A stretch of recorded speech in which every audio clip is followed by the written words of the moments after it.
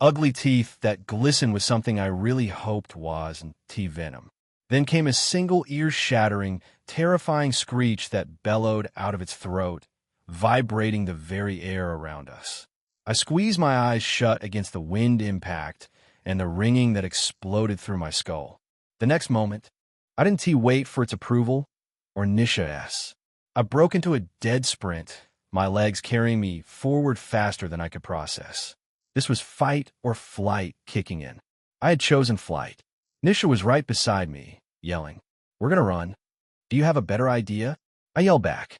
Actually, I did have a plan, and it involved us running, for now.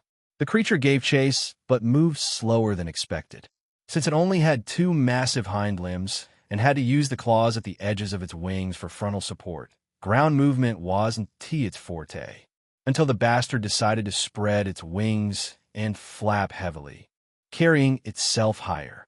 It rose up and up, then with a powerful beat caught the wind and glided toward us, easily matching our speed.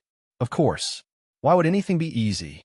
As it came closer, legs curved, claws opened like an eagle about to snatch a live baby, I grabbed Nisha's hand and halted sharply, using the momentum to pivot and bolt backward.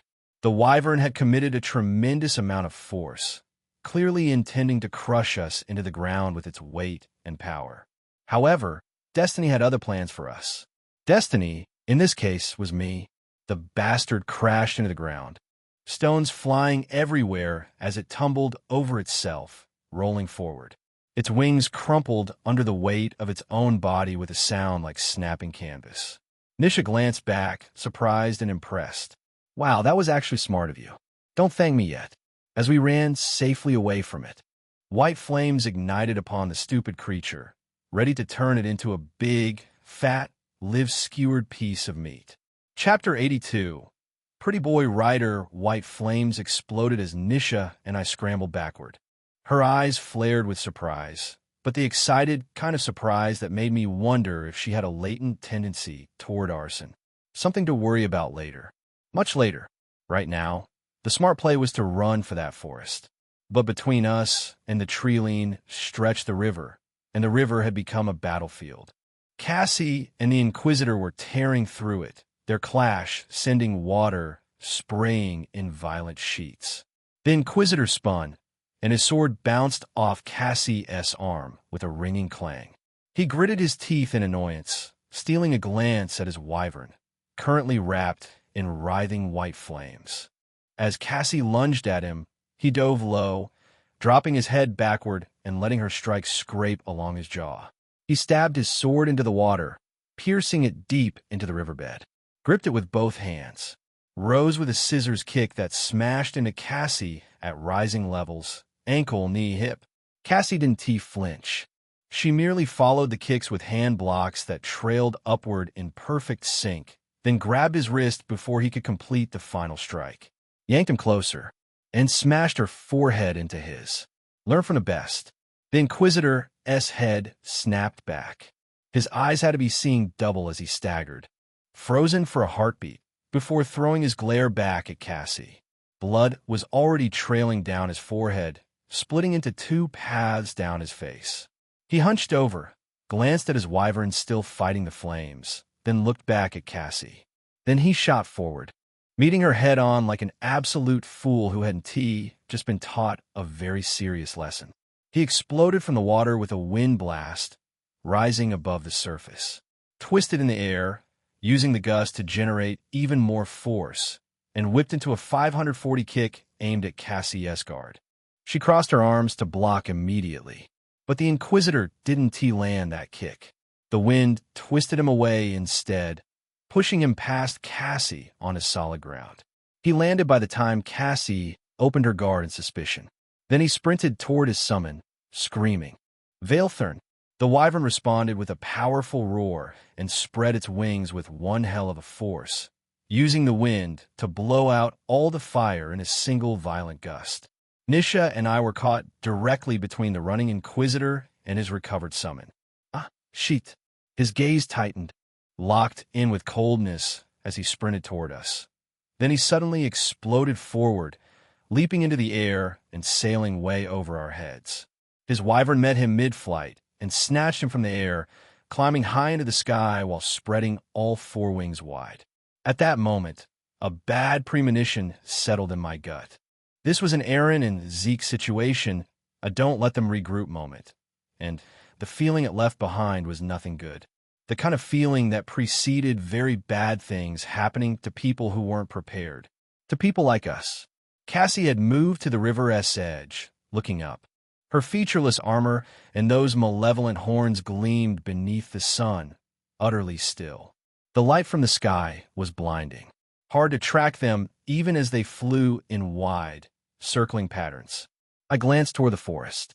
This was our only chance to eliminate the advantage they have over us. I grabbed Nisha's arm. We have to get into the forest. Now. She glanced toward the water. How will we? I was already yelling at Cassie. Distract him. Whatever it takes. Red waves of essence oozed from my body, supplementing the command.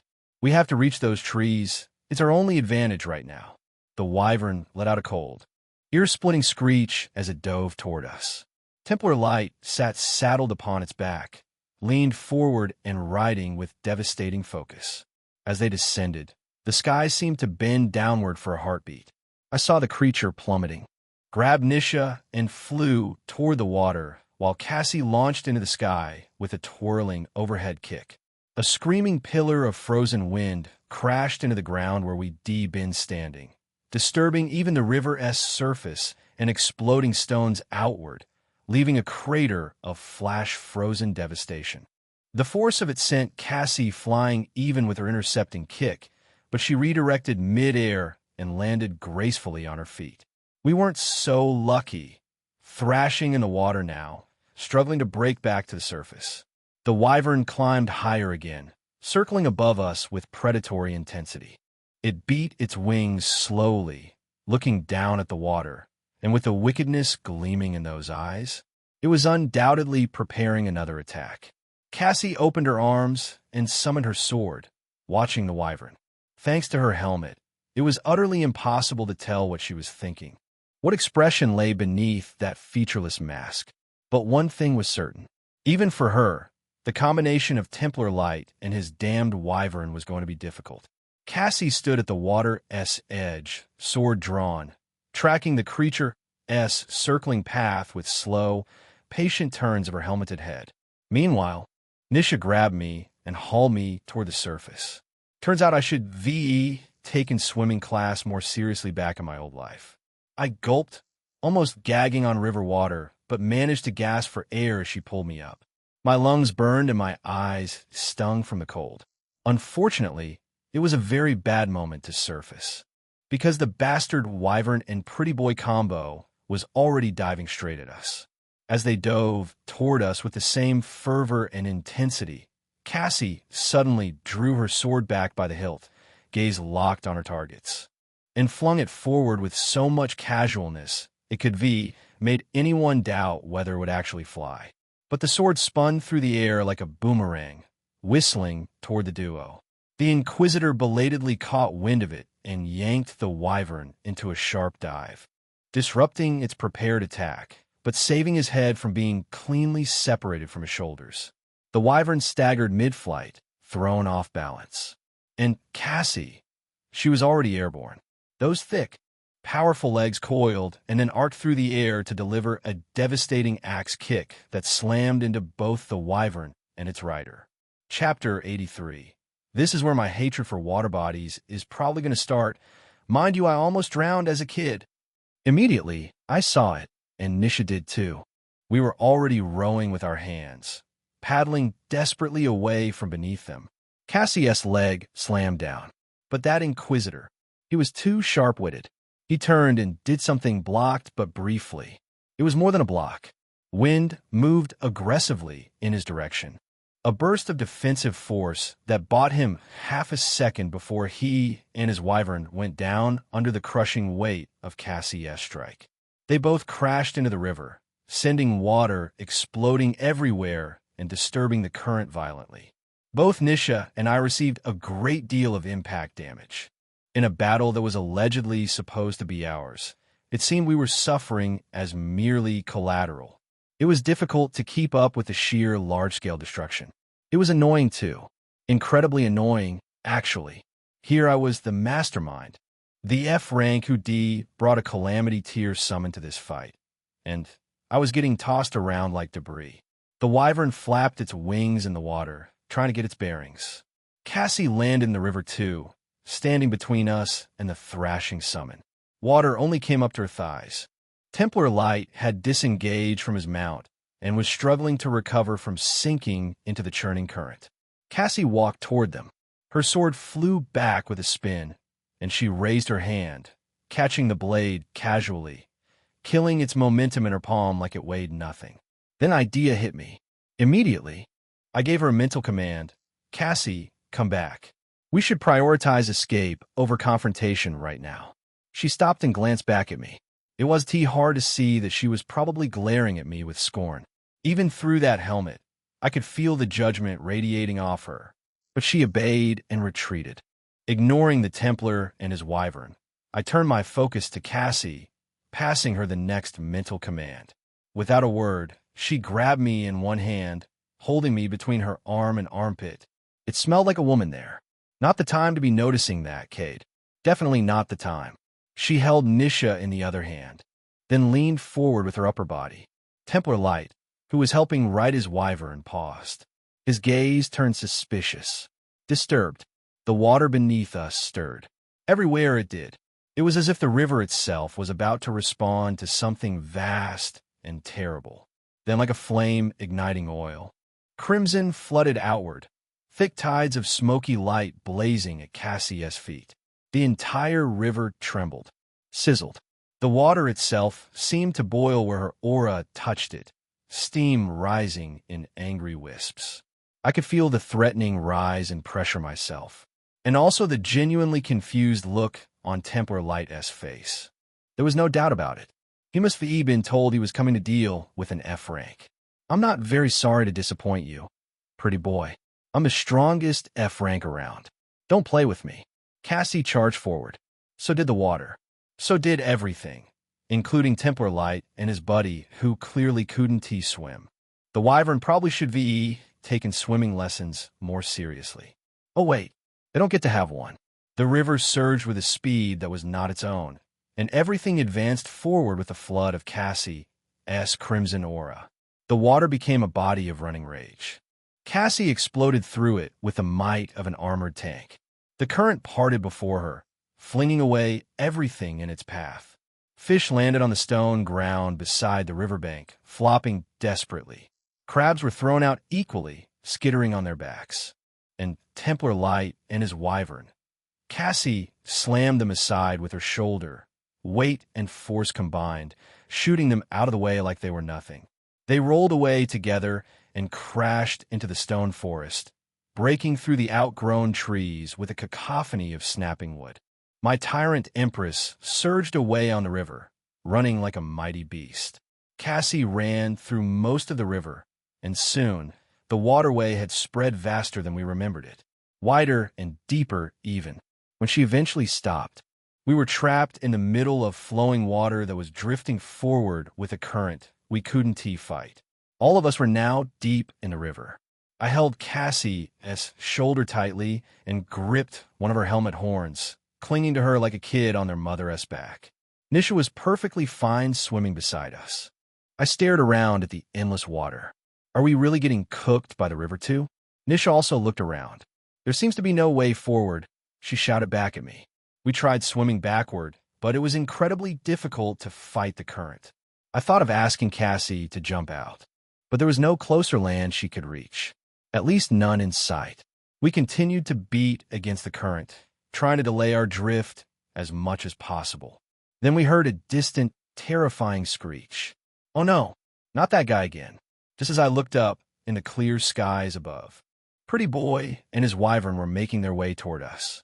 The summon was beating its wings against the wind, but one of its four wings, the left rear one, was hanging loose. Despite having been dealt that damage, Templar Light was still stubborn, drawing closer toward us by the second. Nisha was also aware of this. She stared up darkly. In the middle of an open river, we were targets painted in bright neon. Cassie was limited by the water. Pretty Boy was certainly going to get one on us. C. See? Never heard anyone call me by the first letter of my name before, even though it was in another language, which I automatically understood. I try not to think about it and just focus on reality. Yes, hopefully she has a plan. Wait, she did have a plan before all of this happened. Her tone was grim. We might have to ride the wave, not resist it. I looked at her with a disappointed frown. No, we don't know where it leads, or what the height is like. We are not. Words died in my mouth as Cassie dove me low into the water, and the wyvernous talons met the surface right where my head had been, exploding the river upward. For a moment we sank deep into the dark, peaceful depths, sound vanishing, chaos fading to nothing but muffled pressure. However, Cassie was quick to pull me back up. My senses went numb for a moment, water flooding every opening in my body, nose, mouth, ears. I coughed profusely, hacking up river water. Kate, Nisha shouted as she surfaced too. The bastard wyvern was already circling for another attack. Ashit. Chapter 84. Slick Thief, No Other Choice. The thought cut through my mind as the wyvern loomed above us, casting its shadow above us. Nisha, however, had already made her decision. She yelled at me with an urgency that brooked no argument. We don't have time to think about what's next. Just do it. She swam forward as she said this, and the water didn't resist her. In fact, it surged beneath her, carrying her with unnatural speed. Cassie, as I called out mentally. Cassie lunged forward like she was born for the water, swimming along with the current in smooth, powerful strokes. Behind us, the wyvern was already diving in for another attack, its claws extended and gleaming. Sadly for it, we reached the edge of the rushing water before it reached us. The current thrashed and rushed around my body, dragging us forward, and the edge, as I had suspected, dropped away into nothing. A vast, colossal waterfall. And with the rushing water, we descended, cascading down like fallen angels. My senses went numb, battered by the relentless force of the torrent. Water filled my ears, my nose, my mouth. There was nothing but the roar and the fall. Pretty Boy and his wyvern descended after us. The rider's limbs sharpened into blade-like appendages that cut through the water's momentum. But we were a step faster, already slipping over the edge with the waterfall's flow. The creature simply dragged its leg along the surface of the water and launched back toward the sky, riding the redirected momentum. It flew in wide circles, watching and hoping to find us. But to its eyes and senses, we were gone. To my own eyes and senses, we were gone too. Because as we plunged into the pool below, this time with even more devastating force, everything muffled out. The impact drove the breath from my lungs and sent me spiraling toward unconsciousness. Sinking into the dark water, I simply gave out. And then there was nothing. My eyes slowly fluttered open to a world of dull, aching pain. The first thing I saw was the dim glow of a lantern swaying from a beam overhead, its light casting crooked shadows across wooden walls hung with nets and hooks. There was the smell of salt, smoke, and the faint tang of fish clinging to everything. And, somewhere distant, the whisper of insects in the night. I shifted, and a rough wool blanket scratched against my skin.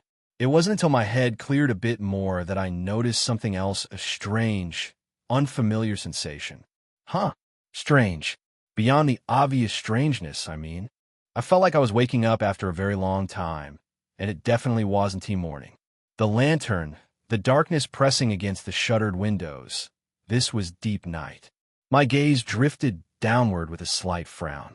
There was a large bulge shifting beneath the blanket. The sensation grew clearer with each passing second.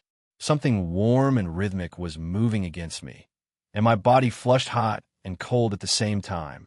I almost groaned before the realization finally clicked into place. I flung the blanket away, revealing the amber-eyed, brown-skinned woman beneath. Her black locks tumbled across her face as she looked up at me, mouth frozen mid-motion. She blinked once, twice, like a thief caught with her hand in the vault. Then she slowly pulled back, coughing and letting out a nervous chuckle. Ahem. I saw that you were quite uncomfortable. You weren't waking up, so I was thinking maybe I could help you wake up in this manner." She gestured vaguely, warming to her explanation.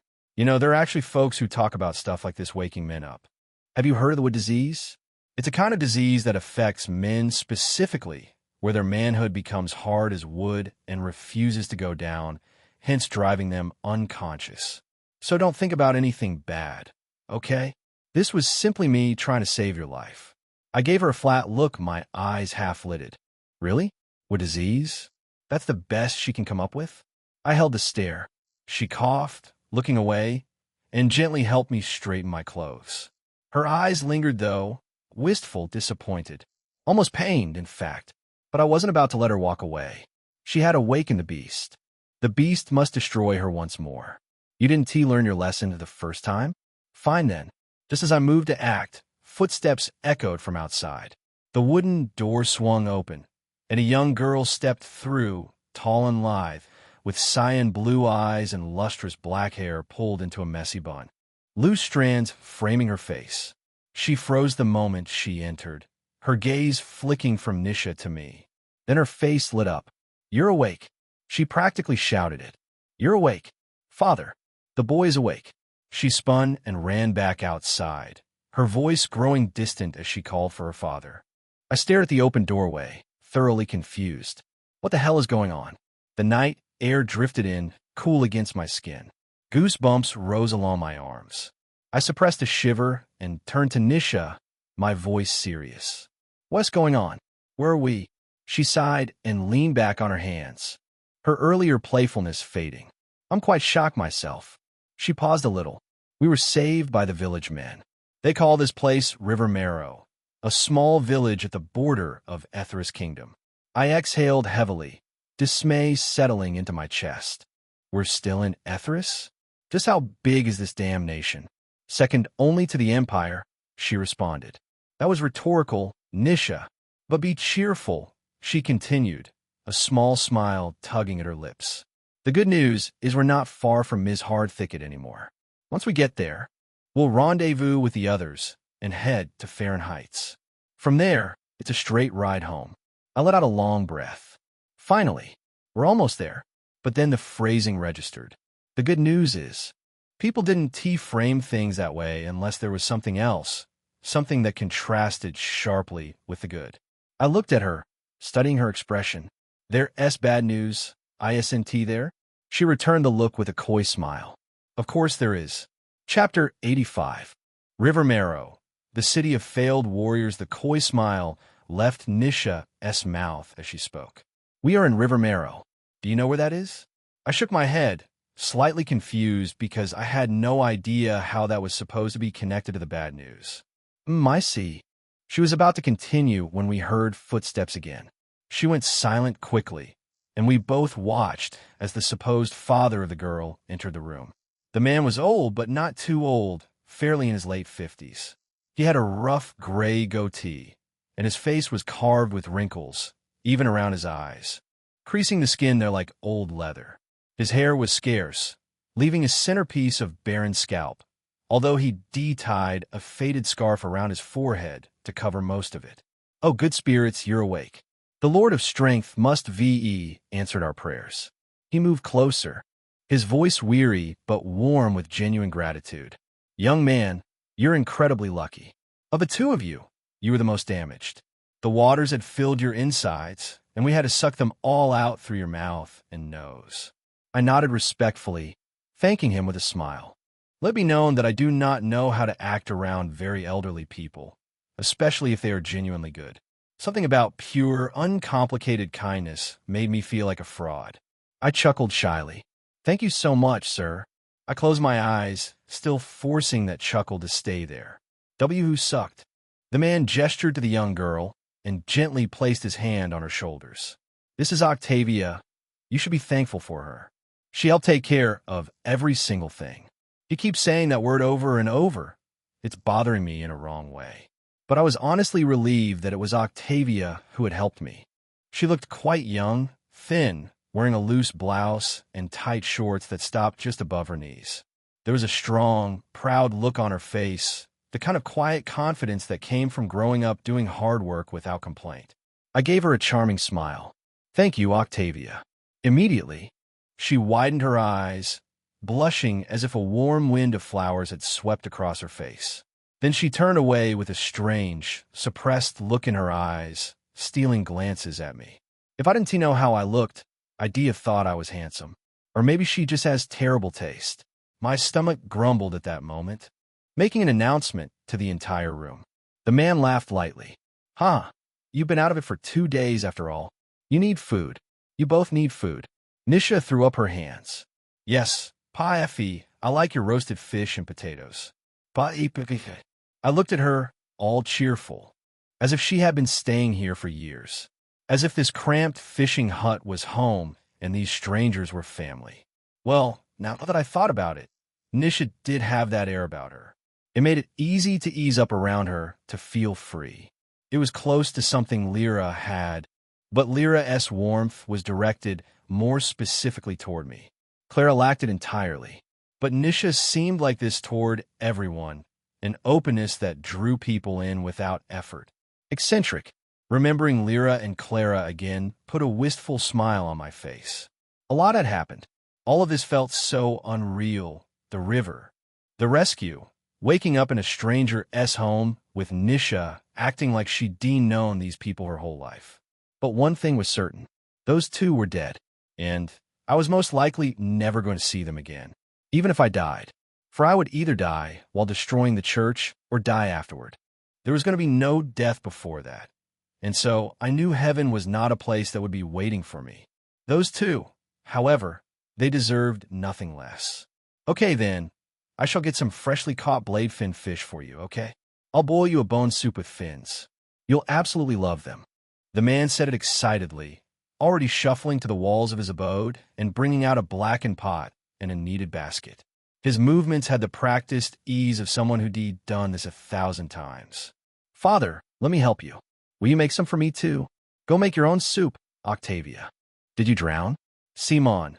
"Father, you can't possibly be nice to outsiders and mean to your daughter. Your own daughter. And you can't possibly be shameless." The man carried all he needed and smiled at us respectfully. "I'll be back with the soup." Then he walked outside, the basket creaking against his hip. The girl, Octavia, chuckled shyly, glancing between Nisha and me. "Don't mind, father. I'm very classy and not shameless." Then she bolted outside after him. I exhaled slowly, watching the doorway settle back into stillness. What a strange duo. My eyes found Nisha again, holding her gaze with seriousness. "You were saying?" She continued casually, though the trace of a smile from watching the father and daughter slowly faded from her face. "I said this is River Mero, but that's the common language. It's known as Al-Thria in the ancient tongue. It is the city of warriors, but later in line, it was translated as the city of failed warriors." I paid attention to her, still not finding the fault in this. "Okay." She exhaled. "You don't know about the skirmishes between the church and the early Etherians?" "No, I don't." She nodded, breathing in to calmly explain. Etheris didn't always used to be a nation that favored religion. In fact, it was molded by strong men who believed purely in the way of strength. If there was any religion they came close to having, it was the Iron Covenant, because they believed strongly in the Codex of Conquest, a military encyclopedia for every war-oriented person, starting from a child to a mighty nation. But they were never truly religious in a sense. She gestured slightly with her hands as she continued. "This is what little remains of the old resistance that stood against the integration of the church into Etheris' kingdom. Our presence here, me and you, puts them at great danger." Her look became more serious, more grim. "I'm saying we could get an entire village killed. Everyone. The church will swoop in and kill every damn one of them." Chapter 86. Sucks to be a catalyst of destruction. This only meant we needed to start moving. Immediately. Then we need to leave now. The church can't kill them if we aren't here, right? Nisha sighed, folding her arms across her chest. My cloak, the one she'd torn apart to improvise a bra, was still wrapped around her. "Does it make any difference, though?" She shook her head slowly. You think the church cares whether we're here or not? This gives them a justification to deal with trash. Those eternal light bastards. They swoop in and kill every damn person. Octavia.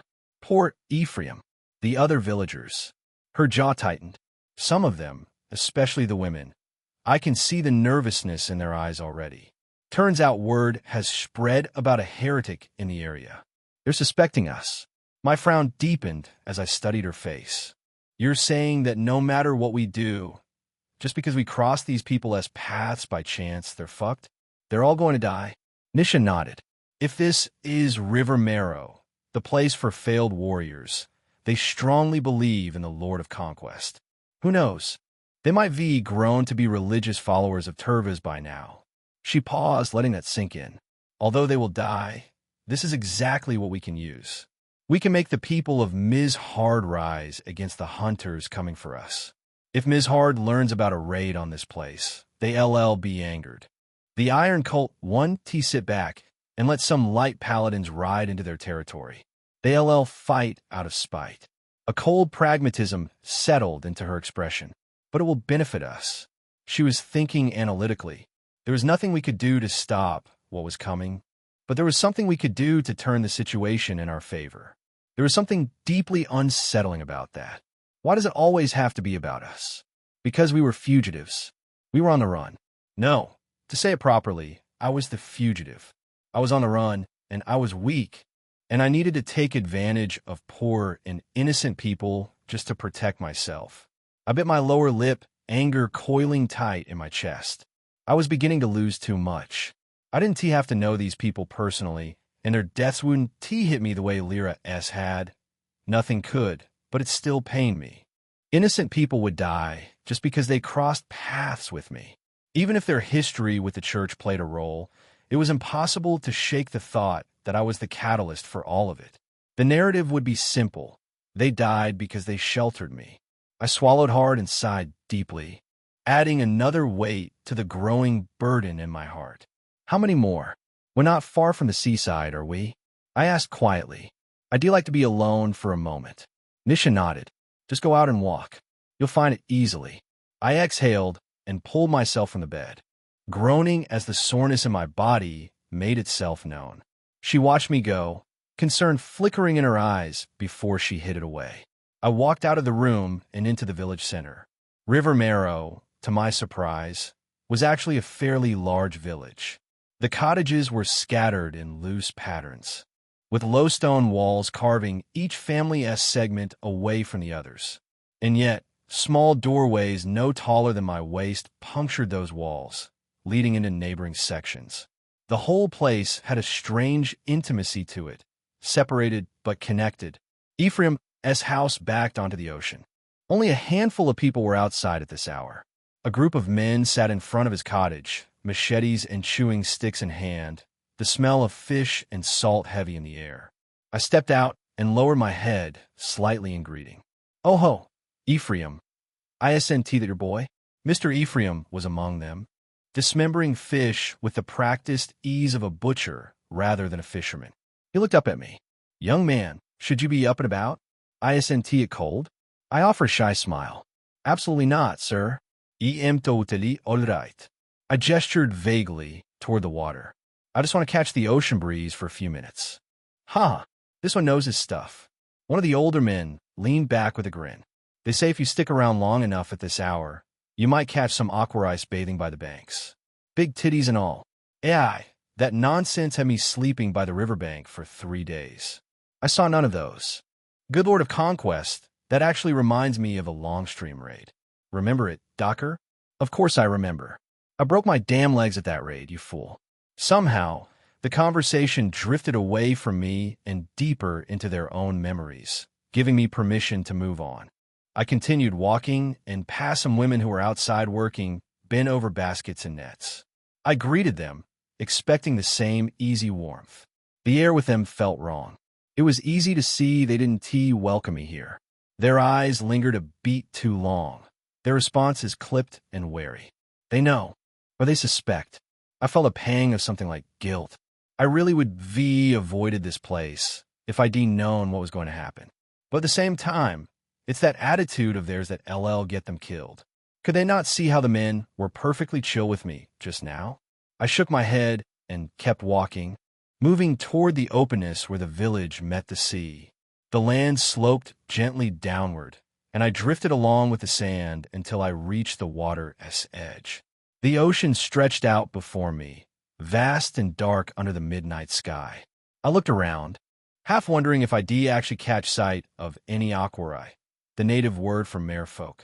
I knew this from our Soul ethnic language classes at the academy. It was the common tongue of the central continent, which in native speech was called Soul Ethria, the land where the sun reigns. That translated to Solarium in common language, though most people just called it the central continent, since it sat at the center of the world of Yildirim. There couldn't actually be. I caught myself scanning the waves for movement and stopped. Enough distractions.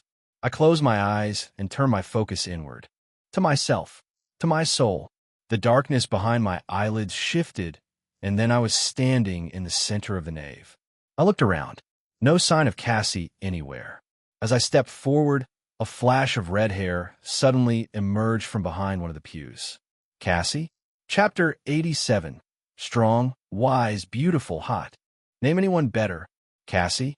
She turned slightly from the front row of pews. I stepped closer, but she immediately shouted, "Don't come closer." I stopped mid-stride, feet planted against the cold stone floor. Even so, hearing her voice again sent a strange warmth through my chest. After everything that had happened, just knowing she was okay, sparks flickered around her form, dancing like agitated fireflies. Then she fixed me with a stern look. "Why are you here?" I raised my eyebrows at the absurdity of such a question. "What do you mean? Why am I here? This is my soul plane. And of course, I came to check up on you." "Check up on me?" She repeated the words slowly, like she was testing their weight. Confused. "Yes, Cassie." I strolled forward, keeping my movements casual. "After that fall, I didn't assume you'd come out of it without damage. I did take damage, but the knave healed me." I shrugged, letting a bit of smugness creep into my expression. "All thanks to my soul plane, huh? Happy to be here?" She looked at me blankly. No response. Then her expression hardened again. "Why are you here?" I stared at her, frustration bubbling up. "This is my soul. I should be asking you why you're here. But I can't. Can I? Because I'm the one who damn well put you here, Cassie." She looked at me with a flat expression, completely unmoved. "You should be resting. The fall was strong." "Oh, that was certainly not what I was expecting." She turned away from me, her gaze drifting forward toward the altar. The tension in my shoulders loosened. I walked closer, a soft smile tugging at my lips, and settled down on the pew beside her. The wood creaked beneath my weight, ancient and smooth. The altar itself was shattered and broken. Chunks of pale stone scattered across the dais like the remnants of some forgotten catastrophe. It was difficult to discern what it could have been before. A place of worship? A throne? Whatever purpose it once served had been erased by time and ruin. Cassie was studying it too, her expression cute and studious in a way that felt entirely at odds with everything I knew about her. "You have a strange soul." She glanced around the entire building, taking in the high vaulted ceilings, the fractured windows, the dust motes drifting through shafts of golden light. "I've never seen a soul like this." "Well, technically you've never seen any soul. Isn't this the first time you've been summoned since your death?" She looked at me with a frown, and I immediately regretted reminding her of such a terrible thing. "Yes, it is still." She didn't finish. Instead, she sighed and fell silent. The quietness stretched between us. Radiance poured through the broken windows, painting the stone floor in warm amber and soft gold, worthy of being captured in some timeless piece of art. I let the silence sit, watching the light shift and dance. After a while, I heaved a sigh and spoke. "It's been a rough ride the past few days, hasn't it?" "Indeed it has." Her tone was emotionless. "To be honest, I came here to talk to you. I thought about summoning you, but then I'm mindful of the villagers, so I decided to come here instead." Cassie looked confused, genuinely, adorably confused, an expression I wanted to steal and put in a museum somewhere. You decided to come here to talk to me? I nodded with a smile. Her confusion only deepened. Why? I leaned back against the pew in front of us, the wood pressing against my spine. I don't know. Conflicted. Angry with the church, certainly, but also with myself. The words came slow, heavier than I expected. I keep asking myself so many questions, blaming myself. I caused Lyra's death. It was so obvious from the start. The church had a bone to pick with me. How is it that I couldn't see Lyra and the mercenary guild would be exploited to get to me? How could I not see all of it? How could I be so careless? I swallowed hard. The guilt sat in my throat like broken glass. I let my rage get the best of me. Those people, children, they didn't deserve to die so cruelly. Cassie was silent. She turned to face forward, her gaze straight and unreadable. Her eyes were strange, bloody and beautiful. Red lashes framed red irises, and her crimson hair fell against smooth, porcelain skin like a river of fire against snow. How often does someone come across a combination like hers? It's pointless thinking of what was. Her voice cut through my thoughts, cool and measured. Pointless to think of what will be. What matters is what is. Think about that, and make the most of it. I paused, blinking. Such sagacious words. She looked at me. I once met an enemy who said this to me. He was a reckless man, too strong and too careless to control his own power on the battlefield. When he swung his sword, friends and foe died alike. Her gaze drifted somewhere distant. He was one of my most difficult battles. But I killed him. Of course you did. She turned back to the broken altar, her expression unreadable once more. But he taught me the implications of thoughts and thoughtlessness. Both can be used to one's advantage. There's a time to think, and there's a time to not think. To simply do. She looked at me again, her crimson eyes sharp. This is not the time to think. This is the time to do. I met her gaze. And by do, you mean? Survive. I nodded slowly, letting the words sink in. Not only is she flawlessly beautiful, she is wise too. God, she is hot. I want to kiss her. I want to kiss her right now. Of course, if I tried, there was a very real possibility I'd get hit hard, possibly through a wall. Should I risk it? I could see the result from miles away. So no. And also, my eyes were already on her, but they sharpened as her gentle voice came again. There's no way the church would have killed the mercenary guild and Lyra just to get to you. In the grand scheme of things, she paused, and something cold settled in my chest. You are insignificant before them. Oh, whatever is happening, it's beyond you. I'm sure Lyra knew this, and perhaps those two do as well. My eyes narrowed as the pieces began to shift in my mind. Come to think of it, Emma did say Lyra was called to see the queen. I'd almost forgotten that detail. The queen. She was the linchpin to discovering whatever was really going on. If I wanted answers, real answers, I'd have to return to Ethra's kingdom and speak with her directly. Easier said than done. Of course, I knew such a feat wouldn't be easy, which was exactly why growing stronger was the only way forward. Hence my main reason for coming here. Cassie. She turned to me, her crimson eyes wary, like I was some irritating ant she couldn't quite decide whether to crush. Can you help me become stronger? Her brows tightened. The fierce look that crossed her face made me scramble to clarify. Wait, not that way. Not the way we did at that time. I cleared my throat, heat creeping up my neck as the memory flashed unbidden through my mind. She turned away quickly, her own expression difficult to read.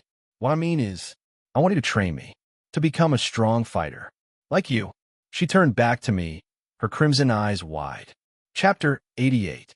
My determination. Cassie had a phenomenal expression on her face. Shock and pleasure warred across her features at the same time, to the point that a subtle blush seemed to bloom on her pale skin. It was almost endearing, the way this ancient terror of a woman could still be caught off guard. Then it all twisted into a fierce frown the next second. You want me to train you, to fight like me? She sounded like she was in denial. I nodded, suppressing my amusement at her reaction. Yes, Cassie. Is it possible? Her frown broke into a maniacal smile. For a moment, my heart skipped a beat. Not because of her terrifying beauty, certainly not, but rather because it suddenly looked like I was about to sign a deal with the devil. The kind of deal where you read the fine print afterward and realize you've signed away your soul, your sanity, and possibly your kneecaps. Her grin persisted. It'll be difficult. My heart thumped almost audibly, and it'll take a long time. She gestured to herself with an elegant sweep of her hand. This right here is the effort of 35 years. You want to get it in a year or two. I gulped. I've steeled myself. I want to not have to depend on you anytime I'm in trouble. To be honest, it's been too annoying as of late. I know I said you're my summon, and I'm supposed to depend on you. But the entire situation has changed now. I need to be a devastation myself, a calamity, and not because of my villainesses, but because of me. I want to be able to fight shoulder to shoulder with all of you. I looked down, slightly irritated. All of these, I'm sick of it. My gaze rose back and held hers. Determination burned in my eyes with a dark and cold flame. I don't care how long it takes, Cassie. I want to stop trying. The corner of her lips curled up, and then she reached out and gently patted my hair. Her touch was surprisingly warm, almost maternal, though I suspected she'd gut me if I ever said that out loud. Good, good. I see the fire in your eyes. Her voice softened, carrying an unfamiliar weight. I accept you as my first ever student. Congratulations, huh? Tyrant Empress fortitude has increased by 0.1. My eyes widened for a moment. Wait, what? Even when we spent time together, her fortitude did not increase. How come? I looked at Cassie. Her eyes were contentedly closed as she continued to pat my head, her expression radiating genuine pleasure. Although on her face, I could also read a dark glee, and somewhere behind those delicate features, I could see a storm cloud gathering over my future. She is already planning how to break me. ISNT she? That look has suffering written all over it. But there was no doubt about it. They did explain in the academy that the key to raising attributes was affection. However, I had just assumed that my villainess's fortitude would increase through intimacy and mutual enjoyment. I was looking at it the wrong direction the whole time. It was affection, but apparently not that kind of affection. It seemed the way to increase their fortitude would be to make them accept me. Somehow, to build something genuine, trust, respect, connection, and grow from there. I wasn't entirely sure, but I knew that I was on the right track. This is certainly an unexpected boon. My eyes practically radiated with hopefulness and happiness. The realization opened up possibilities I hadn't even considered before. All right, what about Pyre Saint? Where is she? Cassie opened her eyes, her expression straightening into something more neutral. Outside, right? Does she bother you? Cassie shook her head, her gaze clear and unbothered. Not at all. So, she is just always silent? Sitting and sleeping at the stairs, yes. Cassie's tone was matter of fact. None of you can come in or go out without your permission. I sighed. That was a relief, considering Magdalene's nature. I was almost worried that she would constitute a nuisance and disturb Cassie. I can't even summon her because of how unpredictable she is, but I had to resolve this issue. I was her summoner, and she was my summon. Although there was a serious question of whether she would be willing to fight against the church with me. She seemed deluded into thinking she mattered to them, or I could be reading her wrong entirely. Her first encounter was all I had to work with, after all. First impressions weren't always accurate, especially with someone who'd been dead for 8 millennia. I tapped the headrest of the pew where my hand rested and exhaled slowly. I'll be back. I need to address her. Cassie nodded and gently laid back against the pew. It was hard to miss the almost rippling movements of her large breasts as she settled into place. Focus. You're about to negotiate with a psychotic ancient saint. Not the time. I walked toward the entrance, and 2 massive white oak doors naturally opened, revealing the outside to me. The outside could be considered the borders of my soul plane, vast and seemingly endless. But it was just a white plain, an empty expanse that lacked the real feel of the nave. No items, no texture, just space. As I stepped outside, Magdalene was leaning on one of the colossal white pillars holding up the building, with one hand resting on a raised knee while her other leg stretched downward along the stairs. She opened her eyes at my approach, but did not move. "You're not going to try to burn me if I sit next to you, right?" Her expression was vicious. Too vicious. I didn't even know if I could consider her a beauty. Not with those blood-red eyes that held the look of a corpse willing to burn down the world. There was nothing soft in that gaze. Nothing human. Should I just undo her summon and summon another villainess? She yes, so scary. I didn't even know if that was possible. She did not respond. So I settled on the first step, keeping a reasonable and safe distance between us. Close enough to talk. Far enough that I might survive if she decided to incinerate me. "I need your help." She closed her eyes. I inhaled and exhaled heavily. "This will be long." Maggie. Her eyes flared open with fierce red light, burning like embers caught in a sudden wind. "Now that is more like it." I regarded her with a stern expression. "The church took everything away from me. Like they did to you." Her voice rang out with indignation, sharp as cracking ice. "Do not speak about me, miscreant. You know nothing about me. You used to be an inquisitor yourself, didn't you? And you slaughtered many with your flames on the orders of the church." I pressed forward, not giving her room to retreat into silence. "How did you die? Did you even know how you died? Aren't you curious what the church said about you afterward? The same church you lived every day of your life for." I sighed deeply. "Listen, I probably have no right to say anything. You existed at least 8,000 years before now, and I suspect even more, which is all the more reason why I believe you should be wiser and stop deluding yourself." I met her blazing gaze without flinching. "You wanted this chance for this reason. Look past me and satisfy your curiosities. All the same, you are bound to me and must pay rent. If you want to be useful, I'll give you an eviction notice." I looked at her with finality. "I've said my piece. I hope you make the right decision." Chapter 89. A Matchless Battle Commander's Spirit Profile Name. Cassandra the Unconquered title. The Tyrant Empress. The Blood Conqueror's Spirit Tier. Calamity. 9. Fortitude. 8.3 Signature Abilities Emperor S Command. Buff Tactical. Effect.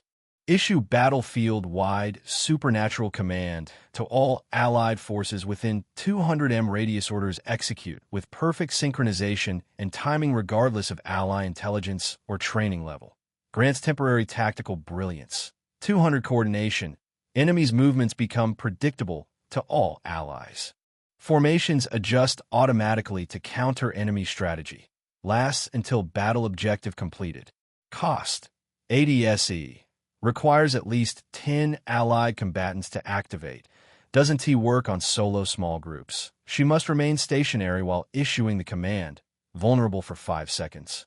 Only usable once per major engagement. Intimidation Cascade. Debuff Environmental. Army Breaker. Effect. Release battlefield-wide domination aura affecting all enemies within 500 m radius. Rank and file soldiers must pass willpower check or immediately rout. Flee battlefield. Officers' elites become hesitant and suffer -50 coordination. Enemy commanders struggle to maintain control as their forces lose morale exponentially. Effect intensifies the longer battle continues. Panic spreads like contagion through enemy ranks. Cost. Sashantasa. Affects entire battlefield. Can break army-scale formations. Minor fear effect on allied soldiers if any spirit fortitude below is 9.0. They feel the pressure too. Single use per battle. Takes time to build up that much intimidation. Tactical dismantling. Strategy debuff. Formation breaker. Effect. Spend 2 minutes analyzing enemy army's complete formation, supply lines, command structure, and tactical deployment. Identifies critical weak points in their strategy when exploited. Enemy formation collapses. Lose all coordination bonuses. Commander's orders become ineffective. Supply lines disrupted. Morale craters. Her entire allied army gains 100 effectiveness against marked weak points for next 30 minutes. Cost. 50 SE. Requires elevated position and 2 minutes of uninterrupted analysis. Vulnerable during this time. Only works on army-scale engagements. 10,000 combatants. Intel becomes outdated if enemy successfully reorganizes. Rare, but possible with genius opposing commander. Tyrant S Advance. Buff combat. Unstoppable army charge. Effect. Lead a devastating army charge where all forces within 100 m become immune to knockback stun fear effects. Charging forces gain 10 damage per second of sustained advance. Caps at 200 after 20 seconds. Enemies caught in the charge path take massive trampling crushing damage and must save or be knocked prone. She personally spearheads the charge, her presence alone creating a wedge that splits enemy formations. Cost: 60 SE to initiate, 15 SE per minute to maintain, requires minimum 50 allied soldiers within range to form proper wedge. Doesn't T work solo, cannot retreat once activated. To stop the charge is to break morale. She literally cannot move backward if the charge fails to break enemy lines. Allied morale shatters the red banner. Ultimate buff, environmental, legendary army enhancement, effect, manifest her legendary Crimson War banner in colossal scale, visible across entire battlefield, can be seen from miles away. All allies within 300 m radius gain 150 damage output. Complete immunity to fear, morale, pain effects, supernatural stamina, fight for hours without exhaustion. Wounds that would normally kill become survivable, 75 movement speed. Simultaneously, all enemies within 400 m radius suffer. Minus 40 damage output, crushing dread, willpower checks every 30 seconds or flee. Coordination breakdown, can't execute complex tactics. Commander's orders fail to reach troops. Lasts 15 minutes. Cost: 150 SE to manifest, 25 SE per minute to maintain, completely exhausts her afterward. Unconscious for 1 hour minimum post-use. Requires minimum 200 allied combatants present. The banner feeds on army-scale warfare and mass belief. Allies feel intense fanatical loyalty during effect. Will charge in a certain death at her command requires careful control. Enemies who break and flee spread panic to their entire army like contagion. I smiled at the thrashing waves of the ocean, pleased with myself. I had made an unexpected but significant development. Raising Cassius' fortitude by 0.1 might not sound like much to anyone else, but meant a lot to me. Progress was progress. I turned away from the breeze and pulled up the full information on Cassius' signature abilities. This wasn't the first time I'd seen them, but it was the first time I was actually paying attention. Back in the prison, I'd been a little too busy trying not to die to appreciate the details. She's really a full-blown commander. Which made her truly terrifying in ways I was only beginning to grasp. The fact that Cassie could easily overpower spirit summons that were majority striker class while being a commander class herself was nothing short of remarkable. Strikers were built to fight. Commanders were built to lead. She did both, and she did both better than most spirits could do either. Until I somehow stumbled upon an army, though. I was going to be using her abilities to their fullest. What are the chances I'll actually have an army later? None. Absolutely none. Except, unless somehow I got mixed up in international or intercontinental war, which I didn't see happening. I was too small, too insignificant to be a part of something like that. All I cared about was the destruction of the church. For a small rat like me, even that was still quite the dream. But what harm could a dream do, really? It's just one church. Just the entire organization that branded me a heretic and wants me dead. No big deal. The waves thrashed again, and this time they seemed noisier than usual. I closed my eyes, enjoying the soft slap of the sea breeze against my face as the sound continued. Salt and brine filled my lungs. For a moment, everything felt almost peaceful.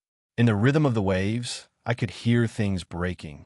And screams, fragile, distant screams. Aquarai? I frowned and focused harder on the sound. As I did, my head snapped up. The sound wasn't coming from the waves at all.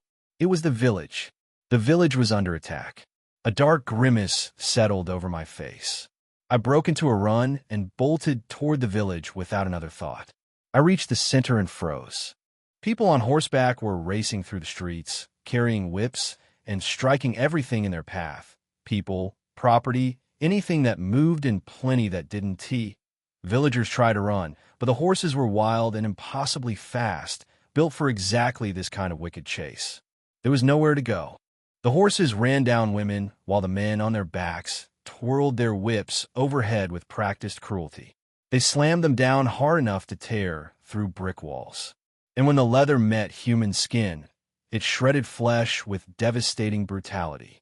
Blood sprayed across sands. I stood there at the entrance of it all, my face pale, watching the entire village get torn apart. I hadn't even been awake for a full day, and trouble had already come looking for me. And these weren't even church crusaders. Chapter 90, Death Follows Everywhere I Go. Maybe it wasn't even about the church. Fire sparked beneath my arms. Maybe this was just a problem of humanity. The spark came again, fiercer this time. Maybe everything just needed unhinged and unhindered destruction. The white flames in my arms blazed without mercy. One of the horsemen had already sighted me as I stood. He wore a ragged black vest that showed off his muscles, had ugly piercings studding his face, and rough black hair that looked like it hadn't seen water in weeks. Whistling like some native bird, he was already spurring his mount toward me, before he belatedly saw the flames surge outward. The fire blazed, and he immediately tried to rein in his horse. But the bloody beast of burden was already too committed to its speed. The white flames consumed them as the fire flared wide, and the next thing I heard was their screaming, both his and the horse's, as the two of them thrashed around, dancing like a madman and a rabid animal burning alive.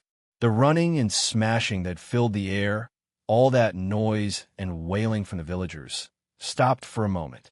Everyone heard one of their own screaming and yelling. The horses drifted to a slow stop, their riders wearing shocked expressions. The villagers got a moment to breathe. They helped each other up, even removing their wounded, albeit sluggishly. One of the riders slowly came forward. With a cold expression, he watched his subordinate fall and crash through a wooden canopy with a coal pot underneath. The flames surged higher, igniting the canopy of dried hay and casting a harsh radiance across the area around me. Immediately, I could hear footsteps. People were emerging from their homes. Among them came old man Ephraim, and Nisha appeared as well. I briefly wondered why she stayed indoors and allowed all this to happen in the first place. Where do her morals really stand? Old man Ephraim approached the raiders. He had a strong look in his eyes. We had a deal. The leader of the riders turned his head to Ephraim with a condescending look. We pay tribute to you, and you stay off our land. There has not been any relapse on our side. You have no right to do this. Some of the riders behind him muttered to each other and laughed. The leader scoffed with visible disdain. Ephraim, things have changed. Haven't you heard of the promise of 10,000 silver flying around? He gestured lazily with one hand. Either you give me something worth 10,000 silver right now, or I'll ravage your land and overturn every corner until you bring me the heretic. Oh, wait, no. He paused dramatically and turned to me, lips curling into an ugly smile. Found him. Guess he really does go around announcing himself with the flames. Doesn't he? He laughed, looking down at me with clear and dangerous malice etched in his eyes. My raiders. Different varieties of war cries exploded into the air. Sounds like those of different tribes originating from different mountain corners. Wee-wee. Ow-wawe. Oh-woo. His voice rang out again, dripping with glee. That 10,000 silver will be ours. Nisha stepped forward and exhaled slowly. Pa Effie, you tried it your way. It didn't work. She cracked her neck. Please excuse us. She clapped her hands together, and her eyes glistened with a faint, cold light. Kulme. Black shadow. As she spoke, the atmosphere dropped several degrees. The raiders felt it.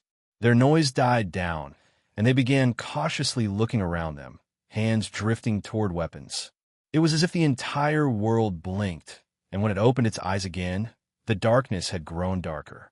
The first thing we heard was a sharp noise from behind, then a sickening, squelching sound like something tearing through flesh and bone. The leader of the raiders now wasn't looking so pumped up. He glanced back from atop his horse, trying to understand what was happening as another pouncing sound echoed through the night. It was followed by the cry of a horse, then the cry of a man. "You!" He shouted angrily and dashed at Nisha. She vanished.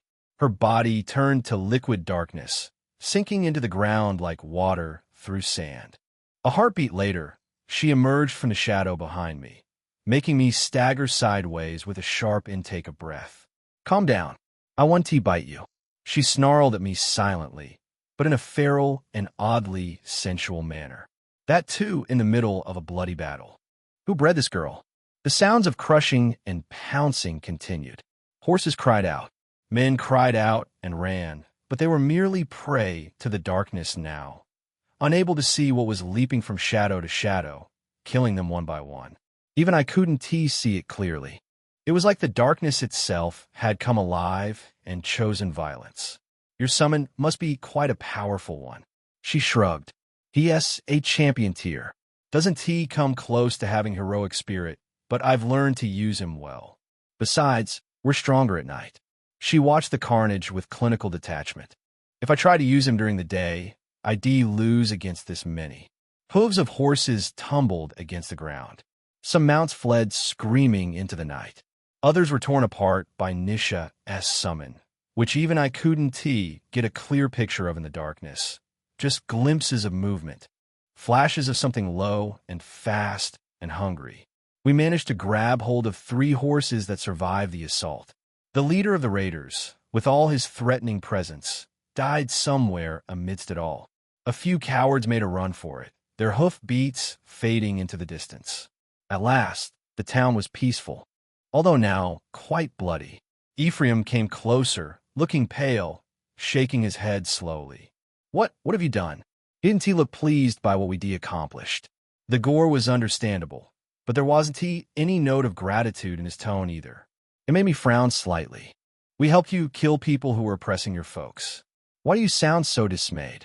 Another man emerged from his home. Most of the villagers had locked themselves indoors during the fighting and were only now creeping out. His face was pale.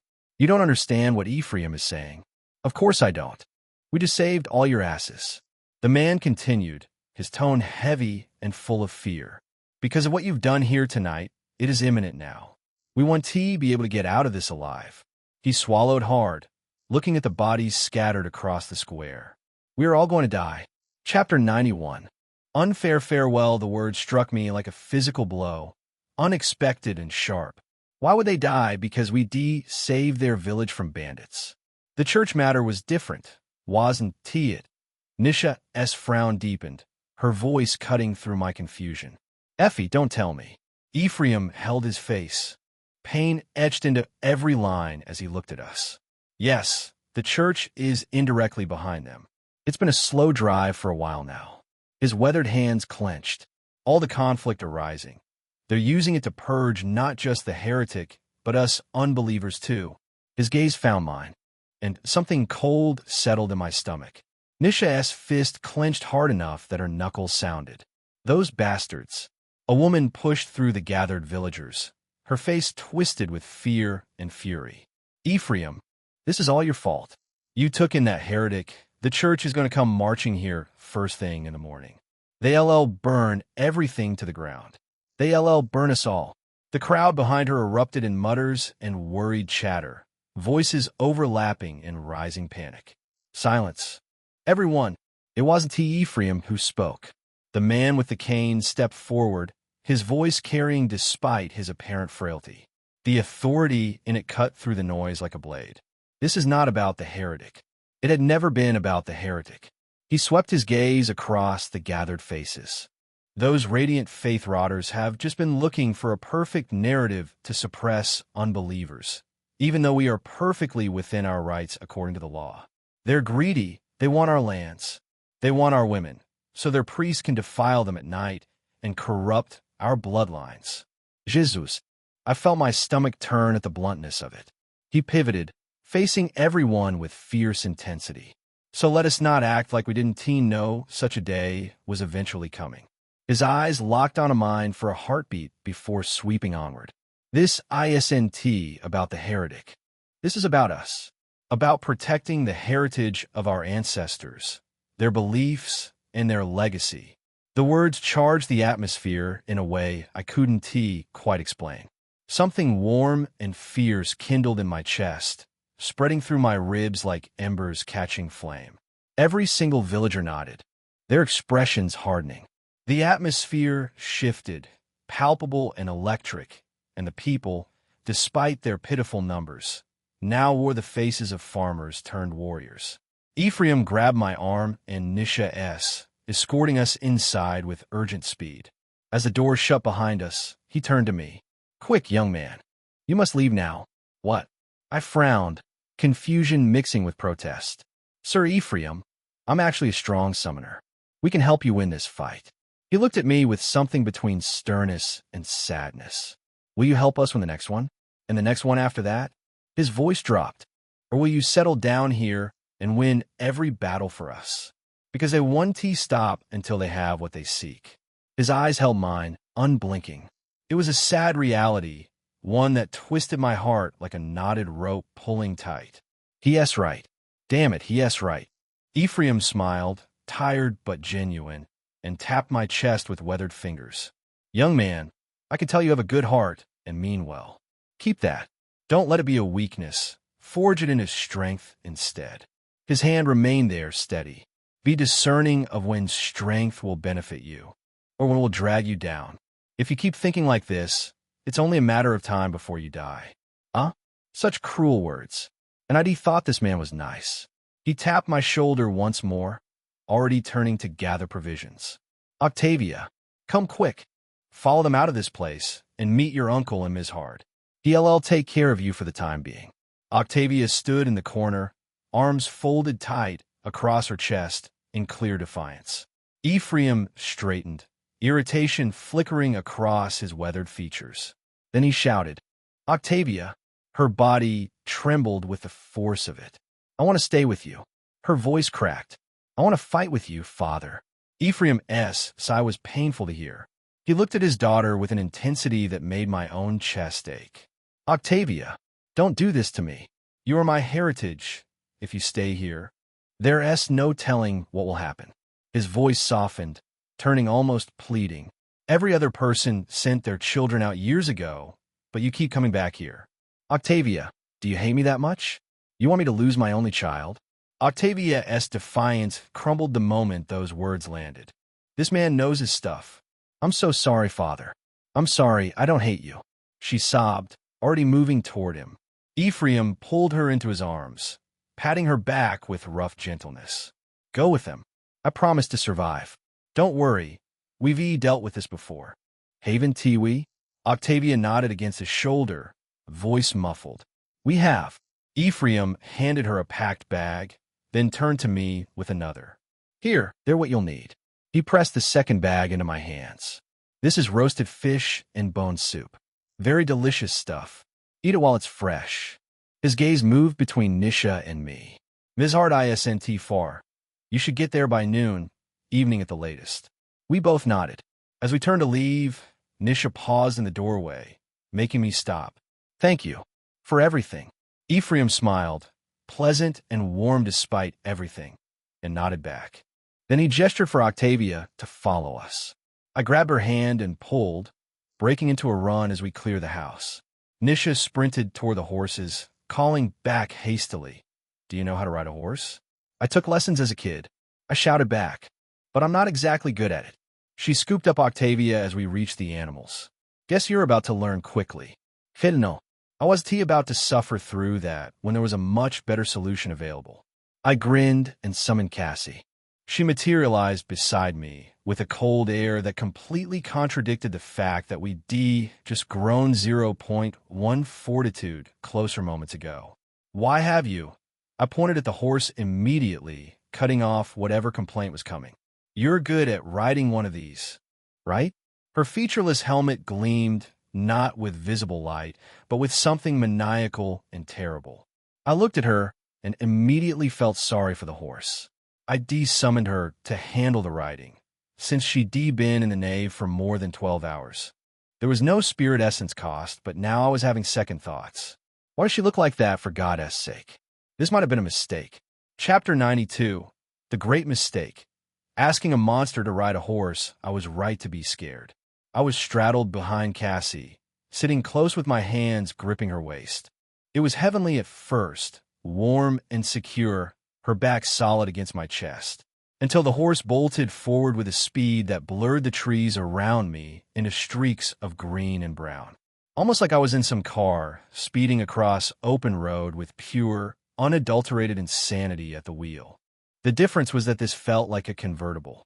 Wind tearing at my face, no roof, no doors, nothing between me and certain death, but my grip on the Demon Empress currently treating this poor horse like a damn sports car. She didn't stop. I had no idea how she was doing it. But the horse was burning with resolve as she commanded it forward, legs pounding the earth in a rhythm that should been impossible. She was one hell of a rider, not to mention her figure as she sat on the horse and leaned forward, red hair streaming behind her like a war banner. I repeated again. She was one hell of a rider. Morning came, and we continued, largely because we couldn't afford to stop, partly because Cassie seemed to be enjoying this far too much. We approached a forest where the trees grew together in clusters, a tangled mess of trunks and branches that twisted around each other like they were fighting for space. Instead of reducing our pace to carefully navigate through, Cassie merely summoned her sword and began to swing it on both sides with unbelievable precision.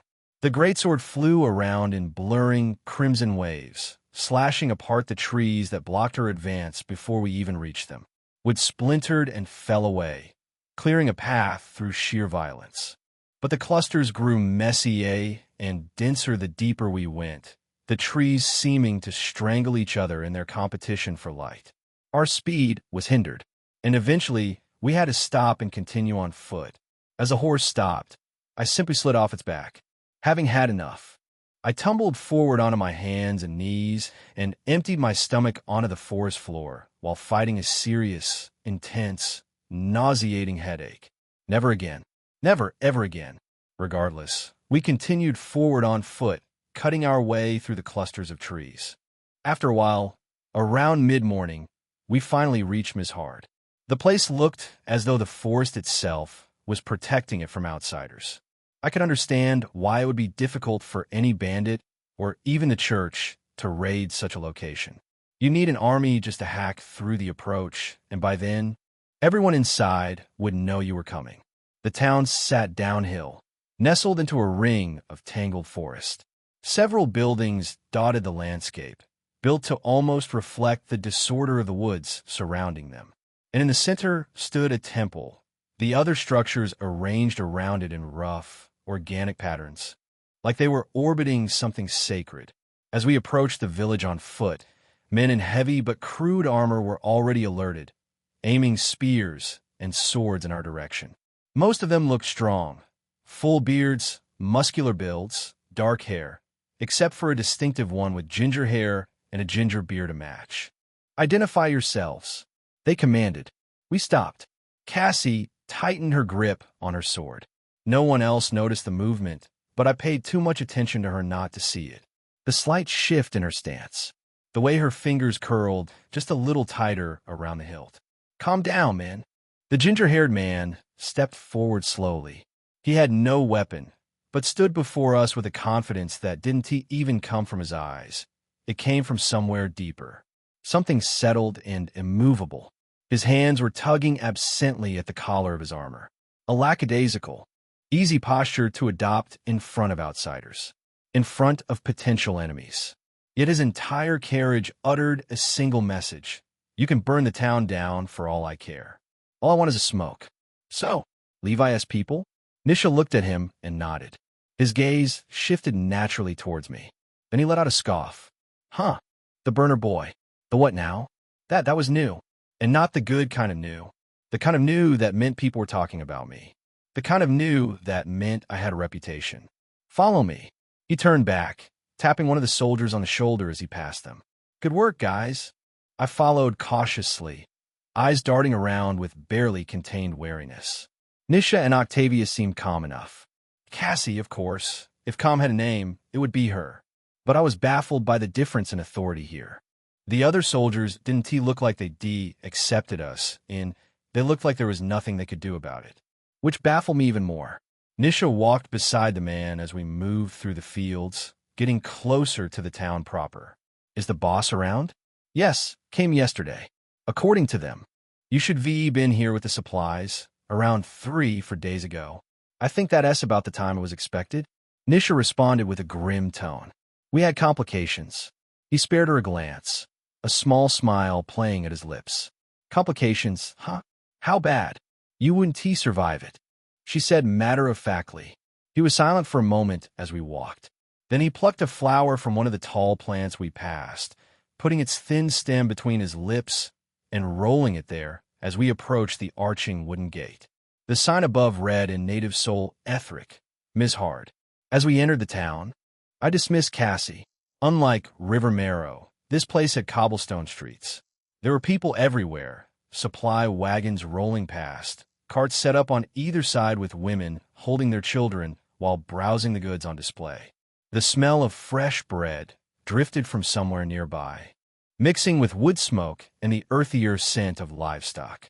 Watching it all filled me with the desperate need to leave. Don't stay. Don't linger. Every hour you're here is another hour they're in danger. Because I didn't want to be here when the church came looking. I didn't want to be the cause of their deaths. The man led us to an inn, magnificently built with wood, like everything else in Ms. Hard, after about 3 turns through the winding streets. All the buildings here carried a certain medieval beauty in their architecture, handcrafted and weathered and real. It was like stepping into the pages of history. We entered the inn, passed through a back door behind the bar, and went upstairs. The floor creaked beneath our feet as we walked the upper hall. Finally, the ginger-haired man stopped in front of a door and looked back at us. We don't get visitors, but there's no saying, those people are unpredictable. If they have someone who can sneak into this town, it'll be on you to stay careful. He looked at Nisha. Tell Levi I don't wish to see his face for 2 years. 2 years before he ever dares show up in front of me again. I watch him walk away. Simultaneously, Nisha knocked on the door. It opened immediately. A white-haired man with half-lidded blue eyes stood in the doorway. He looked at Nisha first. Nisha. Then his gaze shifted to me, a somber smile crossing his features. Otherworlder. Chapter 93. Ms. Hard, Rendezvous Tristan. It really was him. My heart didn't know what to do with itself. Relief, grief, something like hope, all of it tangled together at the sight of a familiar face. Someone who knew, someone who understood what we'd lost. He pulled me into a hug before I could say anything, one hand patting my back in that awkward way men comfort each other when words aren't enough. You must have been through so much. Coming here, he said. So much was an understatement. But that wasn't even a main thing, not right now. I pulled back from him, the question already spilling out. Lyra, what about Lyra? A somber look crept across his face. When he spoke, his voice carried something wounded. I laid them all to rest. We can go see them together sometime. I nodded. Definitely. He glanced around us, searching for one more person, and his tone turned grim. What about Emma? My face fell the moment I heard her name. He saw the expression, went silent for a moment, and exhaled slowly. I see. He stepped aside, gesturing inward. Cool. He led us into the room. The place was cramped. 5 of us made it feel smaller than it probably was. If I summoned Cassie here, we'd be practically standing on top of each other.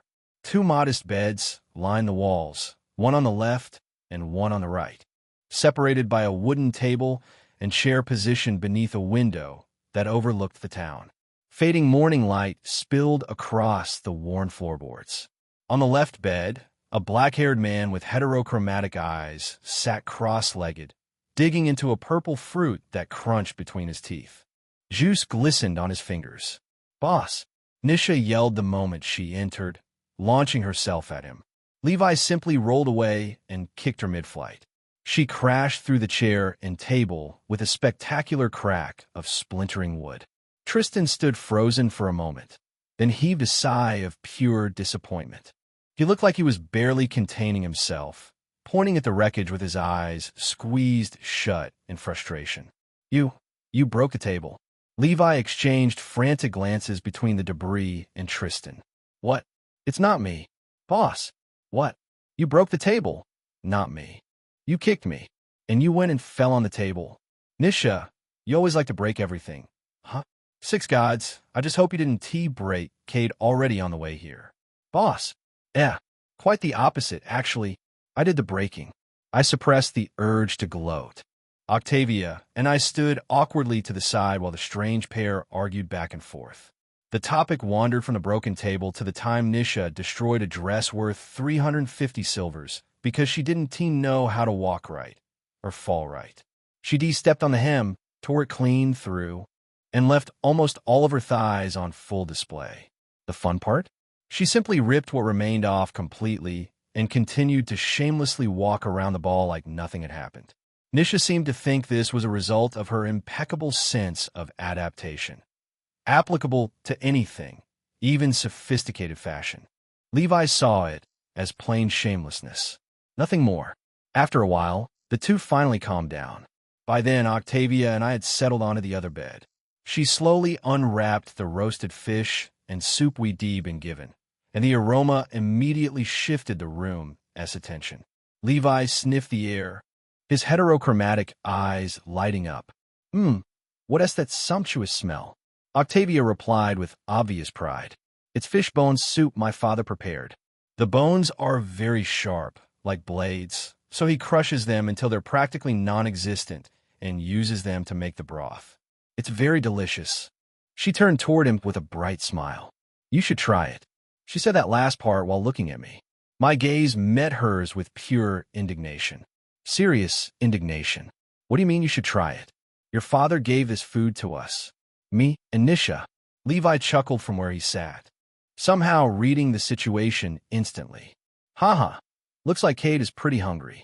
Let him have his portion first. He offered Octavia a smile that seemed to radiate charm, the kind that made you think of red and green butterflies for some reason. But of course, I'd love to try your father's fish soup afterward. I'm sure he's the best at it. She practically glowed. Yes, absolutely. You can have my portion. Thank you, Levi. Very smooth. I collected the soup from her and took the wooden spoon, tearing some of the roasted fish into the broth. The first bite was a perfect combination, spicy but balanced, with a warmth that sank into my tired bones. The soup itself had gone lukewarm, and I had the impression it would be tasted even better hot. But right now, I didn't care. Food was food. After finishing my portion, I thought about saving the rest. But it would most likely spoil, so I had to relinquish it to them. While they ate, Nisha updated the others on why we arrived late. First, the bandit attack, which had been an obvious trap set for us. Then my classmates catching up, leading to Emma's abduction. And finally, the Inquisitor and River Marrow. The Inquisitor was what shook them. Levi's expression turned wary. What? That's not possible. There's no way the church in Ethris could be pulled one so quickly. They don't have one in their jurisdiction. Tristan folded his arms, leaning against the wall beside the window. The light cast half his face in shadow. If Lyanna was around, then that which is in Athamir, no doubt. She could pulled strings. Levi considered it. It couldn't have happened unless an Inquisitor was already around the corner. Tristan grimaced. And if an Inquisitor is around the corner, the church is up to something. Something that might be completely outside whatever's going on in Ethris. Both of them exchanged grim glances. Then Tristan turned to me. Do you know what he looks like? Did you get a good look? That persistent bastard. Who wouldn't with the kind of face he was carrying around? He had white hair, but not pure white. His eyes were grayish, though they glowed white when he used his essence. Wore white and gold armor. I paused, remembering. He also rode a wyvern. I think that S is summon. The moment I said it, both their expressions changed. Is it a lesser or a greater wyvern? Greater, Nisha answered. Zephyrian. Tristan looked like he was almost trembling, whether from shock or excitement. It was difficult to tell. If he is a greater wyvern, then he must be at least B rank. There are very few Inquisitors that are, right? I interrupted as I remembered. He said his name was Light. Levi and Tristan exclaimed together. Oh shoot. Chapter 94. Enough surprises to go around light? Templar light? I nodded frantically. Exactly. That was what he called himself. Tristan looked at Nisha with an incredulous smile. How in the world did you guys escape the White Lion? She looked at him with slight confusion. Tristan belatedly explained that that's what he is popularly known as, especially around the church. She sighed. Well, it was all his summon-s work. Honestly, I never would have matched him, but she fought him and his wyvern like it was child-s play. If we were on an even field and didn't he have to protect anyone, it was only a matter of time before she destroyed the two of them and made them run. In fact, I think a large part of why he couldn't chase us further was the damage he received from the fight. Tristan, still folding his arms, sighed and laughed. Of course. The Blood Conqueror. Nisha's eyes widened. She glanced between Tristan and Levi, who was also nodding with his eyes closed. Then looked back at Tristan. The Blood Conqueror? As in the Blood Conqueror. Blood of the First Empire, Blood Conqueror. The stories, that one? Tristan nodded. Yes. It's no surprise you don't know. Not like anyone knew what she looked like. It was T until he told us. Nisha placed her hands on her head, eyes wide. What the fuck? Accursed spirit summoners. How in the world? She shot a glare at me and swiftly arrived beside me, close enough that I could smell something floral mixed with leather and sweat. Summon her right now. Please, I want to take a proper look at her. Please. Hey, Nisha, stay away from the boy. Why are you rubbing your breast on his arm with style? Stay away right now. She chuckled shyly, like a thief caught trying to be slick yet again. We both know you don't really give a shit about history. Drop the act. You're always taking advantage of younger boys, especially if they're handsome like Cade. A chanson? Is he blind? This guy Levi, he was a sweet talker. I wouldn't let him get to me. Certainly wouldn't. She shifted away begrudgingly. Still, if it's the Blood Conqueror, that is a big deal. Little wonder she was so strong. And her body. Holy damnation. I know. I feel the same way too. I'm quite surprised myself. It's not every time you see an F-rank summon a calamity tier spirit. Nisha shook. I also felt the trembling of Octavia beside me. She had been silently taking it all in, but now she looked like she was about to fall. But she was holding on. She sat rigid, looking down, her gaze desperately avoiding me. Chica calamity. The room almost came down with her shouting. Shut the hell up. You. Levi almost threw her a kick for where he sat. But she got so lucky that his leg didn't reach, and he didn't put any real effort behind it. She dropped to a low whisper and looked at me intensely. Your summon is a calamity tier, and you are F rank? I nodded and looked at Tristan. Lyra had cleared him to me. That was why I revealed all these things to him and Clara. He knew how confidential it was, and so if he had told Levi, I wanted to believe he did it for good reason and also trusted him. His gaze confirmed it. He nodded curtly, as if to assure me that it was safe. For a brief moment, I considered telling them about the second summon, but I decided against it almost immediately. I didn't know how they were going to take it. First of all, I didn't even know if it was a normal thing to summon multiple spirits, at least with what I had observed so far. I didn't think it was possible. And revealing too much, too fast, to people I only just met, that was how you ended up dead in a ditch somewhere. Or worse, on a church pyre.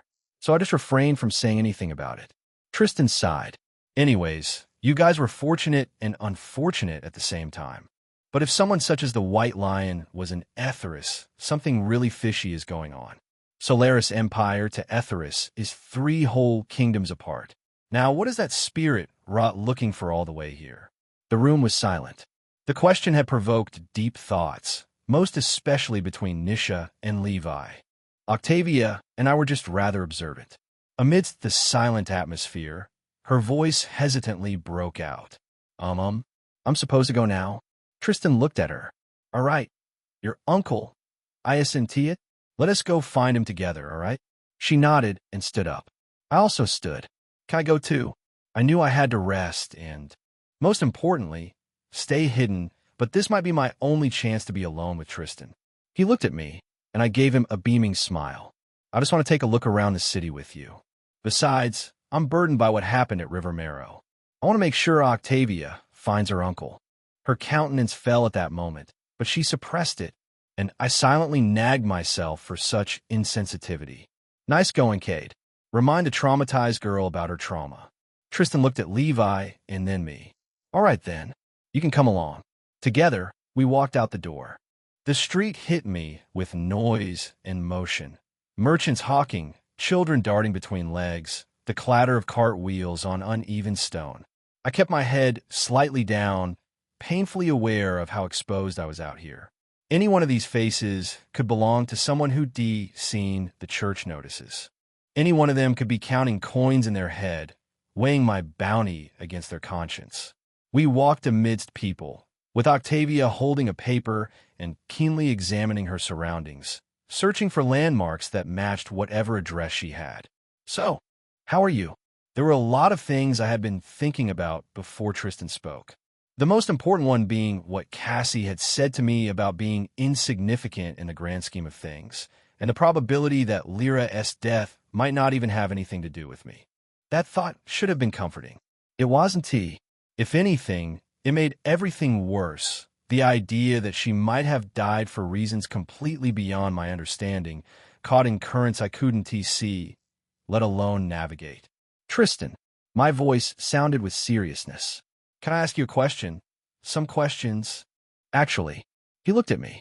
The usual playfulness on his face was gone, replaced by a stern seriousness. I know what you want to know. Why I think Lyra was killed. I nodded. That. And why exactly she would need to see the queen. He frowned. Lyra went to see the queen? The expression on his face told me he knew nothing about this, was surprised by it, and somehow deeply believed it shouldn't have happened. Maybe I was overthinking it at that moment, but I just knew there had to be more beneath the surface of that expression. Chapter 95. The wonderful salesgirl of Willow swept. He was silent as we continued to walk, following close behind Octavia. After a moment, his brows drew together in mild anger. Damnit, Lida. She definitely didn't listen to me. I frowned. Listen to you. Before I could press further, Octavia gasped. Found it. Willow swept. Tristan and I stopped in our tracks. We looked at the shop facing us, and sure enough, there it was. The signboard above the entrance read Willow swept in elegant script, and a variety of flower species crowded the storefront in carefully arranged displays of color. Octavia had been searching for something specific, which meant we spent the better part of an hour wandering through the town's winding streets. Eventually, we ended up here. Willow swept. A strange name for a place. I suppose it had to be a floral shop. We naturally turned toward the entrance and pushed through the wooden doors. A soft bell chimed as we stepped inside. Different fragrances rushed to ambush our noses, some soft and tender, others harsh and almost ruthless. One scent in particular struck me as genuinely offensive, sharp and chemical beneath the floral sweetness. There has to be poison somewhere in here. A woman emerged from behind a display of blue-petaled flowers, her smile professionally warm. Hello, dear client. Welcome to Willow Swept. We offered different services, from ornamental flowers to beauty in disguise and charm flowers. Her eyes swept across our little group. Are you perhaps lovers looking to fall in love forcefully with each other? Her gaze drifted pointedly to Tristan. Oh, is it perhaps an open relationship? She tilted her head with practiced curiosity. We can make it work flowerfully for you three. No. Actually, Octavia stepped forward, her voice turning shy. I'm searching for Uncle. Huh, the owner. The sales lady took a closer look at us, her scrutiny lingering especially on Octavia. And who might you be? Octavia jolted slightly, clearly uncomfortable beneath the woman's piercing gaze. She fidgeted, her fingers tightening around the brown envelope in her hands. He my uncle. My father sent me to spend a few days with him. Oh, the lady leaned back, standing politely with her hands crossed in front of her. The owner does speak of many family relations. She paused, seeming to consider something. Unfortunately, the owner is not around presently. He made a short journey to Farron Heights to procure some delicate species of flowers. He has been searching for them for ages and recently heard of their availability. These things are first come, first serve. He had to be quick about it. Oh, Octavia's voice carried clear disappointment. The lady gestured further inside the shop. You're welcome to wait for him here, if you'd like. Octavia's hand pressed tighter on the brown envelope. I gently touched her shoulder, making her look up at me. Let your big brother take care of this. My eyes fixed on the lady. It's all right. We'll just go to Fahrenheit's. She looked surprised. You will? Her gaze darted between me, Octavia, and Tristan. It's a dangerous road, though. Are you sure? I offered her a polite smile, the kind backed with a silent shut the fuck up and bid us farewell, and let my eyes close briefly in feigned pleasantness. Yes, we'll be all right. The lady hummed thoughtfully, looking us up and down with renewed interest. Well then, I turned to leave, guiding Octavia toward the door. We'll be on our way. Thank you for your help. She spoke just as we reached the threshold. You guys are mercenaries, aren't you?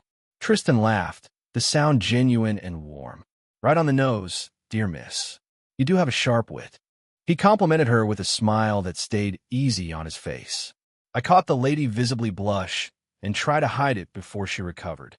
Well, if you're mercenaries, there's a caravan preparing to leave for Fahrenheit's on the morrow. As early as dawn, in fact. She straightened, suddenly businesslike. Would you be willing to join? The merchant is desperate for actual experienced mercenaries. Tristan's smile shifted into something more deliberate.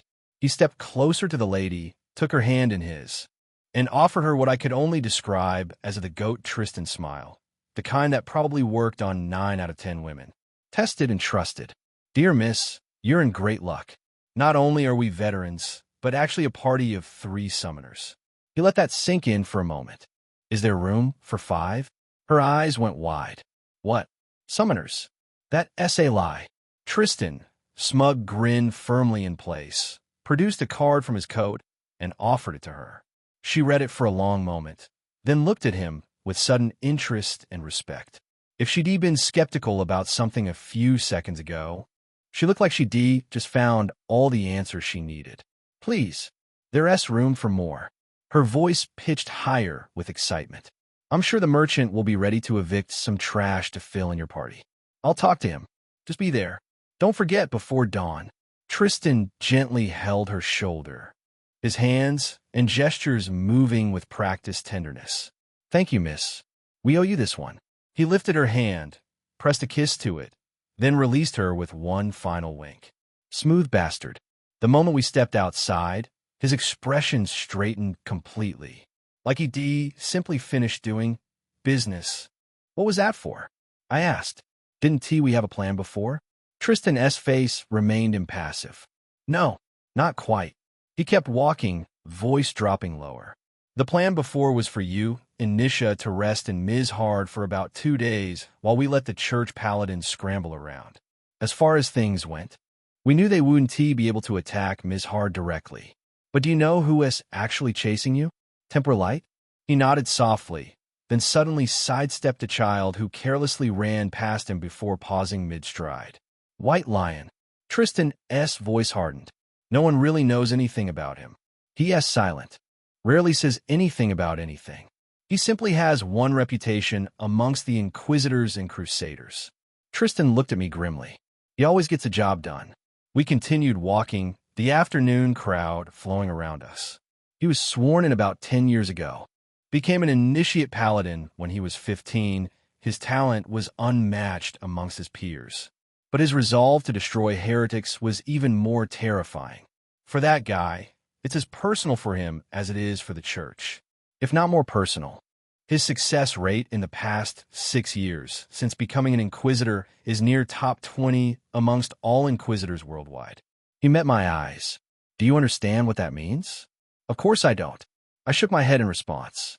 But it sounds serious. Tristan exhaled slowly, taking the time to break it down. The average Inquisitor in this era probably has 35 years of service, with a success rate of 57%. The White Lion? He has only spent 10 years and has a success rate of 87%. Tristan let that hang in the air. The least of the top 20 strongest Inquisitors has a success rate of 89% in 50 years. Do you see how truly dangerous this man is? The numbers settled into my mind, rearranging themselves into something I could actually grasp. 10 years, 87%. Top 20 in a fraction of time. Indeed, I was beginning to understand. Pretty Boy was a hotshot, a talented bastard with prodigy stamped all over him. The kind of person who didn't just do their job. They excelled at it with terrifying consistency. And he was hunting me. Chapter 96. Templar Light Part 1. As his eyes opened, Light saw a high-vaulted ceiling adorned with hanging glass chandeliers, their expensive crystals catching the morning light in soft, fractured glimmers. He shifted slowly, pushing himself upright against the headboard before swinging his legs over the edge. His feet hovered there a moment as he checked. Yes, the pristine cloth was still positioned beneath the bed where he placed it. Only then did he let his toes touch down. He hated dirt, especially beneath his feet, because then he'd have to clean it, but he also hated wetting his legs, and he couldn't exactly sweep dirt off with his hands. Even with the cloth barrier, even knowing it was clean, something about the contact still made his skin crawl. Regardless of where his duties took him, these routines never broke. The nuns at this particular branch had been accommodating. They paid extra attention to his requests, kept his quarter immaculate. Small mercies. He stood to stretch but groaned at the pull in his muscles. The sound brought the memory rushing back. The cave, the battle, the humiliation of retreat. His face twisted with mild irritation. His body was lean and defined, every muscle evident from years of dedicated training. And yet there was not a single scar marring his skin. He was, as one could put it, a sculpture of perfection. Even the most devoted followers of the Iron Cult would drool to possess a form such as his. Those retards, Light found them to be bird brains. No, that was an insult to birds. Birds were beautiful creatures. Even though simple in lifestyle, they possessed genuine wit and purpose. But the followers of the Iron Cult? Senseless. Graceless, dirty lots, the whole pack of them. Light hated them. He breathed in deeply, feeling the familiar surge of contempt rising in his chest. Harbor not hatred in thy heart, for love is only of the light. I am of the light, hence I am capable of love, and love alone. He exhaled slowly and stood before the mirror, glaring at his own gray eyes. He was still miles away from becoming a true saint, but he was getting there. Recently, he had found himself better able to control his rage and irritation around ugly people. The revulsion still came. It always came, but he could smother it now, push it down before it reached his face. He was truly getting better. Soon he'd be able to love them too. Speaking of ugly people, that boy. Light's thoughts drifted to the heretic the Cardinal had tasked him to pursue. A distraction from his true work, an interruption to his holy duties, but orders were orders. He couldn't accept such ugliness. When he first stepped into that cave, the stench had hit him like a physical blow. And the woman on the ground. He'd seen her exposed thighs, the drool glistening at the corner of her slack mouth. She had looked like the dirtiest thing he had ever set his eyes upon. This wasn't about her skin color, though that certainly hadn't helped matters. Everything about her in that moment had elevated her dirtiness to something almost profound. Filthy is becoming an understatement. I'm going to need to read more books just to find a greater word for filth. But in summary, the boy was the ugliest being Light had ever encountered, and the girl was filthy beyond description. TCH. The wind of his anger made the mirror on the wall tremble slightly, the glass rattling in its frame. He caught himself, forced his breathing to steady, and silently muttered the words. Harbor not hatred in thy heart, for love is only of the light. I am of the light, hence I am capable of love and love alone. He repeated it several more times as he walked out of his room, through the corridor, and into the bathroom. The tub was already drawn, steam rising gently from the surface. He sank into the water, still wearing his white pants, letting the warmth seep into his aching muscles. He closed his eyes, enjoying the serenity. It wasn't that he hated water. He just hated getting his feet wet specifically. The rest of him could be submerged entirely, and he felt nothing but peace.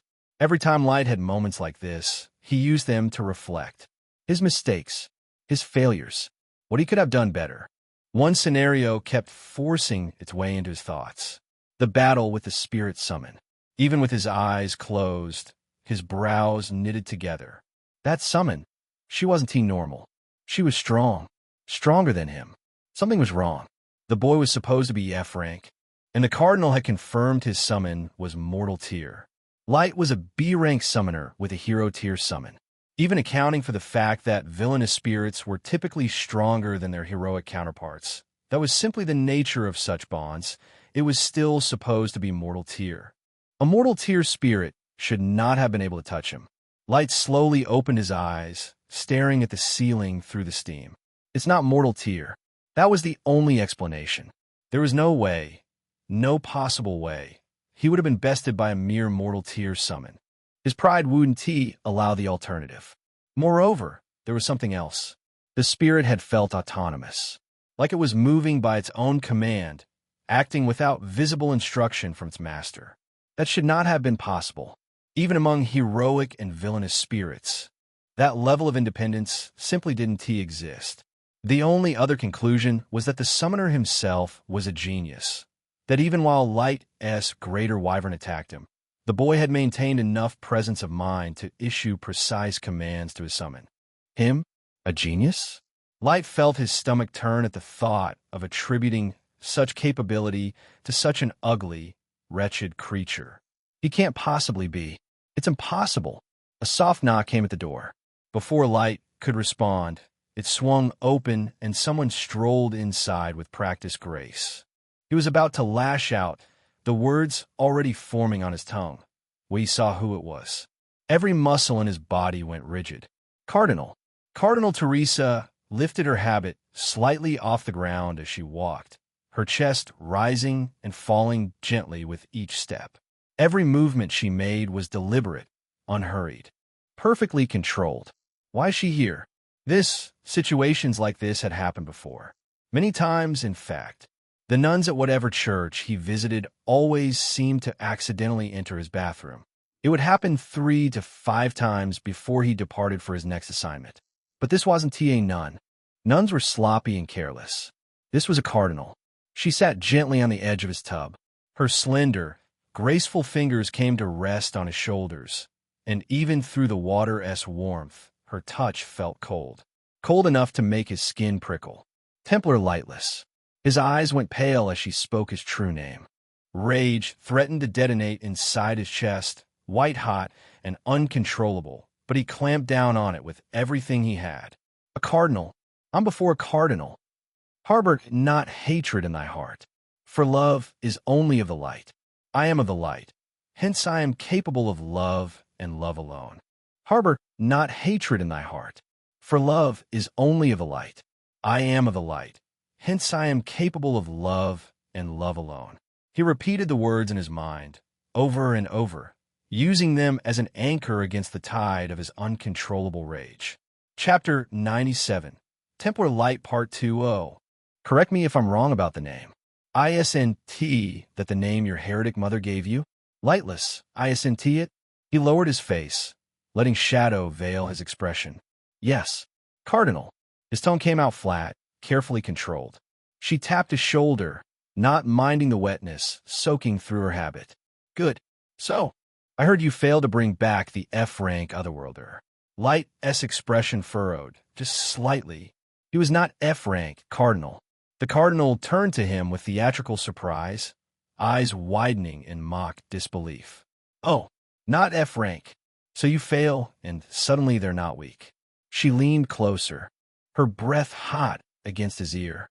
You Inquisitors, because you answer directly to the Pontiff, you think you're untouchable, don't you? Light's expression went grim. He kept his face straight, every muscle locked in place while suppressing the rage building behind his ribs like pressure in a sealed vessel. He had never been in this position before. Everything happening right now, the proximity, the casual disrespect, her touching him, stood in direct violation of his consecration. His heart burned with vicious anger toward anything that attacked what he'd sworn himself to. Any acts, any habits, or anyone, even if it was the Solar Pontiff himself. His consecration to the ways of the Eternal Sun was untouchable, sacred, and inviolable. Hence the fury coiling in his chest, the disgust crawling across his skin. How close she stood, how her fingers lingered on his shoulder, and the fact that she was touching him, deliberately, mockingly touching him. Control, discipline. The light endures all transgressions. No, cardinal. His voice remained steady, a small miracle. I am only a servant to the Lord of Judgment, to the King of Gods. Huh, King of Gods. That's how inquisitors say it, right? She waved a dismissive hand. I almost forgot. You know, I used to be an inquisitor myself. Light turned his head sideways for the first time to actually look at her, barely containing the disdain and irritation burning in his pale eyes. You were? What is that tone for?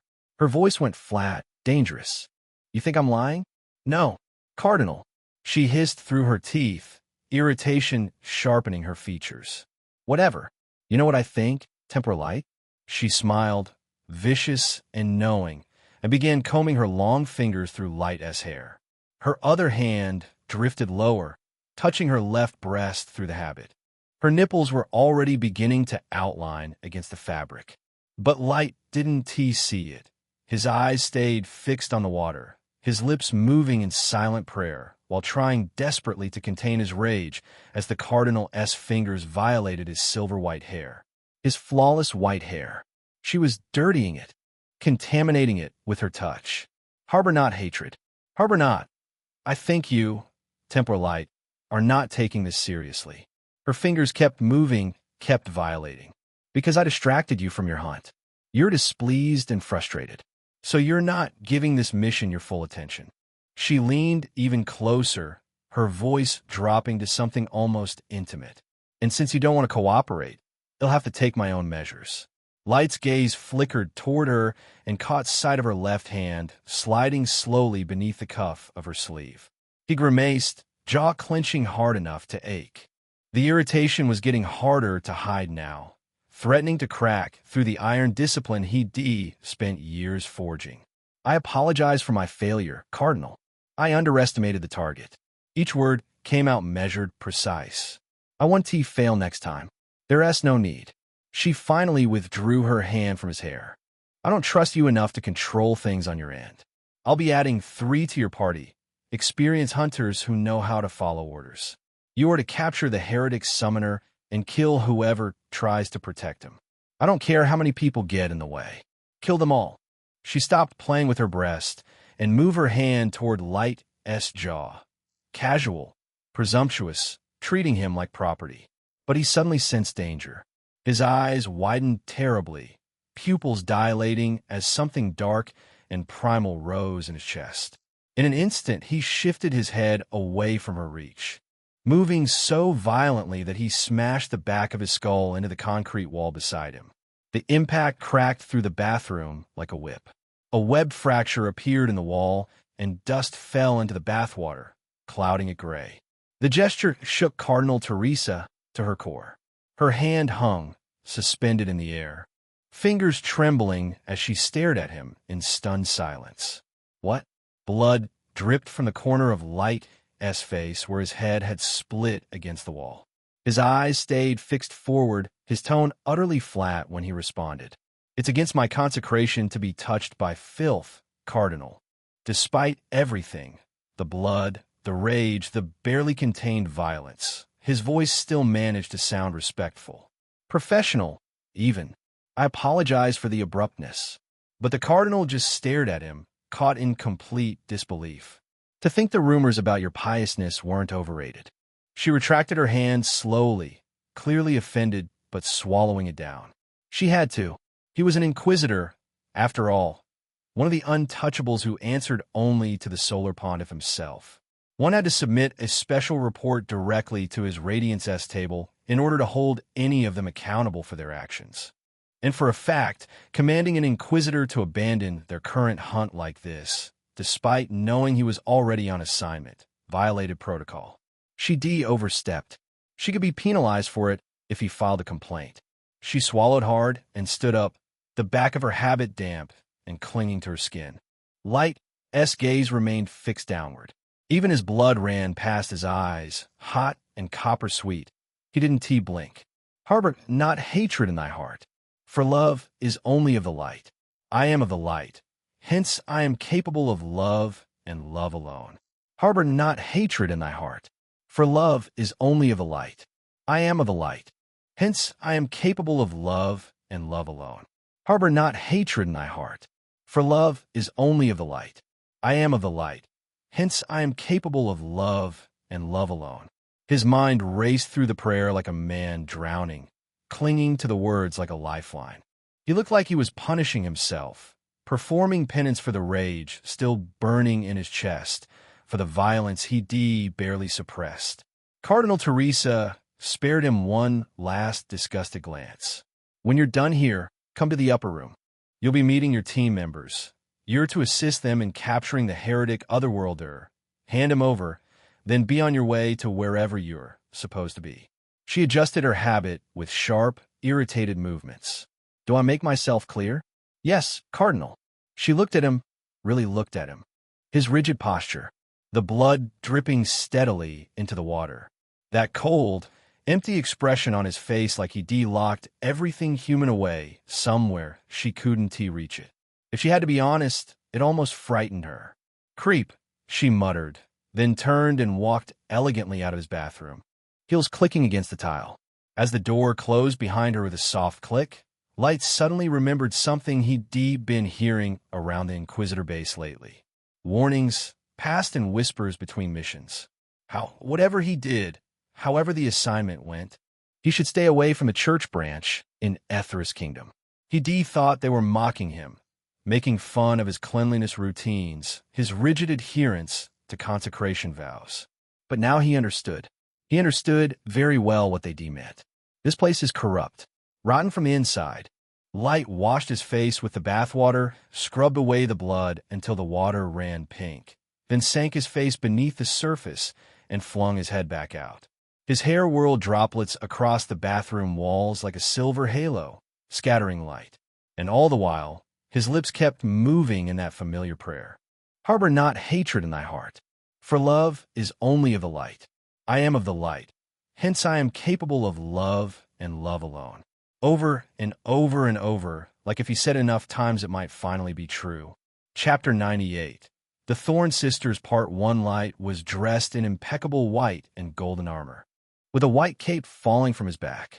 Not a single scratch marred the surface, not a speck of dust. He walked through the clear-story walkways, his expression cold and distant. Priests greeted him as he passed, bowing, murmuring pleasantries, but he paid them no attention. His boots struck the marble floor in measured rhythm as he made his way to the center room at the highest level of the building. The paladin guarding the door opened it hurriedly and bowed his head as Light passed. Light didn't acknowledge him either, but the man looked rather pleased to have set his eyes on an inquisitor, and not just any inquisitor, a new generation prodigy.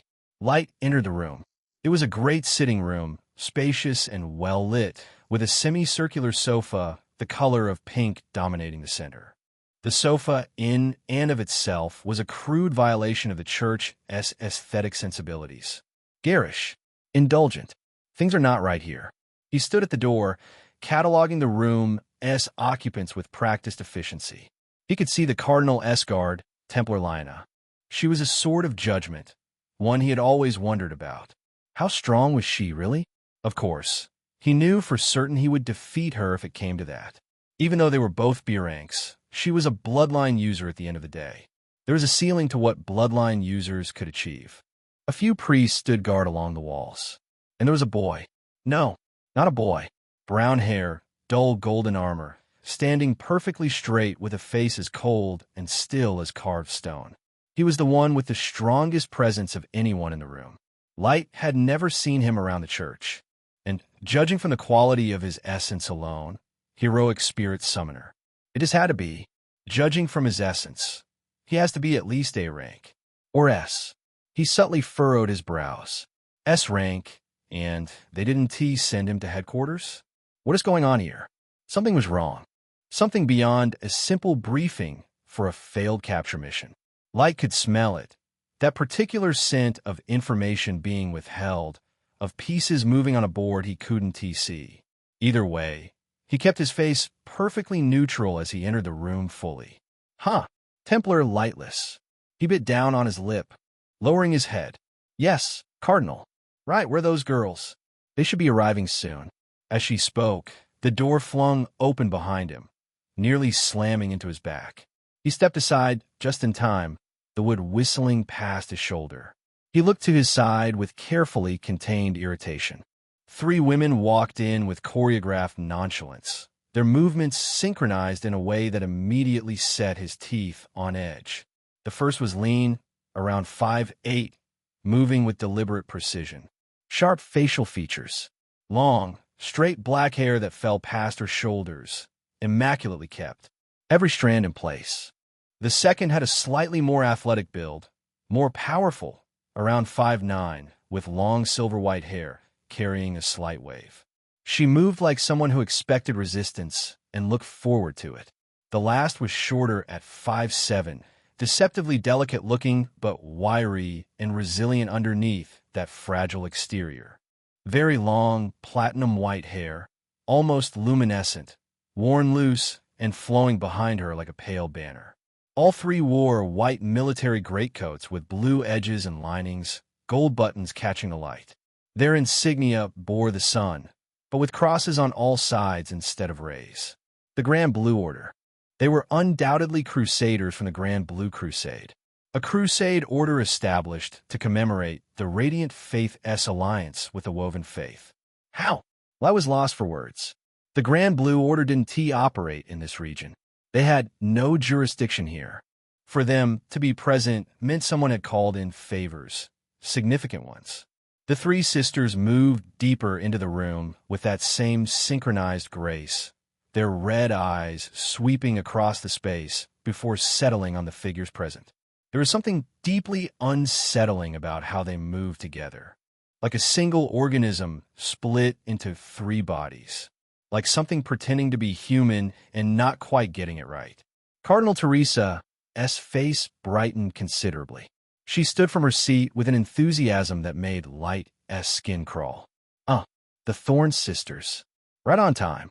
The eldest, the one with black hair, stepped forward slightly and bowed with measured precision. Cardinal Teresa, we received your summons. Her voice was soft, almost gentle. Soft voices and sharp blades. The combination rarely means anything good. Yes. Come in. We have much to discuss. The Cardinal gestured broadly. I believe introductions are in order. This, she pointed at Light with barely concealed disdain, is Templar Light. He asked the Inquisitor who failed to capture our target. Light kept his face straight. No emotion. Not bother one bit. The middle sister with silver-white hair barked out a short, harsh laugh. Failed. An Inquisitor against an F rank? The target was not F rank, Light said flatly, his eyes remaining forward. The intelligence was incorrect. Or you were simply incompetent. The silver-haired one shot back, her gray eyes sharp with judgment. Light's fingers twitched. He could feel his rage building, the disgust crawling up his spine like something alive. These women, walking in like they owned the space. Their uniforms already showing signs of wear, small imperfections in the fabric, wrinkles that should have been pressed out, buttons that needed polishing. Harbor not hatred in thy heart. For love is only of the light. I am of the light. Hence I am capable of love and love alone. The mantra settled over his thoughts like cold water. His breathing steadied. His fingers stilled. The youngest one, with platinum hair, stepped closer, tilting her head with an unsettling smile. You don't look incompetent. You look pretty. Your armor is so clean and shiny. Light's eyes remained cold, flawlessly restrained. Is she mocking me, or is she genuinely that vacant? Cardinal Teresa clapped her hands together. Enough. Templar Light, allow me to introduce your associates for this mission. These are the Thorn Sisters of the Grand Blue Order. She gestured to each in turn. Sister Mercy, the eldest. The black-haired woman inclined her head with that same measured precision. Sister Judgment, the middle child. The silver-haired Wundan Bao just crossed her arms. And Sister Faith, the youngest. The platinum-haired girl actually waved, her smile widening to something that bordered on disturbing. Mercy, Judgment, Faith. Either someone had a dark sense of humor when naming them, or the church has finally abandoned all pretense of subtlety.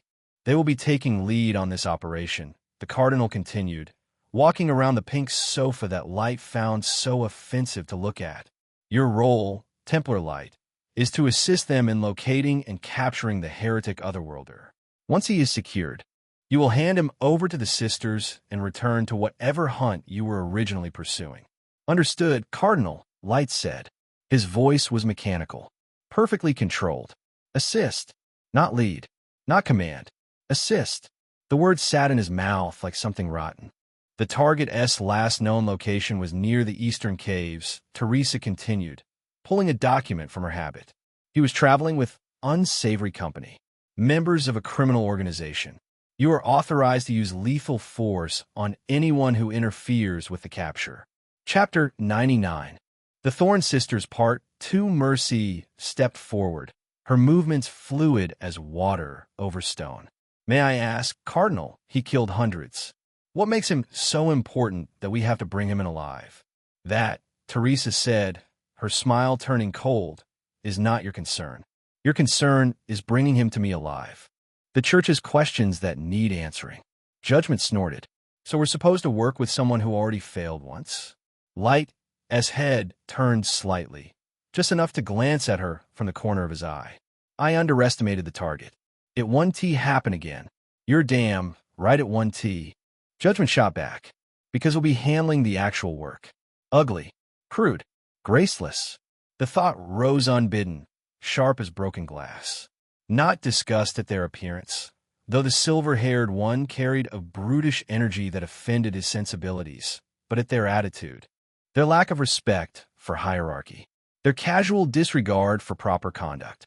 These were supposed to be holy women, servants of the light, yet they spoke like common mercenaries haggling over spoiled meat. Faith moved closer to Light, circling him with small, curious steps, her pale blue eyes examining his armor the way a child might examine a new toy.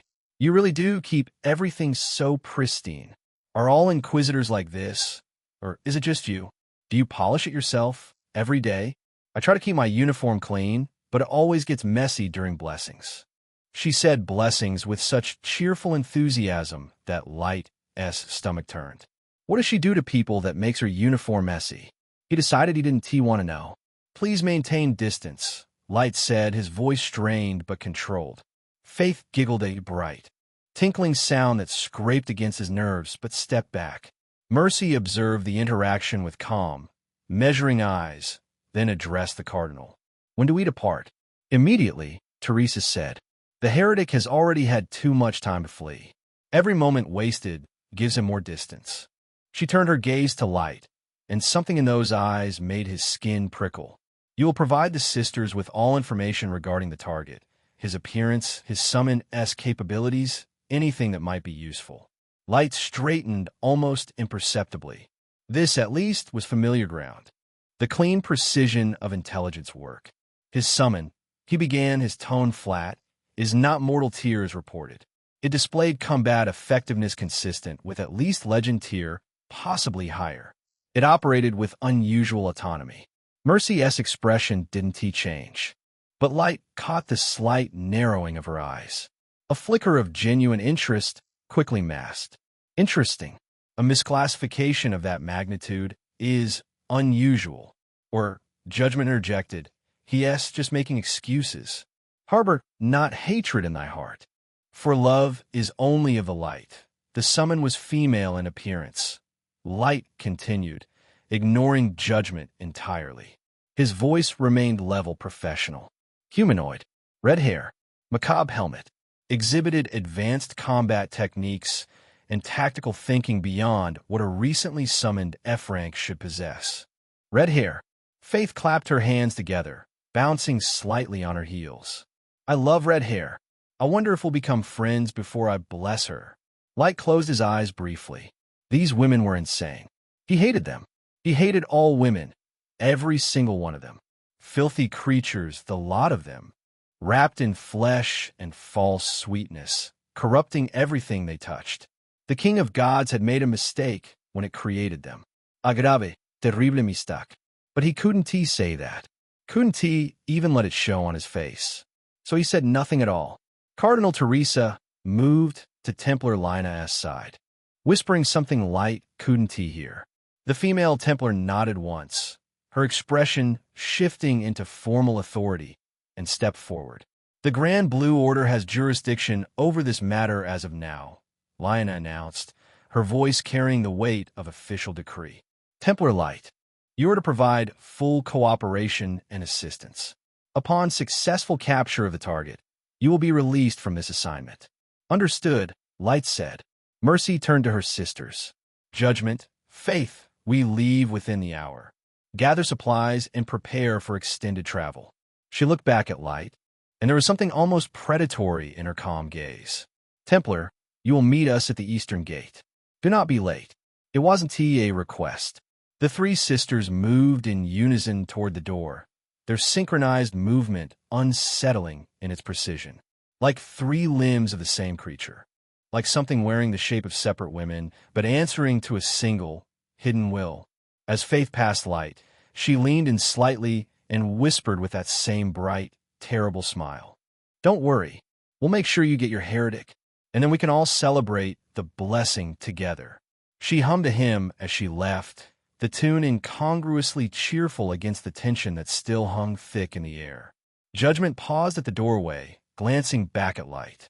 Try to keep up this time, Inquisitor. We don't have time to babysit. Then they were gone, the door closing behind them with a soft click. The room fell into uncomfortable silence. Cardinal Teresa settled back into the pink sofa, a satisfied smile curling her lips like a cat that had cornered its prey. You're dismissed, Templar Light. Don't disappoint me again. Light bowed stiffly, his movements rigid with suppressed rage. As he turned to leave, he caught sight of the boy, the one with brown hair and dull golden armor, the one with the S-rank presence that pressed against Light's senses like a physical weight. He had remained silent throughout the entire exchange, watching, analyzing, those cold eyes missing nothing. Their gazes met briefly. Light saw no warmth there, no judgment either, just calculation, the look of someone cataloging threats. Then Light walked out, his white cape sweeping behind him, his mind already racing with mantras and barely contained fury. Harbor not hatred in thy heart, for love is only of the light. I am of the light, hence I am capable of love and love alone. Harbor not hatred in thy heart, for love is only of the light. I am of the light, hence I am capable of love and love alone. The door closed behind him. He had 1 hour to prepare for a mission with 3 zealots who made his skin crawl, hunting a target he'd already underestimated once. Light's jaw clenched so hard it hurt. This was going to be a nightmare. Chapter 100. The caravan. After we got the intel on the caravan from the girl at Willowswept, we headed back and filled in Levi and Nisha. Both were supportive of the plan. The faster we could leave, the better. Though a proper rest would be gone a long way. At least I spent the rest of the afternoon and evening sleeping, and even managed to squeeze in more after we sorted out dinner. Each of us was assigned our own room, and Levi was more than happy to arrange it. He insisted, actually, that I not sleep in the same room as Nisha. According to him, it was going to be very dangerous for me. If only he knew I was the dangerous one here. Slightly ironic. It was also a bit disappointing not to get any action for the night, especially since that lingering memory of her teasing me when I woke up the previous night had been sticking out like a sore thumb. But there was nothing to be done about it. We had bigger concerns. Either way, I slept. And woke up. Quite early, too. We made our way through the silent city in the pre-dawn darkness, meeting the caravan at the small merchant guild about 2 turnings away from the temple in the center. The guild hall was dead at this hour, to be expected. There was some guy passed out on a bench near the back, snoring like his sinuses were running a full-scale mining operation. The sound echoed off the wooden walls in a way that made me wonder how anyone could sleep through it, including him. The bartender rose from his seat the moment we entered. "We're here for the caravan," Tristan said. The man did a brief head count, eyes flicking over each of us. "The last 5. Come on in, they've been waiting." He turned and walked toward the back without another word. We followed immediately. Each of us wore a long hooded cloak to shield our faces from unnecessary attention. That precaution was mostly for my benefit, of course. Mercenaries and merchants had no code of conduct, no loyalty to the church or anyone else. But Tristan wanted us careful all the same. 10,000 silver coins was a lot of money, after all. We entered the backyard of the guild and were greeted by a crowd of people in all manner of attire, dull traveling cloaks. Armor both light and heavy, scattered wagons, horses, and even some beasts. The creatures were massive, hulking things with thick hides and watchful eyes. Either tamed spirit beasts or beast-type spirit summons. I didn't know if taming was actually possible in Ealdrum, so I put my money on spirit summons. Everything in this world was about spirits, after all. Attendants stood clustered in one corner. As the bartender led us over, he handed us off to one of them, who immediately began asking for our details and abilities. The man's eyebrows climbed when he learned we had 3 summoners out of a party of 5, even though 2 of them were only C rank and F rank. He didn't seem to care any less. If anything, he looked impressed. For the first time, I almost felt tempted to settle for the bare minimum. These people barely saw summoners at all. Even an F rank was something of a superstar appearance to them. It was something. Small comfort, maybe, but something. As we joined the crowd, several men made their way to the front. One stood out immediately, a man in impeccable attire. High-collared coat with tails, black hair groomed slickly back, and a beard and mustache combination that looked like it required daily maintenance. His eyes were deep-set and calculating, the kind that missed nothing. Flanking him were 2 veteran-looking men, either highly experienced adventurers or hired knights. The way they held themselves suggested they'd seen plenty of blood. As the well-dressed man stepped forward, his presence commanded immediate attention. The mutterings around us died, conversations cutting off mid-sentence until the yard fell into silence. Somewhere near the back of the crowd, I chose that moment to lean toward Tristan. "Who is that?" "He is a merchant." "Dumbass. Does he look like a soldier to you?" "Of course he is a merchant." I bit back the retort and kept watching. The man allowed himself a small smile, surveying the assembled crowd. He whispered something to the man flanking his right. That one left immediately, and before he returned, the dim lantern light in the backyard grew brighter. Someone had adjusted the lamps. The increased light poured across the yard, illuminating the merchant's face more clearly. He squinted briefly, letting his eyes adjust, then regarded everyone with that same measured smile. "For those who do not know me, I am Humstonbuckles, a prominent merchant in these parts, as I like to believe." He paused, looking around. "I am also a baron, overseeing Ms. Hard on behalf of Count Victor." Murmurs rippled through the crowd, but he continued without acknowledging them. "I'm sure many of you know our routine by now.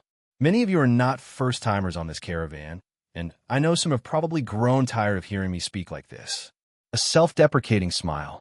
"But it's necessary to understand the nature of our journey, especially at a time like this, where the church's hunt for their heretic is causing discord among merchants and disrupting the peace of commerce."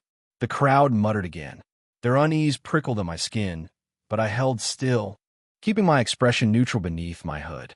The man, Hummingbuckles, or whatever he called himself, continued outlining the nature of the job. The caravan was supposed to travel to Farron Heights, where it would meet another party taking goods out of the country. Our group would receive an incoming caravan from them and escort it back to Ms. Hard. This was the established routine, standard procedure they'd all done before. The whole journey was supposed to take 3 days at moderate speed, with rest periods factored in. After all the explanations wrapped up, people began mingling, introducing themselves, sizing each other up, forming the loose bonds that might keep them alive on the road. But I stood apart at the edge of the crowd, Octavius silent beside me. There was a bitter taste in my mouth. If that damned pretty boy decides to be stubborn and hinders this caravan, the thought trailed off into something darker. Something I didn't want to examine too closely. Nisha's hand touched my shoulder, jolting me from my thoughts. I turned to find a small smile on her ferociously beautiful face. Relax. Her voice was low, meant only for me. This is a caravan of 100 people. 100 people capable of protecting themselves. You won't be causing anyone's death. She squeezed my shoulder gently. Don't burden yourself. Just then, the wagons lurched into motion. Wheels groaned against packed dirt. Horses snorted and stamped. And the scattered crowd began pulling together into something resembling order. Guards took their positions along the flanks while merchants climbed aboard their carts. The caravan was setting off. Chapter 101. Peace Journey. The caravan rolled forward like a long, crawling beast through the forest before dawn. Marvelously enough, there was a path right under our noses. Yet no strange or uninvited guest would have been able to find it. The people of Mizhard were quite meticulous in their approach to security, which was very understandable given the church's reputation. Hidden trails, concealed markers, the whole works. But then it struck me, at the end of the day, these were just other people who believed in another god. What difference did it really make? Religion in and of itself wasn't the perverse concept. People perverted it. The world you found yourself in didn't matter. It happened all the same. Same script, different stage. You lot don't look from around here. Going on a short journey? We sat on one of the open wagons toward the back of the caravan, leaning against one side of the wall. There were barrels of six-nose toward the front, closer to the coachman's side. People sat opposite us, too. It was one of them who had spoken. A worn man who looked to be in his 60s, with spiked gray hair, eyebrows that were fading, and tiny narrow eyes. Could he even see with those? Tristan smiled plainly. We're natives truly. We've just not been around for a while. He placed his hand on his chest. My elder brother died, defending Lagunier. After that, I had to fend for myself somehow. Survival took me out of the city. Legacy brought me back. The man looked at him curiously. Oh, Lagunier. He sounded wistful. Ah, you make me remember the good old days. No matter how cold and ruthless they were. At least we were not cowards. Tristan played along with the man, laughing subtly. Indeed, it used to be so inspiring watching our men tear down the advances of the Crusaders with sheer strength derived from the Codex of Conquest. HAA. Combat is prayer. Victory is sermon. Death in battle is ascension. The man gently slammed a fist on his chest. A couple others repeated the gesture silently. Tristan did too, then said, Old man, you serve as a blood pillar, didn't you? Oh, you can tell. The man chuckled proudly. Indeed. Days I live proud of my deeds in life. Now, time has gotten the best of me. While the fervor of iron and conquest remains, the flesh cannot bear it. Tristan smiled wistfully. What rank did you retire from? I was a battle priest before I retired. Wow. It was difficult to tell if Tristan was genuinely surprised or just acting. The amazement looked real. Sounded real, but with Tristan, everything did. Old man, you're the real deal. My brother was only a war acolyte. Man, you commanded hundreds of men, and commanded them to victory 100 times. The man laughed smugly, and Tristan, having found that sweet spot, capitalized on it. He continued rubbing the old man's ego with his words, stroking it like a prized instrument. Every story he told was perfectly tailored to sell his fictional brother short in order to glorify the old man in better contrast. It was truly intriguing to see. Tristan was a charismatic man. At first, I just thought he had the perfect words, knew so well how to reel ladies in with them. But it turned out he was actually just a very charismatic fellow, period. Women, old soldiers, probably merchants and nobles too. Anyone with an ego to stroke and a story to tell. No wonder he's the assistant guild master of the mercenary guild. At that moment, A question surfaced in my mind, something I'd been curious about back then too. If he asked the assistant, then who asked the guild master?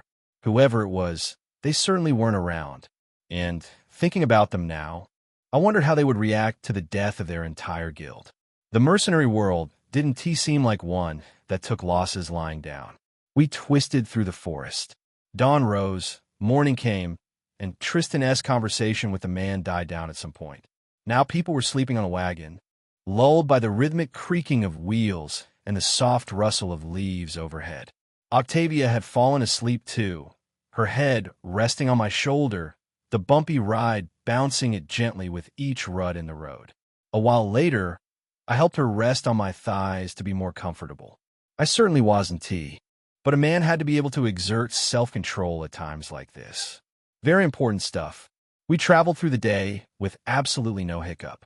Through the harsh afternoon heat, there was a soft drizzle of rain that we continued through, but it was nothing tough. Since it was coming to the end of the spring season, and the month of Bloomrise itself, which was the third month of the year according to Ildrim's calendar system, the rain was almost welcome. There were 12 months in a year and 7 days in a week. Although the names of these months and days were vastly different from ours on Earth, named after their 6 gods instead. For example, we were currently on Mist Day, which was the 3rd day of the week. The day before was Eth Day, and the day before that was Sol Day, the 1st day of the week. The following days would be Tur Day, Verdei, Mor Day, and lastly Still Day, which we'd been told in the academy was the day of silence before divine order. The caravan rolled to a stop as we neared our first checkpoint. The search took a while, of course, conducted by the feudal lord of the region. Most likely Count Victor's people, so I didn't suspect it would be long before we were allowed to continue. And indeed, my prediction proved accurate. In a few minutes, the caravan rolled back into motion. The bumpy ride continued, everyone maintaining a mysterious silence as we journeyed forward. Night began to befall us, and the caravan had to stop and make camp somewhere.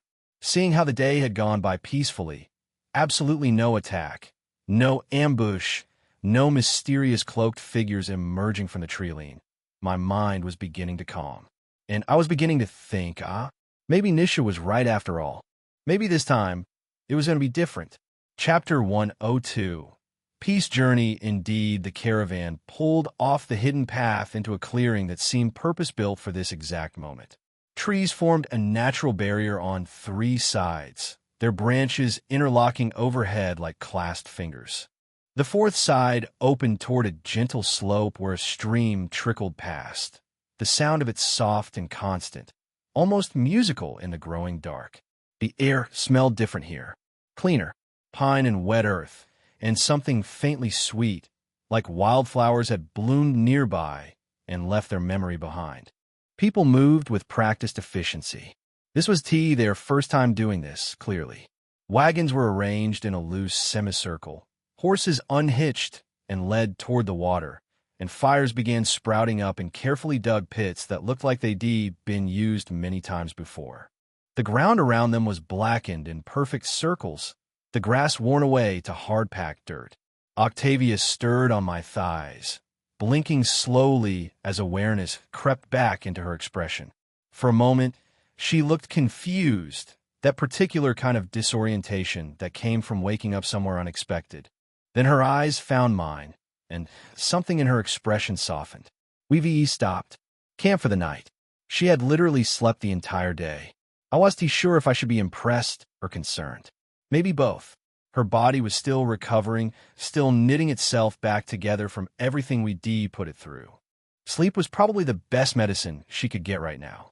Tristan hopped off the wagon first, landing with an easy grace that made it look like he'd been doing this his whole life. Maybe he had.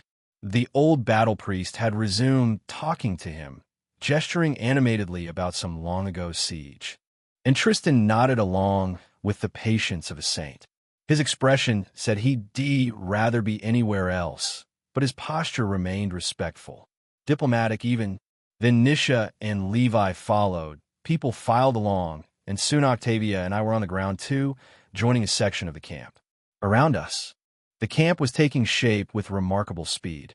Tents emerged from supply wagons, their fabric-bearing symbols I didn't recognize, geometric patterns that might have been religious, might have been practical. Hard to tell with these people. Everything seemed to carry double meaning. "We should help," Octavia said, already moving toward the nearest group, struggling with tent poles. And she was right.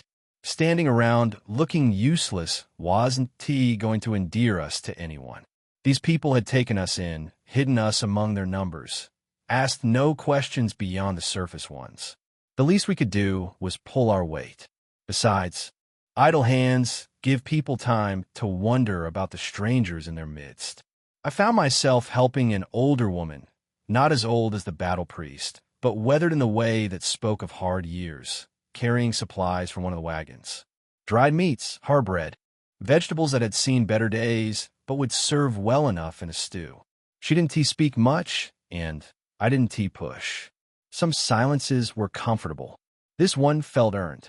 The fires grew brighter as the sky darkened overhead. Stars began emerging, one by one, then in clusters, then in great sweeping bands across the heavens. Gilgamesh night sky was different from Earth's. More stars, somehow, or maybe they just seemed closer here, brighter. Like the darkness itself was thinner, like someone had poked 1,000 holes in a black curtain and let the light bleed through. Someone had started cooking. The smell of it drifted through the camp. Meat and herbs, and something earthy I couldn't quite identify. My stomach reminded me, rather insistently, that I hadn't eaten properly since morning. Tristan finally extracted himself from the old man's stories and made his way over to where our group had settled near one of the smaller fires. He dropped down beside us with a heavy exhale, running a hand through his hair. That man could talk the legs off a horse. Levi looked at him, arms crossed. "Your brother? Lagunier? That's the best you could come up with?" Tristan shot him a glare. "Name something that would been much better." Levi shrugged. "How would I know? Speed King." Tristan's glare got dark. Immediately, Levi seemed to regret the words. Play, I was just playing." He held up his hands in surrender, but the grin tugging at the corner of his mouth betrayed him. Nisha was gulping something from her gourd, her eyes tracing lazily down Tristan's frame. "Is that alcohol?" It couldn't be. How could she be gulping that sharp thing like she was gulping water? Either she had the tolerance of a seasoned tavern keeper, or the gourd held something considerably less potent than I thought. The camp settled into the rhythm of evening. People ate, talked in low voices, laughed occasionally at jokes I couldn't hear. Children ran between the wagons. There were families here, whole lives packed up and moving together through the hidden paths of the world. It felt normal. Strangely, almost painfully normal. A bowl of stew found its way in my hands at some point. I didn't remember who gave it to me, just that it was hot and filling and exactly what I needed. The meat fell apart on my tongue. The broth warmed me from the inside out.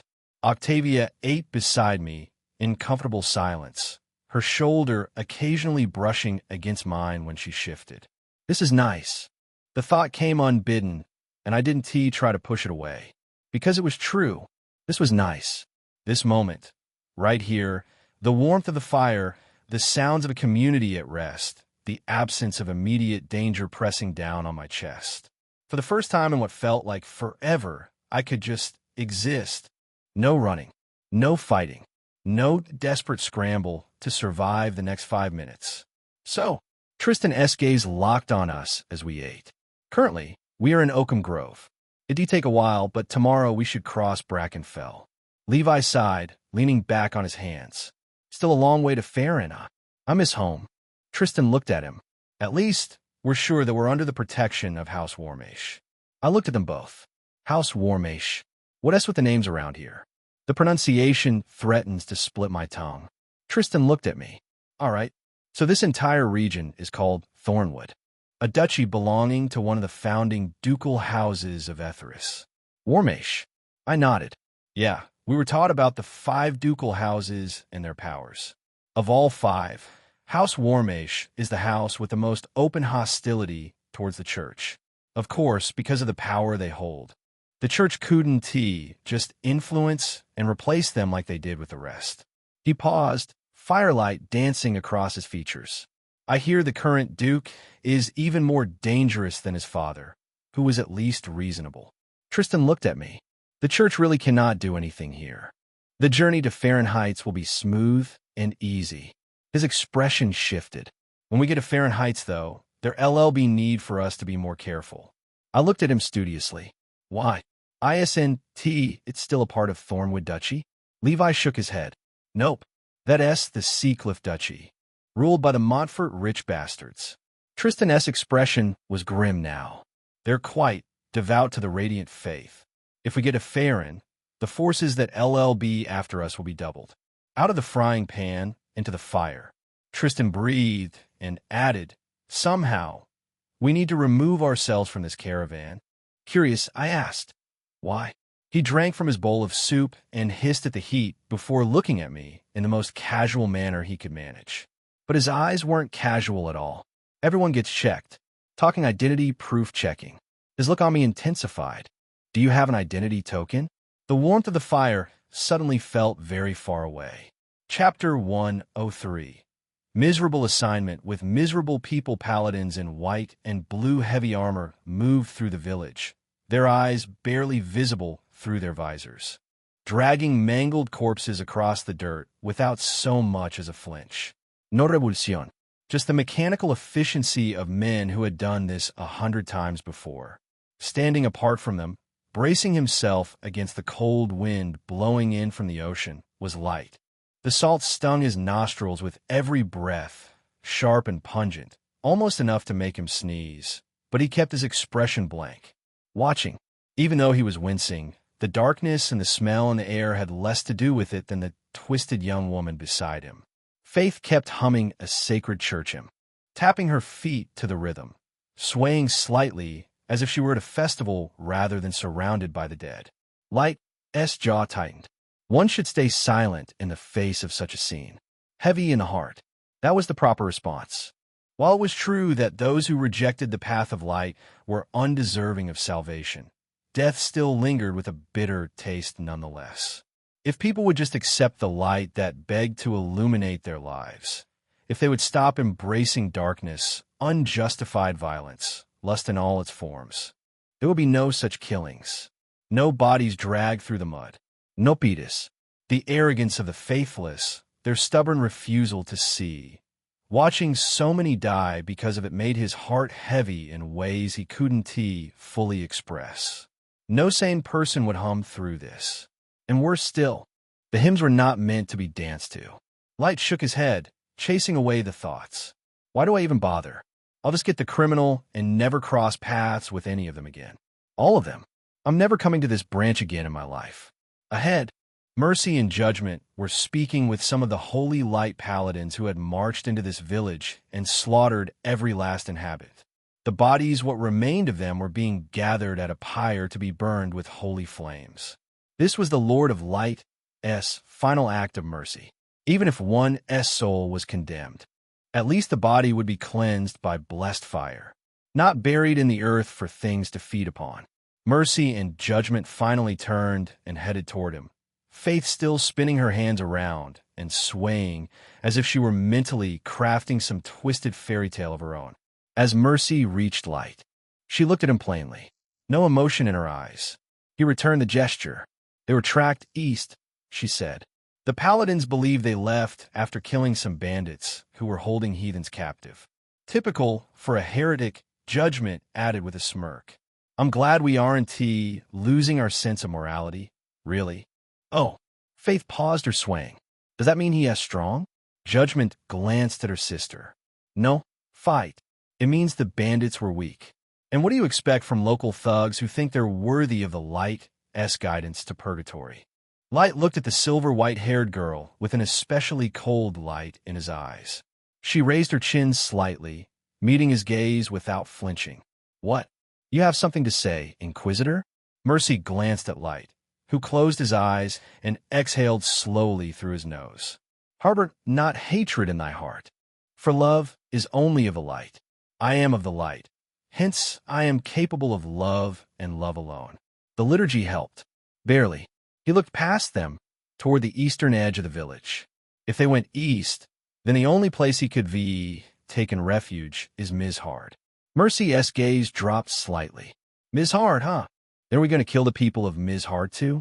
Faith asked with what sounded like genuine curiosity. Her pale blue eyes lit up. I think it'll be fun.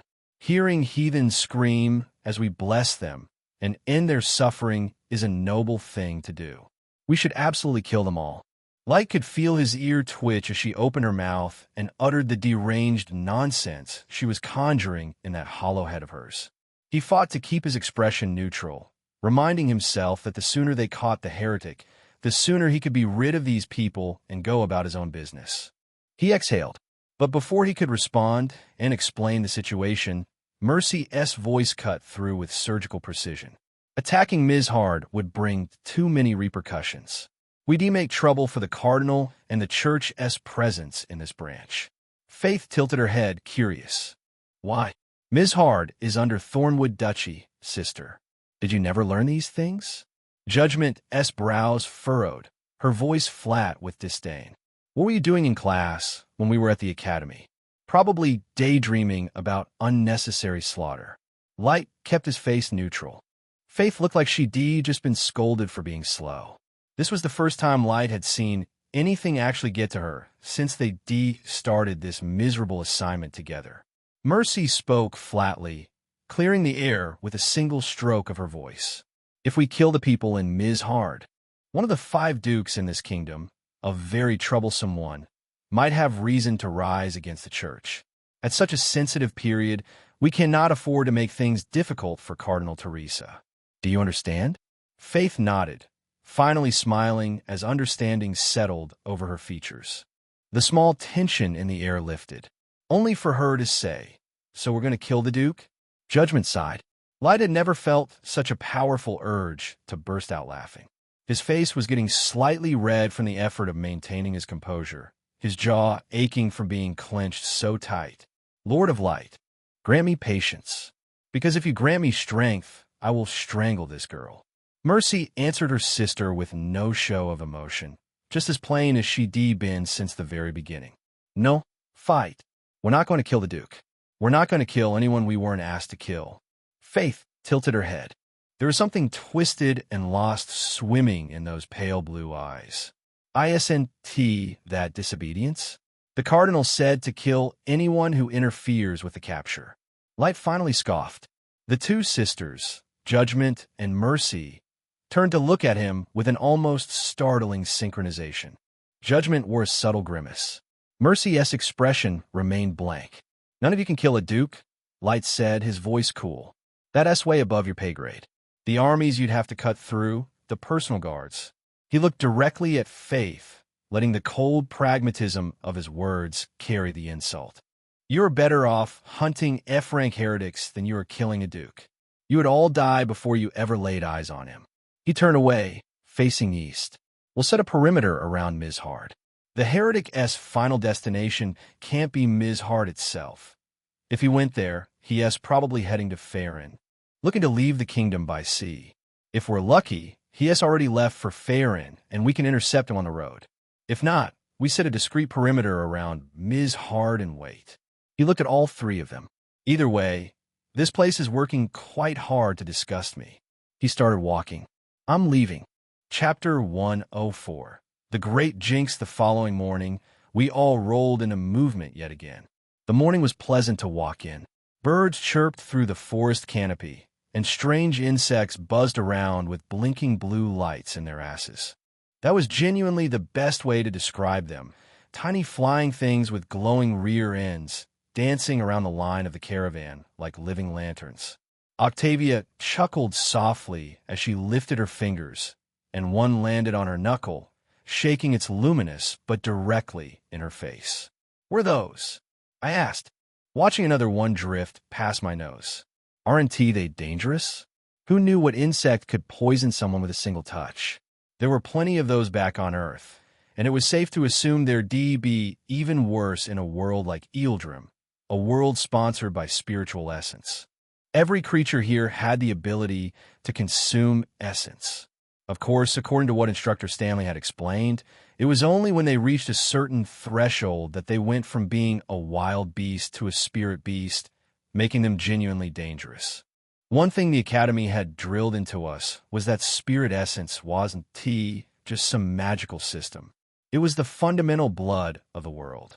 Every single thing in nature was capable of exploiting it: plants, animals, insects, even the dirt beneath your feet. If a human was exposed to spirit essence beyond their soul threshold, they could become something else entirely. So one had to be careful with these things. They're called tercet flies, Octavia said, her eyes tracking one as it spiraled upward. Actually very beautiful. You find them here and there around the forests. A small smile touched her lips. When I was younger, I used to go tercet hunting with my friends. We would go into the forest, put a lot of them in a transparent container, and hang them up as lanterns. Her tone turned wistful, and her gaze drifted somewhere far away. Now that I think about it, that was crude of us. I watched her for a couple of seconds, noting the shadow that had crept into her expression. Then I spoke up, keeping my voice light. You were a kid. There's nothing a kid knows. I've done worse things as a kid. She looked at me curiously. Really? I froze for a moment. Why did I say that? But I nodded anyway. Of course. I used to be very mischievous. No one knew peace in my estate. She studied me for a long moment, her head tilting slightly. I was too mischievous, though, and there went my attempt to help her not feel sad or nostalgic. Crashed and burned in spectacular fashion. I scratched my sideburns, suddenly feeling awkward. Well, I just mean to say, some of us have it worse, so don't pressure your past self. She smiled and looked away. I can tell you're a good person. I was silent for a moment. Her father had said the same thing. But here I was, thinking to myself, am I truly a good person? To be honest, I didn't consider myself one. I had never considered myself a good person, even before coming to Eildrim. Whoever I was right now was just a product of circumstances. If my situation were reversed, I might very well be the worst person out there. Shameless, entitled, greedy, king of lust, name it all. I would taken the whole 7 deadly sins and made them into armor. There was truly nothing good about me. I let out a small smile and said simply, "Thank you, Octavia. You're a good person too. Your father is a good person, and your whole village." She smiled brightly, and the shadow in her expression lifted. Right? And they're pretty strong, so I know they'd definitely survive this. Would they? With the brutality of the church that I had witnessed, however little of it I'd actually seen, it was difficult to say a bunch of old warriors would survive. The church didn't leave survivors. They left examples. But in Octavia's eyes, I saw hope. A great, shining degree of hope. And it felt like my heart was permeated and torn open by the light of it. That desperate, beautiful belief that the people she loved would be okay. That the world was as cruel as I knew it to be. So I smiled too. Yes, I'm sure they survive this. As we continued on, the number of tercet flies increased. What had been charming quickly became a burden. The soft blue glow now more nuisance than atmosphere. People waved them away as they buzzed around, slipping into skirts and sleeves. They weren't harmful, but they were still a bother, like mosquitoes with delusions of being decorative. I had to clap my hands against some and slap the death out of them, which earned me Octavia's death stare every single time. Sorry, but I'm not letting one crawl into my ear. Still, the strange atmosphere didn't stop the caravan's advancement. There was a man a few wagons ahead, bald head, body like a premium pack of muscles, with a scar running toward his neck that disappeared into his black, rugged sleeveless coat. I could see him frowning slightly, his eyes tracking the tercet flies with a dim light of suspicion. Then, at that exact moment, Levi looked at Tristan. Silent communication passed between them. No words, just a glance that said everything. Nisha was closer to me, arms folded and eyes closed, utterly unbothered as the flies swarmed around her. I leaned in. "Hey, Nisha, what is happening? What is with all the flies?" The old man that Tristan had been chatting with throughout yesterday, the one who seemed to know everything about everything, frowned and looked up at the canopy. Nisha's eyes opened. She was looking around now, too. Everyone on this wagon was conscious of it. They were all veterans, experienced in their own fields, and the way they assessed the increased number of flies was telling. Very telling. Something was certainly going wrong. Damn it, did I jinx it? Chapter 105. I'll hold your hand while I say this. I looked at Nisha, expecting a response. Not everyone had caught on yet. Some people were busy swatting the flies away from their faces, unbothered. But the ones who had noticed, the ones with tension coiling behind their eyes, those were the real deal. Nisha's brows furrowed together, and she said, "We are spirit fucked." What a colorful way to circle back to the main point. My gaze intensified on her. And that will mean? She looked at me and said calmly, almost smiling even, but the smile was worn thin. She looked like she was tired all of a sudden. Spirit beasts, see. Something like relief washed over me. Oh, I've dealt with those before. I can do it again. With this many people, and Cassie, alongside Maggie, whom I hoped would cooperate now, things would go smoothly. However, Nisha suddenly gave me a confused frown. Is that relief I sense in your tone?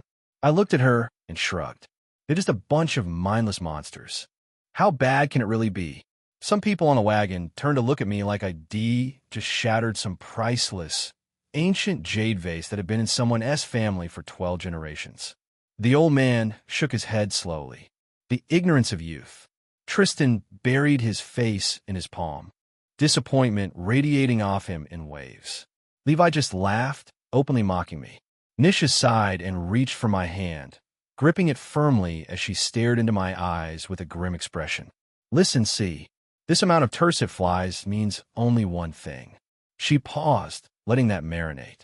Bodies, see, bodies, bodies. Bodies, bodies. Lots of bodies. Beast bodies.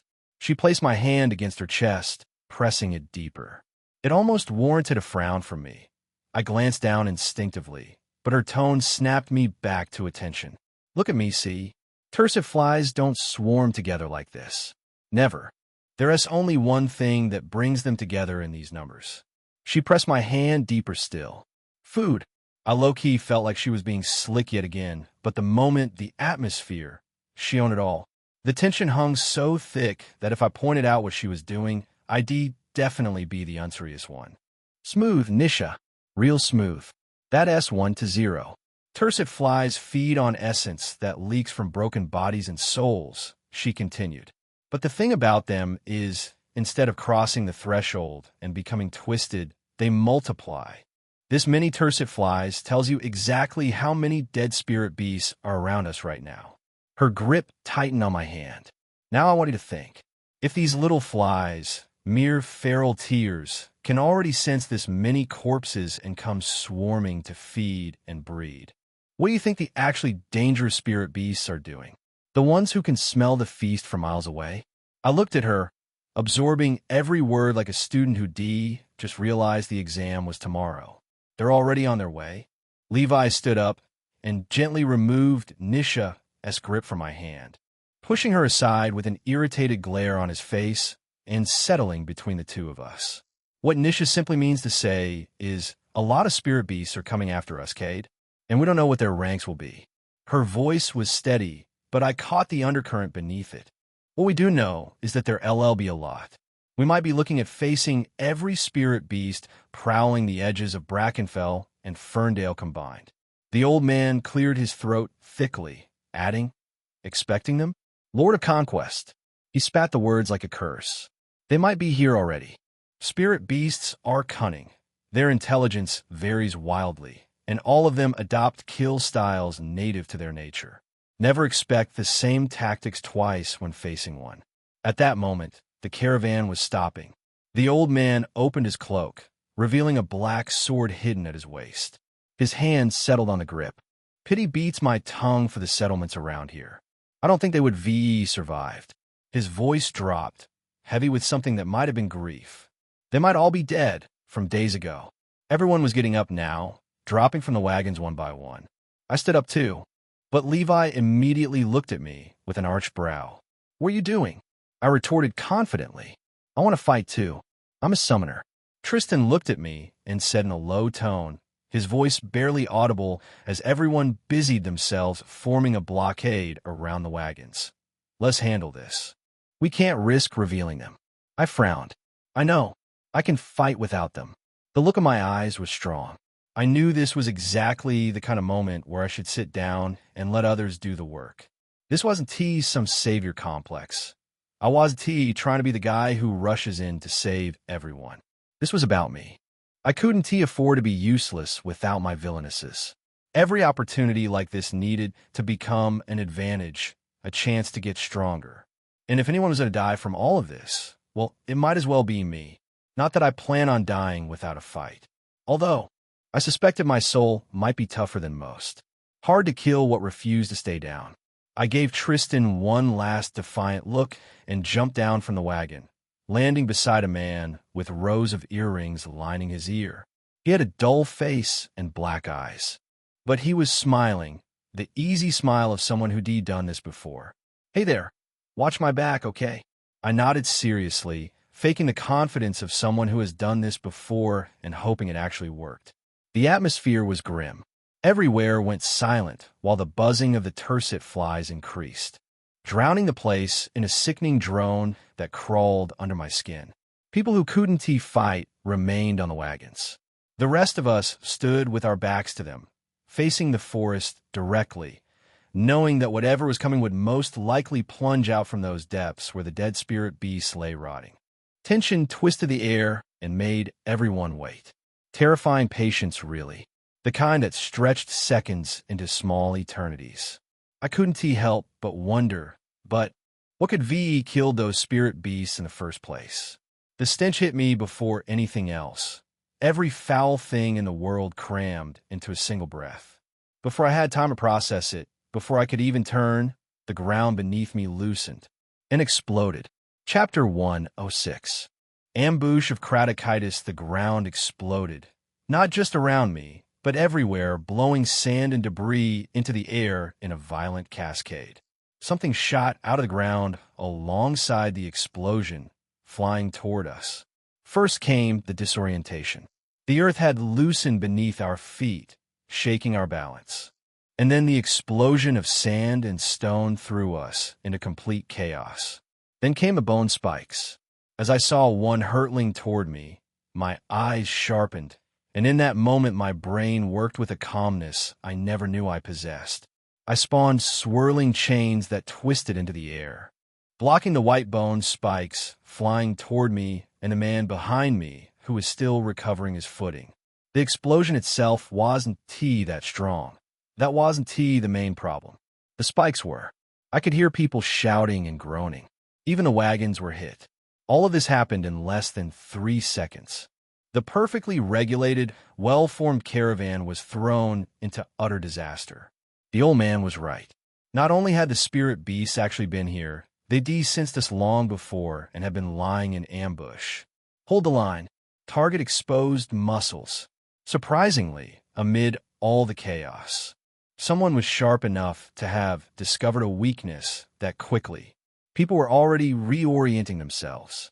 The creatures spawned from beneath the ground, directly under the wagons, striking toward us with curved tails that ended in what looked like meat hooks rather than stingers. They could strike hard.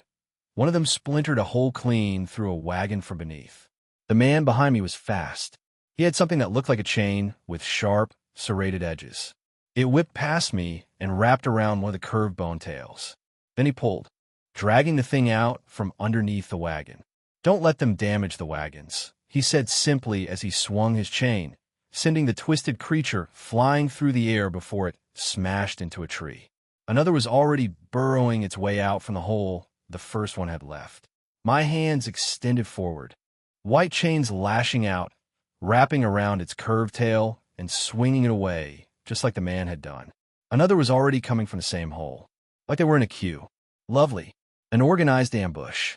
They were like death's heads crawling toward me on spider legs, a grotesque fusion of scorpion and skull, with bone-white carapaces. 6 segmented legs ended in hooked claws that sank into the earth with each step. And their faces, if they could even be called that, were flattened skull plates with two downward-pointing mandibles that clicked and scraped as they moved. As my chains lashed out at the nearest one, I used the connection as an anchor for the white flames. The fire ran along the chain in an instant, igniting the creature and destroying it in one gory explosion. Black blood and broken bone shards scattered across the sand. You have killed a feral, Tier 1 spirit beast. Kratakidi, you have gained a Kratakidi hook barb. Another one released its mandibles, shooting out bone spikes. A chain whipped past my face, intercepting them before they could reach me. Careful, boy. The man was already controlling his chain to lash at the Kratakidi beneath the wagon, dragging it out into the open. His control of the chain was impressive. He had a movement that was fluid and instinctive. That's the kind of thing I need to learn. The attributes ID received from summoning Pyre Saint were 4, but mainly 2 worked as combat instruments. One served as a decent debuff, and the last made me resistant to flames, though I suspected not completely. ID noticed some tolerance with heat, and that was it for now. Not like I detested it by jumping into a bonfire. Sanctified Immolation gave me control over the holy flames, what I preferred to call the white flames. Chains of Confession allowed me to manifest blessed chains, bind people, and imbue upon them the suffering weight of their sins. I still wasn't sure exactly how that last part was supposed to work. Maybe it was a generalization of sin, or their sin toward me specifically, or whatever I declared the sin to be. The mechanics remained unclear, but the chains themselves were useful. They felt as real and solid as normal chains. I used them against Derek, hoping to restrain him, but when I saw the way they cracked that tree after the bastard managed to slip free, that was a clear message. These things hit hard. However, my chains lacked the sharp, serrated edges that this man possessed, which was why I thought of running white flames along them instead. Turned out it wasn't such a bad idea. Another creature shot toward me. I snapped the chain short, gripping it at 2 different points, then spun quickly. The edges sparked with white flames as I lashed down, just as the thing scrambled toward me on those 6 hooked legs. The chains smashed into its white carapace, driving it into the ground. I consciously controlled the flames, igniting the entire body in one smooth burst, so it looked like the fire had spread the instant contact was made. You have killed feral, Tier 1 spirit beast. Kratakidi people all around me were fighting, stabbing weapons, spears, and swords into the spirit beasts. The creatures had tough carapaces. I hadn't experienced that firsthand, yet thanks to my blessed chains and white flames. But their bone plating looked strong enough to deflect blades entirely. So everyone was going for the exposed muscle between the joints and around the mouth area. More crawled out of the ground.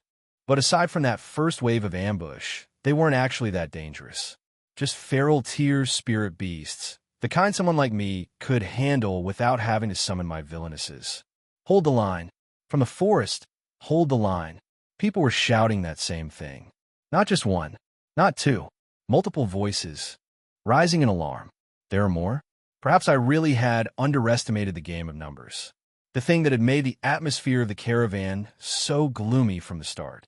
Chapter 107. The Gorwraiths, more of them came from the forest. These ones were different, at first glance. They looked like something that had been skinned alive, but kept hunting anyway. Hunched, armored nightmares the size of small cars, built like hyenas crossed with crocodiles. Bone-white plating covered their backs and shoulders, but their undersides were exposed, raw pink muscle visible between armor gaps, like creatures that had never finished growing their shells. Long, barbed tails dragged behind them, twitching constantly. With their arrival, the screams increased. They could rear up to the size of a horse, and when they did, they simply lunged forward with blurring speed and crushed their powerful jaws into bodies. Twisting violently, they backpedal immediately, leaving with a chunk of whoever they grabbed. Mercenaries had their hands eaten off in an instant, blood pouring onto the ground.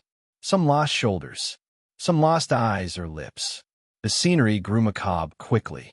Their presence changed the atmosphere entirely, from desperate battle to outright slaughter. Tier 2. Has to be.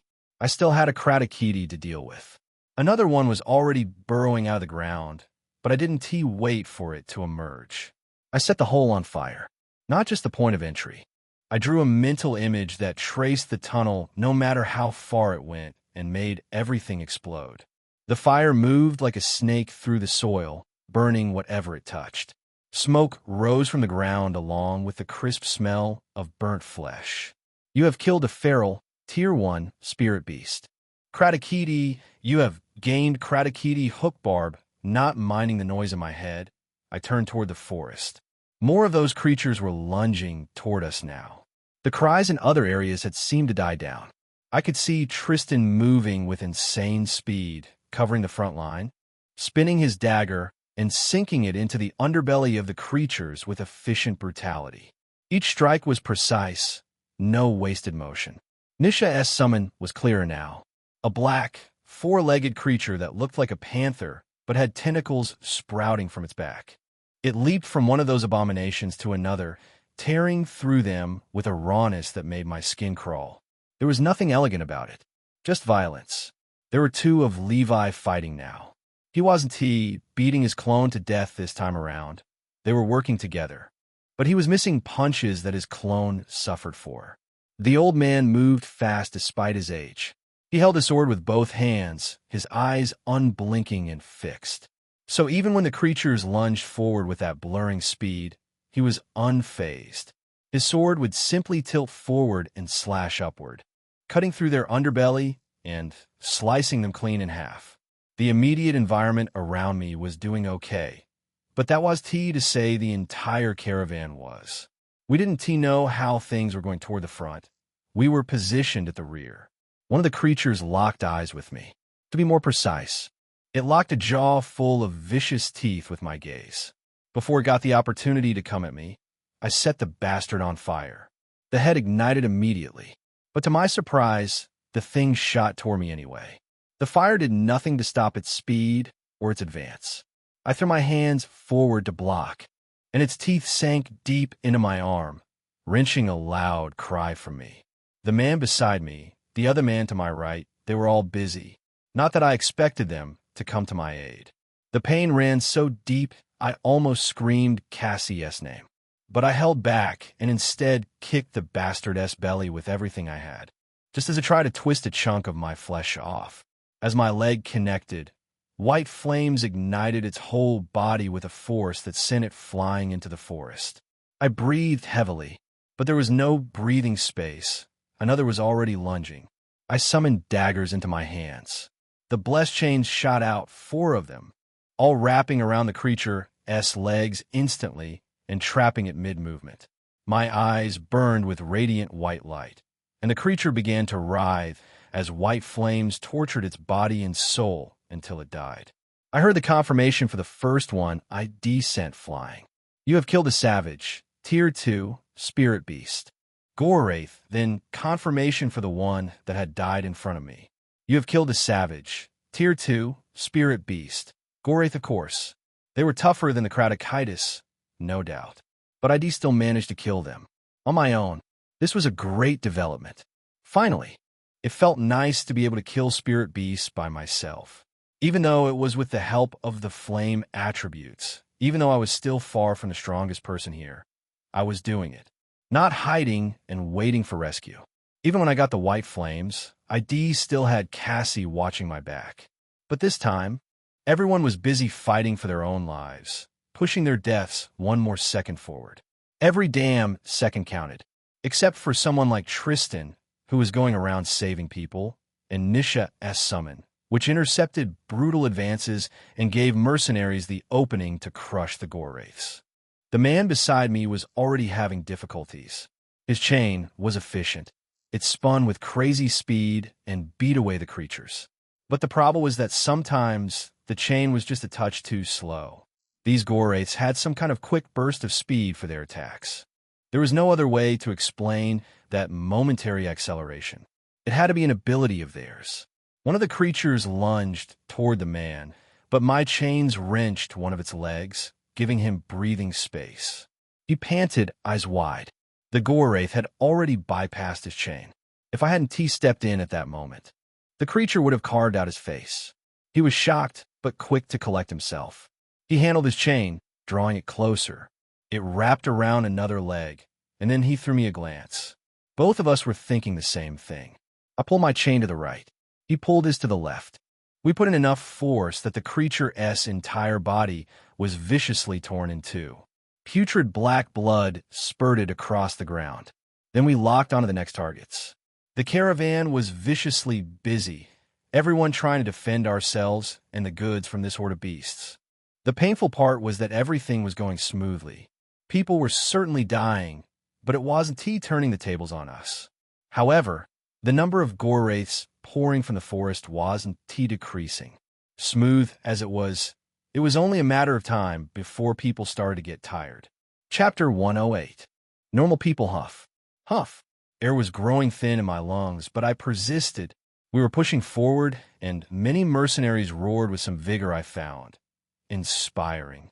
They stomped ahead and plunged their weapons into the beasts. But me? I was getting tired. Tired as hell.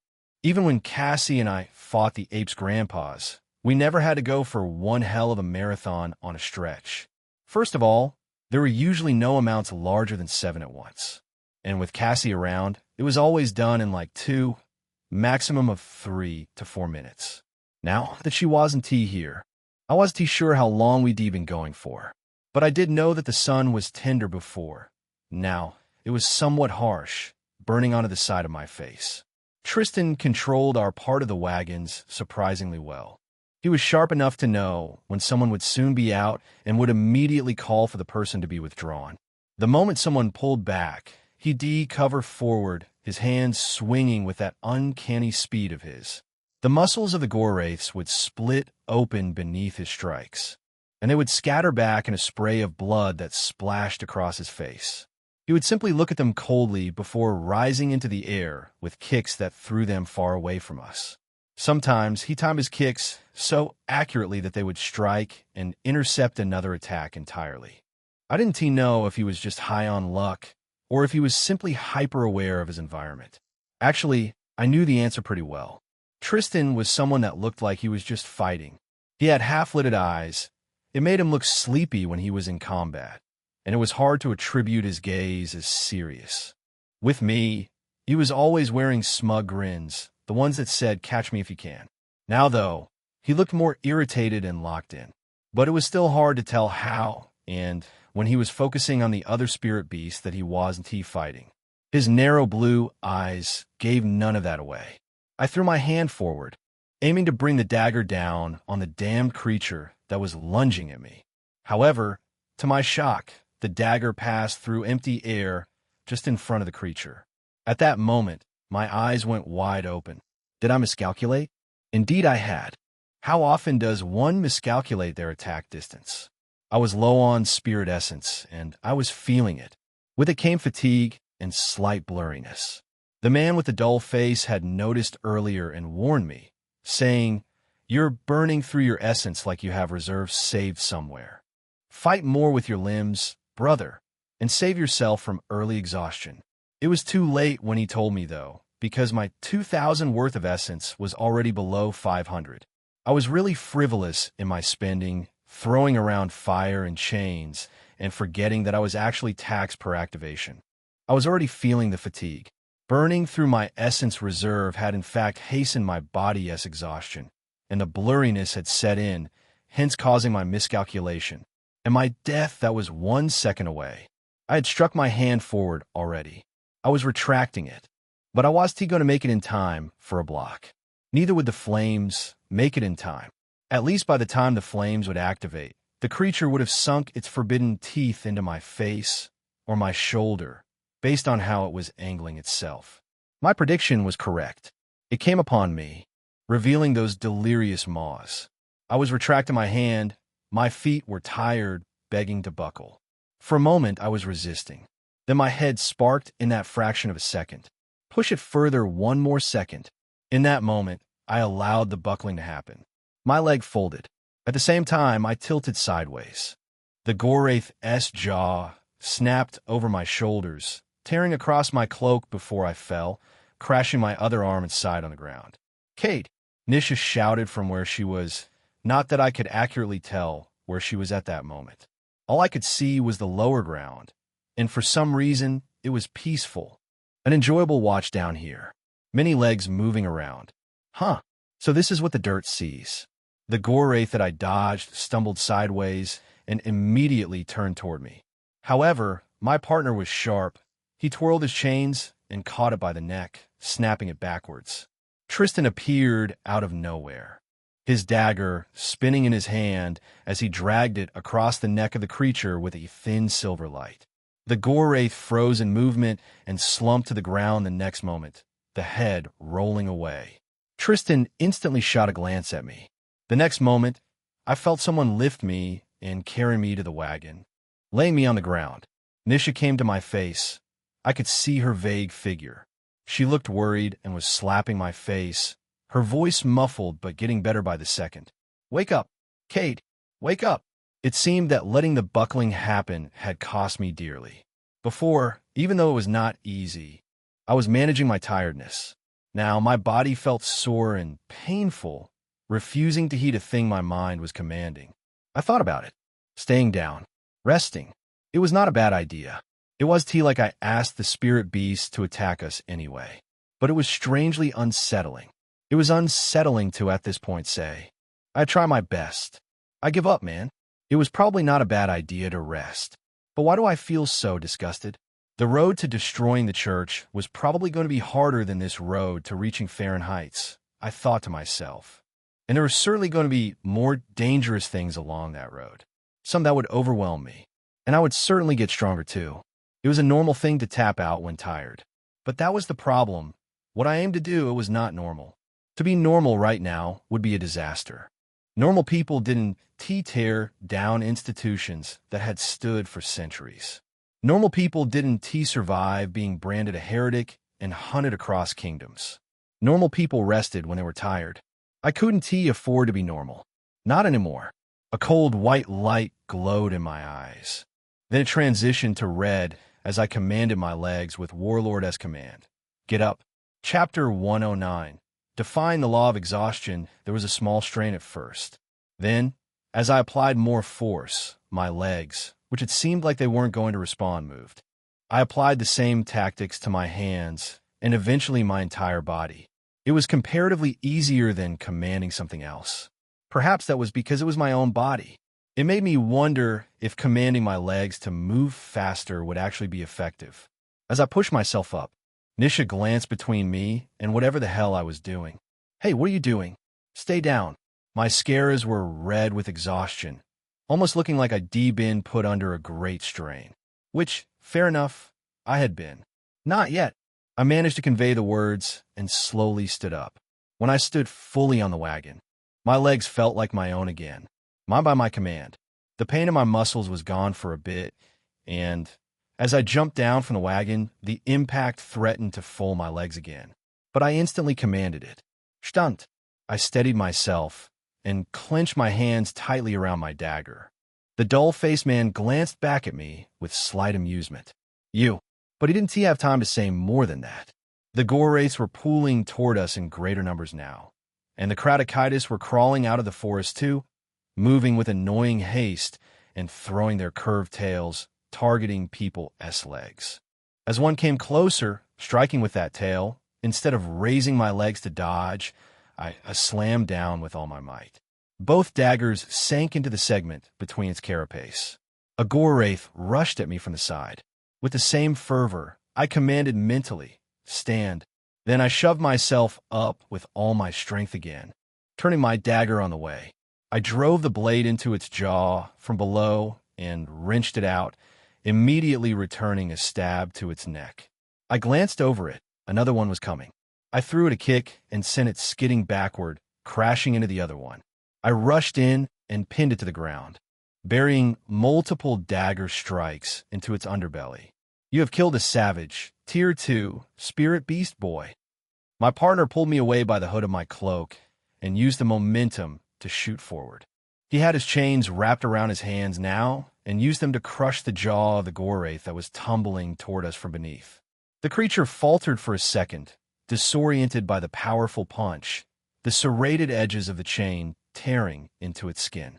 He drove in another punch from the side, throwing the jaw sideways in a spray of spit.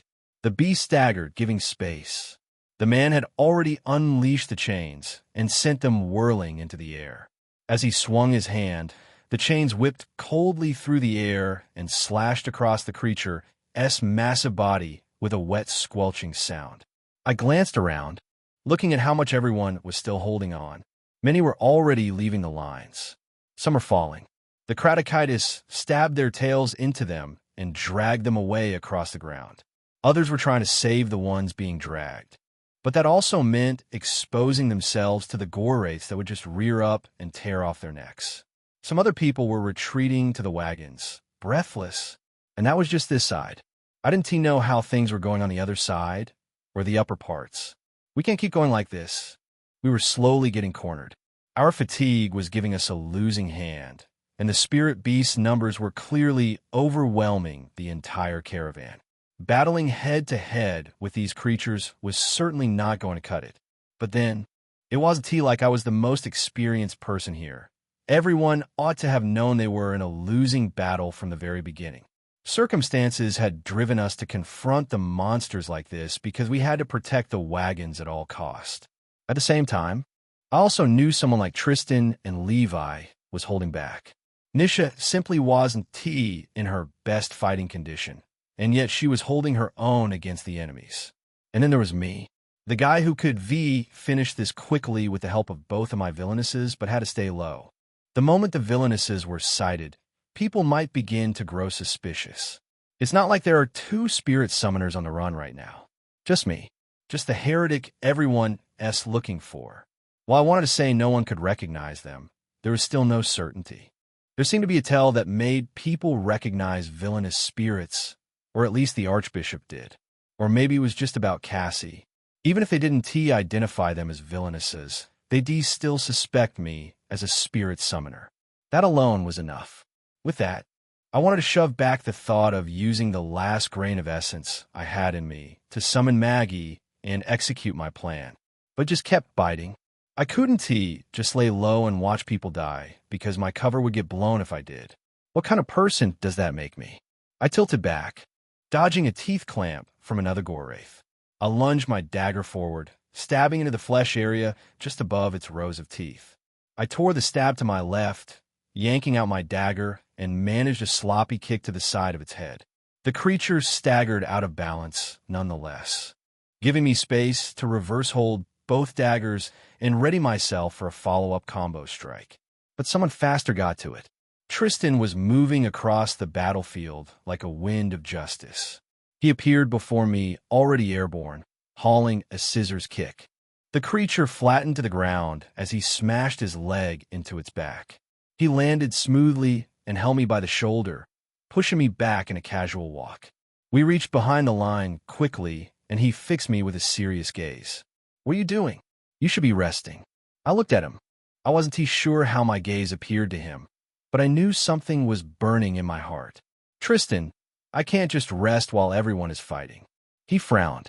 "The older people that are resting aren't. They're not on the run from the church, and they don't have a vow to destroy the church, even if it takes everything they own."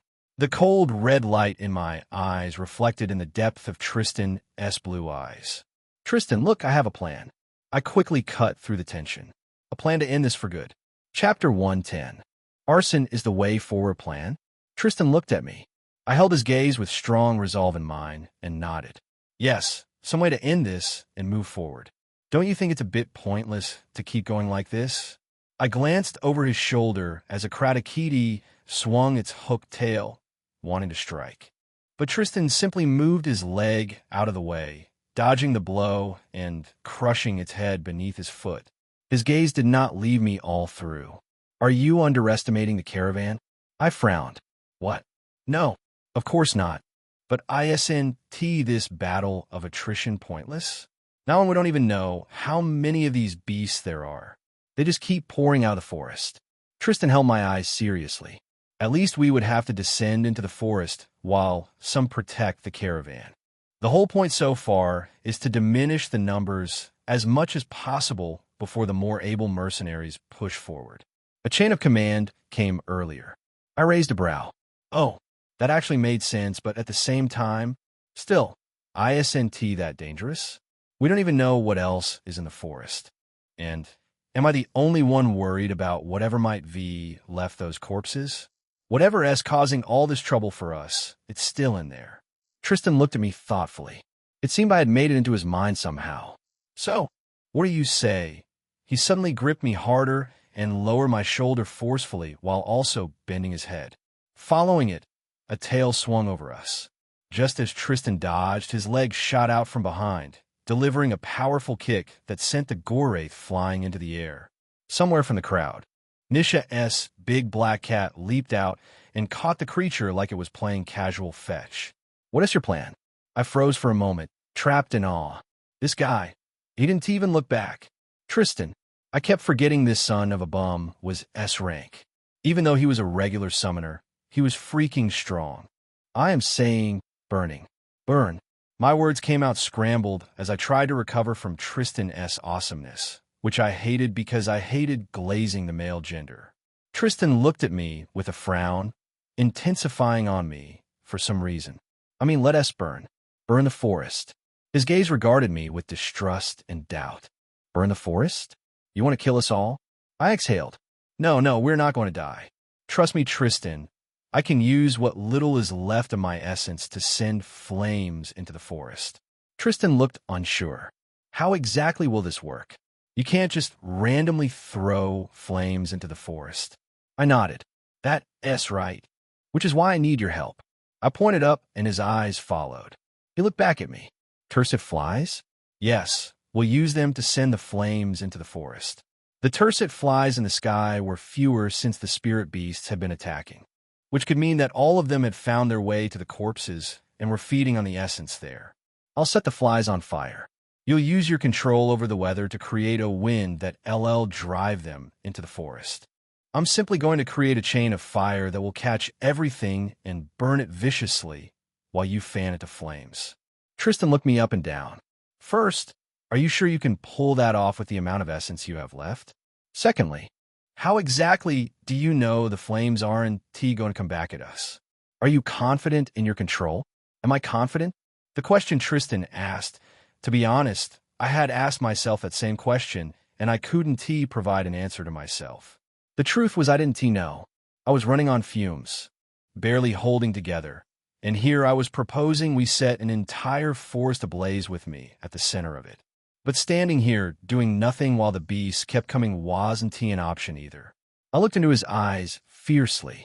The light in my eyes transitioned subtly to white again. Yes, I am. He sighed. Okay, then on my signal, I'll send out a message up front to stop them from advancing. When I give you the signal, start. He released my shoulder and was about to leave, but stopped. Also, Cade. His tone was serious. So was his gaze. Try to do this discreetly. We still can't risk revealing your identity. I nodded and watched him drift off, thrusting his dagger into the nearest Gorwraith that tried to get in his way. He twisted the dagger away, and the momentum carried the creature. He just threw it aside as though it was waste. Then he was already running. I leaned on the wagon and breathed heavily. If Tristan somehow successfully convinced them to follow my plan, the burden would fall heavily on me. I'd have to perform a miracle with something around 250 worth of spirit essence. On one hand, it seemed like a worse fate I had brought on myself. On another, it was a challenge I'd created for my own survival.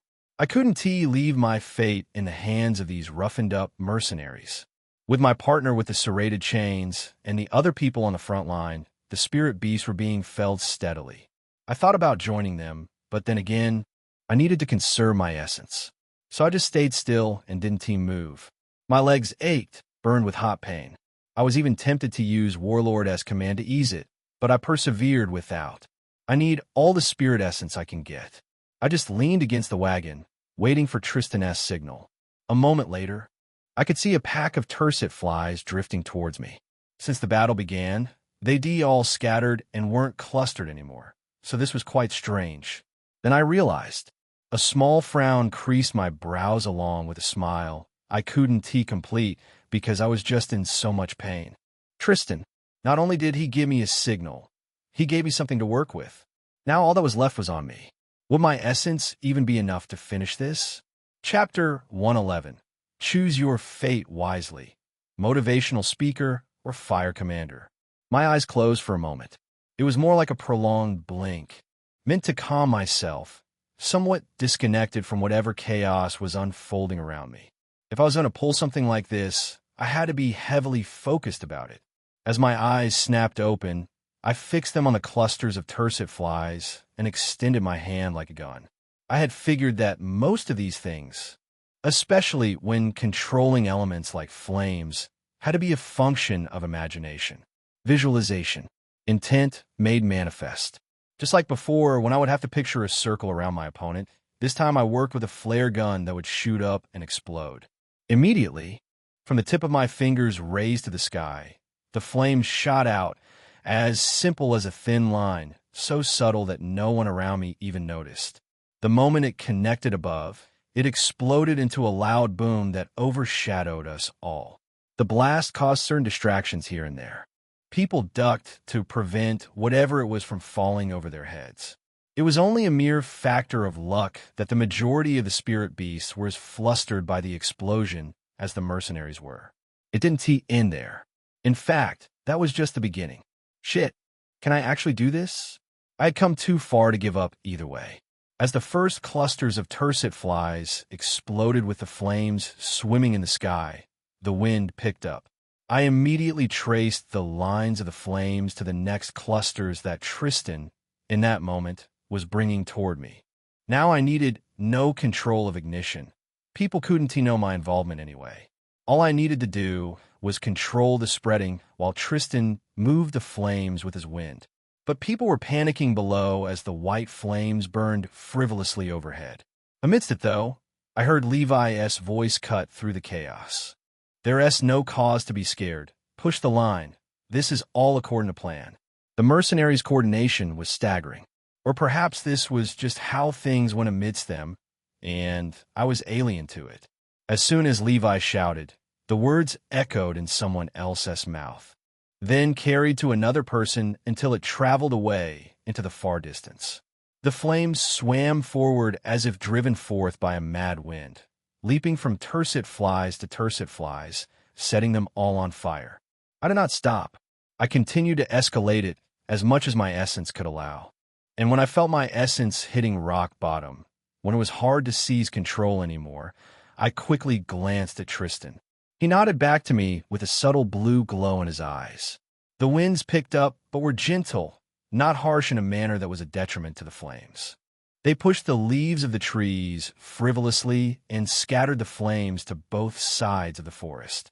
The leaves caught them hungrily, and the flames of burning tercet flies were thrown amidst the swinging and rushing forest, setting the trees on fire. The fire was getting stronger, already spreading across entire trees, which spread to another and another, catching whatever creatures lurked within them between the flames. People glanced at the burning forest. The heat was ravaging, made their eyes doubt what they saw first. But they were all makings of seasoned warriors. Seeing how they didn't need someone to tell them to throw the Gorwraiths and Kratokitis onto the white flames. They naturally began to kick the spirit beasts back into the burning forest with all their might, while Tristan was still using the influence of his wind attribute to spread the fire further. I looked at it and felt my stomach drop. The forest was burning, but it was not enough. It was only a matter of time before it stopped burning. Not enough to set all the beasts on fire and burn them while we crossed the forest. I gritted my teeth in pain and annoyance. It occurred to me, maybe I can command it? Warlord's command worked quite well on my own body. White flames were mine, a product of my own essence. What if I used the tiny bits of essence sweeping around that rock bottom to command the flames to burn and spread? It would probably be almost pointless because my essence was already far drained by setting up the flames and even spreading them this far. but there was a stubbornness in my eyes as it settled deep within my soul. In such a short time, this world had taught me a gruesome lot.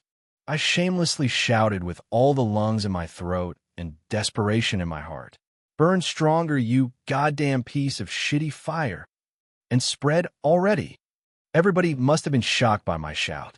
But something strange happened. Yes, burn for the 6 forsaken gods. Burn! Save us. Burn fire. Burn. Everyone throw them deeper. Use them as wood to the flames. My mind froze for a moment. Seize the day, ignite the flames. We can win this. The flames are a blessing. I swallowed, still looking around in shock. The vigor that people used to push the beasts into the flames and fight back suddenly increased. I wasn't sure what I had done, or maybe this was just how motivation worked. But I had meant to motivate the white flames, not the mercenaries. Now I couldn't even tell if the white flames were burning stronger because I had commanded them with the last of me, or simply because the mercenaries were re-energized and seeing to it that the flames burned stronger themselves. All through the rows of trees on both sides, the forest was on fire and the fire was spreading. People were, with energy, laughter, enjoyment, and cruise, kicking into the inferno the same beast they were almost dying to a few moments ago. Maws and tails that had threatened to end them now reduced to fuel. The battlefield indeed took a turn toward this end. But I didn't exactly think it was the kind of turn that I was hoping for, or at least thought it would take. I accidentally became a motivational speaker instead of fire commander, who said I wasn't full of surprises. Albeit, it seemed we survived this one. All that was left was to outrun the flame. Because I had no essence left, and I most certainly could not control the lines that the flame affected anymore. Chapter 112. Take a breathe. Pushing the spirit beasts into the flames to burn was the only fun part of this entire battle. Although for me, it was worse than fun. It was survival. I was positioned where I'd been the whole time, and as I tried to move, my legs immediately failed me. It was almost like I couldn't feel them anymore. I was reduced to the ground, falling. But before my knee could kiss the dirt, I felt a gentle grab on my arm. Someone had stopped me from going down entirely. My eyes rose to meet who was holding my hand. "Hey, little man, you okay?" The dull-faced man was looking at me and smiling. He drew me up and placed my arm over his shoulder, assisting me toward the wagon. People were already climbing on, and the front rows were beginning to move forward. I settled down, completely fatigued. Right now, getting beaten by someone like Cassie would have been a surefire way to relieve myself of all this exhaustion. But unless I wanted to die, never again would I let her beat me.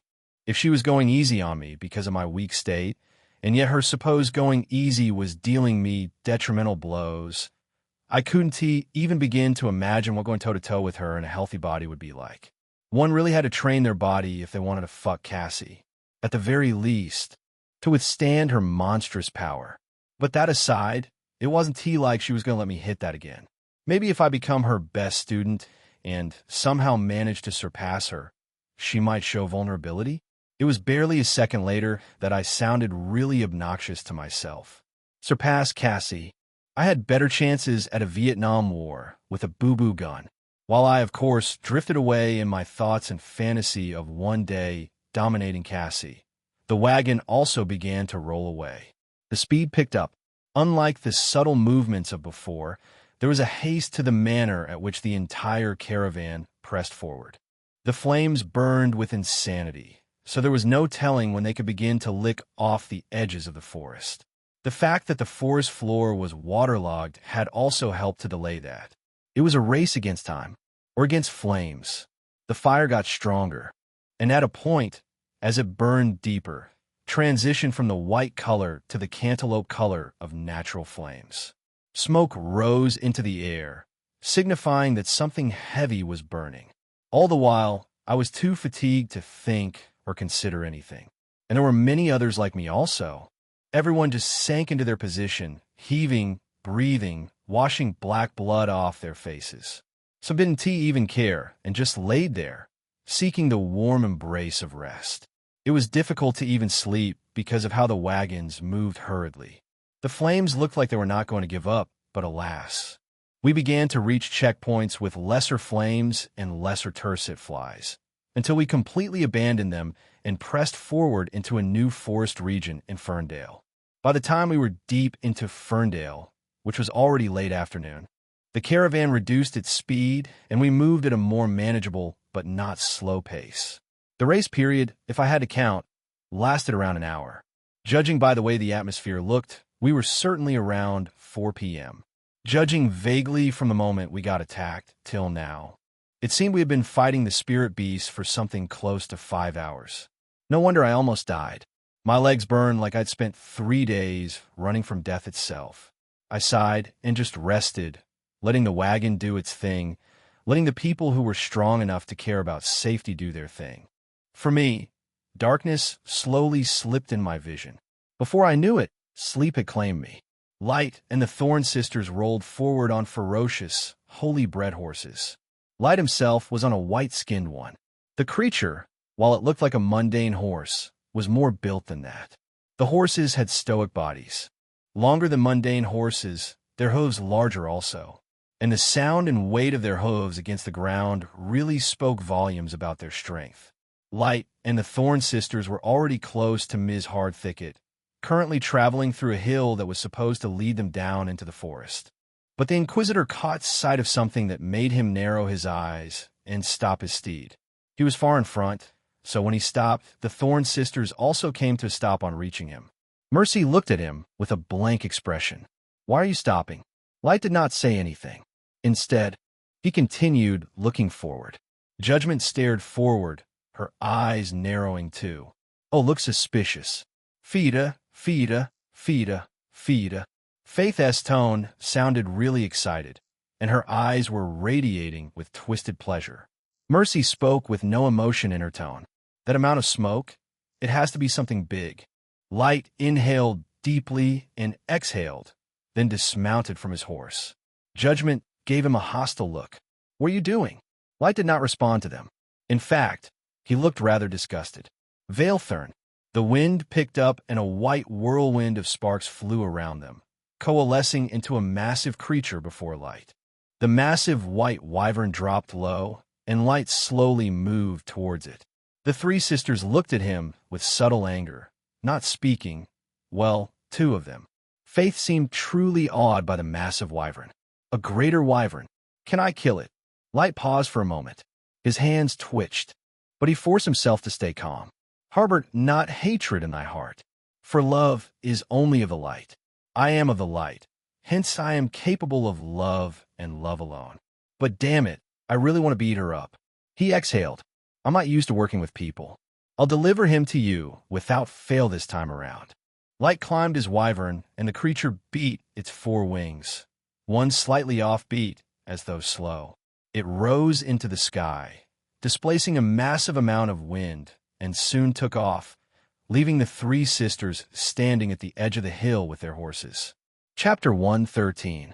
Vengeance, a very expensive lifestyle. When my eyes opened, it was dark. The wagon had stopped moving, and I found a cloak draped over my body.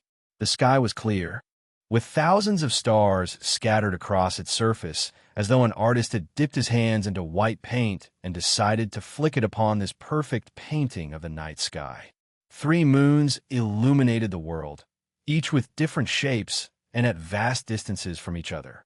One was a warm golden orb, or glow. I believed we learned in the academy. There was a tiny silver moon somewhere in the sky, brighter than the stars and shaped like a crescent. Silvertide. And the last moon, with its pale green tint that seemed to wander off on its own path, was called Virtus. Paying attention in class sometimes pays. The world of Ildrum, so far, had been more interesting than Earth. I didn't know if it was as vast as Earth was, but I'd also never been around. Not that we had to travel around Earth to know how truly huge our planet was. There were certain mediums that made the calculation possible. It was safe to say Ildrum lacked those. I slowly raised myself up and noticed some other people resting in the wagon. The caravan had once again made camp in the forest. At first I was fearful, thinking it was a dangerous thing to do. But I could instantly spot my paranoia for what it was and decided to step out of the wagon first. "Oh, you're awake?" Someone sitting at the wheel spoke to me with an even voice as I jumped down. I glanced over to look at them. It was Levi. He smiled at me. "How do you feel? You must be been dead tired. Should you be moving?" I stretched slightly. My body feels sore, but staying down only makes it more sore. I can't strain myself, but I also have to move. He nodded with a hint of impression. Good, good. Seems like I need to say more. He looked forward. Tristan is with the third bonfire, by your left. I nodded and was about to step forward, but stopped, turning back to him. What about you? How are you? Levi raised a brow, surprised. I guess I'm fine. I'm quite strong, you see. I chuckled. I know, but it's only proper to ask. All you didn't have to do this for me, but here you are, turning yourselves into wanted criminals for me. Puffed. He waved me off. Don't think too much about it. We're always on the run, half the moments of our lives. This is just one of those times. I exhaled and sat beside him, though he gave me a look caught somewhere between surprise and cluelessness. Don't you get tired of it, though? He looked at me and shifted his eyes away with a smirk I couldn't quite read. This guy is unreadable in more ways than one. Well, he answered, I've learned to build a business out of it. And a family, too. It doesn't get tiring. It gets interesting. He looked at me again. Why do you ask? Are you tired? I looked down for a moment, thinking, no, I'm not. But at the same time, it sucks to have to live the rest of my life looking over my shoulder when I did nothing wrong. Levi looked at me, his eyes almost like sweet poison, tempting out emotions that were as dark as they were true. I clenched my fist. To be honest, I'm not so righteous to the point where I want to spend my life proving my innocence to a system that knew I was innocent to begin with. I could feel the words spark something hot and harsh in my heart. I just want to burn it all to the ground. The church. All of them. His unsettling smile was there. First it's a question of can, and then a question of satisfaction. His voice was measured, probing. You killed many people recently, didn't you? Because Lyra was killed, you burnt them all. His words brought a painful memory that left a bitter taste in my mouth. It was difficult, especially now, to raise my head and look at him. He added, there had to have been innocent people amidst them, don't you think? It was difficult to respond. Is he doing this on purpose? I thought painfully. Testing me? Do you regret it? Because if you do, you can't bring down the church. His smile turned almost delightful, and I felt his hand gently land on my shoulder, gripping it firmly. Vengeance is a very demanding lifestyle. It's burdensome, too. Sometimes I tend to want to believe it requires a special calling and grace to be able to love such a life. He was looking at the sky now, smiling up at it. You can't love properly. You need to hate. Mercy makes your purpose weak. Vulnerability will destroy you. Regrets will hold you back. You're bound to only accept ruthlessness, anger, hatred, cynicism, madness, emotions that do not respect you and are as dangerous to you as they are to your targets. He shook his head, something pain flickering across his features. I don't understand why anyone would want to live a life like that. His words were making me think. Really think. Can I do it? Can I become that person? Someone who can't afford mercy, who has to feed on hatred just to keep moving forward. The answer should have frightened me. It didn't. But he spoke again and looked at me this time. I was unsure what look he found in my eyes. But at that moment, the only thing I could think about was how difficult it was to see myself having mercy and not destroying the church. I understand your pain, your grief. If you truly decide to set on this path, I believe you have the makings for it. I just want you to understand very well what you're getting into. He tapped my shoulder twice. Well, my privacy has been intruded upon. Now I have to find another lonesome spot to gaze at the sky from. He stood up and walked away, his tone lightening. Maybe the top of a tree will do. Chapter 114. Naked art. His words had been noble, rich with understanding and experience. But for some reason, it was difficult to explain why I felt suddenly insulted by the manner in which he left. Still, I could use the moment alone. Let me go talk to my strong, wise, beautiful, and hot therapist. I closed my eyes and dove into the nave of my soul plane. What I saw made me freeze in place. Cassie. She wasn't sleeping this time around. However, she was training. Her movements were divine, and the grace of her form only added to that sense of wonder. She wielded her great sword with surprising ease, swinging at the air with a tremendous strength that made the entire cathedral seem to shudder. She would explode with speed, twirl in the air, her sword accompanying her movement like an extension of her limb. She knew how to handle the weight of that blade perfectly, when to let it work for her, when to use it as an advantage. Sometimes she swung it over her head, allowing the weight of the greatsword to cause a lag in her momentum that could serve as a feint, only for her to suddenly explode forward with a single motion and let the weight of the sword destroy the face of the marble floor. The nave would shake tremendously at each impact. Every time, her breasts would bounce in different directions. Her ass would ripple with shock waves from the wind, slapping those cheeks each time she burst forward with a speed that assaulted the winds themselves. At first, I thought she was just randomly swinging around and training, until I noticed how her movement followed her shadow. Each time, it was almost like she was fighting her own self. Shadowboxing? Is she shadowboxing? It was something ID heard about a couple of times before, and ID just assumed it was an act of training when one battled with their shadows. To me, it had always seemed like a senseless thing to do, really. But watching Cassie kill it, and so magnificently, in all the nakedness of her combat art, shadow boxing is such a reasonable type of boxing, really, makes so much sense. Suddenly she landed and stood straight. Her back view was all I could see, and although I wished for the front, this back was more than enough. Her long spine, alabaster skin, and soft, teardrop-shaped ass.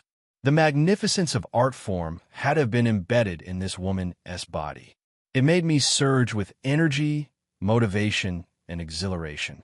Cassie bowed to her own shadow, or whoever it was she'd been battling. Then sparks began to fly around her body as she turned. Upon completing a full turn, she froze. Her eyes widened, and her face flushed terribly. So terribly that she staggered back and almost fell, but instead maintained a stance like she was about to summon her sword, or better still, dash forward and destroy me. What are you doing here? I had naturally readied myself for Cassie's wrath as she turned.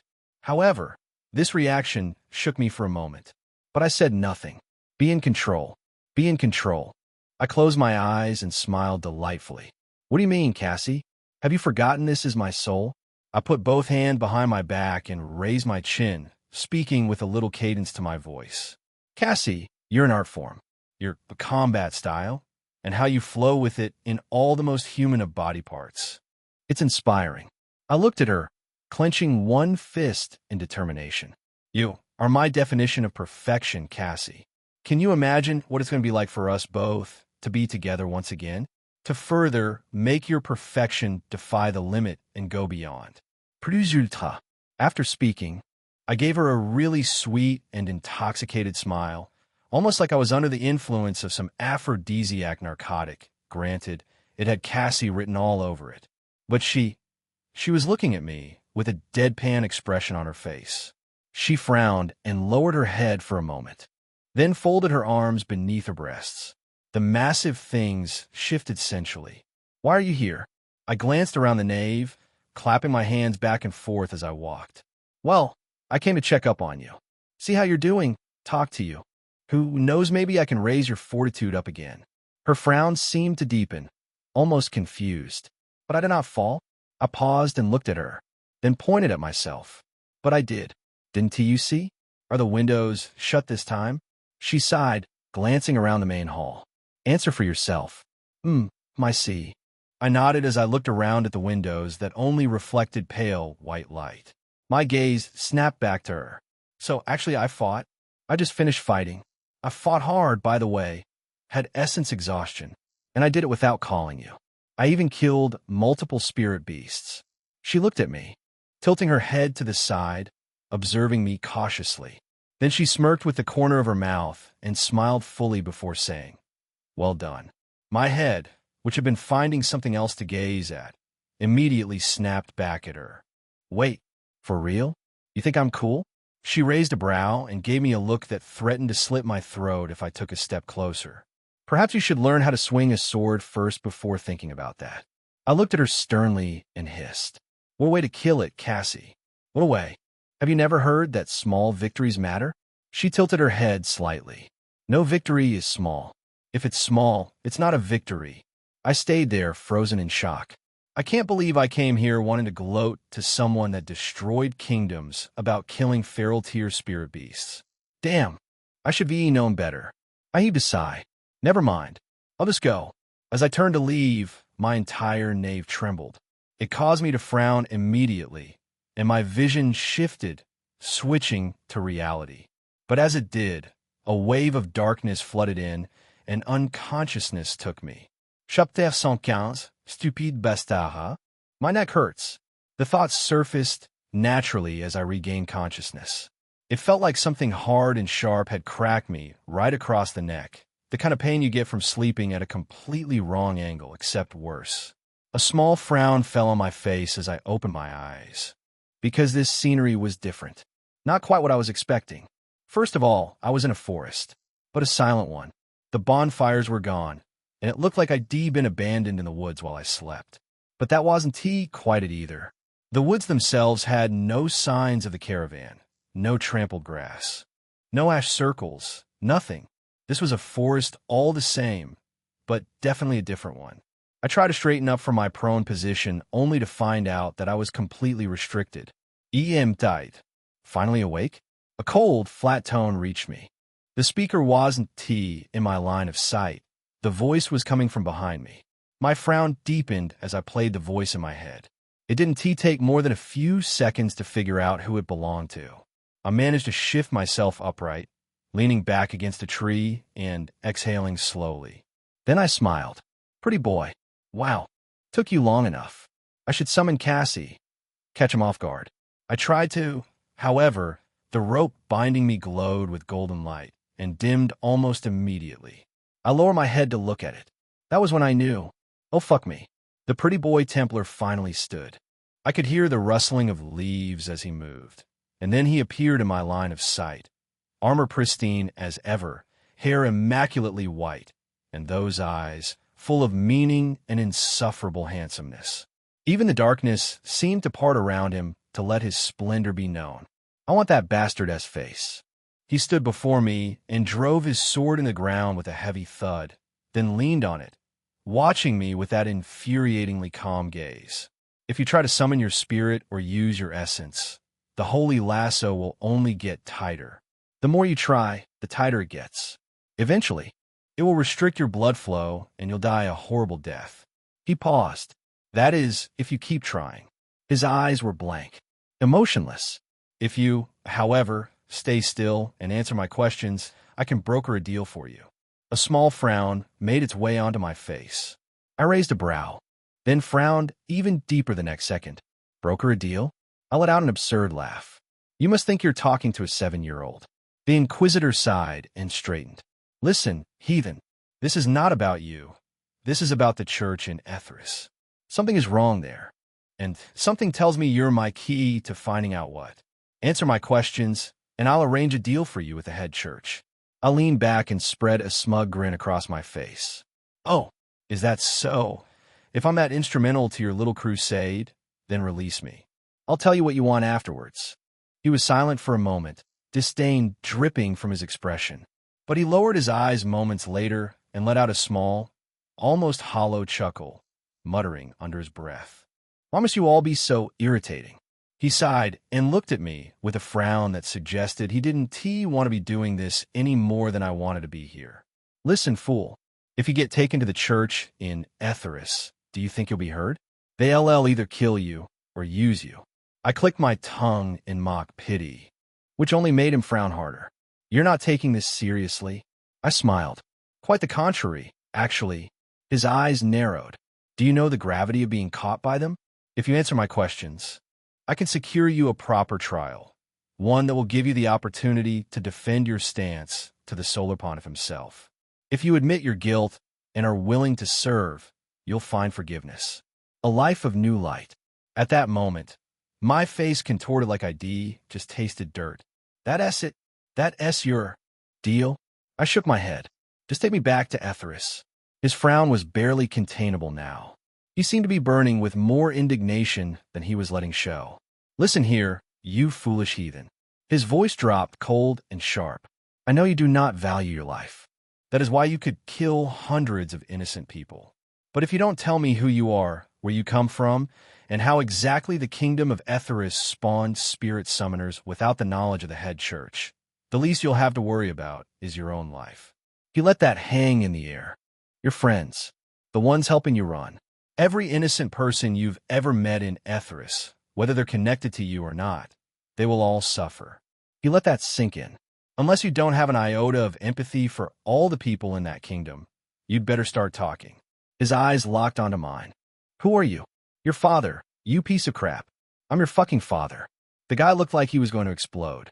His face, so flat before, wasn't flat anymore. He stood before me, glaring. Then he suddenly began to loosen his gauntlet, letting the metal chunk fall to the ground. His gaze was cold and practical as he loosened the second one. I see you have no intention to cooperate with me and do this the easy way. He cracked his knuckles, slowly, patiently, then looked at me.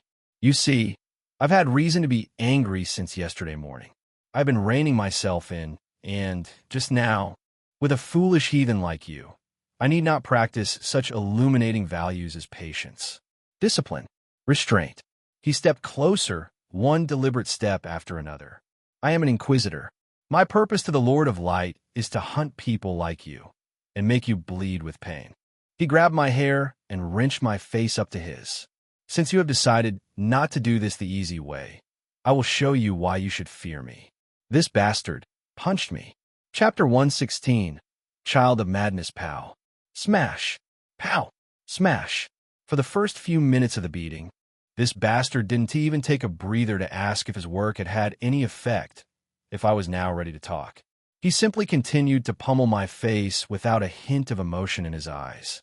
If it wasn't for the flat expression, I would said he was enjoying it. He beat the shit out of me with practiced brutality. The kind that showed he was very used to a life like this. Used to torturing people with his fists. His white knuckles turned red from my blood, and my face was now unrecognizable. Not that I could see myself, but from the amount of immense pain ravaging my head.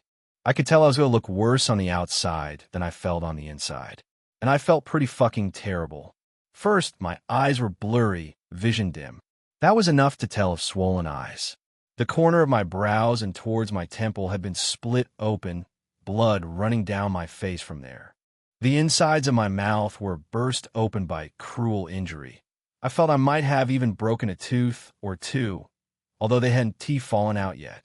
My head fell the moment he left it alone. Thick blood, mixed with saliva, drooled from my mouth. He stepped back and brought a white napkin from his armor, cleaning his hand with it. The twilight was peeking from the horizon. With the 3 moons of Eildrim, twilight looked different here, a grandeur minute of subtle green, gold, and silver, all breeding a beautiful color I truly couldn't name. Not now of all times. Right now. Pain dealt with me so thoroughly that I began to think of what exactly I was doing here. I began to complain to myself about finding myself in a world I didn't give 2 fucks about, branded a weakling, scorned, and then branded a heretic. Now, people were running after me to either kill me or capture me. And, somehow, this insanely sleek, pretty boy had caught up with me, stolen me from the crowd of caravans, and was beating me up. Why was he beating me? Why? I've never felt so much physical pain before in my life. Even my father, who used to beat me so bad for average grades, didn't beat me half this much. This kind of beating often left people broken for life. I was certain about it.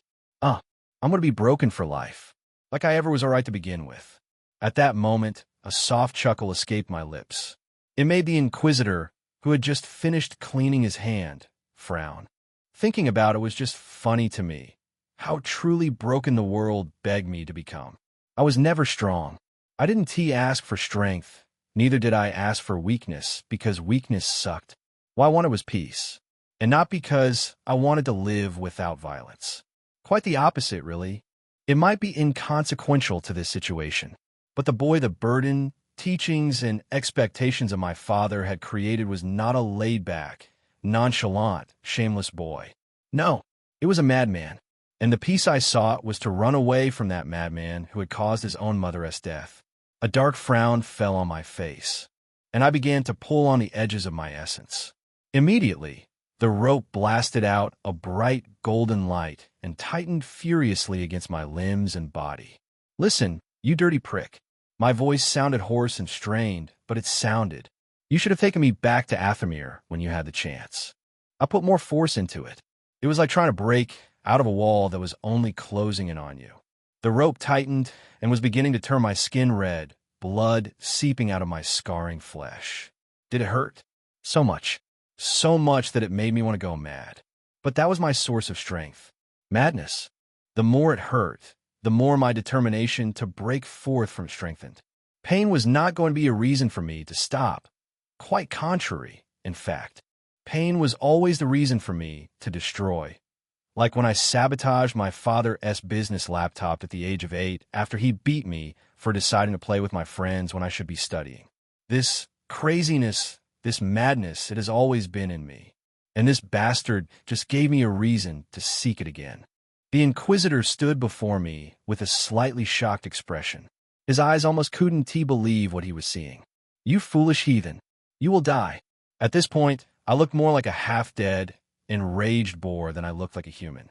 My face was reddened and heavily bruised, veins threatening to tear out of my head. The glowing rope was now stained with blood, truly tightening on my body and beginning to sink into my flesh with blood pooling out. The Inquisitor looked truly confused. He looked like he didn't want me to die, and at the same time wasn't sure if stepping in would be the right thing to do. He gritted his teeth, and at one step closer, raising his hand and bringing it toward my neck to knock me out. But I shifted away, letting his hand miss the point, grazing across my skin. The touch was all I was aiming for. As it crossed, white flames connected to his hand from my neck, and instantly I used the little leak of essence I could grab hold of to spread the flames across his right arm. Arg! Quickly, he began to beat his hand around, running and dancing. I calmed down and sighed as I watched this elevating spectacle. Turned out our pretty boy was not a big fan of flames. What a letdown.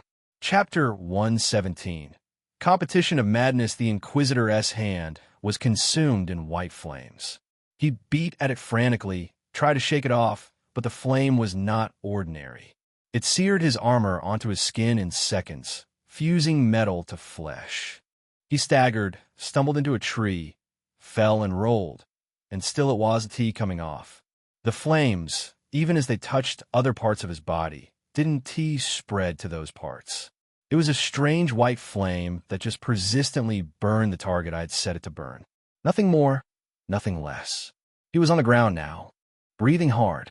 He'd stopped shouting the moment he fell. Now he was just despairing, struggling to stand. Meanwhile, I had quite the catawampus smile on my face. "Listen, pretty boy, this is simple." I kept my voice casual, conversational, like we were discussing the weather instead of his flesh cooking inside his gauntlet. "You must have observed that flame by now. It's a holy flame, and it won't stop burning until I have enough essence to make it stop. Your lasso, of course, is stopping me from reaching my essence." My grin spread wider, blood-stained teeth revealing themselves with manic glee. "So, all you have to do to prevent your hand from burning to a crisp is to let me go." I let the silence hang for a beat. Dude, everything went silent once again with just the crackling of the flames and the pain behind each ragged breath he took. Then his voice made it out, hoarsely. First came a short, broken chuckle. You don't know me." He gritted his teeth, dug his good hand into the ground, and shouted at me. "If I have to burn to nothing for a heretic like you to be punished for their actions, then so be it. My life is only an insignificant lampstand that serves to guide people into the light. I shall do no otherwise. If dying is what it takes, then so be it." He breathed harshly again, panting through clenched teeth. "There are thousands, millions more people like me. Killing me is rather insignificant." The grin on my face was wiped away by his response. "He is crazy. Apparently, I was the only one who was comfortable with madness. These people were too, although in a very twisted and pitiful manner, laying out their lives for someone else's mandate, believing they owed everything to a cause just because they were taught so, or perhaps because they received the good end of the stick somewhere along the way. They're blinded by their own hypocrisy and are the worst of humans to exist, unable to see the cruelty that they shaped the world into because they believe it is for justice. People like this pretty boy, I was sure he was only a victim himself. It made him no less a sinner to me, but made him rather pitiful. I shook my head. Such resolve. The words came out tired. It would been so commendable if it served your own selfish purpose rather than blinded patriotism. I heaved a sigh. All right then. I guess we will both die. I let myself fall back against the tree and looked up. Everything was brighter now. The birds, completely ignorant of our presence, were singing to each other with rather astonishing twinkles, their calls weaving through the canopy like nothing below them mattered. I closed my eyes and tried to access the nave, but it was futile. There was nothing, just the endless darkness behind my eyelids. This is how I'm going to die. I felt sorry. I felt sorry for Lyra. Sorry for Cassie, who got to live again thanks to me. I felt sorry for everyone I met. I tried to think about what dying would be like, but it was just too difficult. Picturing not getting to comfortably slap Cassie's ass. Not getting to a point where she becomes so free with me that we're together every day and night. It was not easy at all. After over 5 years lost in that haze, I was just going to lose it to what? Death? Hell no. I didn't survive this far to come and die now because of some bastard fine face. My eyes flung open, narrowing with something vicious. You want to be mad, don't you? Fine. But I'll have to show you who's matter between the two of us. I pulled myself away from the tree with my weight, staggering, swaying, but I managed to stand. Moving wobbly, I walked closer to him and reached where he knelt, silently writhing in pain, clawing his good hand into the ground while muttering something I wasn't ready to patiently hear. I looked down at him. My upper body was still bound by the ropes, drenched in blood. Hey, bitch, release the fucking rope. I raised my leg and smashed it into his head before he could look up. He tried to put up his defense, but was disoriented, torn between the searing agony in his arm and possibly a sustained concussion from the way I just caved my foot into his skull. He tried to get up. I shoved another kick right into his face. Release the rope, you piece of crap. If he simply wanted to be unfortunate, I was simply going to help him be supremely unfortunate. This had nothing to do with returning the favor for the brutal facelift he'd given me earlier. The one I hadn't asked for. Nothing at all. Release your fucking rope. I smashed another kick into his head. His back. Stomped on him like I was killing a river of ants. Release the rope. God damn it. You psycho. Release the fucking ropes. At some point, he just curled up, writhing in pain as he received the beating. His face was marred with dirt now. All the pristine gleam of his armor gone. Even his perfect hair was caked with filth. Why isn't he summoning his wyvern? It was strange that we weren't moving, that his spirit beast had swooped in to save him. But for him to have pulled this ambush, he must have sighted the burning bush and flown here on full throttle.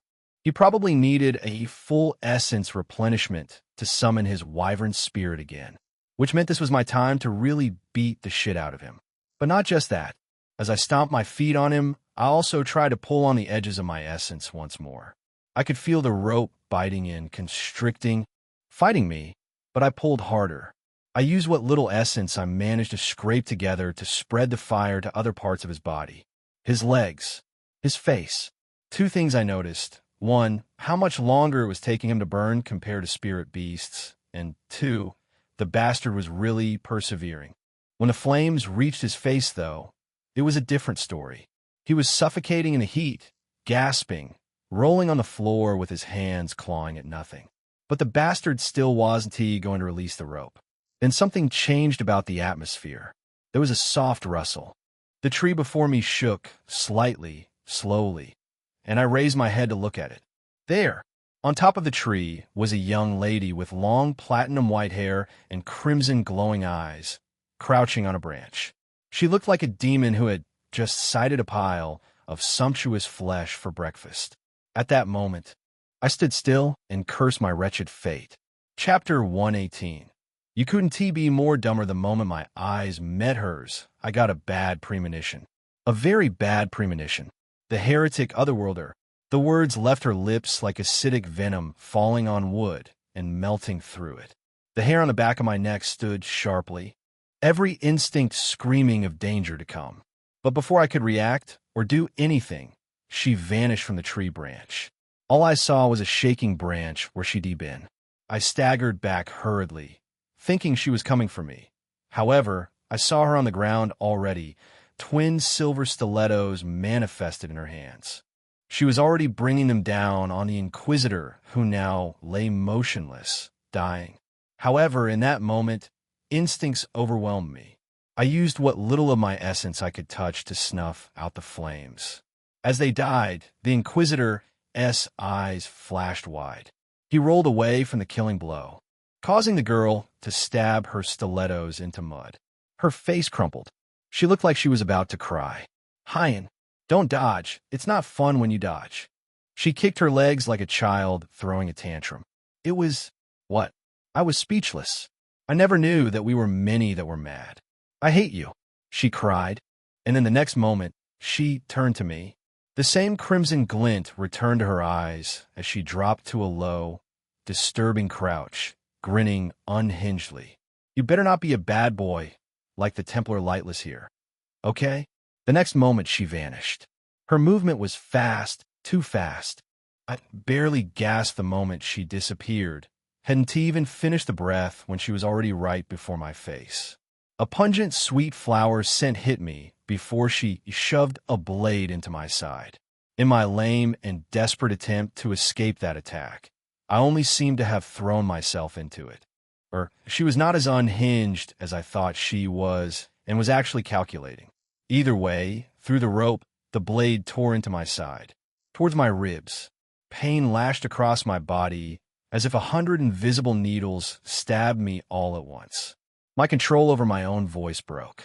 I let out a terrible groan as the force of her attack shoved me backward and slammed me to the ground. Hi, good boy. She chuckled with literal insanity in her eyes as she sat on top of me, raising both stilettos over her head. Now, receive my blessing. She dropped her hand. I thought that was the end, only for her to stop abruptly. My eyes, already closed, slowly opened. One first, then the other. Red hair, there was supposed to be a red hair. She looked down at me, grinning like a mad blood doll. Then she leaned down, her mouth beside my ear, licking the dried blood along my sideburns and whispering, "Don't be a bad boy, okay? Where's the red hair summon? Bring her? Cassie?" A spark of something ignited in my chest. Not hope exactly, something more desperate and calculating than that. "Oh, please. Of course." I managed to hold her eyes with my swollen ones and said evenly, "I can't because of the rope. If you can somehow help me out of it, then I'll be able to." At that moment, the Inquisitor was standing up. "You maggot, did you just try to attack me?" She glanced back over her shoulder, tilting her head with that manic grin. "Don't worry, Templar Lightless. Judgment and mercy are coming to play with you. Faith will play with the heretic, okay?" She turned back to me, raised her dagger. As the Inquisitor saw this, he shouted despite his heavy burn wounds. No, of course, he was too late. As the stiletto came down, it slashed across the rope and severed its bonds. I wasted no time summoning both of my summons. In fact, it was as if they had been waiting. The moment she sliced the ropes, the entire forest ignited in a radiance of white flames. Then a thick, powerful leg slammed into the side of her head, sending her rolling away. She crashed into a tree and shook it so violently that branches rained down, birds scattering away into the sky. The immediate part of the forest that surrounded us now was writhing in white flames. I was slowly standing as the severed ropes loosened from my body. Cassie stood next to me, imposing as ever. Her sword was held in one hand, its sharp edge almost kissing the ground. There was something different about the air around her. Although her helmet was on, I could somehow perceive a palpable coldness from her, like she was incredibly pissed. But it wasn't just her. Pyre Saint had also been manifested. My essence was not fully recovered, but technically, Pyre Saint was the only one I was actively spending on. Both of them stood with me between them. The Inquisitor stood opposite me, with a small frown on his burnt face, a part of his hair singed away. At the same time, two other women landed on the scene. They wore the same white and blue uniform as the girl Cassie had apparently knocked out with a single kick. They glanced at the tree where their other one had crashed. "Faith!" One cried out, then glanced at me with intense fury burning in her eyes. She bit down on her lip so hard that blood dripped from it. The other one with black hair had a blank expression, but something in that blankness told me she was going to kill me and not bat an eye while doing so. Instead of backing away from their threatening glare, I raised my head despite the pathetic state of my face. I smirked nonetheless. "Which one of you wants to go first?" I let the challenge hang in the air for a moment. "You know what? Never mind. All of you come together. I'm in it." Chapter 119. So the sound of bones breaking could be so satisfying. It was now 3 against 3 properly. The black-haired lady, the silver-haired one, our esteemed Inquisitor himself, and against Team Villainous, we had Cassie, Maggie, and Caddy himself, a.k.a. me. I grinned. Now we got some bursting ass to do. The silver-haired lady frowned and ground her teeth like she was bordering on the edges of madness. However, the other one, who looked quite a bit older and calm despite it all, held her down with a single word. "Judgment, take a breath." The young lady with silver hair paused for a moment. Her furious expression settled slightly, and she turned her face to her sister. The older one turned to the Inquisitor and asked without any rise or fall to her tone, "What is going on? You didn't describe a nun. You only talked about the red-haired summon." She turned back to us, looking especially at Pyre Saint. "Is she even a spirit?" The Inquisitor did not respond to them. He stood straight, silent, not even paying attention to the burnt side of his face. His expression was difficult to read, but certainly he was pissed. "I told you, imbeciles. I informed you that he was never to be played with. What have you done now? Do you even understand the level of stupidity that your sister has displayed?" His voice rose to something close to a snarl. "I had him. Perfectly. And she went and ruined that." The silver-haired lady turned back to him, swiftly manifesting, with a sharp swirling of sparks, a Kriegsmesser. The silver blade gleamed coldly against the morning light as she moved with cutting swiftness, almost attacking the Inquisitor until her sister got in her way. I hadn't seen that one move. All I knew was that as the sword arched across the air, she was the one that blocked it, with an elegant longsword sporting a gold crossguard and white-wrapped handle. The silver-haired lady, Judgment, it seemed, gritted her teeth as she staggered back from her sister's block. "Look around you, Judgment. Is this really who you should be pointing your sword at right now?" This statement caused Judgment to turn around and regard her enemies. Meanwhile, I was busy picking at my ear while waiting for them. Indeed, trying to escape mattered, but not when I held the upper hand. I was going to collect my pound of flesh for sure. All of them would suffer before I left here. But look at what he did to Faith. Judgment shouted, her voice tangled in almost tangible pain. Hello, actually, you shut up. I'm coming to face you, you useless F-rank heretic." I paused for a moment, carefully regarding this lady called Judgment. She was already turning to the Inquisitor and her sister to lash out another word when I decided my patience had elapsed. "Cassie, please." First of all, I was concerned. Cassie usually didn't obey my commands to attack a human. She always preferred to attack the summoner. But of course, she hadn't hesitated when it was the Inquisitor. I suspected that either had to do with the fact that he was related to the church, or she simply recognized his strength and knew I couldn't stop him. My fear this time was that they were little fragile ladies. At least they looked like it. I thought she wouldn't want to hurt them. But while I spoke, Cassie literally disappeared, or it would have been more sane for my mundane mind to say she transformed into a hurricane of movement, covering the distance in one devastating flow. Her sword came down upon Judgment, who was backing me, but someone appeared between them, blocking the strike with that beautiful longsword. As she blocked, though, her eyes widened. The force wasn't killed. Instead, it slammed into her uninterrupted and smacked her into the ground. Even Judgment suffered from the shockwave, staggering back. Cassie was already moving. She crossed over the sister, still scrambling to rise, and chased Judgment with barely 2 steps, a sharp twirl of her powerful body, arching the sword strike from the side. The lady, I had to give it to her, she was sharp-witted and quickly extended her guard up. Her face was like some lady who just realized she wasn't the center of the world, that she'd bitten off far more than she could chew, and now she was just scrambling to survive. She realized too quickly. Now we're in this play to add Maggie. Cassie has practically dealt with it all. I thought these babes were the shit. Despite her frantic last-minute block, she was thrown away to the side, rolling like a weightless doll and crashing into a tree. Her crash was harder than her sister's. The entire trunk splintered with massive force, sending wooden smithereens scattering across the clearing. And then it shattered in 2, the upper half falling on her immediately. The other one who'd gone down was up quickly. Her expression didn't change, and without ceremony, she came for me. I stood indifferently, smiling with a swollen face. It was quite a broken smile, too, one that certainly wouldn't have been nice to look upon. But her expression didn't change. No scorn, nothing at all. Just practical and focused.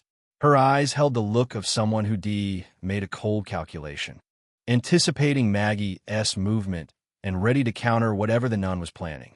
But her expression shifted slightly as she noticed the nun beside me wasn't moving, even though she was almost 5 meters away from me, and I was still grinning. I extended one hand toward her and shook my head, mouthing with my lips, "Behind you." She suddenly widened her eyes even more and twisted, but it was too late. Just as she twisted, Cassie arrived behind her back, which would have still been her front if she hadn't faltered at the last moment. All that calmness. I almost thought I couldn't deceive her. Cassie drove the pommel of her sword straight into the girl's back. I heard one powerful snap, and she was sent flying, smashing face first into the tree. I sighed. Satisfying. Chapter 120. A word is enough for the wise. 2 words? Cut off their heads if they don't learn their lesson. Of course, things weren't ending so easily. This was rather the beginning. A cold expression settled across my face. Although with the way my face was currently restructured, I reckoned it wouldn't have made quite the impression it would on a normal day. Slowly, I dragged myself towards them, walking one careful step after the other, until I reached the one closest to me, the elder sister, the one who had been calm throughout, who seemed like she would have been a challenge. Well, maybe she would but there was no way to discover that when she was matched up against someone like Cassie. It was really pitiful, but my face held no pity for this goblin of a woman. Instead, I stood before her mangled body and slowly collected her sword from her loosening grip. She was trembling, more like spasms, really, but I didn't care. I stood straight with her sword in my hand, then turned to the Inquisitor. "This is my message to the church." I raised the sword slightly for a moment, and my entire will buckled. I thought to myself, "Cade, if you cross this line, there's no going back." Levi's words even came to me at that moment. But I couldn't care less this time. I crossed the line 9 years ago. I brought the sword down with a satisfying squelch. The lady was not given a chance to scream before the blade sank into her back. I could feel it tear through squishy organs as I pushed it further. My expression caught somewhere between indifference towards the brutality I displayed and simple irritation. After I finished, I removed the sword and turned back to the Inquisitor. "You were quite curious earlier, weren't you? Asking what I knew and all that." I was already walking towards Judgment. "I could sense a little bit, that you're slightly different from these ones. I can tell that you have a mind of your own and can think. The problem is," I'll let the pause linger, "you haven't had any reason to think so far. You've not had a simple reason to use that burnt head of yours." I paused for a moment. "Oh, wait. I burn it. My bad." I turned to him, tilting my head. "You want me to defend myself, to be given mercy. But there's something you don't understand, Inquisitor." I walked over to Judgment and also took her sword. She had passed out cold, eyes still wide open, wild with whatever nightmare had taken her. I took my time in silence, lifted the sword, and buried it straight into her belly, turning the blade while I was at it. Her body convulsed. Her eyes snapped back to life, but she didn't have the time to process before blood started pooling out of her mouth. I left the sword there and turned to the Inquisitor. I tapped my temple with a finger while looking at him. Use that head of yours to think. Think well, and relay this message to the church. Let them know they'd better get ready to defend themselves and beg me for mercy. I shrugged with a small scoff. Not that I'm the benevolent type, but we can't say. I might be in a good mood and decide to not shove my sword through your assholes and instead shove it through the mouth. I dropped my shoulders and looked at him, all residues of the smile from before now totally eradicated. I pointed to the young lady far from me. That girl there. I pointed to him too. And you. Both of you. I'm letting you go so you can relay the message. My finger jabbed at his face. You. That burn scar should be enough for you. If you've learnt your lesson, then run away from me as far as you can. Desert the church before I desert your soul for you. Actually, I'm just too tired to go after the third one. And this bastard looked like he could still pull a punch or two. More than that, his damned wyvern. He surely would had enough time to replenish his essence by now. He would be able to summon his spirit again. Cassie and Maggie combined, things should be rather easy. But in all honesty, I wasn't in the mood to find out how that battle would go. This much should pass a message, and this guy certainly should know I wasn't your average guy, if he was smart enough. He looked smart, though. What's your name? I asked him lastly as I stepped forward. He was looking at me, his gaze heavy and at the same time blank. My name is Light. Ah, Light. I gave him a dashing smile. You did mention that the other time at the cave. Didn't he take you seriously? Had a situation then. The smile remained, but the warmth in it didn't. Well, Light, I'm sure fate has a funny way of messing with you. But please let your story be an exception. Do not cross paths with me, or else it would be the day you regret you were ever born. I looked at Cassie and Maggie, who had been patiently waiting for me. I beamed to myself with pride. My two goons. What a time to be alive, really. Taking my time, I walked away from the scene, then paused midway and turned back to him, tilting my head slightly. Oh, and how exactly did you get me? He hesitated for a moment. When I caught up, the caravan was resting, the security was lacking. I simply moved silently, and when the man close to you left, I struck your neck and took you before you noticed. I jabbed a finger at him. You only had your way because I was busy. Don't think you scored one on me. My tone sharpened. So now where is this? How far are we from Fahrenheit's? He was looking at me strangely, but he dared not stay silent. His eyes were wary of Cassie. If you keep going north, you'll eventually come across the last place your caravan laid camp. Is that so? I casually turned around, figured out the north, and started marching, waving him a hand. Well then, pretty boy, may we never see again. Chapter 121. Which one of you has ever gotten a piggyback from your babes? I didn't race anywhere. Just walked casual as anything, with Maggie and Cassie flanking me on either side. Silence settled over me like a second skin. I continued through the forest, stepping over roots and undergrowth. But the pain was getting harder to ignore. My shirt had essentially melted into my wounds, fused with blood and whatever else had been leaking out of me. Something close to that. Anyway, my swollen face had at least reduced after a few hours of walking. Small mercies. Another thing. As much as I enjoyed peeking at Maggie's rear view while we walked, I had to dismiss her to the nave due to the Spirit Essence cost. Cassie was currently here on no Spirit Essence sponsorship, so she was fine. But Maggie I couldn't manage. Not when my Spirit Essence wasn't exactly full to begin with. I was going to miss her huge ass trembling with every step she took, but Cassie was no slacker either. She might not have an ass as pronounced and curvy as Maggie's, but she couldn't be dismissed.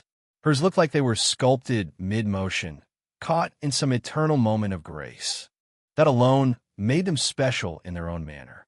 Cassie couldn't be compared to anyone else. More so, while Maggie's breasts looked like they could fit comfortably into my hands, Cassie's would certainly spill out. I wasn't one to compare. I hated comparisons. Actually, each of them served their purpose after all. One must learn to strike a balance with these things, especially if their goal was to create a harem of about 100 villainesses. But it was pretty clear I had a favorite, and who it was knew herself. Maybe she didn't know, but I did. I stole glances at her as we continued walking. She was silent, cautiously scanning her surroundings while we pushed deeper into the forest. Deeper and deeper still. Eventually, after catching me stealing glances at her probably 300 times, her helmet disintegrated into red sparks, and she turned to look at me. "What do you want?" Her expression carried no scorn. Surprisingly, her face was just neutral, unreadable. "You." Her frown pressed her brows together. "Piggyback." I pouted slightly. "I'd take my chances on this one instead." She looked lost now. "A pig-ass back?" Pigs are very heinous demons. Do they still even have those in this era? But why would you need a pig-ass back? I looked at Cassie and sighed. This girl, she should be nicknamed the Cute Empress. Not that I didn't know what was tyrannical about her. Her very existence was a tyranny of some sort. But I pretend I didn't know that, because right now all I was staring at was a gorgeous red-haired lady asking me if I want to have a pig-ass back when I wanted her to give me a piggyback ride. Goo. What I mean is, carry me. On your back. Another frown pressed her red brows. Calm down, okay? Look at me. I pointed my ribs. Look, walking is becoming an issue for me. I'm sure putting someone like me on your back won't hinder you one bit, considering how easily you swing that sword of yours around. She stood in silence for a moment. Her gaze moved to my ribs, to my blood-stained clothes, then up to my face. She seemed to be studying every wound on my body, cataloging the damage. If you're going to refuse me, why don't you hurry it up already? The frown on her face made the atmosphere tense. It was hard standing before that expression, almost like balancing on the edge of a very sharp knife. One moment it was cutting for me, the next it could be cutting me. The irony. Go, I hata ögonis. Her eyes changed subtly. Her brows relaxed. She turned and slowly bent down on one knee, leaving me absolutely speechless. I opened my mouth a little, eyes frozen in shock. Actually, get on, she said before I changed my mind. Immediately I heard that. I ran toward her, jumped, climbed her back, slung my arms beneath her armpits, and got a good hold of her breasts. She seemed to pause for a moment, but I just persisted with the hold. Acting like I had no idea, I gripped something soft and important. She slowly stood up and lifted me with her. And there I was, a novel and picturesque scene, being carried on Cassie's back, resting just above her ass, gripping her breasts. I smiled sweetly and rested my head against her back too. After all that pummeling, this makes it feel worth it. What a reward. I love you back, Cassie. The armor surface didn't poke at me. In fact, it was smooth. I avoided her shoulders because I didn't want to get pierced by the thorns, although that decision was more motivated by the breasts than by the metal thorns. More so, I noticed she could make the thorns disappear, but it was best to act in ignorance of that knowledge. After I settled in, Cassie bolted off immediately, sprinting through the forest, leaping and landing across little rivers. With her speed, I had to cling tighter. This caused me to mistakenly activate Summoner's Touch and hold her breast tighter while squeezing as hard as I could to get a definite grip and not fall. This was basically survival skills I believed anyone should have. But first, you gotta know how to ask for a piggyback ride. Not all men were shameless like me. After all, many prefer to be the ones doing the carrying. I never understood men like those. Maybe they were just never blessed with a girlfriend like Cassie. I leaned more into her back as she galloped forward. This is worth suffering for. I wonder if Pretty Boy will get stubborn and chase me with his lasso again. Maybe next time, I could ask her to show me some mercy because I'm about to die again. No, I didn't think that plot was going to work twice. I would indeed need to work harder. Sigh, just put me out of my misery already. I'm in so much pain, and it's making me feel so desperate. Chapter 122. Master-student relationship. The aim was to find a landmark, the last place the caravan had made camp, but Wed found nothing for hours. From morning until afternoon, Cassie had been running. No sign of passage. No tracks. No disturbed earth. Nothing. She eventually paused when we hit a cave. I actually instructed her to stop. Something was wrong. If there was one thing I noticed about the terrain from Ms. Hard to Brackenfall, it was the lack of rocks. The land was mostly flat, earthy, sparse. There really shouldn't be any rocks here, let alone a cave, unless we were closer to Farron. I didn't know what that region looked like, so it wasn't far-fetched to guess we'd drifted off course. Cassie had been running all the while, straining under my weight. An obvious strain. Sweat glistened on her neck. And her legs, I could feel them trembling slightly beneath me. The cave was a good option. Shelter. Rest. But then the fact that we hadn't found our way and could have been led astray by that useless bastard, that was also there to think about. Even worse, he could be intentionally wasted my time, sending us northward so he could run back and return with reinforcements. I should have killed that bastard. All of them. It was my fault to assume he was going to learn. I didn't know he was going to double down on stupidity and stoop to lying. And here I was thinking they operated on just principles. I slid down from Cassie, brushing my hand through my hair. She nearly trembled at the loss of contact, her face slightly flushed. Anyone watching might have thought I weighed 3 times her size and probably looked at me like some shameless slave master overworking his property. But that really wasn't the case. Cassie, she had to have fantasies I couldn't glimpse into yet. Fantasies she wouldn't let me see. Because tell me why Summoner S-Touch is so effective against her. The ability to amplify one's desires. How befitting. But it was rather irritating that I put all those moments into preparation, and now I had to be worried about something else entirely. TCH, annoying. I turned to her. Cassie, I know you want me to touch you so bad right now, but hey, I snapped my fingers in front of her face. We need to focus here. She stood straight, clenching her fist, staring forward with feigned concentration, fighting to suppress whatever was running through her mind. I can't be the only one suffering. We're in this together. I grinned internally while keeping my face perfectly neutral. Meanwhile, Cassie's gaze had locked onto the cave. There is something there, a beast, a spirit beast. I snapped my head forward, frowning. A spirit beast in that cave? We should totally avoid it. Cassie shook her head and raised a trembling hand, not toward the cave, but upward. I followed the direction of her finger and squinted at the sky. There, in the distance, I could see a large plume rising above the tree-line. It looked more like a cloud than smoke, really. Thick and gray, billowing lazily into the afternoon air. She looked at me, listened to, beyond the bickering of the forest. I stared at her with confusion. I really wasn't sure how I was supposed to ignore the sounds of the forest. Birds, insects, wind through leaves, it was constant background noise. She added, her voice steadier now, the flush fading from her cheeks. She seemed to have regained control. Pay attention to the distant smoke and the underlying sounds.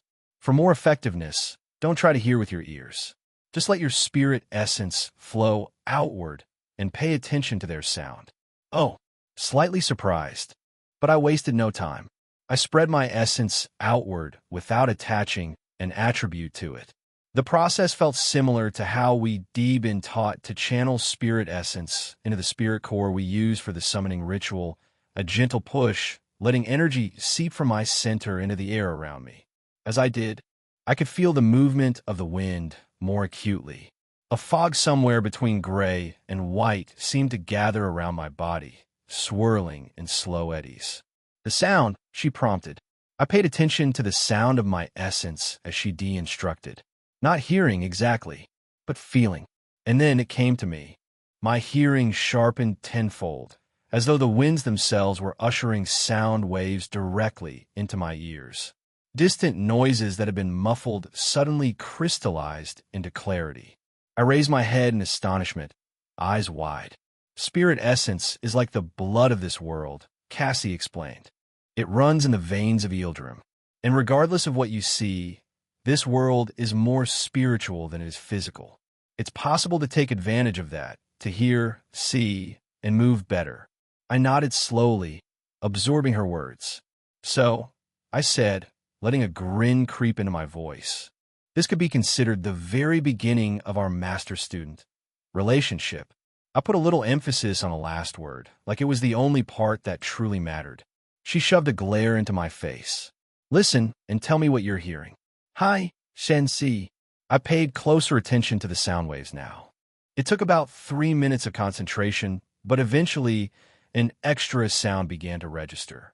A strong, low honking, like a train horn, but deeper. I didn't remember Tristan mentioning Fahrenheit's being a train station, though. It was supposed to be a port city. So most likely, that was the sound of a ship or ships. We're close to Fahrenheit's. She looked at me and nodded. More like around it. The man indeed led us astray to waste our time. I clenched my fist hard. That petty bastard. Son of a baboon. We should fight the spirit beast and go through the cave. I turned to her with a "you don't mean it" expression. She returned I'm dead serious look. Cold and unflinching. It was a silent communication that told me, without any room for doubt, that I was going to be facing whatever horror lurked in that darkness. Let us hope it's a mob. It's a primal tier beast. What? I turned to her sharply. Then I thought about it. I've faced primal tiers before. Besides, Cassie is here. Then she looked me in the eye and dared to place that filthy hand upon my shoulder. And you'll be facing it alone. With blades, not flames. She smiled and added, we're starting our master-student relationship. She emphasized the master-student. At that moment, it was my turn to look at her with scorn. This bitch. Chapter 123. Procrastination even when we try to grind. The struggle is real, guys. Don't let those lame heroes lie to you. This shit isn't easy. I stood at the edge of the forest, looking at the cave, confused, unsure, reconsidering if I truly wanted Cassie to continue teaching me at this point. Was this master-student relationship really the best way forward? At the same time, I knew I was just being a chicken. If this was what it was going to take for me to become stronger, then it was what I needed to do. That fundamental truth hadn't changed about me. The drive was still there, buried somewhere beneath all my complaining and deflection. It was just, can't we just start tomorrow? When I read novels and saw the heroes powering up, I had always thought I related with them. It was now, standing here with my feet refusing to move, that I truly understood I didn't These things were easier said than done. Those bastards made it look so easy. Get pissed on, power up, and get back at everyone. Granted, I wasn't so much about that life. I had just concluded that as I avenged Lyra's death, I was also going to be doing this world a great favor. 2 birds, 1 stone. The math worked out nicely when I framed it that way. In order to protect my loved ones, I needed to do this. I exhaled and looked at Cassie. She was staring into the cave, her gaze fixed on something in that darkness that I couldn't perceive. Her expression hadn't changed, but there was an alertness in her posture that made me wonder what her senses were picking up that mine weren't. I readied myself internally and eventually sighed, turning to her. All right, let us get this over with. Cassie turned to me with a smirk. Thought you'd never ask. She truly looked happy. She is happy because she is going to be putting me through hell. And I took the moment as one hell of an opportunity to prove her wrong. Who knows, I could truly impress her and win a fortitude point for myself. Stranger things had happened. Probably. Somewhere. Cassie went first. She leaped off the edge with no warning, her graceful figure blotting out the sun as she descended. She landed on the sloped terrain with enough force that trees trembled and stone shards scattered in every direction, clattering down the incline like startled animals. Then she continued sliding down as though she had an invisible skateboard infused to her boots. It was all effortless, elegant, and utterly unfair. As for me, I slowly stepped down, testing the waters with 1 foot first. With these slopes, one had to be very careful, else I would turn into a ball and start rolling down. I couldn't afford such embarrassment. I might be willing to accept some humiliation for the occasional piggyback, but that didn't mean I was addicted to perpetually making a fool of myself. And really though, when did I ever make a fool of myself? All these things were perspective. Crawling on all 4s, with my hands carefully planted in front of me, I made my way downward. Cassie was waiting at the entrance of the cave, arms crossed, watching my glacial progress with an expression I chose to interpret as patient admiration. I finally reached the bottom and stood up, dusting my hands with a shy chuckle. Strangely took longer than I expected. But don't worry, killing the spirit beast 1T. I flashed her what I hoped was a dashing smile. I tried. Could only hope my charm was why she just ignored me and turned around, giving me her ass to look at as she led the way into the strange darkness of the cave. I followed with no complaint. The view was nice over here. As we stepped deeper into the cave, the darkness thickened. It was strange. It curled around us with an almost physical weight, pressing against my skin like it wasn't just afternoon outside. The air grew colder, too, damp against my face, carrying a faint mineral smell that reminded me of wet stone and something else, something organic. At some point, seeing became impossible, but I had undone the enhanced hearing Cassie had taught me. I used it to pay attention to her almost silent footsteps and made sure I kept close, matching her pace, refusing to lag behind. Every time I had to depend on Cassie, I was reminded of my own inadequacy, even though I deflected with humor. Sometimes, things were too pathetic to joke away. This darkness was one such time. It sucked that I couldn't see on my own, even though I had perfectly functional eyes. Maybe my self-comparison was overwhelming, but I didn't see myself as any less pathetic because of it. The gap between what I was and what I needed to be felt especially wide in this blind, suffocating dark. I continued pressing forward, momentarily forgetting the sounds I was supposed to be tracking. It caused me not to notice when Cassie stopped, and I just bumped into her back. My body had an immediate, inconvenient reaction to the contact. My body almost responded out of sheer convenience. "You fool. Can't you tell the situation here?" I shook my head painfully at my own homeboy. I needed to do something about that guy for real. Terrible timing. Absolutely terrible. My focus shifted to Cassie, who was standing completely still. Every line of her body had gone tense in a way I'd learned to recognize. "We're stopping?" She lingered for a moment before answering. "Something is wrong." She sounded unsure, but knowing Cassie, her instincts were probably dead accurate. The only issue was that she couldn't pinpoint exactly what had triggered them. "Is it that you can't tell the way forward anymore? If you want, I can just summon my white flames." I paused. "Have you changed your mind?" I hadn't tried because I wanted to follow her instructions to the letter. "No." Her response caught me off guard. I had actually thought for a moment she was going to agree, but I was disappointed. Just curious. Whatever it is, it's difficult for us to pinpoint its location, but if you use the flames, it might find us faster than we're able to find it. Her voice dropped lower. "That is, if it hasn't already spotted us." The words sent a chill down my spine that had nothing to do with the cave's temperature.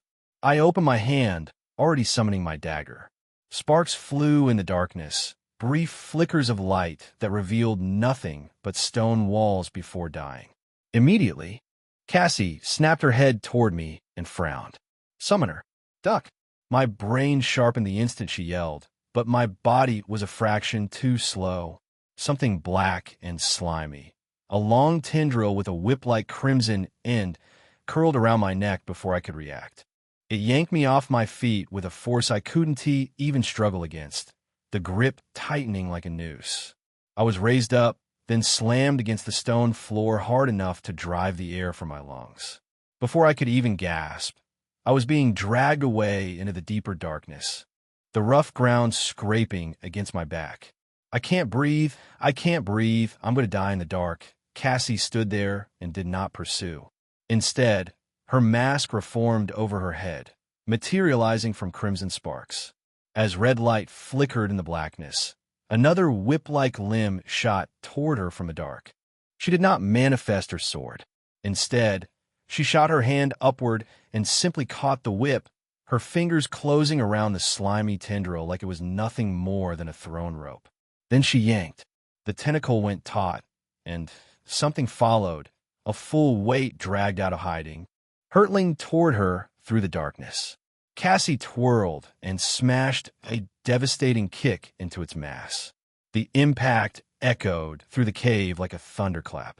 The creature flew backward and crashed into the wall, stone cracking beneath it, all four of its tentacles extending outward from the force of the blow. In that moment, I felt the grip on my neck slacken. I didn't waste the opening. I fought my way out of the coil, fingers clawing at the slick surface, and raised my dagger. I sliced through where I had vaguely determined the extension connected to the main body, a desperate, half-blind strike. The blade bit deep.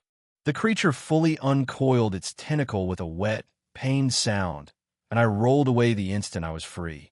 My lungs burned as I sucked in air, my throat raw where the thing had been squeezing. I shot to my feet and stumbled backward, legs trembling, putting as much distance between myself and the creature as I could manage.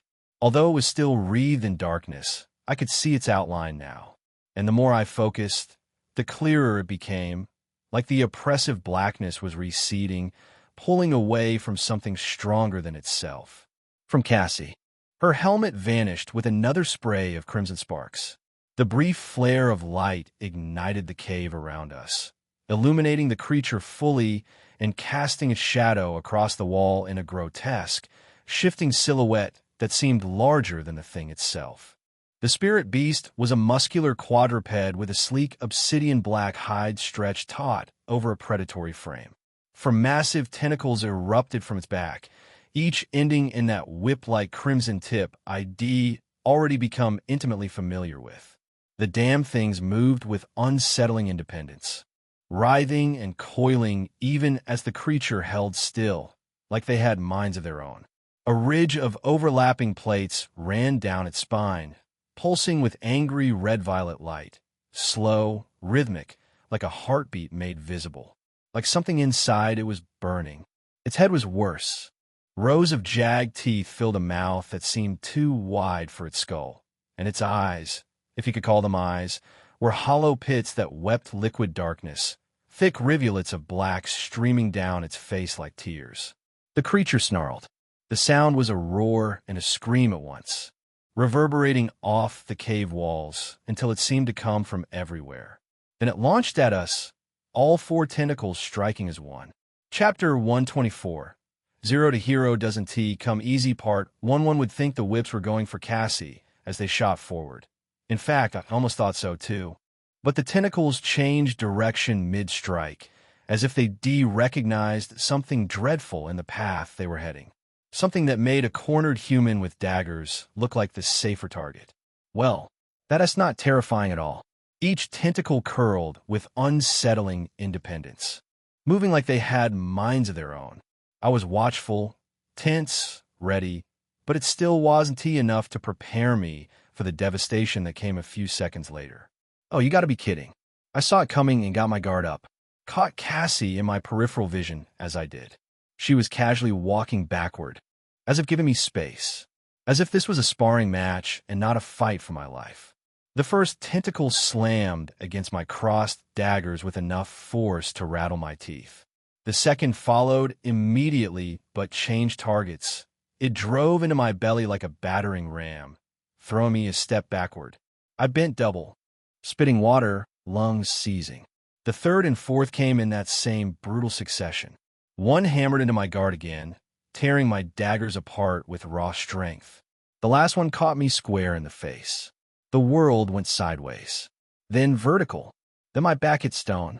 The tentacles had already twirled again, coiling snakishly in the air above me, tips weaving like they were deciding which part of me to destroy next. I knew I had no time to stay down, knew it with the kind of clarity that only comes when something wants to kill you, so I rolled away on pure instinct. A smashing sound erupted where I'd been lying. Stone fragments pepper my back. I didn't try to stand, just kept rolling. The second tentacle pierced the ground where I'd been a heartbeat before, scattering debris. The third one, the fourth. Each impact sent tremors through the cave floor, each strike closer than the last. The creature tracking my movement with horrifying precision. It wasn't until after the fourth impact that I finally sprang up and sprinted to a corner, somewhere the beast would have to turn its bulk to face me. Buy myself a few seconds, maybe figure out how not to die. The creature snarled, low and wet, as it retracted its tentacles. Hey, Cassie, you're doing well. She said it flatly, like she was commenting on my dancing skills. Keep going. Not with these dag. Before I could finish the sentence, the creature lunged. I threw myself sideways, feeling the wind of its passage as jaws snapped shut where my head had been. The sound of those teeth coming together was like two stones grinding. I rolled, came up with my daggers raised, and immediately realized how monumentally stupid that was. Daggers? Against something the size of a small horse with 4 independent tentacles. I really need a change of weapon, damn it. I was gonna die in this cave because I brought a kitchen knife to a monster fight. Fantastic. Really excellent life choices all around. But complaining wasn't gonna keep me breathing. I circled left, keeping my eyes locked on the beast as it turned to track me. Its tentacles writhed above its back, those crimson tips twitching like they were tasting the air. Testing it. Learning my patterns. Okay. Think. 4 tentacles meant 4 attack vectors. But they all originated from the same source, its back. If I could get beneath it, or behind where the tentacles sprouted, I'd have a window. A small one, probably measured in fractions of a second. Better than nothing. The beast charged again. This time I was ready. I waited until the last possible moment, until I could see the individual teeth in that gaping maw, then pivoted hard to my right, letting it barrel past. As it passed, I slashed at its flank. Felt the blade bite into something solid beneath that matted hide. Felt resistance, then give. The creature shrieked. I allowed myself one moment of satisfaction. Then a tentacle whipped around and caught me across the chest. The impact lifted me off my feet. I flew backward, hit the cave floor, and skidded until my back slammed into a boulder. Pain exploded through my ribs, sharp, immediate, wrong. I couldn't breathe. I couldn't think. Just lay there, try to remember how lungs worked while my vision swam with black spots. One hit, and I'm already... The beast was coming. I forced myself up. My legs felt like they belonged to someone else, someone who'd never learned to walk, but fear is a hell of a motivator. I got my dagger up just in time to deflect a tentacle strike, the impact jarring my arm so badly I nearly dropped the weapon. Another tentacle came from the left. I ducked. A third from above. I stumbled backward, barely avoiding it, heel catching on loose stone. The fourth caught my ankle and yanked. The world inverted. Suddenly I was upside down, being lifted into the air, blood rushing to my head while the cave spun around me.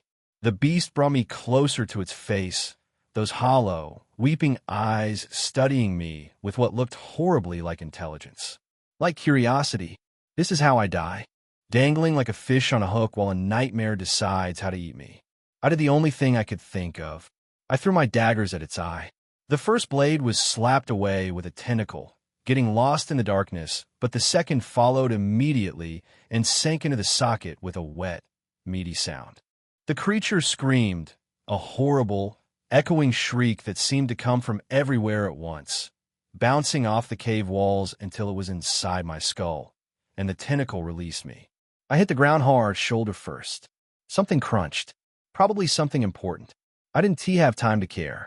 I scrambled away on all fours, putting distance between myself and the thrashing beast. It was clawing at its own face with 2 tentacles, trying to dislodge my dagger, momentarily blind to everything except its own agony. Okay, good. Bought myself maybe 10 seconds. Now what? Now I had no weapon. Brilliant strategy, Cade.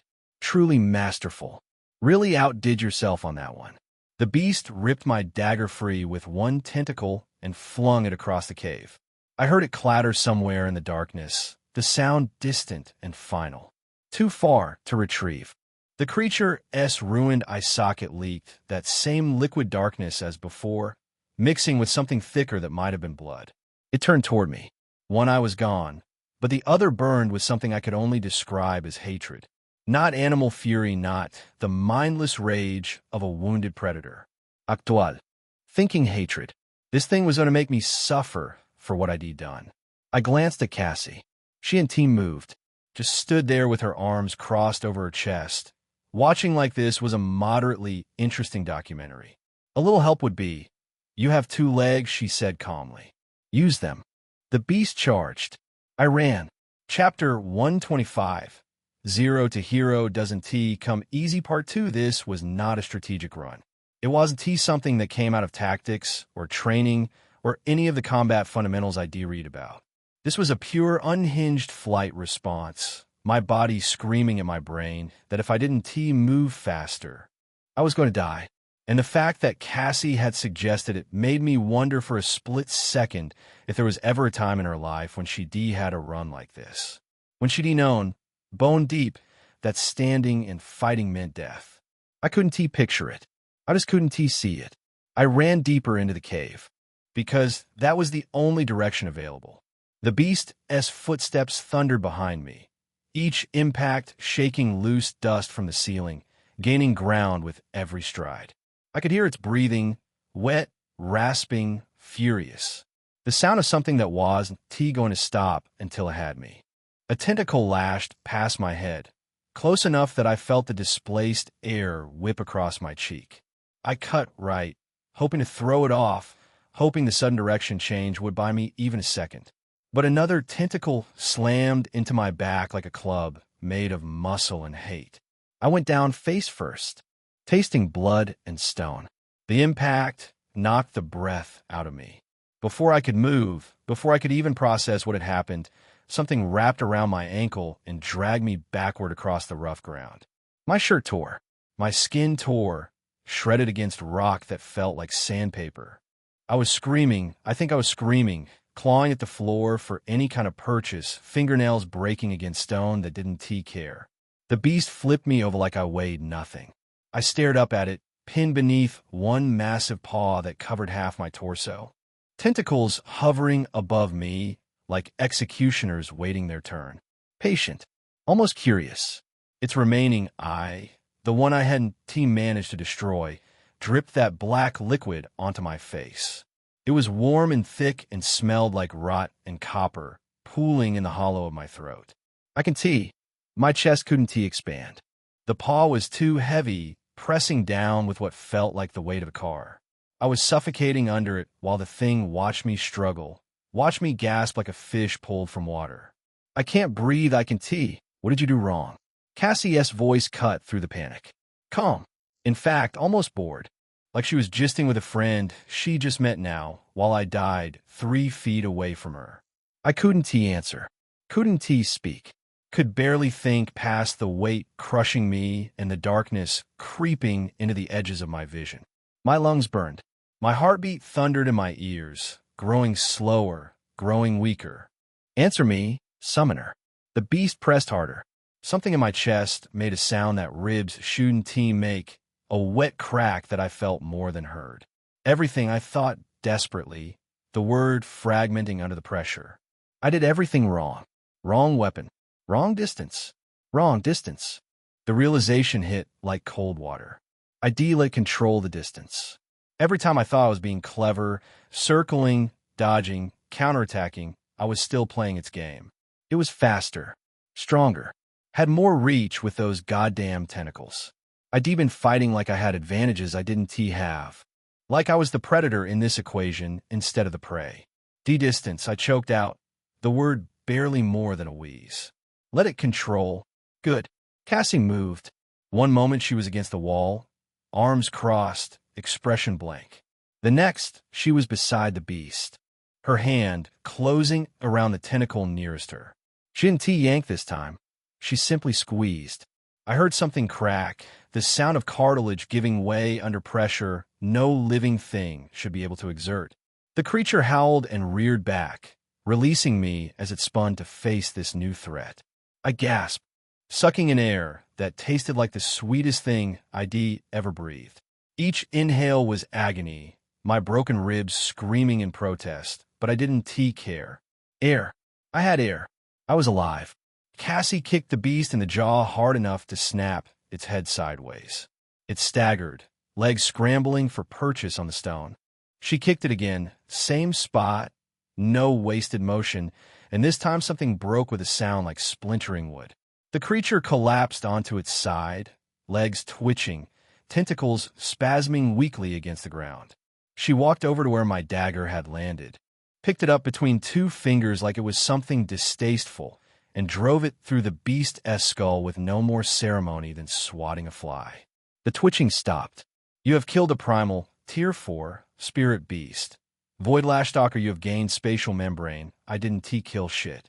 I lay there on the cold stone floor, staring at the cave ceiling, trying to process the fact that I was still alive. My ribs screamed with every breath. My back was on fire where the ground had shredded it, probably bleeding into whatever remained of my shirt. My ankle throbbed where the tentacle had grabbed me, already swelling. Blood dripped from somewhere on my face, maybe the reopened wound from earlier, maybe something new. I'd lost track. I almost died. Not in the abstract, heroic way. Not in the dramatic last stand way that made for good stories. In the real, pathetic, gasping for air way. In the dragged across the ground like a chew toy way. Cassie appeared above me, looking down with that same cold expression. Not concerned. Not impressed. Not anything really. Terrible, she said. Thanks. My voice came out as a croak, barely human. Really, feeling the encouragement. You relied on speed you don't have. You attacked without ensuring retreat. You threw away your weapon on a gamble. She tilted her head slightly, studying me like I was a particularly disappointing specimen. You survived only because the beast was stupid. A smarter opponent would have killed you 3 times over. I wanted to argue and point out that I actually heard it, that the I thing had worked, that I bought myself time with tactics she and taught me. But she was right. I knew she was right. If this had been a real fight, if Cassie hadn't been there to pull me out, I'd be dead and digested. Becoming another cautionary tale about overconfident summoners who thought they could punch above their weight. Distance, I said quietly. The word hurt to speak. Everything hurt. You said I let it control the distance. Yes. How do I fix that? For the first time since the fight began, something shifted in her expression. Not warmth exactly. Nothing close to kindness. But maybe approval? She extended her hand. I took it, letting her pull me to my feet. The movement sent fresh agony through my chest, white-hot and nauseating, and I couldn't quite straighten all the way, but I was standing. That counted for something. Doesn't feel like it counts for much. Cassie retrieved my dagger from the beast's skull and handed it to me. The blade was still slick with that black liquid. I wiped it on what remained of my shirt, which was basically just sleeves at this point. She walked into the darkness. Returned a moment later with the second dagger I thrown and tossed it to me without warning. I caught it. Barely. My hands were shaking. We continue through the cave, she said. There may be more. Ye still here. More? I can barely walk. Then you'll learn to fight while barely walking. She turned and started deeper into the darkness, not bothering to check if I was following. Pain is an excellent teacher, almost as good as me. I looked at the dead beast, at the black blood pooling around it, spreading slowly across the stone, at the claw marks I left in the floor while being dragged to my death. Parallel gouges that told the story of desperation. This is going to be a long training arc. I limped after her, one hand pressed against my broken ribs, the other clutching a dagger I'd proven I barely knew how to use. But I was learning. That had to count for something. Chapter 126. 0 to hero doesn't come easy. Part 3. One would think I would get lucky and not encounter any other spirit beast as we traveled deeper into the cave. But the gods of this world looked down upon me, literally bit their lower lips as they gave me a satisfying fuck you. Barely 10 minutes later, I hadn't recovered from my burning legs and shaking body. Cassie was already moving funny. No, please, let be the entrance. By now I knew her body language when she suspected something was wrong. She froze and stared forward with a flat expression on her face. Despite my earnest wish, I just knew the truth already and released a helpless chuckle, slowly trying to see if my grip on one dagger could still manage to matter. The answer? It was futile. My hands were trembling. Cassie finally shifted. Another one is coming. I sighed, not surprised. I die on the path to strength. I die, or who knows. That's the point of getting stronger anyways. Not that these 0 to hero projects usually spelled out these things. But maybe the whole point of getting stronger was dying, over and over again. And if I was to be frank for once, perhaps it was worth it. What did the old and soft plushing me gain after all? Lyra's death, the merciless massacre of the guild, even Emma. I sighed and slowly began to move forward, even when she didn't T-command it. She looked at me from behind and said, "You can use your flames this time." I glanced back at her, raising one brow. "You sure?" Her red brows lowered, framing her face in cold, ruthless beauty. Before I changed my mind, I flashed her a grin. "You wouldn't want me dead." She said nothing, just stared at me blankly. I turned and moved forward, slightly limping. Now that Cassie gave me permission to use my flames, things are going to be so much easier, but I had to be careful. It wasn't news that I lacked combat experience. Every confidence I accounted for myself bordered on arrogance. And because of that, I knew I couldn't afford to let myself get comfortable. As I stepped forward, I could already hear a hissing in the darkness. I paused that moment and traced the direction of the sound using the enhanced hearing Cassie had taught me. She had also mentioned how this applied to every other part of the body. So in that moment, I spread my essence around myself, focusing my eyes on it, seeing through it, also trying to feel it with my skin. I wasn't sure I was doing it right, but this had to be it. Vision enhancement and body enhancement. Then, just in time, the tentacles made their entrance. They flew out in quick succession, fast. My eyes struggled, but managed to track them, catching their blurs before those blurs vanished. Because of it, I was able to react in time to create a consecutive combustion of white flames in the air they were snapping toward and immediately cut to my right. The creature's limbs caught fire. I was already cutting to meet it by the side. Of course, I didn't forget that only 2 tentacles had hit the flames. The moment I changed directions, the other 2 followed. If I wasn't certain before, I knew now. These things have a freaking mind of their own. 2 chains flew out from behind me, both connecting with the remaining tentacles and quickly twirling around them to trap them in the air. I entered the darkness where the beast hid.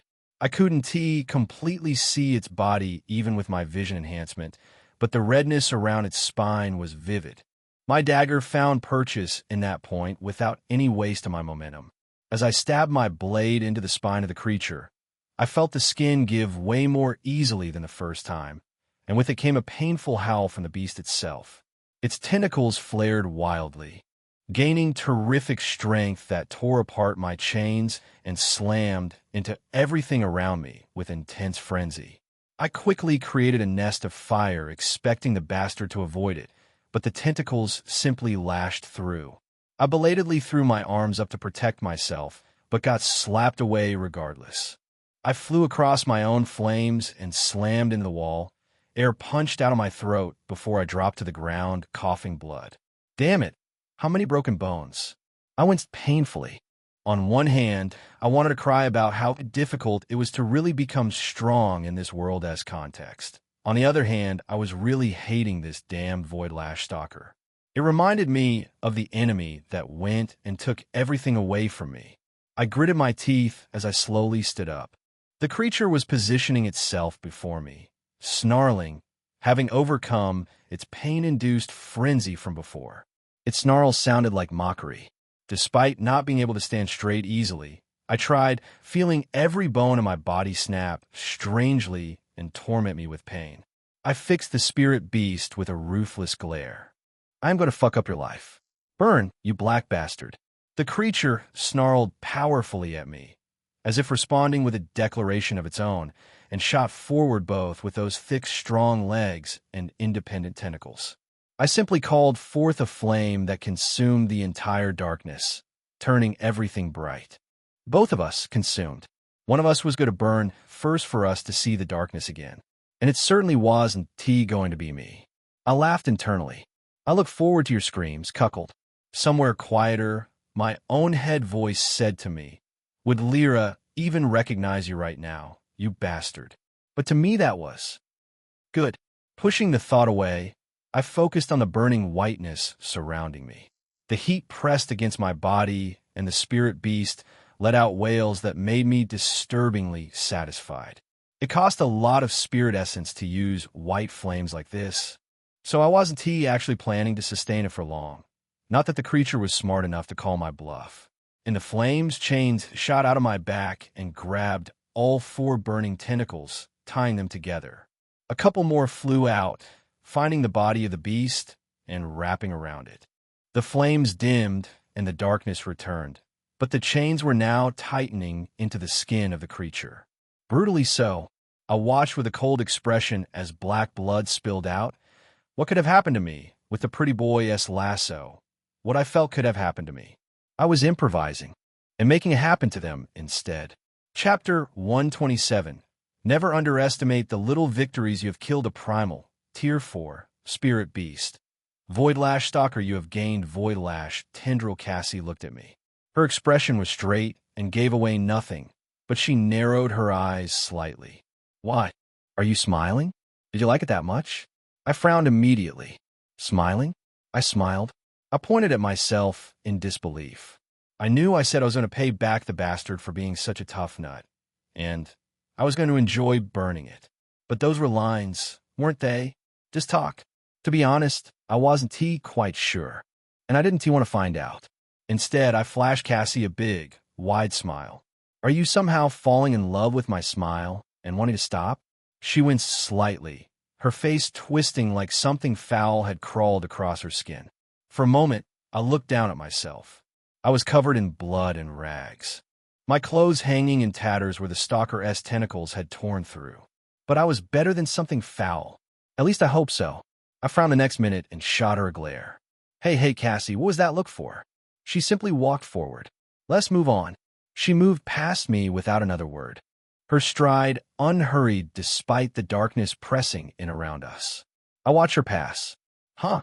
It might have been me and my hopes, but did she just smile? She damned well did.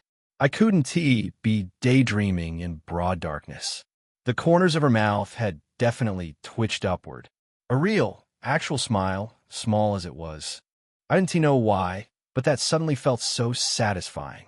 I quieted down my concerns about being looked at like cave fungus, grinning internally instead. I'm going to let it slide this once. If Cassie smiled, then that meant she was impressed with me. And this might not mean much unless one thought about it with the gravity it deserved. Cassandra, the Tyrant Empress, the woman who destroyed an entire empire, who most likely caused damage to the church so catastrophic that they were still reeling from it millennia later. A spirit who had grown with an ego now the size of 10 worlds stacked on top of each other. She was impressed with me. My thoughts transitioned naturally to the memory of a past encounter with her once. It was under circumstances I wasn't proud of. My methods to get what I needed at that point were questionable at best, manipulative at worst. But they were how we got here, all right? No point in pretty lies about the past. But still, I was with the Tyrant Empress, a strong, beautiful, motherfucking psycho who could probably level cities if she felt like it. Thinking about it was overwhelming in the best possible way. And one day, he grinned wickedly as the cave swallowed us deeper into its throat. The way she moved, confident, predatory. It was like watching a blade glide through air. Even casual walking looked dangerous on her. For a while, we didn't encounter any more spirit beasts, but walking was getting increasingly difficult. The pain was traveling across my body like a network of fire, spreading from every wound the stalker had inflicted. It only got worse with time, each step sending fresh jolts through my ribs where something had definitely cracked. At some point, I staggered and almost fell. My vision swam. Cassie turned sharply. Her hand caught my arm before I hit the ground, grip firm but surprisingly gentle, and she looked at me with a small frown creasing her brow. How bad is it? I gave her a smile despite my pale face. Probably looked more like a grimace, but I was committed. Not that bad, really, but I could faint if I don't rest soon. Now that I thought about it, it was this situation with Cassie all over again. Alone, wounded, in a dark cave. Except the last time, it was unbearably cold. Some things change, some things don't. Maybe this was my ticket to hitting again today. Should I tell another great lie? Strike lucky and get another villainous? She's not a fool. Moreover, another villainous would only come when I managed to break the next threshold. The first threshold was 2,000 spirit essences. If I was lucky enough, the second would be 4,000. But there was no manual that said that was exactly how it was going to work. It was all just my common sense making educated guesses. Either way, it did take more than one time with Cassie to increase my limit. That first time had earned me about 1,000 in limit increase. If the law of diminishing returns didn't apply to my villainesses the way it applied to other people, then we could hope it be the same thing, or even better. I was just sure it was going to take more than once. Cassie helped me settle to the ground, my back leaning against the cavern wall. The stone was cold and uneven, digging into my spine through what remained of my shirt. She sat beside me, settling into a lotus position with her gaze unreadable as ever. We should rest here for a while. Then we will continue.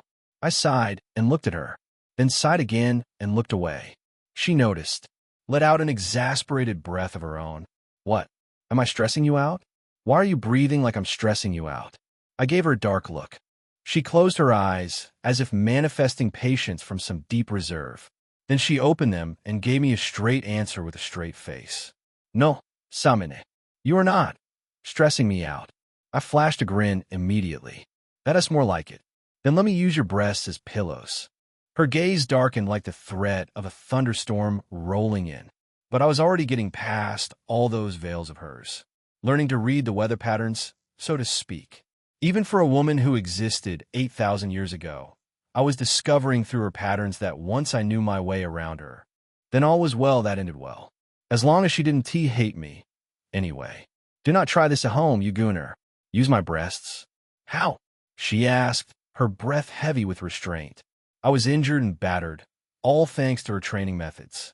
She had a sense of responsibility somewhere in there, which had to be why she wasn't flaring out at my shameless request. Well, the walls are too stony. I brushed my palm against the edges of the cavern wall, feeling the rough stones scrape my skin. It's poking into my back, and it's hard to even rest. So if I could, sit between your thighs and use you as my wall. Cassie returned a blank look for a couple of seconds. She didn't look irritated, but she didn't look approachable either. Her face made it extremely difficult to predict what her response was going to be. Ancient Empress poker face. Completely unreadable. She finally blinked, then looked at me.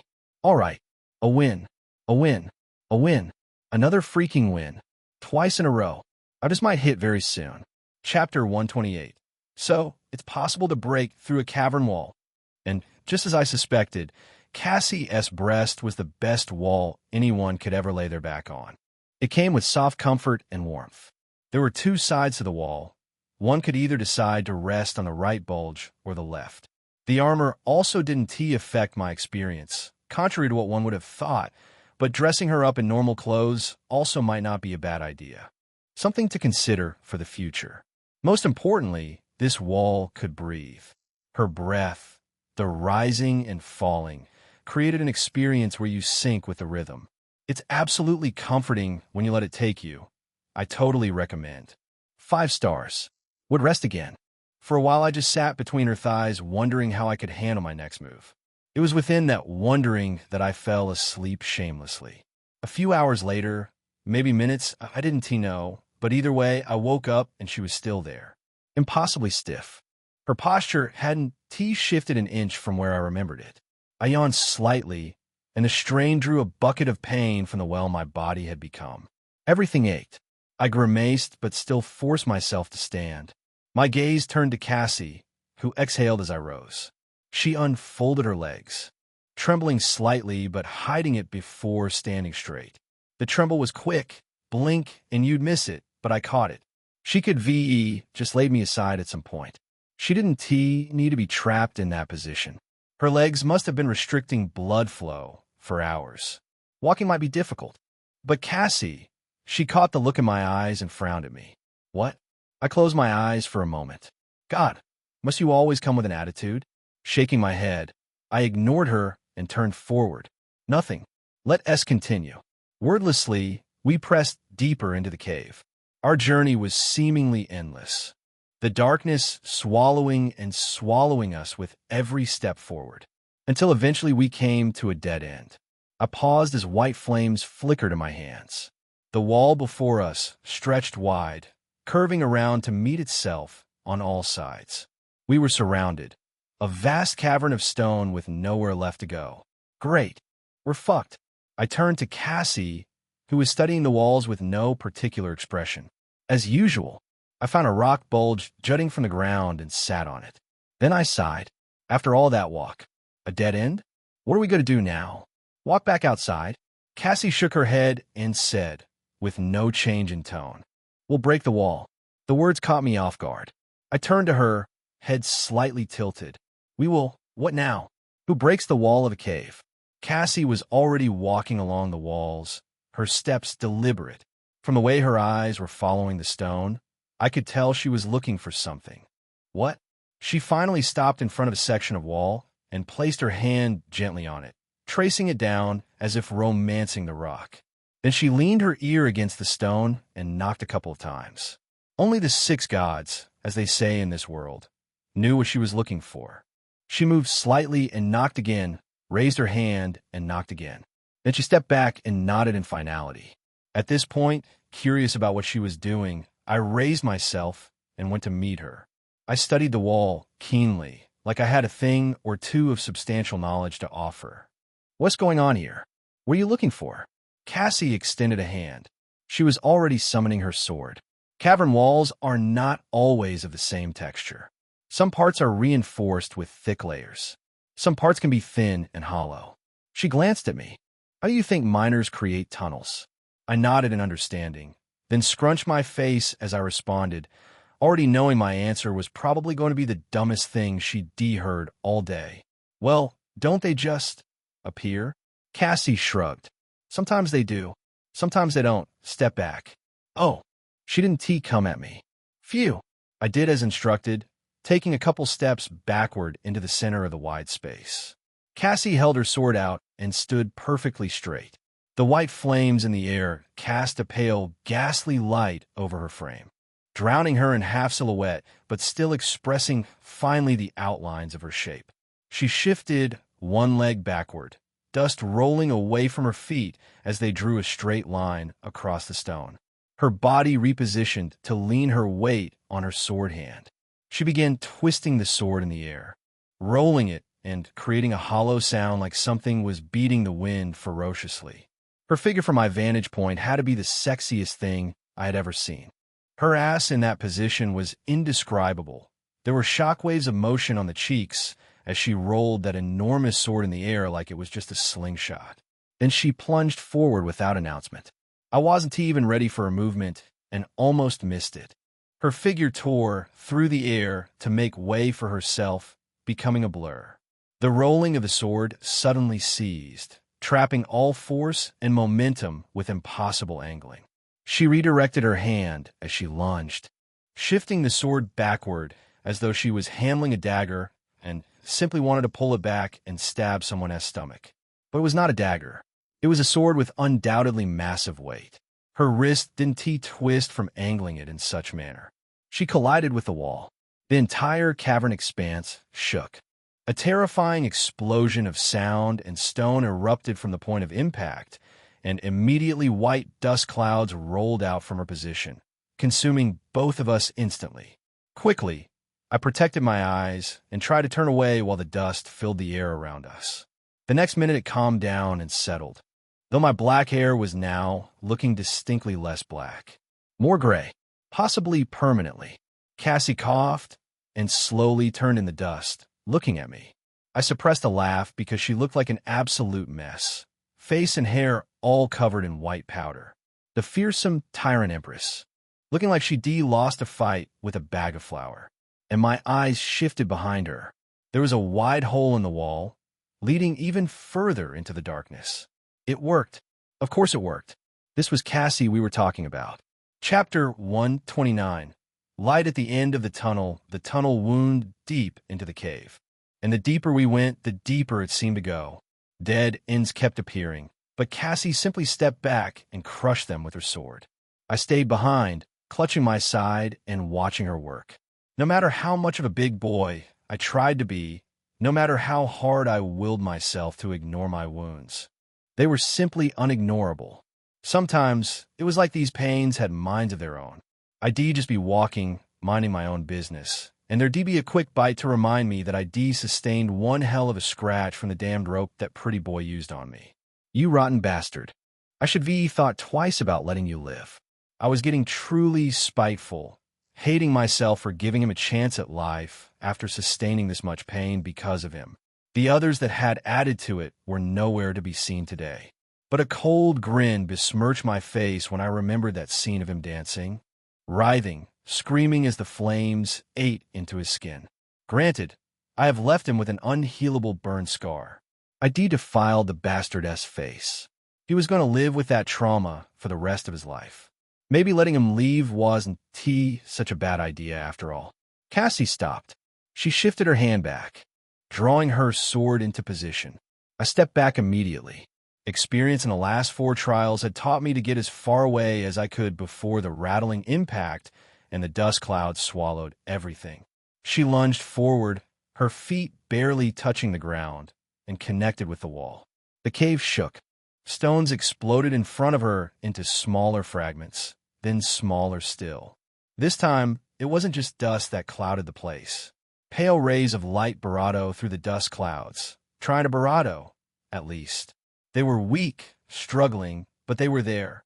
Wrinkles formed on my forehead as my eyes caught those fragile rays disappearing into the fog of dust. Light. It was minimal, but this was it. Light at the end of the tunnel. I rushed forward, pressing my lips together painfully as my abrupt movement sent another jolt through my side. But it did nothing to diminish my speed. I merely staggered a bit before running straight into the dust, not caring what I breathed in. I ran through it and reached the jagged end of the tunnel. Cassie was already standing at the edge, staring up into the dark skies. I slowly came to stop beside her, looking up too. The middle moon, silver-tide, was visible from here, its silver light pouring down on the forest but diminishing to gray as it touched the canopy. In certain spots, the light managed to weave between the clusters of leaves, casting pale patches on the forest floor below. My chest was rising and falling hard. We made it. We finally made it. The air tasted different out here. Cleaner. Alive. I hadn't realized how stale the cave had become until I drew in a breath that didn't taste like stone in my own sweat. Toward the horizon, a cliff rose against the sky, and atop that cliff sat a bustling hub of lights, warm and orange and promising civilization. Without being told, there was no doubt about it. Fahrenheit's. Cassie studied the city for a long moment, then turned to look at me. Don't be too glad. Not until you meet your comrades. Her words landed like cold water. I belatedly recollected myself. Ah, yes. But still, I gestured vaguely at everything, the sky, the moon, the air that didn't want to choke me. Isn't it nice to feel and see the light? Can't you feel the fresh air? She looked at me with a strange expression, something I couldn't quite file into Cassie's usual books of facial expressions. Then she looked at the moon, held it for a breath, and looked away with a shrug. Darkness and light make no difference. Buckle up. The journey has not ended. As she spoke, her helmet was already manifesting around her head, sealing her face away. I exhaled a tired sigh and started moving through the forest. The leaves brushed against my legs below the knee as I walked, causing a soft rustling in the midst of the dark undergrowth. Cassie followed behind me, her gaze more silent than mine. Her steps somehow quieter despite being heavier and taller and stronger. I couldn't help but wonder how she managed to achieve such a thing. Some night-esque trick, probably. Or maybe she just didn't care enough about making noise to actually make any. We continued to walk for a while before sounds began to reach my ears. First, the honking of ships grew louder, not constant, but intermittent. Either a ship was reaching the harbor or leaving. The rhythm of a port town going about its business. But that was not the only sound entering my ears. There were mutters, people coughing, and now lights, too. Flickering lights were beginning to appear between the trees. Cassie and I ducked behind the foliage and carefully observed before deciding to move forward.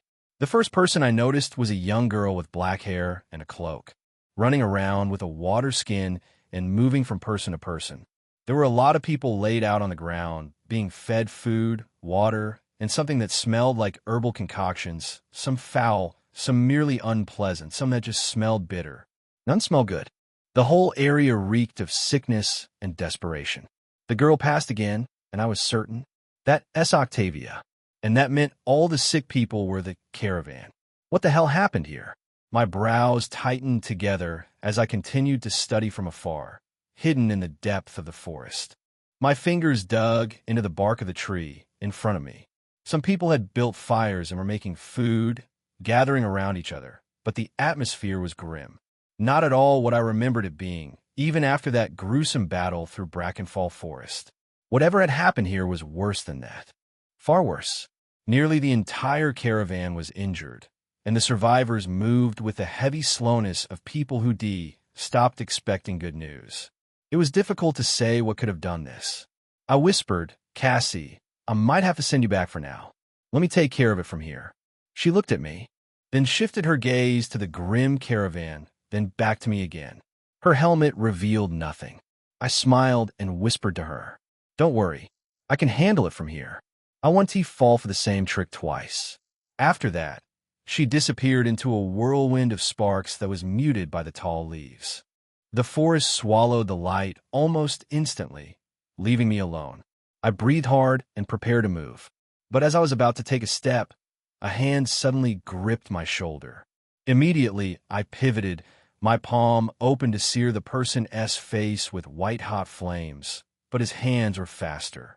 He clamped my mouth shut and placed one finger over his own lips. Shush. Chapter 130. The finish line as I turned. The only reason I didn't set the face on fire immediately was because I recognized it. But before I could say his name, he covered my mouth and muffled my voice. My brows drew together, questioning without words.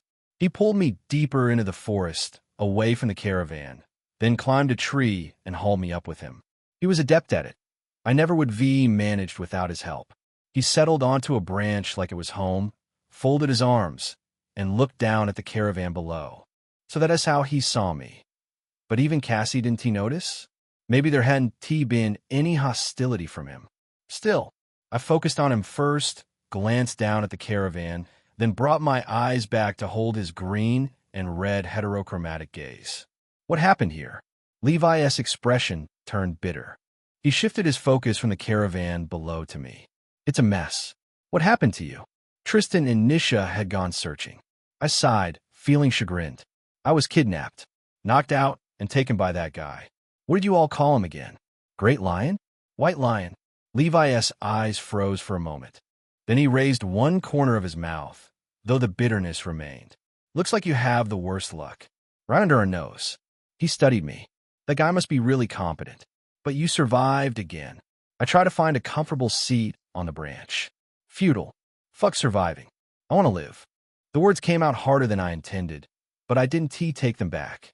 If my sustenance has to be vengeance after what these people have put me through in the past few days, I won't complain. I'm tired of running. Having to run was a twisting ache in my throat. I had Tyrant Empress, Pyre Saint. I could demolish them all, set every last one of them on fire. Tyrant Empress had even done it before. At the same time, I understood. I understood too well that too much was at stake to choose that recklessness. And contrary to how powerful Cassie and Maggie could be, I was their weakness. Me. It was all me. And unless I grew, there was going to be revenge or living. I would only continue to survive, which further reinforced my resolve not to go easy in training again. Perhaps I could start with complaining less. I looked at Levi again. "You not told me what happened." Levi sighed. "The caravan was attacked by the Holy Paladins and the Royal Navy. Information leaked that the heretic was traveling with us. The knights, the paladins, they didn't believe our denials and demanded to search. But searching a caravan like this one carried too many risks, so Barrow Humpstonbuckles refused." His jaw tightened, which led to a showdown. I glanced down at the devastation. "You're saying the kingdom let the church do this to its own people?" Levi shook his head. "No. The Royal Navy is controlled by House Montfort, which oversees the Seacliff Duchy that Fahrenheit's is part of. They're devout followers of the eternal sun. He paused. But even they wouldn't have been able to cause damage this intense. We were attacked by another spirit beast. Silence settled in my throat. I didn't even know what to say. An even greater number than the last. Levi shook his head. No, it was just one. A strange cold spread through my whole body. Just one. One spirit beast. And even Tristan and you were unable to defeat it? Levi chuckled dryly. I'm a bloodline user. I'm pretty weak here, okay? Even you might be able to beat me. He paused, studying me up and down, reconsidering. Well, with enough training, I'm sure you can manage. Thanks for the vote of confidence. Besides, Tristan and Nisha left immediately to find you. So they weren't part of the fight. My gaze dropped for a moment, observing the devastated party below. I had to grip the branch, no matter how I tried to balance. It always felt like I could fall at any moment. The bark bit in my palms, rough and unforgiving. Levi's voice came steady and direct. But this isn't about you. The people suffered because of a spirit beast. He lingered on the words. One that may still be in the forest. His eyes sharpened with that last statement. Then, just as quickly, he calmed and looked at me. Don't go back to the caravan. Go to Fahrenheit's instead. I frowned. What about Tristan and Nisha? I'm sure they're already tracing you back here. His tone was indifferent and certain. He glanced at me one more time, like he wanted to say something, but hesitated. Instead, he slipped from the tree like water, landing soundlessly in a crouch. He looked up and gestured for me to follow. I looked down at him, unconvinced I could manage the same. Besides, I had to be careful of my wounds. I put my leg down first, hugging the branch tight, making sure I reduced the distance as much as possible before letting go. The landing jarred through my bones. I nearly fell, but Levi's hand pressed against my back, steadying me. He looked at me with a strange smile. I frowned.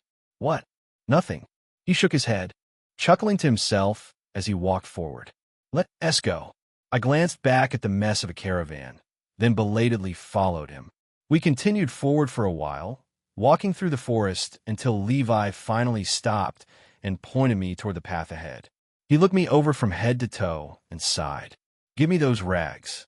I glanced down at my clothes, belatedly remembering how unpresentable I looked. Torn fabric hanging off me in strips, stiff with dry blood. I pulled them off. It was a struggle, the cloth sticking to wounds in places, but I eventually handed him what remained. My pale chest, smeared with blood and grime, shook slightly as the night cold bit into my bones. He handed me his own clothes and regarded mine with open contempt. Compared to him, I was barely a man. Levi's build had the kind of lean definition that came from years of actual use. I couldn't help the stab of jealousy. I was 19, but still. Give more years. I'll put you to shame. I'm in it. I pulled on his clothes, which hung slightly oversized on my frame, then handed him my cloak. He wrapped it around himself underneath, then pulled his usual cloak over the top. The layering looked ridiculous. At that moment, though, it wasn't funny. All I could see was how far these people were willing to go to help me. He pressed a wooden token into my hand and slapped my chest. Go up the cliff and into the city. We'll catch up soon. I hesitated, but his gaze sharpened and he pointed forward. Cade, that's the finish line. Go. I exhaled heavily, glanced back, and lowered my head. Thank you, boss. Levi chuckled. Brat, I'm just doing my job. Now scram. I put my legs to work and didn't look back again. Chapter 131. Fahrenheit's, just as Levi had commanded, I continued walking forward without looking back. I moved through the forest first, and soon the trees thinned with each step until I was climbing uphill. The pain in my ribs pinched at me gruesomely, but I endured it, pressing one hand against my side as I pushed forward. The pale light of the moon cascaded down in a flood of silver now. The night, if it could even be called that, was unervingly bright, almost as if dawn was approaching. Or was it? I would know since I'd been stuck in a cave all the while. As I climbed toward the hill's crest, the ocean revealed itself beyond the cliff's edge. It was endless, spanning across the entire seascape to meet the gray horizon far away. This was the Ethris Kingdom's great port, a hub of foreign trade, and most likely my ticket out of all this mess. I could see the outlines of several ships, each one the size of a plane. They were built with thoughtfulness and resourcefulness that could be compared to the cargo vessels of Earth. Except these things looked more like terrifying beasts than mechanical constructs. Massive wooden hulls curved like rib cages, their masts jutting skyward like spines. Their method of building in this fantasy world, I didn't know whether to call it crude or actually terrifying. The fact that they could birth something so massive was proof of the frightening power that came from collective minds working in concert. It made me realize something uncomfortable. Earth was not special, and humans were most likely not either, because I had to take into account other races too. Just then, I tore my gaze away from the water as a loud cry erupted ahead of me. I pressed forward, climbing the stone steps with what confidence I could muster. "Get out of here, you wild animal." No different from a spirit beast. The man ahead shouted and drove his boot into another person's stomach, sending the latter staggering back before he rolled across the dirt. There were distinct features I noticed about the young man being kicked. He had ashen hair, tousled like a halo, framing his face. Two foxish ears extended from that hair, white but fading to deep gray toward their tips. As I passed, he was just getting up and glanced at me. His eyes were yellow, dangerous and subdued at the same time, like a predator that had learned the cost of fighting back. A metallic collar gleamed around his neck. "Oh, Beastkin." I try not to look at him too long. I didn't want a situation where he'd start asking for my help. I was in no position to help anyone right now. As I reached the massive arching gate of Farron Heights, the naval gate men turned their attention to me. The one who had just kicked away the vulpine beastkin, Feralus, as they were called in the native tongue, barked at me, almost transferring his aggression as I arrived. Yes, identification. I gave him no irritated expression, nothing to throw him over the edge. I simply dipped my hand into my clothes and brought out the wooden token Levi had given me. The radiant judge helped me. I've had enough of these people trying to sell themselves into slavery just to travel across the sea. He mumbled with an irritated tone as he inspected my token, turning it over in his fingers. Then he returned it and looked at me properly for the first time. "Welcome to Seacliff." His voice had regained some calm. He stepped aside, letting me pass. There were other guards, all of them donned in navy blue uniforms with lightweight silver armor and open-faced helmets. 4 of them stood at opposite angles of the gate, each holding a halberd from which the blue flag of the kingdom hung limp in the still air. They watched me carefully as I walked through. One even squinted his eyes, and for that moment I thought it was over. "Please, let me in. I swear I am a slave." The beastkin's screams stole their attention away. "You spirit-fucked nonentity. Ah, Eternal Sun, forgive me. You just fucking broke my 3 weeks of no curses, you shit-faced animal. Get out of my sight before I fuck your face." I could hear stomping and the dull thud of flesh meeting stone as I moved further into the city, passing rows of settlement buildings. Farron Heights was more warehouse than residence. Large shops and storage facilities dominated the landscape, and the grind of industrial machinery nearly drowned out the chatter of people. There were several inns and taverns. In fact, they dominated the businesses here, and a lot of beastkin were on display in the streets. Shit, perhaps that was the most bitter part of walking down this refined hub of activity. Even in the night, people in prestigious attire moved back and forth, different smells wafting across the air: roasted meat, salt from the harbor, something perfumed that couldn't quite mask the underlying stench. But to the sides of the streets were beastkins, vulpines, which were foxkin, lupins and felines too, wolfkin and catkin. All of them wore metal collars around their necks, linked to chains that bound their hands and legs. Their gazes were hollow, their faces mapped with wounds both fresh and scarred over. Some of them were so thin that my mouth went bitter just looking at them. Here, customer, you can purchase a very loyal wolfkin Feralus here for just 10 silver talents.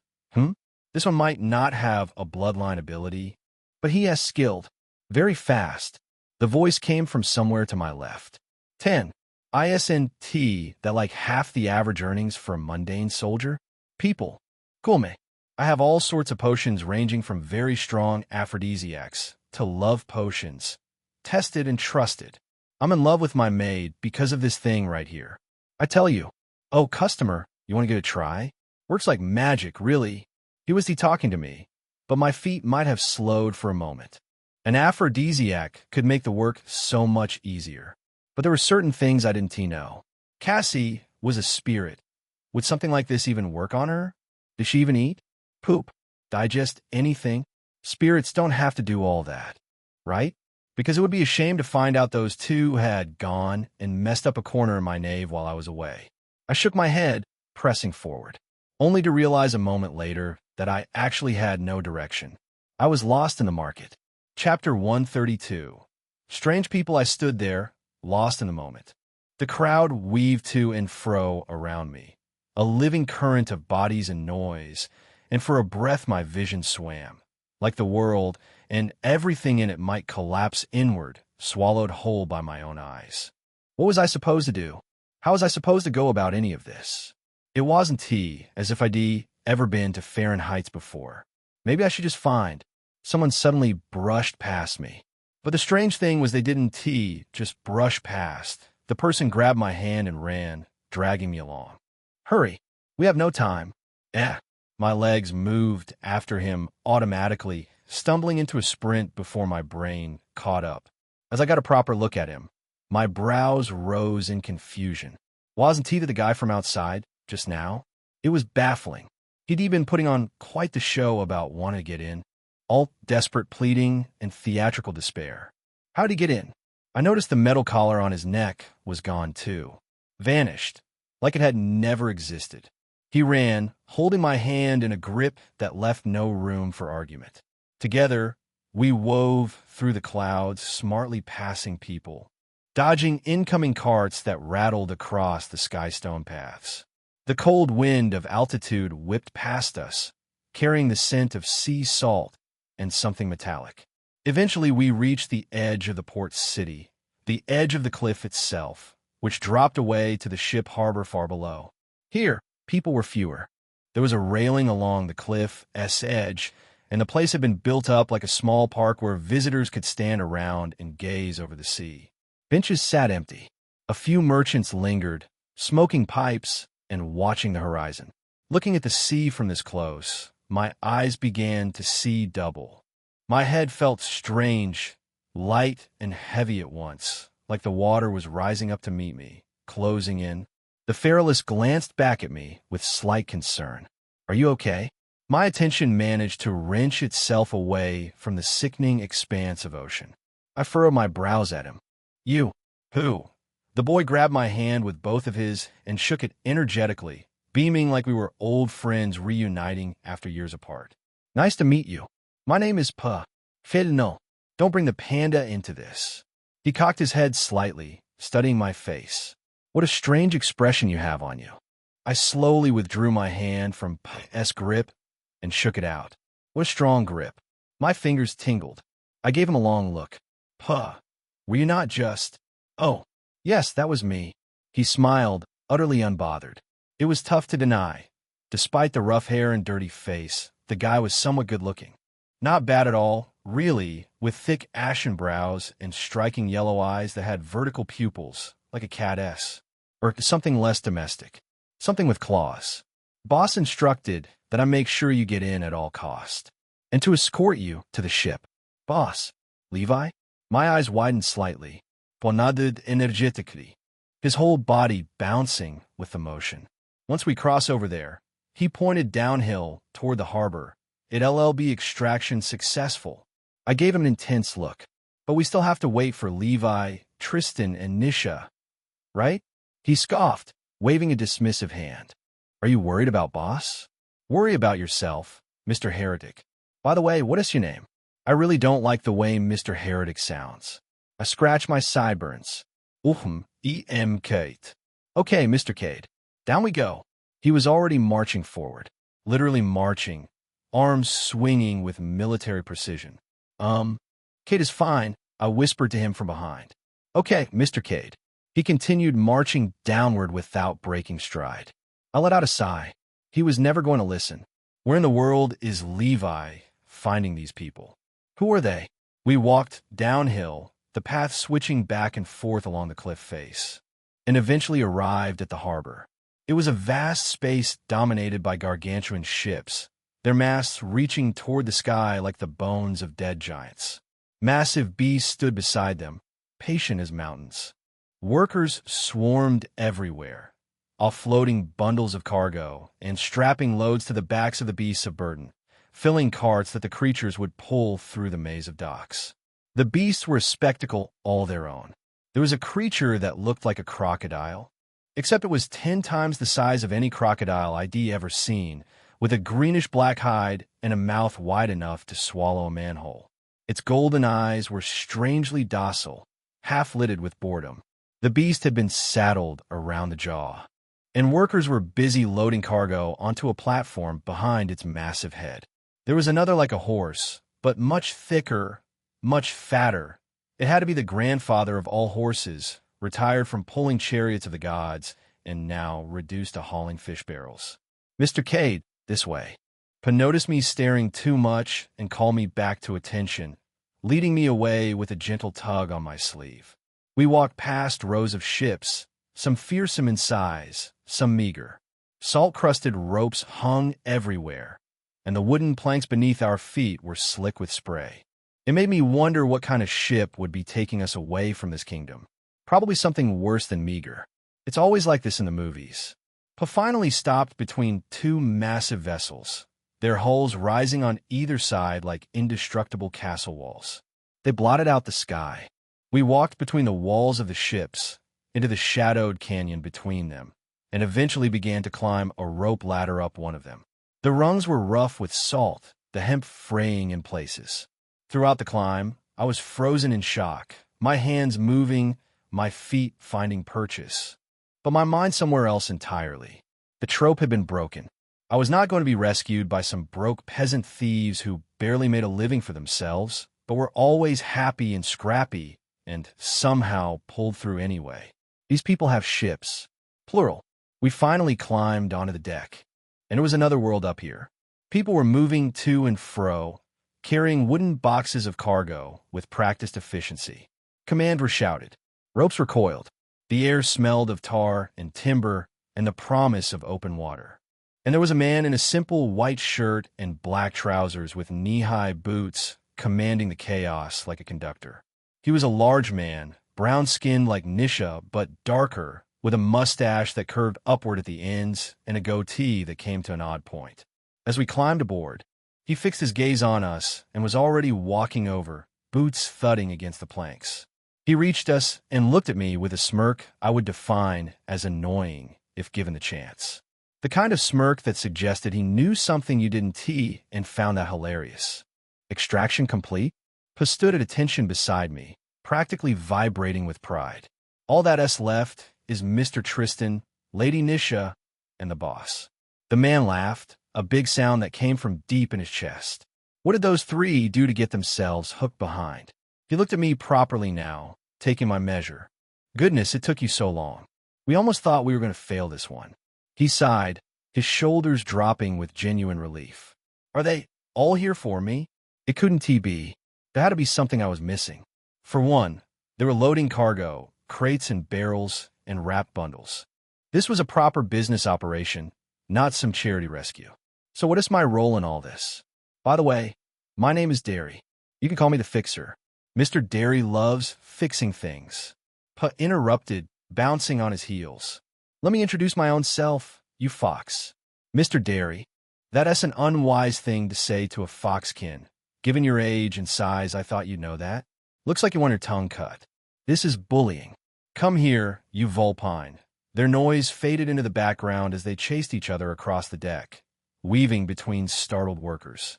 And I just stood there, staring at everything around me.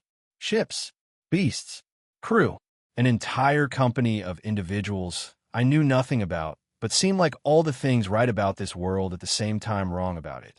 My eyes stayed frozen open, trying to take it all in. Just who exactly are these people? Chapter 133. To sever the ties of discomfort, part one, Pa escorted me into the cabin of the ship and told me to rest while he found someone to tend to my wounds. It was no surprise that the beastkin was sharp-witted. I had tried not to give myself away throughout the journey, but he must have caught the stiffness in how I moved, the way I favor my left side when climbing the gangplank. Pain has a way of leaking through even the best masks. The room he pointed me to held a bunk bed with 2 spaces and a table and chair against the opposite wall. There were no windows of any sort, but ventilation hummed softly from the air vents embedded into the upper part of the metallic walls. The air tasted of salt and machine oil, and the faint vibration of the ship's engines traveled up through the floor and into my bones. Afterwards, a nurse came around. She had black hair and was lean, one the harbor staff had recruited. I opened my clothes for her to patch me up, and at the same time minded my lechery. I was a disastrously horny crook, but I was not every hole is a hole type of guy.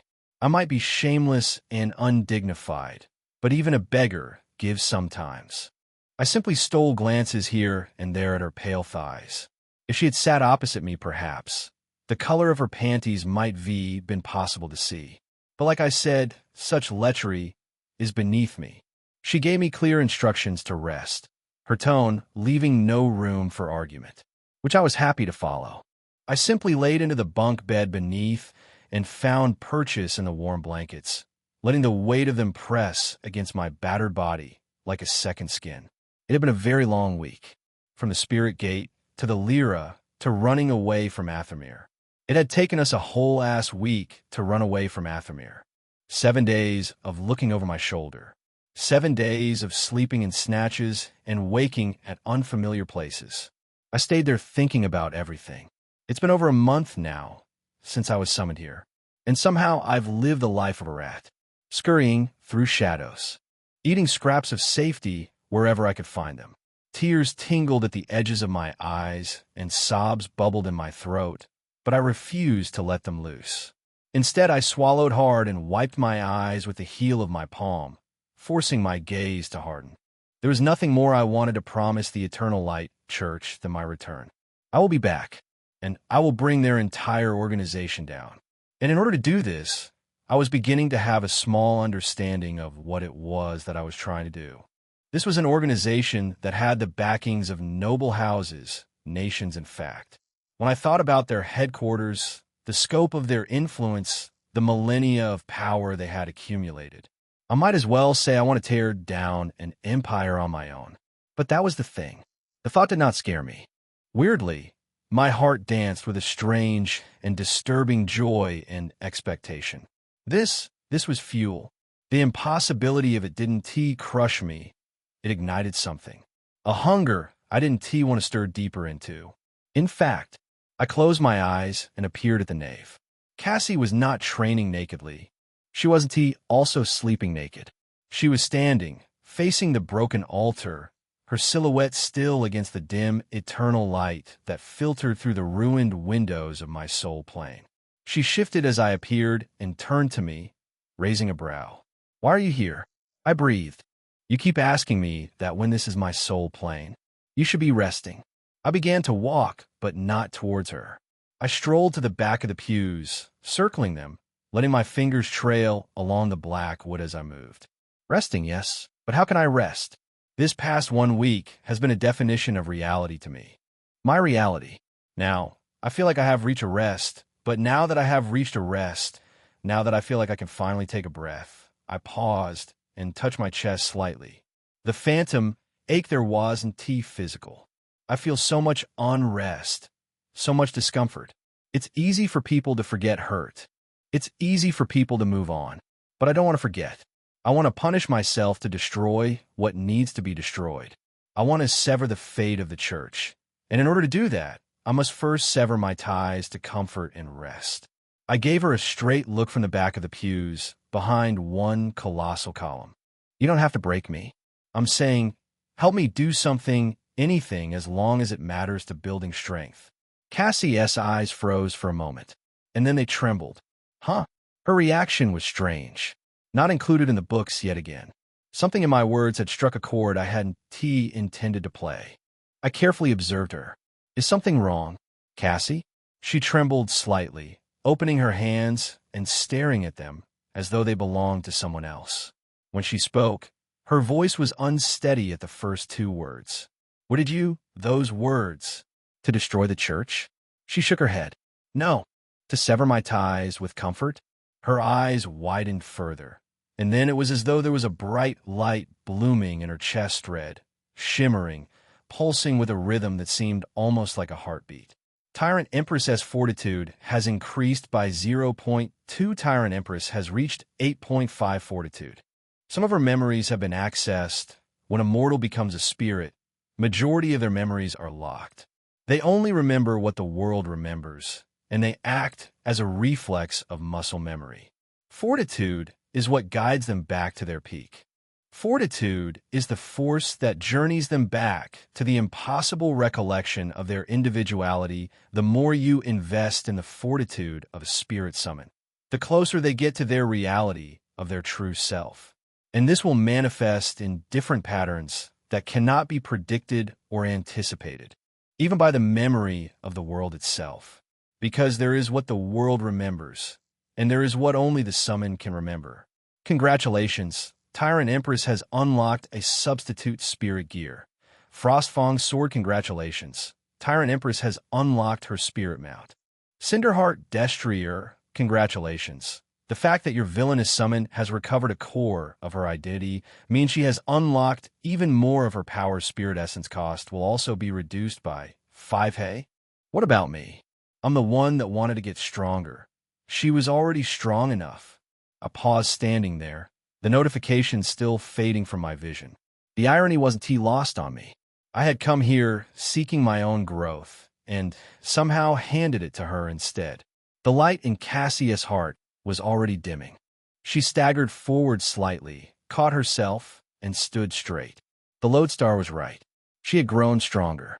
The air around her had changed in a way words could not quite capture. Denser somehow, more dangerous. Like standing near the edge of a precipice. Her eyes, too, had changed. They were as sharp as always. But there was a tender edge to them now. A softness that hadn't been there before. Like she had suddenly remembered really fond memories. Things precious enough to gentle even her. See. I hesitated. She looked away from her hands and rested her gaze upon me. Something had shifted behind those eyes. Recognition, perhaps, or the ghost of it. Summoner. Chapter 134. To sever the ties of discomfort Part 2. I stood for a couple more minutes, confused and slightly pissed. Cassie's gains, of course, were my gains. But didn't this lodestar have its priorities twisted? I was the one with the resolve. I was the one who had spoken the words, who deserved the reward. Cassie was the one getting it all. What was the fairness in this? How come I utter a word of determination and Cassie gets blessed? Even my summon has more luck than me. I sighed, trying to look past my pathetic luck. After all, it was all to my good at the end of the day. Whatever strengthened her strengthened me. That was the whole point of having a summon. Besides, it had more to do with the way the world functioned than the lodestar itself. Conviction held weight here, and Cassie had carried those words her entire life. I knew that. It didn't make it sting any less, but I knew that. Summoner. Cassie said as she slowly opened and closed her hands, turning them over, examining her fingers as if she was testing her grip strength. There was something different in the way she moved now. Something more deliberate. What have you done? What have I done? I should be asking you. I raised an eyebrow. What was so inspiring about severing ties with your comfort? Cassie suddenly seemed to remember.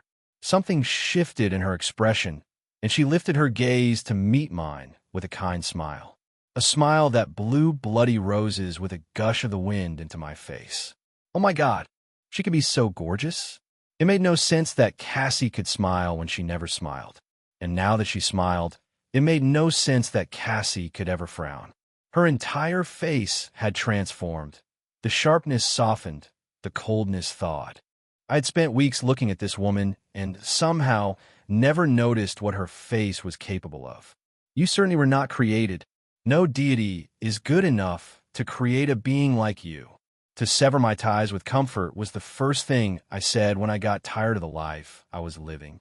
She took slow steps toward me, her boots echoing softly against the stone floor.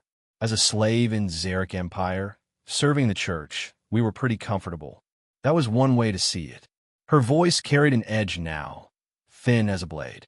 From the outside, on the inside, little girls were stripped naked, whipped. Their private parts were sealed shut with liquid metal. The church did all of this in the name of discipline and preserving holiness.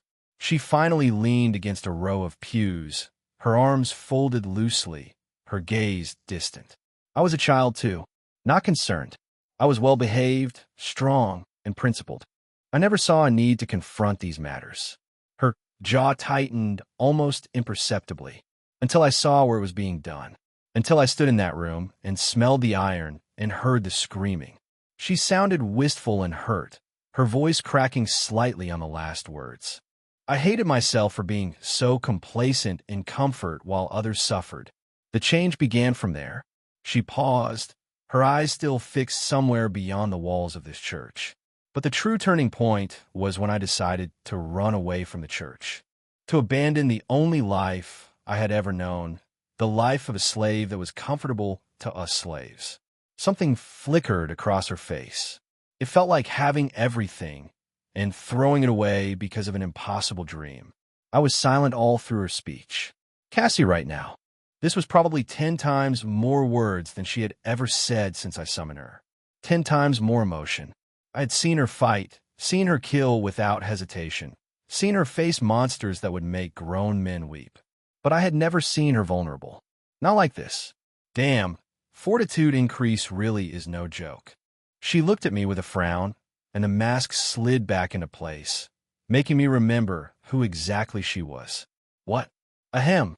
I cleared my throat belatedly, scrambling for something to say that wouldn't sound idiotic. It's just... Words failed me. You spoke so much. It's so nice. I'm disappointed in myself. Cassie's frown deepened. Her eyes seemed to carry hostility in them now, and I got the distinct impression I had about 3 seconds before violence became an option. Come on, can't we just continue like this? The talking? The sharing? It's good for you. She said nothing. Instead, she opened her hands, and red sparks began to appear between her palms, swirling and condensing. The red sparks coalesced into something solid, and as the light faded, a blade emerged, though it was blue, not red. She stepped closer and stretched it toward me. I examined the beautiful blade first, with a bit of confusion. It was a slender, elegantly curved weapon measuring just over 3 feet in length. The steel carried an unusual silver-white sheen that seemed to glow faintly in the dim light of the ruined church. A perpetual chill radiated from the blade, moisturizing the air around it. When I breathed, I could see the faint ghost of my breath. The edge caught light like frozen glass, so sharp it seemed to cut the very air. The handle was wrapped in pale gray snow fox leather, worn smooth from years of use, and the tsuba looked to be crafted from polished serpent bone, carved into a subtle coiling pattern that seemed to shift when I wasn't looking directly at it. It was a very fine sword, in appearance far better than the daggers I had now. More than that, it was a long sword. It looked like a katana but wasn't quite as curved, a hybrid of east and west, beautiful and brutal. Cassie's flat voice came. This was my first companion, gifted to me by a master and a friend. Something soft entered her tone, barely perceptible. It was crafted from frost serpents. I collected the sword, expecting it to be as light as it looked. The sword went down the moment it reached my hand, sending a hollow clang through the hall that echoed off the broken rafters. It was so hard to conceive that no matter what I did, I could only lift the sword slightly off the ground. I groaned. I pulled. My arms trembled as I threw everything I had into lifting this impossible weapon. The steel gave beneath my strength, barely, and I managed to raise it a few inches, my face reddening and my muscles screaming in protest before I dropped it back with another loud clang. I then shifted my gaze to her in blank shock. What? Must everything be heavy with you? Cassie shook her head slowly, the way someone might shake their head at a particularly disappointing child. You're even weaker than I expected. She folded her arms over her chest. not caring a bit for her sharp words or how they landed. We will start with drills to increase your strength. You're a spirit summoner. Spirit essence runs in your veins like blood. I will teach you how to use that to increase your physical strength first. She said it plainly, as if discussing something casual. Until you are able to wield that sword weightlessly. Weightlessly, right? Sure. Please wait. I objected with a little hesitation, warranting a small frown from her. What? I gestured vaguely, trying to look casual about it. Before we start, can I see the Destria? I was a fan of letting Cassie have him out. My gut told me I was probably fucked if she ever decided to ride something that could keep up with her combat abilities. But I was still curious, and I wanted to see what Cinderheart looked like. The name alone had been rolling around in my head since the Lodestar granted it. She was silent, looking at me with an expression I couldn't quite read.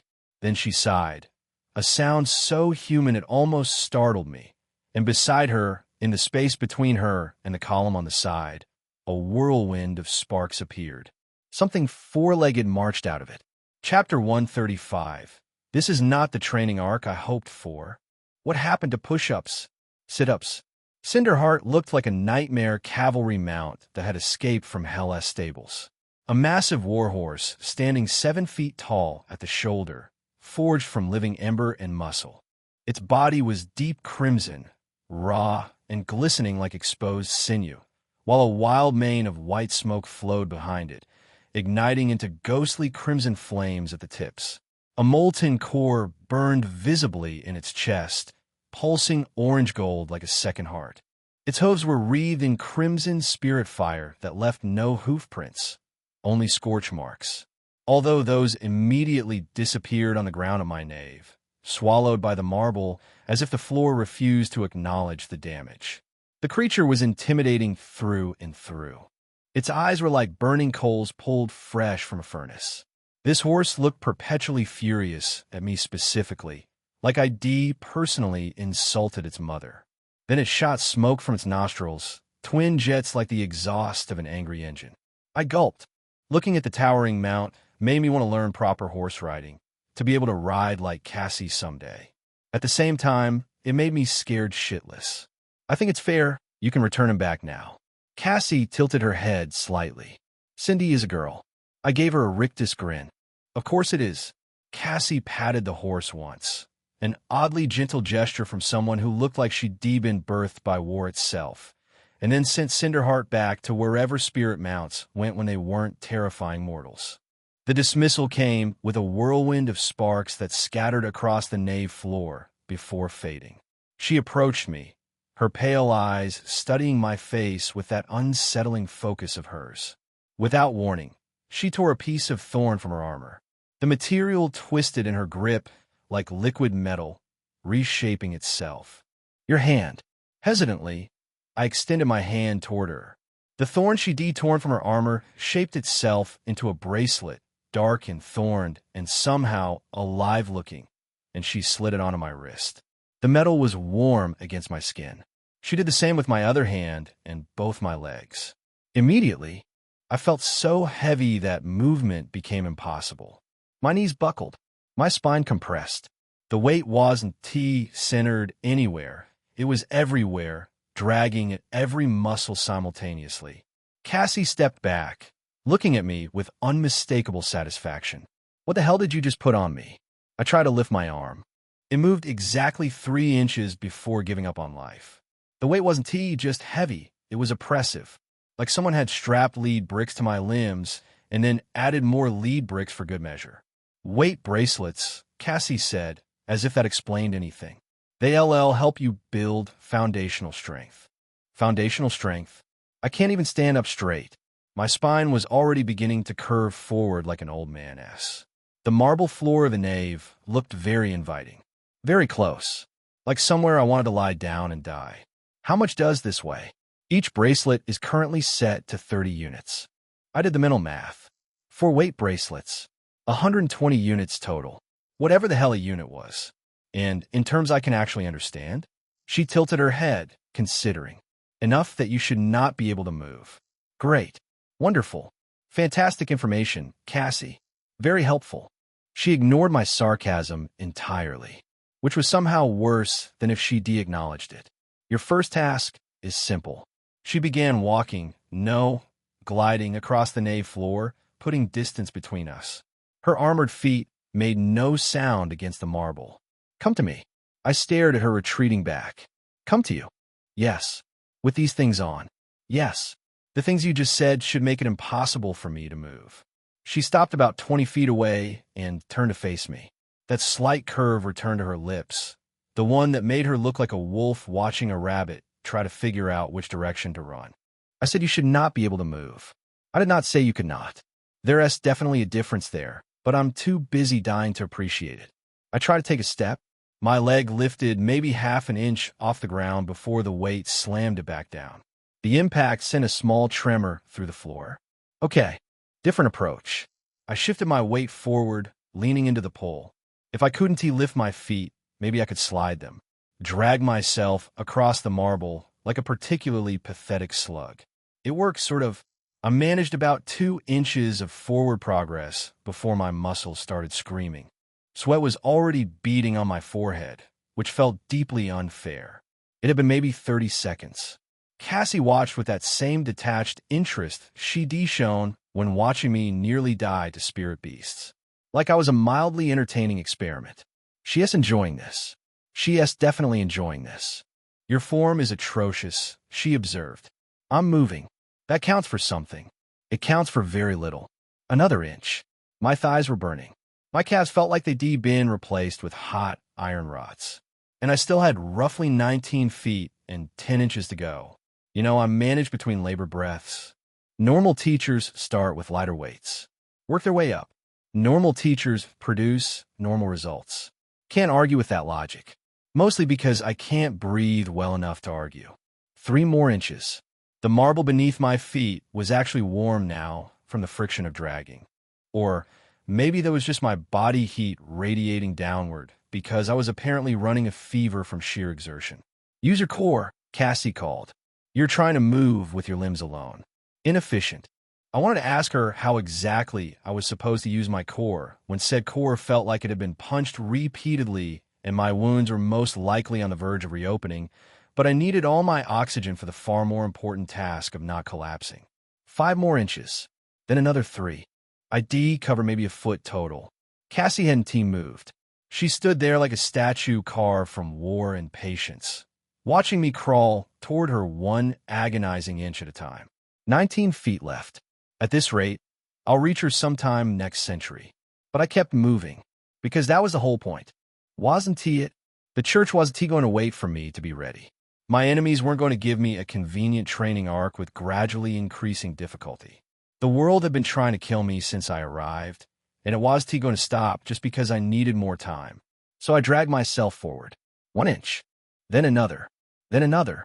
And Cassie watched, her pale eyes tracking every movement, cataloging every failure of form, every wasted motion, every drop of sweat that fell from my chin to splatter against the marble. She said this would be difficult. She said it would take time. What she hadn't mentioned was that the difficulty would start at completely impossible and presumably work its way up from there. 35 years of training, I reminded myself. That is what she said.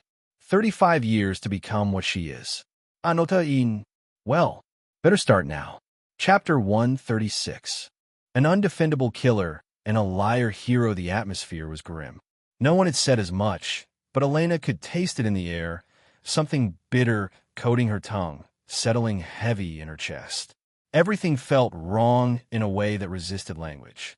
She turned her head to Kai, standing rigid beside her. Are you okay? He gritted his teeth. I'm not the one you should be concerned about. Are we just going to let him keep doing this? Elena's gaze lowered. She remembered her brief encounter with Cade, the look in his eyes, the pain, the plea to be understood. And then the wall that had slammed down after. Maybe she'd come about it the wrong way. But who wouldn't he have? Men and women. Their bodies had littered the plaza, and every piece of evidence pointed to him. He killed people. He killed hundreds of people, all for one person the church had passed judgment upon. And he hadn't stopped there. He was killing more. Even after meeting him, Elena had totally given up. Cade had to answer for his crimes. That much was imperative, but unlike everyone else who turned on him completely, she believed he deserved to speak his own side. Why try to kill Kai? Why killed Kale? Why killed all those people? Elena didn't believe Cade was just some unhinged killer, finally letting out his dark fantasies now that they were in a world where power meant everything and violence was truly permitted. At least, that was what the others were making it look like. They weren't giving him any credit for his strength despite being F-rank. They weren't asking the right questions. All they seemed concerned about was making him into something worse than they were. It was sickening, especially that Derek. Derek had become a force unto himself, building his entire reputation on hatred of Cade. He'd been pulling out moments from school where Cade would ignore everyone, saying insensitive things like Cade was the cause of his own mother's death, that he was hated in his family. The venom ran too deep for simple bullying. Elena had never kept tabs on people before. She hadn't even known which families Cade or Derek came from. But now she found herself genuinely curious, because all of this was just so unfair. But it wasn't like Cade could be defended either. He killed mothers, fathers, children, enjoyed their screams. According to the witnesses. Perhaps I don't know him at all. Perhaps I'm just projecting my hope onto him. Maybe he really was as bad as the rumors said. As bad as their classmates believed. Why are you thinking so hard about it? Kaya's voice cut through her thoughts. Are you in love with him? Elena frowned. What?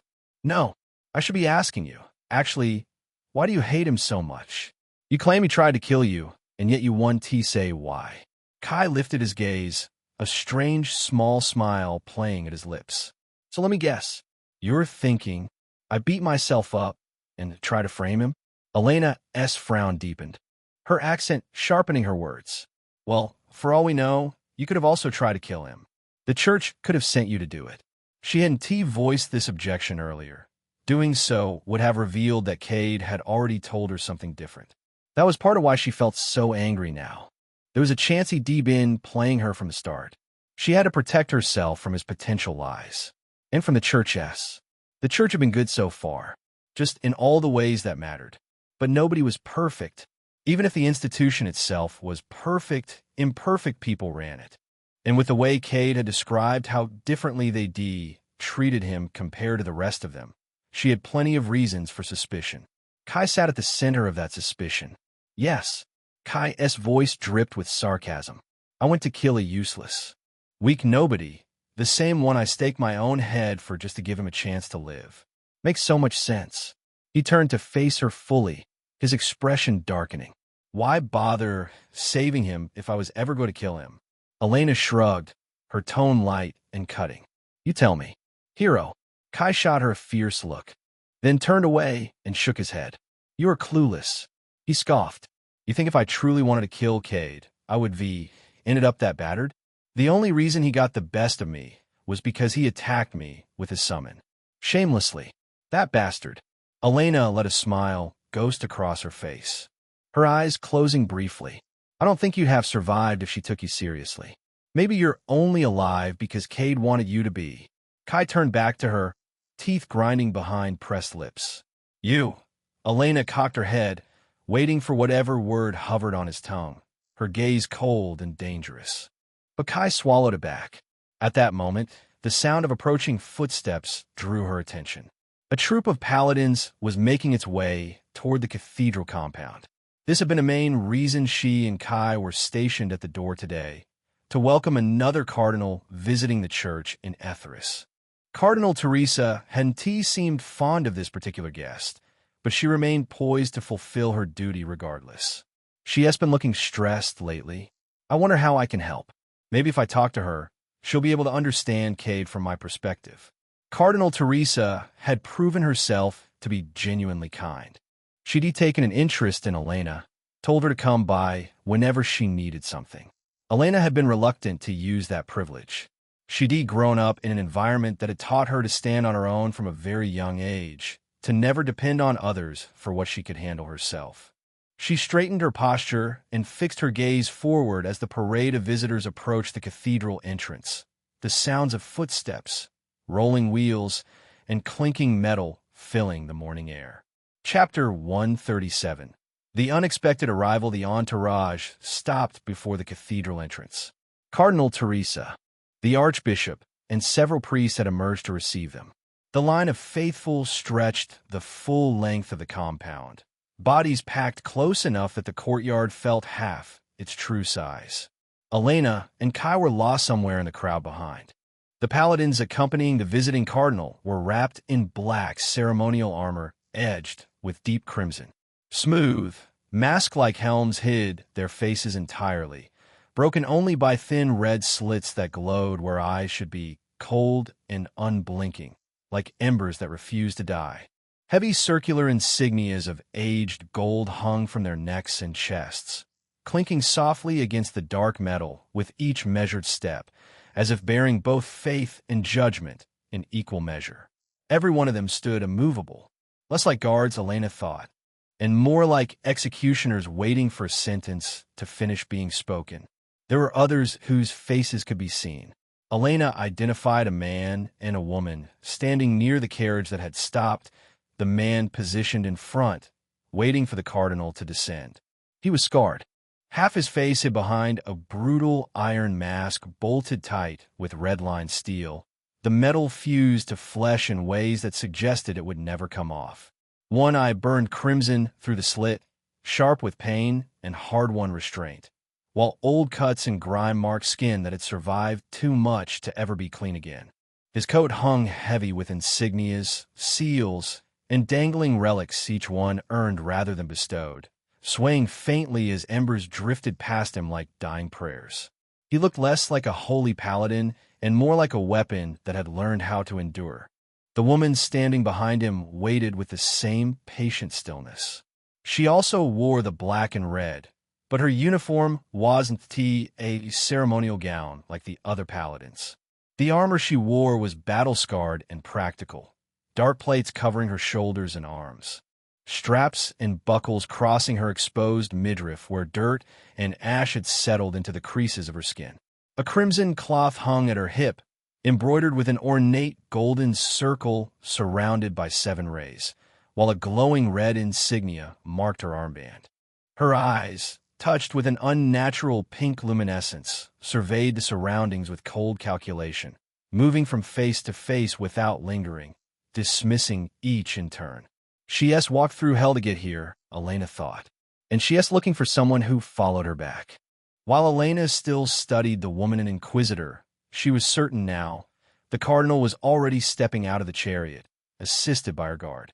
She wore the traditional black habit and white wimple of the Eternal Light Church, her long chestnut hair spilling out from beneath the veil to frame a kind, patient face. There was something maternal in her expression, a gentle smile that reached her half-lidded eyes, as though she'd heard 1,000 confessions and forgiven them all. Even her generous chest, which folded and rippled her habit with every step, somehow added to the impression of warmth rather than detracting from it. Elena found herself bewildered for the second time. She tried not to dwell on it. Instead, she focused on the cardinal as the woman walked forward to meet Cardinal Teresa. She has the look of someone who would offer you tea and listen without judgment. Elena had thought Cardinal Teresa looked kind when she first laid eyes on her. But this woman, she made Cardinal Teresa suddenly seem cold by comparison. No, that's not right. Elena frowned at her own disloyalty and chose instead to see 2 wonderful women, nuns both, perfect as far as mortality allowed. From her position in the crowd, she observed them with so much focus that Kai and everyone else seemed to disappear around her. The visiting cardinal approached Cardinal Teresa with a small smile touching her lips. Cardinal Teresa, strangely enough, was not smiling at all. In fact, she looked irritated. Perhaps that was understandable. The situation with Cade had pushed her to the edge, especially after hearing about 2 of the Thorn sisters' deaths and the Inquisitor who had never returned. And now, without warning, another cardinal visiting. Though Cardinal Teresa seemed to believe it was merely an ordinary visitation. For some reason, sister. The visiting cardinal touched Cardinal Teresa's shoulder the way a mother might touch a wayward daughter. Are you not happy to see me? Cardinal Teresa's jaw tightened almost imperceptibly. Of course I am, Your Eminence. I simply wasn't expecting you. Were you not? The visiting cardinal's voice carried no accusation, only that same gentle patience. She tilted her head slightly, and the gesture reminded Elena of a mother catching a child in a small lie. I sent word 3 days past. The roads have been difficult. Messages go astray. That is not true. The thought came unbidden. The couriers arrived yesterday. I saw them myself. Elena immediately crushed it. It wasn't her place to question Cardinal Teresa's words. And yet, the lie sat strangely in the air between the two women, obvious to anyone watching closely. The visiting cardinal seemed unbothered. Her smile didn't waver. If anything, it deepened, crinkling the corners of her eyes with something that looked almost like affection.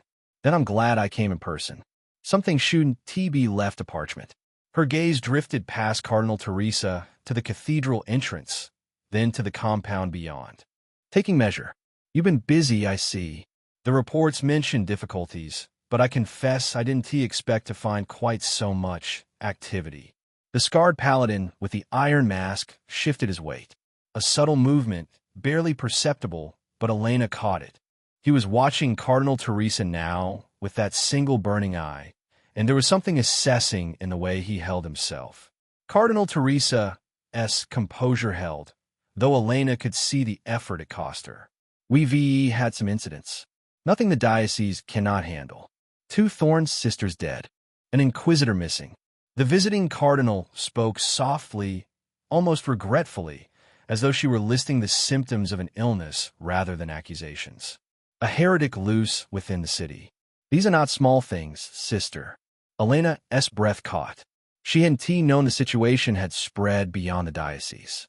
Had word traveled that quickly, or had the visiting cardinal known before she even departed?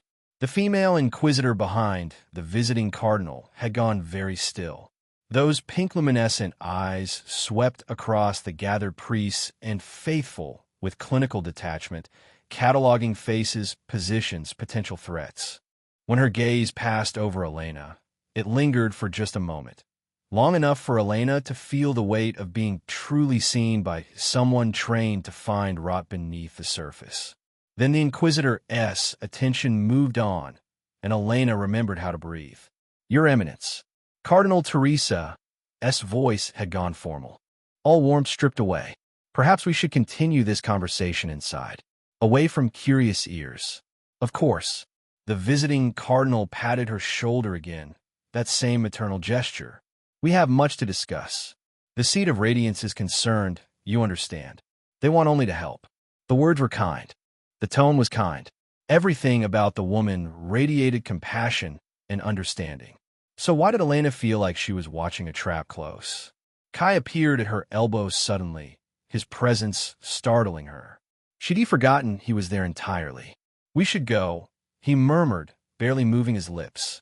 His eyes were fixed on the paladins in their ceremonial black, on the red-eyed slits of their helms. This isn't something we should be watching. He was right. Elena knew he was right. But she couldn't move. Something was happening here, something larger than Cade, larger than the dead sisters, larger than anything she understood. The visiting cardinal walked toward the cathedral entrance with Cardinal Teresa at her side, and the contrast between them struck Elena suddenly. One moved like a woman who had already won. The other moved like a woman who didn't yet know she had lost. The scarred paladin fell into step behind them. The female inquisitor followed, but not before casting one last look across the crowd, a look that found Elena again, held her for a single heartbeat, then released her. A warning, perhaps? Elena finally let Kai pull her back into the anonymity of the crowd. Her hands were trembling, though she couldn't say exactly why. Did you see? She whispered. Kai freunded. See what? Elena looked at him with disbelief and shook her head. This one is dumb. The cathedral doors closed behind the cardinals and their entourage with a sound like judgment falling. Chapter 138. Cat and mouse conversation. Cardinal Teresa kept her smile perfectly in place.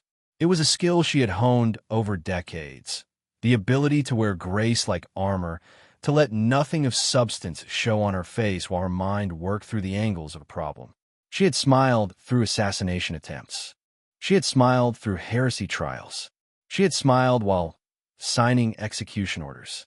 She could certainly smile through Mortressa. How does she know? The question burned behind her calm exterior as she walked alongside her fellow cardinal, their entourage trailing behind them through the cathedral's great doors. The cool interior air washed over them, carrying incense and the distant murmur of prayer, sounds that usually brought Teresa comfort. Today they felt like a funeral dirge. Two Thorne's sisters were dead. The Inquisitor returned alone, half-burned, and she didn't even know where he had gone, whether the head church or just continuing his job. All of it had happened barely a day ago. The bodies were still being prepared for transport back to the Grand Blue Order, their armor being clean to the ash that had consumed them from within. And yet Mortressa had arrived as if she'd known before it happened. Who told her?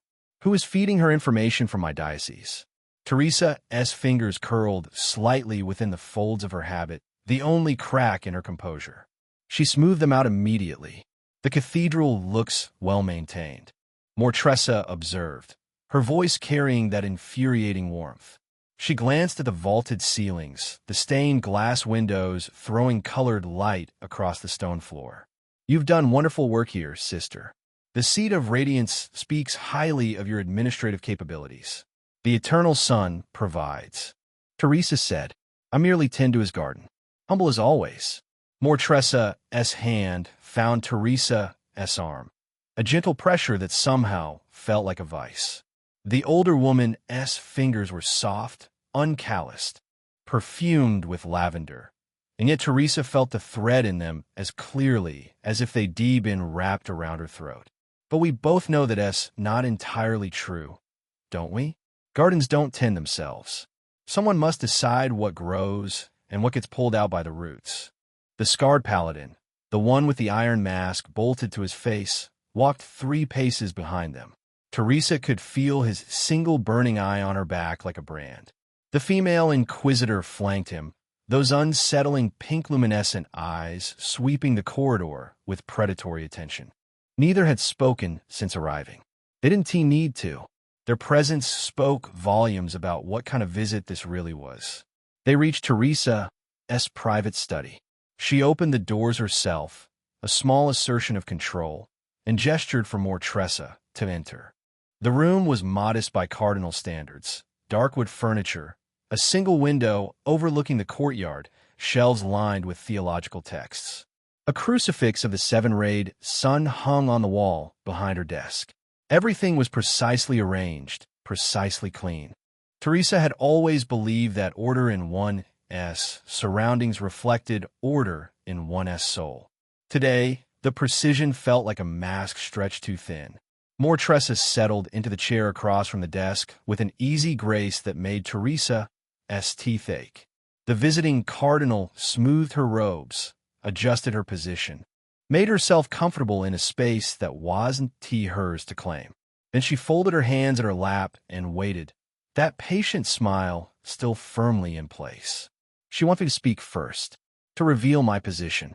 Teresa would not give her the satisfaction. She moved to her own chair, taking her time, adjusting her habit, pouring water from a crystal decanter into 2 glasses. Every motion was deliberate, unhurried, and perfectly controlled. The water caught the light from the window, casting rippling shadows across the desk.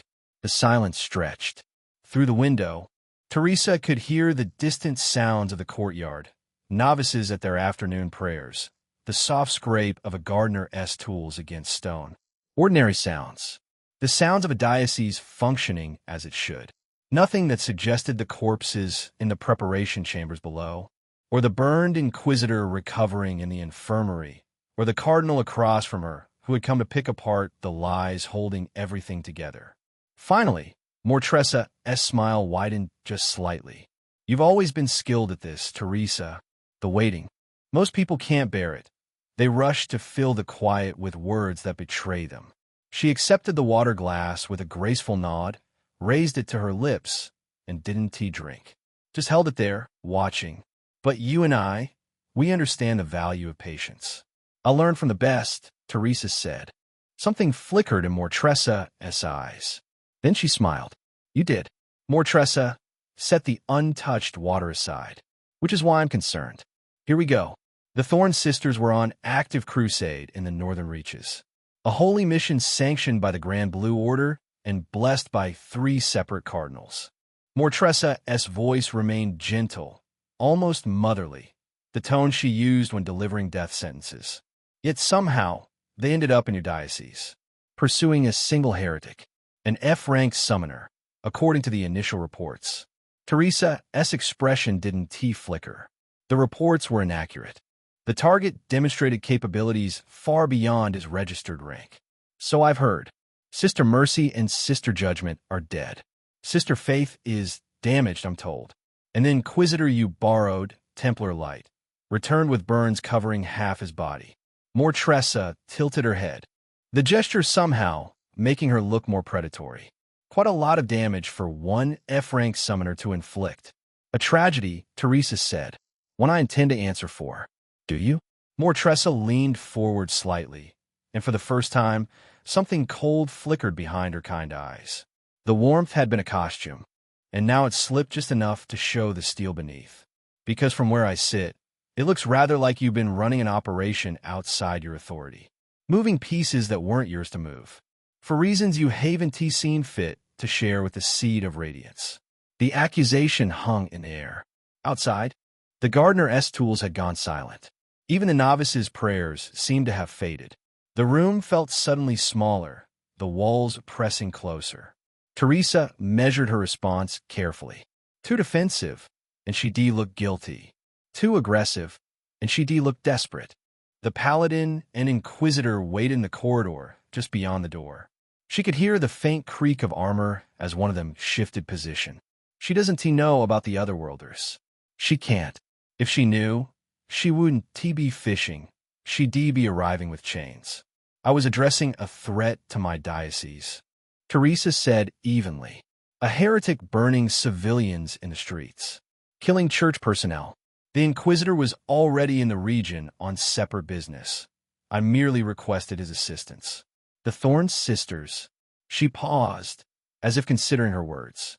I called in a favor, perhaps unwisely, in retrospect. A favor. Mortresa's tone was flat. You pulled 3 crusaders from an active holy mission because of a favor. They owed me a debt. What debt could possibly justify that, Teresa said, and her voice cooled by several degrees, is not your concern, Your Eminence. The debt was personal. It has been paid in blood. Unfortunately, the 2 cardinals stared at each other. Teresa could see Mortresa calculating, weighing the response against what she knew, against what she suspected. The visiting cardinal was good, one of the best political operators in the church hierarchy. But she was operating on incomplete information, and she knew it. The question was whether she would push harder or retreat to regroup. She came here hoping I would crumble, hoping the deaths would shake me into revealing something. Teresa would give her nothing. The silence stretched again, but this time it felt different. Charged, like a test of wills with neither side willing to lose. The heretic Mortresa said finally. Who is he? A summoner. Just a random man we had high hopes for. Name? Cade Marlowe. Chapter 139. My name is Cade Marlowe, and I'm the thorn that tear apart plans Mortresa's eyes narrowed almost imperceptibly. Marlowe. I don't recognize the bloodline. The question beneath the question. If Mortresa was asking like that, Teresa knew she couldn't lie. Not directly. A lie would surface eventually, and surface badly. But she didn't have to offer the truth either. She just had to avoid the lie. There is no bloodline. He asked from the other world. One of the summoned. A pause stretched between them. Then, the summoned are under the Seat of Radiance's direct oversight. All of them. Mortresa's voice had gone very soft, the kind of soft that preceded judgment. Every summoning ritual is documented. Every otherworlder is registered. Every assignment is approved through proper channels. She let the words settle like stones into still water. Are you telling me sister, that you have been conducting operations involving a summoned otherworlder without reporting to the central authority? Careful. Careful now. I am telling you, Teresa said, that a heretic emerged from the summoning batch, as occasionally happens, and I dealt with it locally, as is my right and responsibility as cardinal of this diocese. Dealt with it. Mortresa's tone remained pleasant, almost conversational, by sending 3 crusaders and an inquisitor after a single F rank. The target was misclassified. Clearly, Mortressa set down her water glass with a soft click, a sound that seemed too loud in the quiet room. Here's what I think happened, sister. I think you found something. Something in this Cade Marlowe that you didn't want the Seed of Radiance to know about. Something valuable enough to justify pulling the Thorn sisters from their sacred duty. Something important enough to risk an inquisitor. Teresa said nothing. Her expression remained mild, attentive, appropriately concerned, the face of a colleague receiving difficult feedback. I think you wanted to capture him quietly. Interrogate him. Extract whatever secret he is carrying.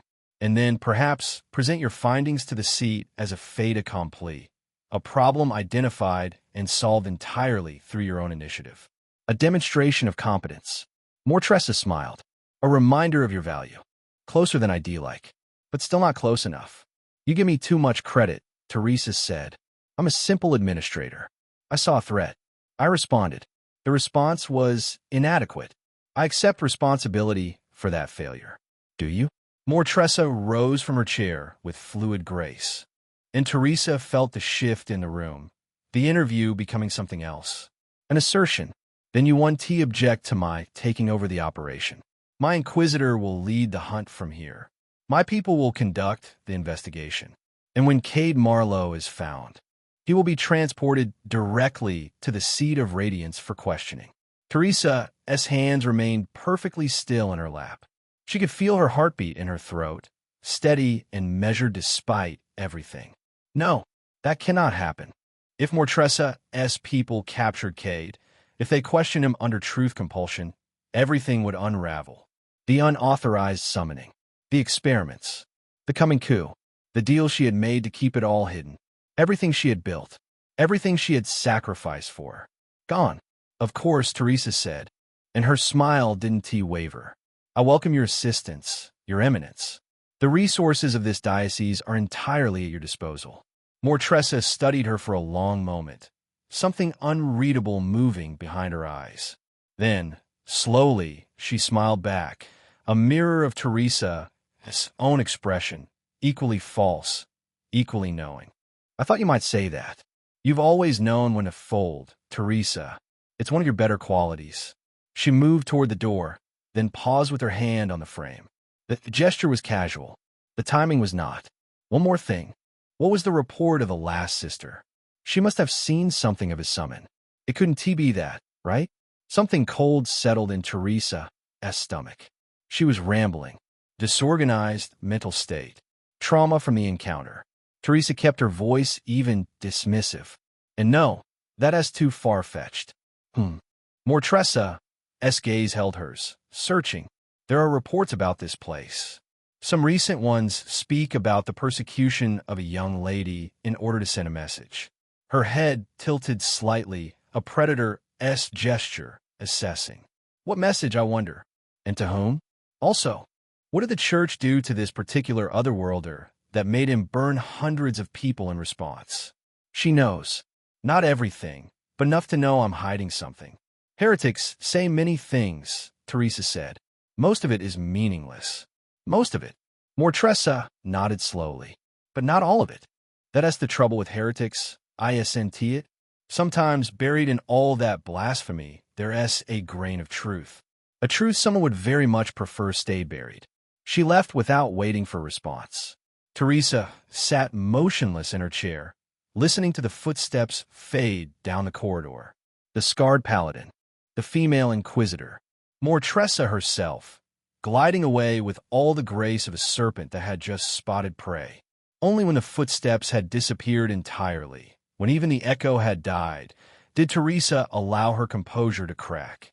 Her hands trembled, just slightly, just for a moment. She is going to find out. It might not be today or tomorrow, but eventually she's going to pull at the threads until everything comes apart. And it's all because of that mongrel. She stood, agitation driving her to her feet. Her hand moved toward the table, fingers curling. She wanted to flip it, to feel something shatter, to give shape to the fury clawing at her chest. But she caught herself mid-motion, suddenly aware that Mortressa might still be within earshot, listening for exactly this kind of weakness. She wouldn't give the cardinal that satisfaction. Teresa closed her eyes and drew a long, steadying breath. Then another. She had built something here, something the church needed, even if they didn't know it yet. The otherworlders were her key, her path to finally removing herself from the vicious cycle of humiliation and dependence, to standing independent at last. It had all been coming together. Brutus had been tied down with Lyra's death and the guild massacre. She had the young girl, too, and the conditioning was proceeding on schedule. The Speed King would come into her hand in due time, and everything needed to control the imperial blood was already in place. And then this mongrel, this insignificant F-rank from another world, had made noise. Too much noise. How does someone that weak kill the Thorn Sisters? How does an F-rank damage an Inquisitor like that? Not just any Inquisitor, but the White Lion himself. He should have been easy to capture. An F-rank with a mortal tier summon. What is he? She didn't know, but she knew what he had become. The thorn that had grown out of nowhere and was now tearing apart everything she had carefully constructed. She needed answers. She needed Cade Marlowe alive and in her custody, not Mortressa. And she needed to find out who in her own diocese was feeding information to the Seed of Radiance. Teresa opened her eyes. Her smile returned, but it was a different smile now. It was the smile of a woman who had been playing political games since before Mortressa was ordained, and who had no intention of losing this one. You think you've cornered me, sister. You think I'll simply roll over and let you take what I've built. She rose and moved to the window, looking down at the courtyard where Mortressa's entourage was being settled into guest quarters. The Scar Paladin was directing servants. The Inquisitor stood apart, watchful, her dark armor drinking the afternoon light. You have no idea what you've walked into. Chapter 140. Farewell. Anticipate my return. I emerged from my nave feeling like someone had fed me through a meat grinder, reassembled the pieces wrong, and then asked me to run a marathon. Every muscle in my body screamed, not the dull ache of normal exercise. This was a full-bodied symphony of suffering, each fiber playing its own unique note of agony. My legs felt like they'd been replaced with columns of wet sand. My arms hung at my sides like dead weight, fingers tingling with the memory of marble floor dragged across inch by agonizing inch. 35 years of training. That is what she said. If every session was like this, I wouldn't last 35 days. The deck of the ship swam back into focus around me. The same organized chaos as before. Workers carrying cargo, Derry shouting orders, the smell of tar and salt and timber. Except now, everything seemed too bright, too loud, too much. My eyes watered against the afternoon sun like it had personally offended me. Pa materialized beside me with the kind of sudden appearance that made me wonder if Feralis could teleport. Mr. Cade, you look terrible. Thanks, P. I appreciate that. He beamed at me like I paid him a compliment. Mister, Derry says you should sit down before you fall down. He says people who collapse on his deck get thrown overboard. Charming policy. I found a barrel that looked sturdy enough to support my weight and lowered myself onto it with all the grace of a dying man. Which, to be fair, wasn't far from how I felt. The wood creaked beneath me, and for one horrible moment I thought it might give way. But it held, and I let out a breath I hadn't realized I'd been holding. The sun had shifted position since I'd entered my nave. It was harder to tell time in the spirit plane. Sometimes minutes felt like hours. Other times hours could feel like minutes. Not that I'd spent that much time there anyway, but based on the light, I had to have been there for at least 2 or 3 hours. 2 or 3 hours of dragging myself across marble floor like a particularly ambitious slug. I'd made it to Cassie eventually. Barely. By the time I reached her, I'd been shaking so hard I could barely stand, and she simply looked at me with those pale crimson eyes and said, "Tomorrow, you will do it faster." Then I dismissed myself from the nave without a second thought before trying my best to move to the deck to check how the situation was. Still, beneath the exhaustion and the complaining, something else stirred. Something that felt almost like satisfaction. I'd done it. It had taken everything I had pushed me past limits I didn't know existed, but I'd done it. I'd reached her. 1 inch at a time. That is how this works. 1 inch at a time until I could stand beside my spirits instead of behind them. Until I could fight alongside Cassie and the Pyre Saint instead of watching from a distance while they did all the work. Until the next time someone came to kill me, I'd have something more to offer than clever words and desperate luck. The pain was the price.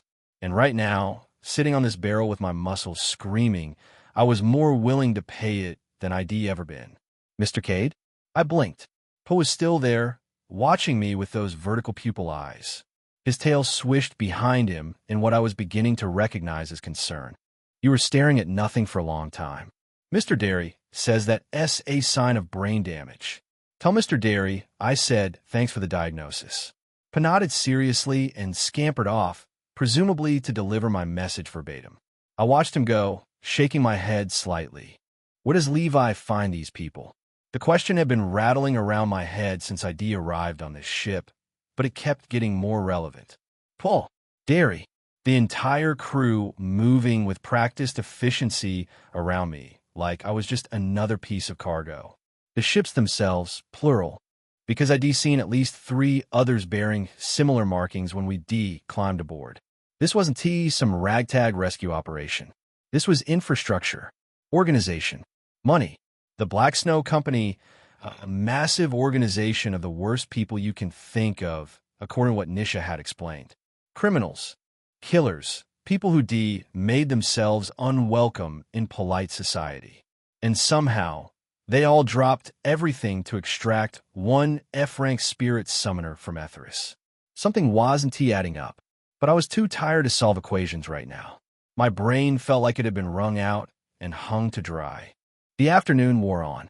I stayed on my barrel, occasionally accepting water from crew members who passed by, trying to convince my legs that they still existed.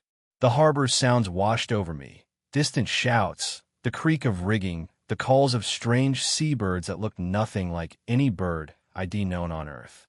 The ocean stretched beyond the harbor mouth, vast and gray and endless. Looking at it still made my head swim slightly. That strange vertigo I'd felt since arriving in this world. Something about large bodies of water just didn't agree with me. Some leftover instinct from a life I barely remembered anymore. I was contemplating whether drowning would be preferable to another training session when a commotion near the gangplank caught my attention. 3 figures were climbing aboard. Even from a distance, I recognized them. Nisha came first, practically bounding up the ladder with the energy of someone who had spent the last several hours being physically destroyed. Her brown skin gleamed with sweat, and there was a new tear in her shirt that definitely hadn't been there before, but she was grinning like she just won a prize. Tristan followed, more measured in his ascent. His expression was harder to read. There was relief there, but something else too. Tension that hadn't fully released. And finally, Levi. Those heterochromatic eyes found me immediately, one green and one red, and something in them shifted with a small smile of satisfaction. "Cade." Nisha crossed the deck in approximately 3 seconds and would have tackled me if I hadn't raised my hands in desperate surrender. "Wait, don't. I'm injured. You're always injured." That's your default state at this point. She settled for clapping me on the shoulder instead, which still sent a jolt of pain through my already destroyed muscles. I winced but managed not to crumple entirely. "Good to see you too, Nisha." "Good to see me? Good to see me?" She put her hands on her hips, looking genuinely offended. "We've been running around this city for hours making sure nobody followed us. And all you can say is good to see you? What would you prefer? A parade? Should I compose a poem? A poem would be nice." Tristan arrived, saving me from having to actually compose anything. He looked me over with that assessing gaze of his, the one that always felt like he was cataloging my injuries and calculating survival odds. You look like shit. That's the second time someone told me that in the last few hours. I'm starting to think it might be true. A ghost of a smile crossed his face. I sure would like to hear how you managed to escape that guy. I gave him hell. Literally, by the way. Levi had reached us now, hands in his pockets, that enigmatic half-smile playing at his lips. He looked entirely too composed for someone who apparently spent hours evading pursuit. Armed with the Blood Conqueror, there's no way you can really lose, he said. All you have to do is summon her. You really are a lucky one, you know? Lucky. Okay now. Lucky wasn't the word I would used. But I was too tired to argue semantics with someone who seemed to know more about my spirits than I did. Are we clear? Derry's voice cut through the reunion, the big man striding over with purpose. Because if we're clear, I'd like to get this ship moving before the church decides to do a thorough inspection of every vessel in harbor. Levi nodded. We're clear. Notadas. They'll figure out we left by sea eventually, but by then we'll be beyond their reach. Derry grunted, apparently satisfied. He turned and bellowed orders that made no sense to me, but set the crew into immediate motion. Mr. Derry is very good at yelling. Poe appeared beside me again, beaming with what I could only interpret as pride. He practiced for many years. I can tell. The ship began to move. I don't know what I expected. Maybe something gradual, a slow drift away from the dock. Instead, there was a deep groan from somewhere beneath the deck, a vibration that ran through the whole vessel and up through my already aching bones. And then we were pulling away from the harbor with a speed that seemed impossible for something this size. I gripped the barrel beneath me, suddenly aware of how unstable my perch was. Spirit-powered, Tristan said, noticing my expression. The engine room has bound spirits that generate propulsion, much faster than sails alone. Of course, the harbor began to shrink behind us. The massive ships we'd been docked between fell away, then the rows of smaller vessels, then the gargantuan beasts of burden with their patient golden eyes. The cliff face of Farron Heights rose in the distance, growing smaller by the second. Ethra's kingdom, the place where Lyra had lived, the place where she died. I watched it recede, and something twisted in my chest. Not quite grief. That wound was still too raw to touch directly. Something older, colder. I'll be back. The thought came unbidden, hard and certain as stone. I'll be back, and when I am, I want to be running. Nisha settled onto a crate beside me, apparently content to watch the kingdom shrink into the distance alongside me. Her earlier energy had softened into something quieter. Strange feeling, I senti it, she said, leaving a place. I've left places before. Not like this, though. She glanced at me sideways. Not with 100,000 silver on your head and an inquisitor probably already on your trail. Thanks for the reminder. Where are we going? She grinned, and there was something almost predatory in it. Home. Black Snow Company headquarters. She stretched her arms above her head, casual as anything. Fair warning, it's not exactly what you'd call civilized. But it's ours, and nobody there gives a shit about the church's bounties. Home. The word felt foreign. I hadn't had a home since arriving in this world. The mercenary guild had been close, maybe close enough that losing it had torn something inside me. Now I was sailing toward a criminal organization as headquarters with 2 calamity-tier spirits in my soul, a body that barely functioned, and absolutely no idea what came next. 1 inch at a time, I reminded myself. That is how this works. The last sliver of Etheris disappeared below the horizon. And despite everything, the pain, the exhaustion, the grief still lodged like glass beneath my ribs, I felt something else too. Something that might have been anticipation. The church wanted me dead. They burned the guild. They killed Lyra. They chased me across this kingdom like a dog. But I was still alive, still moving forward, still getting stronger, 1 agonizing inch at a time.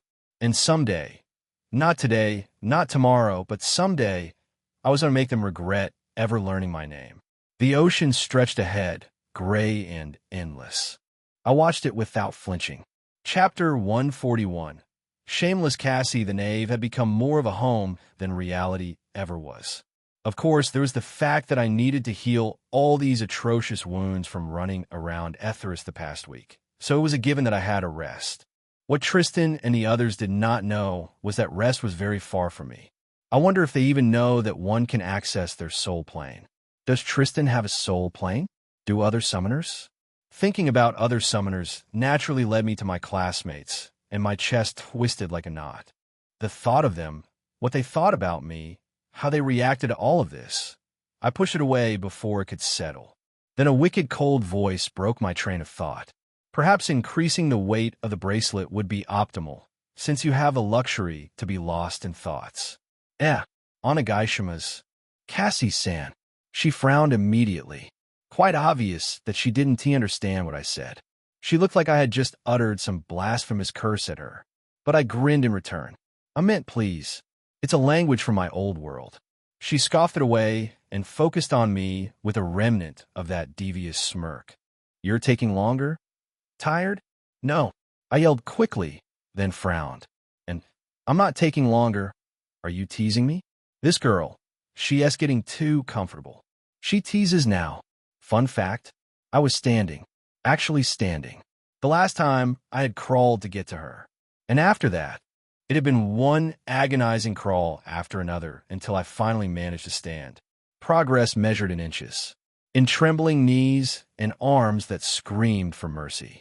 Of course, outside the soul plane, I wasn't wearing the bracelets, so I tried to do as many common workouts as I knew about. Push-ups, decline push-ups, Bulgarian squats, sit-ups to strengthen my core, since she said I needed to draw strength from there. Planks. Side planks, leg raises, Russian twists, all of it. Every day, I turned it into a routine, so I was going to suffer every time I had to enter the nave. The pain was inevitable, but I could at least meet it prepared. With nothing else to do, while the sea moved beneath us, the routine was surprisingly easy to keep to, except for being bothered by my injury, so I really had to take it easy. Baby steps, which meant listening to my body when it screamed at me to stop. Moreover, going to the deck and gazing upon the vast body of water was hellish for me. I looked at it that one time and suffered severe ocean sickness, had to be confined to my room for the next 2 days. My stomach still churned at the memory, so I rarely came out, except at night, where I could check what was going on without the endless blue triggering my guts. Sometimes Puh or the crew members would bring me food, breakfast, lunch, dinner. I didn't miss any, and I didn't even have to pay. Since coming to this world, aside from meeting Lyra and my villainesses, this had been the only good thing that had happened to me. Small mercies that I take them where I could find them. There were other workout routines. I revolved around the hours and days, and eventually, today I was standing with all 4 weight bracelets and taking a gentle step forward. My muscles burned. It felt like I could drop dead any moment, but they felt more bearable. For one, the marble floor didn't feel like quicksand trying to swallow me anymore. I took more steps and moved further. Granted, I was walking as if I was treading some impossibly thin wooden bridge suspended over an abyss. One wrong shift of weight, and I decollapse. But I didn't collapse. Cassie stood in front of the altar, her arms folded beneath her sumptuous breasts, her eyes following me with a completely unreadable expression. Those crimson eyes tracked every wobble, every strain in my legs. Every bead of sweat that I could feel forming despite this being a soul plane. Eventually, in about 3 minutes, I reached her. The last time, walking had taken about 35 minutes, I think, and before that, it used to take even longer. It was progress. A pathetic one. I need to do better.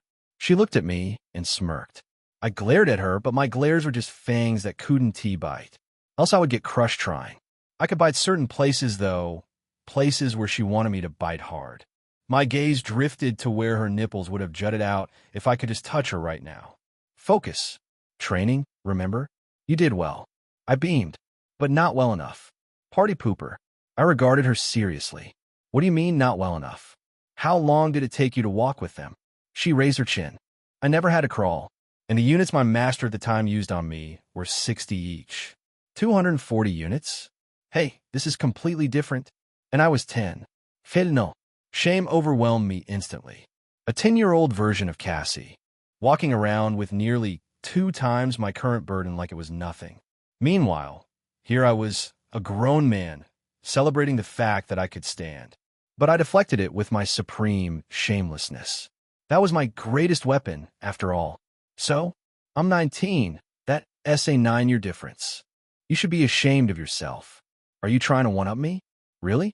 Aren't you supposed to be like, what, 8,000 years old? Cassie moved, circling me like a predator circling its prey. The weight bracelets suddenly felt heavier on her gaze. By the time you reach this Black Snow Company, it is imperative that you are able to walk and do your daily life while wearing 50 units, and also be able to swing the Frost Fawn. If you can't achieve that by then, I'll lose interest in teaching you. She paused and grinned wickedly. You can turn to the flame wizard outside to teach you instead. I entertained the thought for a minute. The only thing I could envision was hell. Burning in a vicious white flame hell with a pyre saint laughing evilly, wah-ha-ha, while claiming to be training me. Her eyes glowing with that unhinged joy he got from watching things burn, including, presumably me. That path was more bleak, and suddenly Cassie was shining like an angel. A strict, terrifying, impossibly beautiful angel who would crush me under weighted bracelets until I either grew stronger or died trying. I'll take the angel. My gaze darkened with resolve. I'll be able to match swords with you by then. Cassie stopped and looked at me. Then a small laugh escaped her lips. She had tried to stifle it, but was unable to. Instead, she just held her abdomen and let out one hell of a laugh. I froze there, not knowing whether to be happy or scared. The laugh continued, loud, unrestrained, completely at odds with her usual composed demeanor. I just stood there, staring in amazement with a small, shocked smile frozen on my face. So it's true. The beautiful ones always come with an ugly laugh. Chapter 142. To handle a butter, one must become a bread. Check back for more motivational quotes. Cassie's laugh finally receded. I kept my smile plastered on, supportive, encouraging, the face of someone who definitely wasn't internally begging for mercy from that sound. I hear it's in times like this that girls need support the most. Her laughter was wild, unhinged. If one truly heard it without seeing her face, they'd be convinced it was the bleating of a goat possessed by something that found existence itself hilarious. I like that she doesn't have it all. Wipe that look off your face. The laughter died in an instant, her gaze sharpening to something cold and absolute. You will never match swords with me. Not now. Not in 10 years. Not if you trained until your bones turned to dust. I raised my chin, meeting her challenge head-on. Not only will I do it sooner, I'll defeat you. A devious smirk spread across my face as I extended 3 fingers. Let us make this interesting. If I manage to match swords with you, you do 3 things I ask. No objections. My grin widened, reckless and hungry. If I manage to defeat you, you do anything I ask forever. Cassie's gaze sharpened further, a dim crimson light flickering to life in her eyes. The temperature in the hall seemed to drop a degree. What are you planning? The question came flat, measured, each word placed with deliberate precision. She was studying me now, really studying the way a predator studies something it hasn't quite categorized yet. I dipped my hands into my shabby pockets, giving her my most condescending look, the one I'd been practicing in mirrors when no one was watching. What? Scared? Her frown deepened, those crimson flickers steadying into something more constant. It is an established fact that you cannot fight me, let alone defeat me, which means you're scheming something, and I should be careful. The light in her eyes pulsed once. If you attempt petty tricks, I will not forgive it. Every ounce of my demeanor radiated confidence, ungrounded, reckless, possibly suicidal confidence. Petty tricks? Is that panic I hear in your voice? Huh? She breathed in, breathed out. The crimson faded as she fixed me with a flat, deadpan stare that could have frozen lesser men where they stood. TCH, would be been nice to score a few more hits before she shut down. Since you seem so motivated, she said, eyes closing, a polite smile forming that didn't reach anywhere near sincere. Let's make it 100 instead. You evil witch. Dismayed by the suggestion, I scrambled backward 3 for hurried steps before I realized something was wrong. Cassie's eyes went wide.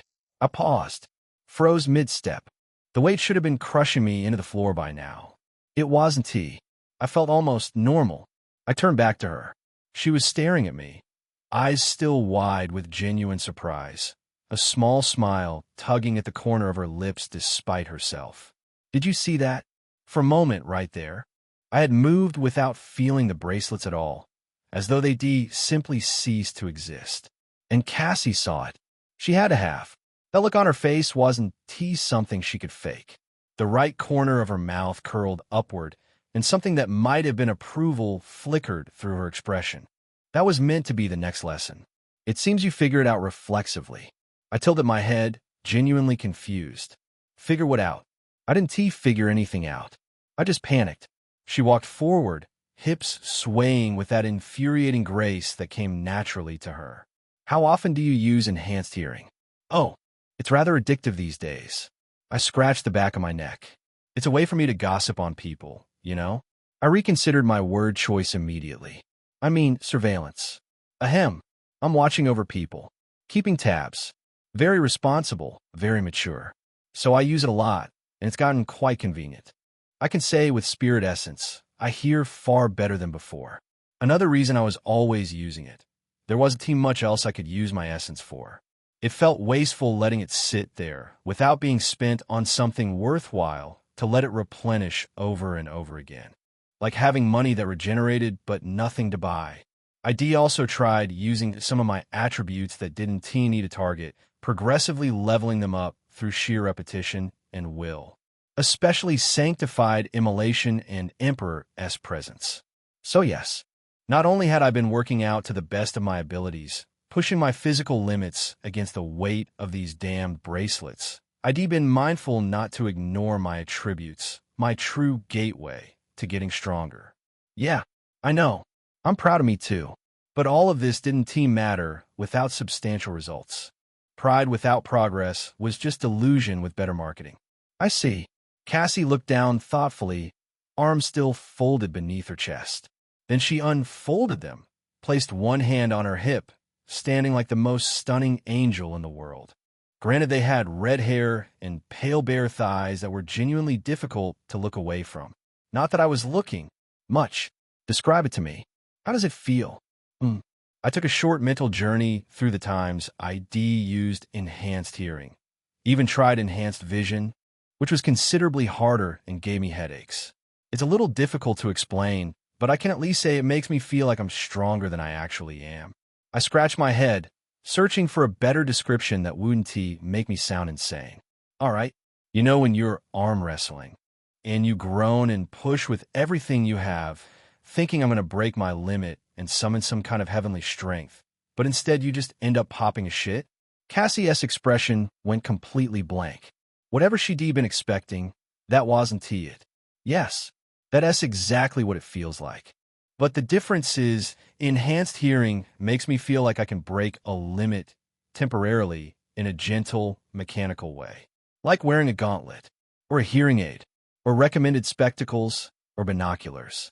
It's an enhancement that extends what I already have rather than replacing it entirely. She just stood there looking at me, really lost. Like I started speaking a language that hadn't been invented yet. I paused, examining her with a raised brow and growing concern. "Okay, Gus, you okay?" She sighed and shook her head slowly, as though processing something that fundamentally challenged her worldview. "You're strange."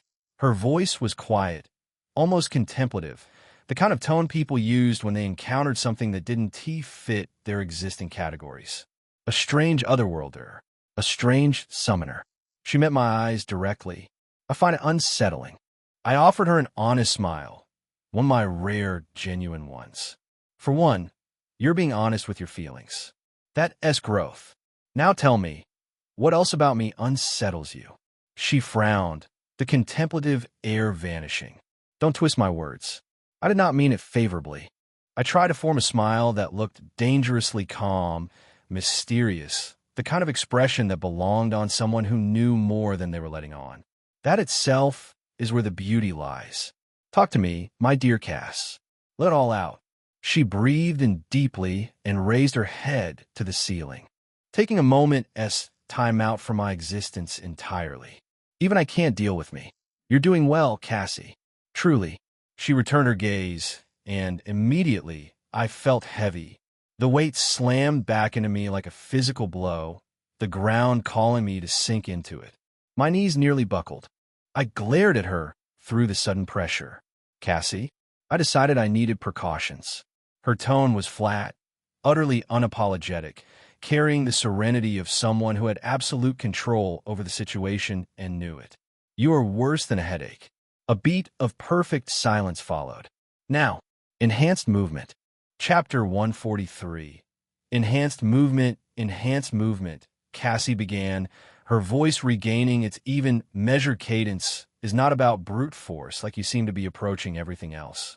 It's about flow, about balance. She gestured subtly with one hand, a smooth, almost imperceptible movement that seemed to draw the very air into its orbit. Think of it like this. You're enhanced hearing.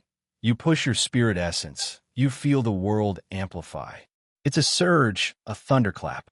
Movement, however, her voice softened, becoming a silken thread, is a whisper, a constant, intricate dance between your breath, your intent, and the spirit essence already within you. I shifted, and the cloying weight of the bracelets pressed down like an unwelcome, ancient cloak, each link a cold kiss against my skin. The metallic tang of it was almost enough to make me gag. My wrists ached with a dull, persistent throb that had become so constant I'd almost stopped noticing it until moments like this when I try to focus on anything else. Breath pattern? Like meditation? The question felt small, inadequate, against the sheer immensity of the concept she was weaving. But $1 bill was $1 bill nonetheless. Cassie let out a small, humorless laugh that barely disturbed the air. In ancient days, before summoners were even a concept, before the very idea of summoning power from the spirit world, mortals understood the immense potential coiled within their own bodies. They discovered that by mastering their breath, by synchronizing it with their intentions, they could circulate spirit essence. It wasn't about conjuring external forces. It was about refining their mortal vessel, awakening it to its own inherent power, making it more than it was. She took a slow, deep breath, her breast rising and falling with precise control. The gentle swell was captivating, a subtle rhythm that belied the formidable power it represented. In such a moment, it took more than mere resolve to resist the primal urge to lick my lips. It took the cold, holy hatred for such effortless mastery, for the stark reminder of how I detested things like this, especially at such moments. Ah, she mounts heaven upon her chest. The thought scraped against my raw nerves. How could I not appreciate such magnificence? I felt the dry flutter of my lower lip against my teeth as I unconsciously watched her breasts rise and fall, a traitorous flicker of awareness amidst the crushing weight of my situation. The appreciation was instinctive, biological, and entirely unhelpful when I was supposed to be learning. But Cassie wasn't even paying attention to me, lost in the current of her own explanation. Breath patterns became the very foundation of combat arts. It taught them how to move with impossible agility, how to imbue their strikes with a force that belied their physical strength. Every fighter, every warrior worth their salt, understood the fundamental truth of controlled breathing. It was the silent engine of their prowess. She pointed a slender finger to my chest, her gaze sharp enough to pierce through the oppressive atmosphere. Your breath is your conduit. It's the rhythm that dictates the flow of your spirit essence. For enhanced movement, you don't just push your essence outwards like a desperate plea. You guide it. You allow it to permeate your muscles, your bones, your very being, with each exhale like a gentle tide. And with each inhale, you draw it back, reinforcing your control, knitting it into the fabric of your form. I try to mimic her breath, A slow inhale, a deliberate exhale. The air felt thick in my lungs, heavy with the weight of expectation. But the bracelets still felt like lead anvils chained to my limbs, indifferent to my efforts. But how do I guide it? And how does that help with this? I gestured vaguely around at my weighted limbs, the crushing, suffocating reality of them. My arms moved like I was dragging them through mud. It's about awareness, Cassie said, her gaze now sharp and focused, pinning me in place. You felt it earlier, didn't you? That moment of absence, when the weight wasn't crushing you, when it felt almost manageable. That was your panic, yes, a desperate surge of adrenaline, but it was also a flicker of instinct, a primal understanding of how to momentarily displace the effect of the bracelets, even for a fleeting, impossible moment. She stepped closer, her presence radiating a subtle, almost imperceptible calm that, ironically, felt more powerful than any burst of raw energy. It was the stillness of deep water, hinting at immense depths beneath an unbroken surface. Enhanced movement ISNT about lifting the bracelet's weight. That S brute force, the path you're already struggling with. It's about learning to move through it. It's about creating a subtle counterforce, not with a conscious, aggressive push, but with a finely tuned, almost subconscious flow. Imagine a river. The water doesn't wrestle the rocks. It flows around them, over them, finding its own path, its own grace. Your spirit essence needs to become like that river. She closed her eyes, and slowly, deliberately, she moved. It wasn't a dramatic flourish or a sudden burst, but an almost ethereal glide. Her feet seemed to skim the polished floor, her body a fluid extension of an unseen current, as if gravity itself had lessened its hold on her. There was no sound, not even a whisper of cloth against skin. Watch. Observe the subtle tension in my stance. The way my core engages, but not in a rigid clench. It's a coiled spring, a reservoir of potential energy, ready to release with intention, not force. I watched, mesmerized. She moved with a grace that bordered on the sensual. Yet it was imbued with an underlying power that was palpable, a quiet thrum beneath the surface. A power that I had experienced viscerally in her presence, a devastation that had felt more threatening than my own severe wounds. But now, shifting my focus back to Cassie's demonstration, I saw her moving not with destructive force, but with a calm, serene mastery. The contrast was almost disorienting. The same woman who had nearly broken me, now gliding like water, finding its level. So, it's about making my body lighter? Cassie opened her eyes, a hint of amusement playing on her lips, softening the intensity of her gaze. Lighter in perception, perhaps. But more importantly, it's about making your body responsive. The bracelets are designed to suppress your natural kinetic energy, to weigh you down. Enhanced movement is the art of rediscovering that energy, of channeling it with unparalleled precision. It's about aligning your spirit essence with your physical form in such a way that the bracelet suppression becomes less absolute, a muted whisper rather than a deafening roar. She took another measured breath. The breath pattern is key. For basic movement enhancement, think of a steady, even rhythm. Inhale, hold for a beat. Exhale, hold for a beat. But this is just the foundation. As you progress, the held breaths might shorten. The exhales might become more forceful, guiding the spirit essence outward to create a moment of grace, of lightness. Or shorter, sharper exhales to imbue a sudden burst of acceleration, a controlled lunge. She then removed a piece of her armor, and the liquid thing within it reshaped itself, fluidly transforming into what looked like a black, weightless feather. The feather remained suspended on her outstretched fingertips, seemingly defying gravity. Its edges rippled faintly, as if caught in a breeze that didn't exist. This is delicate, Cassie continued, her voice a low murmur. It requires constant mindfulness, a continuous, quiet awareness of your internal state. Unlike shouting your essence for enhanced hearing, which is a broadcast. You have to listen to your body, to the subtle currents of spirit essence guiding your breath, guiding your movement. She offered the feather to me. Try to hold it, but keep your breath steady. Don't tense. Just breathe and feel the essence settle into your fingertips, supporting the feather. I took it, the impossibly light feather feeling fragile and insubstantial in my palm. It weighed nothing, yet somehow that made it harder. There was nothing to grip, nothing to anchor my focus to. I concentrated on breathing, try to replicate Cassie's smooth, deliberate rhythm, the gentle inhale, the quiet hold. Inhale, hold, exhale, hold. I felt a faint warmth bloom in my fingertips, a subtle hum that vibrated almost imperceptibly. But the feather still felt precariously balanced, as if a sudden gust of wind, or even a tremor of my own uncertainty, might send it tumbling to the floor. My hand wanted to clench, to secure it through force. I had to consciously fight the instinct. It's not about a sudden surge, Cassie said softly, her gaze unwavering, locked onto my struggling focus.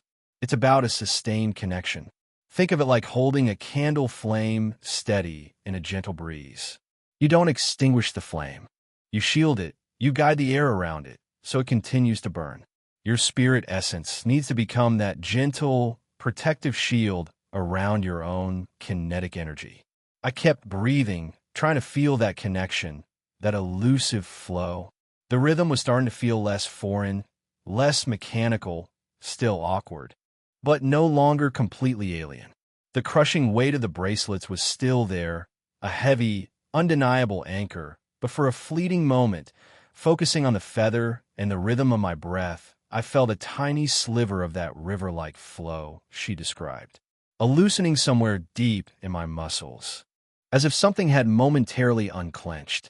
It was a fragile sensation, easily lost, easily drowned out by the oppressive reality of my physical limitations. But it was there, a thread of something real.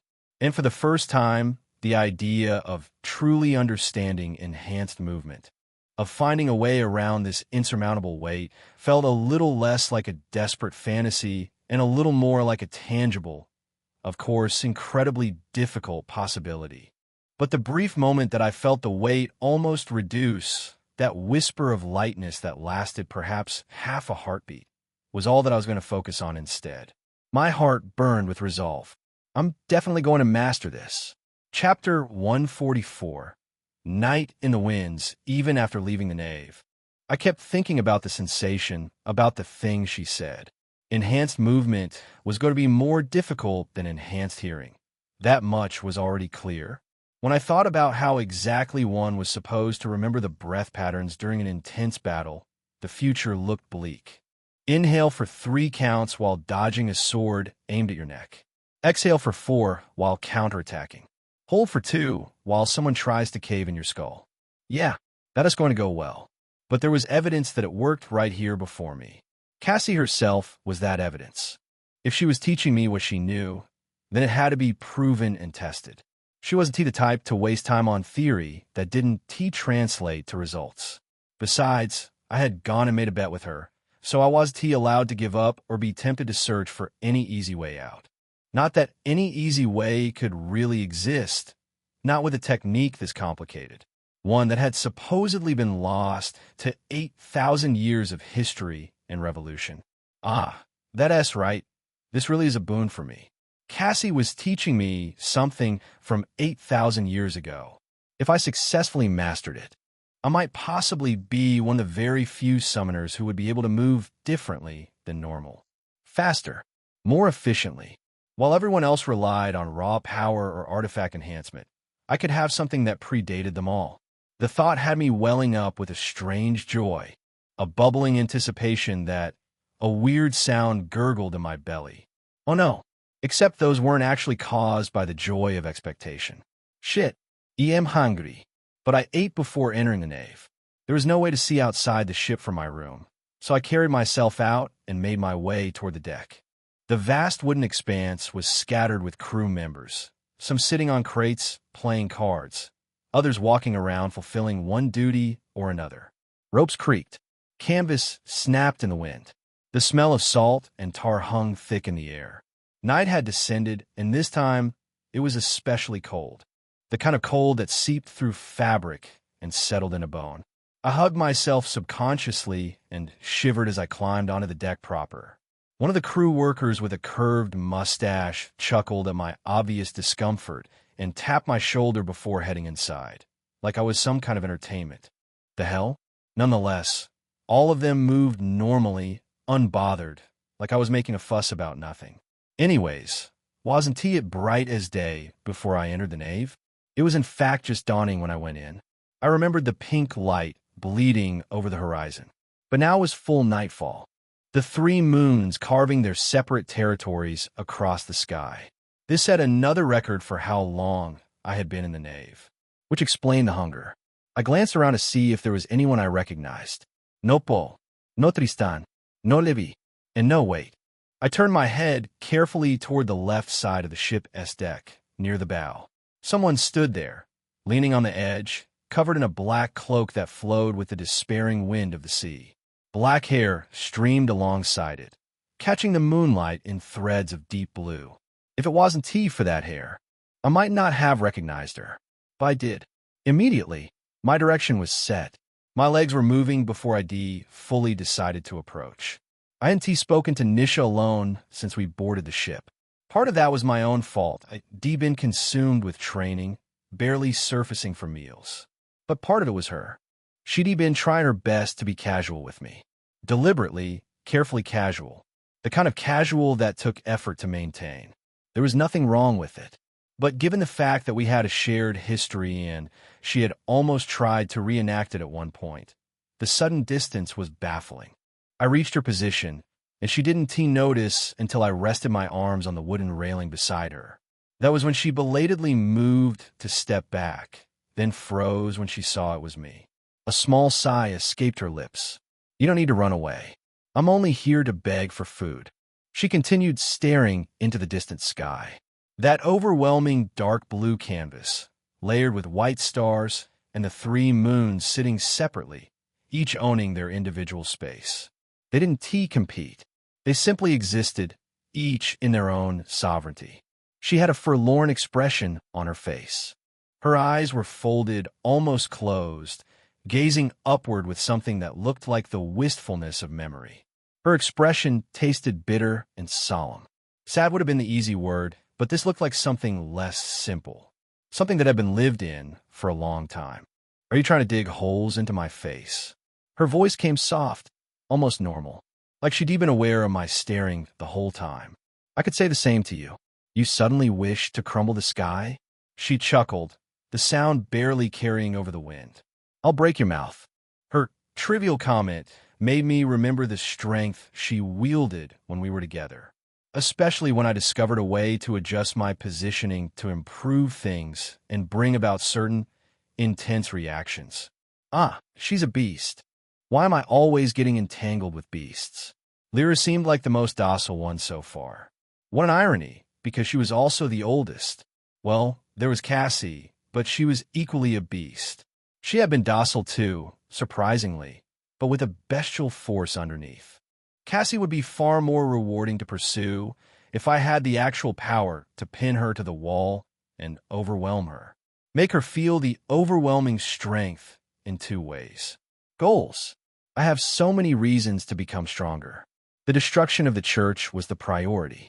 Being able to effectively handle my villainesses was an exciting secondary benefit. What are you thinking about with that evil smirk on your face? You. I belatedly straightened my expression and looked at her. Evil? Evil? What do you mean evil? I was just thinking about the wreckage I'll cause. The destruction. I will destroy places. Nisha looked at me with naked suspicion, making me quickly add, I mean church places. Gods, Nisha, what are you even thinking about? Why are you looking at me like that? She curled a corner of her lips. I'm thinking about you crushing me. How about that? I froze. My mouth froze. My brain froze. This girl. The next moment she scoffed, the sound sharp and knowing. You're not a tough one to crack. You come cheap.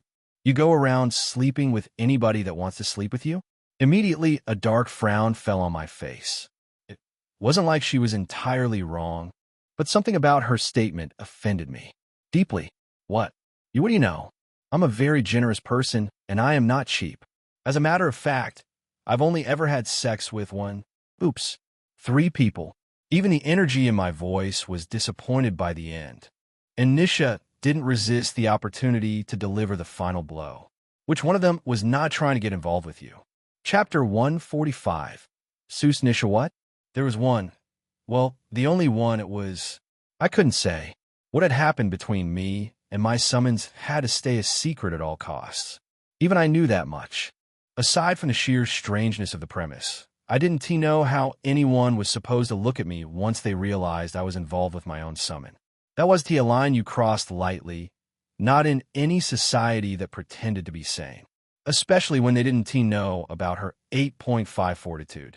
Of course, not even history had ever recorded an 8.5 attribute. That alone made it dangerous. So I had to be careful, painfully careful, about the information I shared. Once people started asking the wrong questions, there would be no putting that genie back in the bottle. I frowned deeper a moment later and snapped at her. Joe, what is this even about?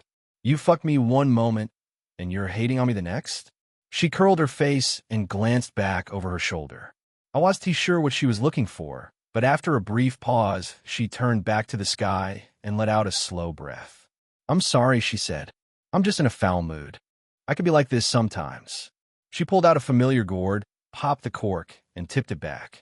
The liquid poured into her mouth as she gulped it down without pause, drinking for several seconds straight. Only then did she lower it, exhaling deeply. Ayosh! Her shoulders loosened. The tension in her posture melted away, and her eyes regained a lively spark. 6 gods! This medication is tested and trusted, she declared. Remind me to never abstain from alcohol. I looked at her, then at the gourd in her hand. For a brief moment, curiosity crept in, what it actually did, how the alcohol actually worked, what kind of concoction could shift someone's state so completely. She noticed immediately. With a scowl, she shifted the gourd away from me. The first time was a mistake. I'm not sharing. I frowned.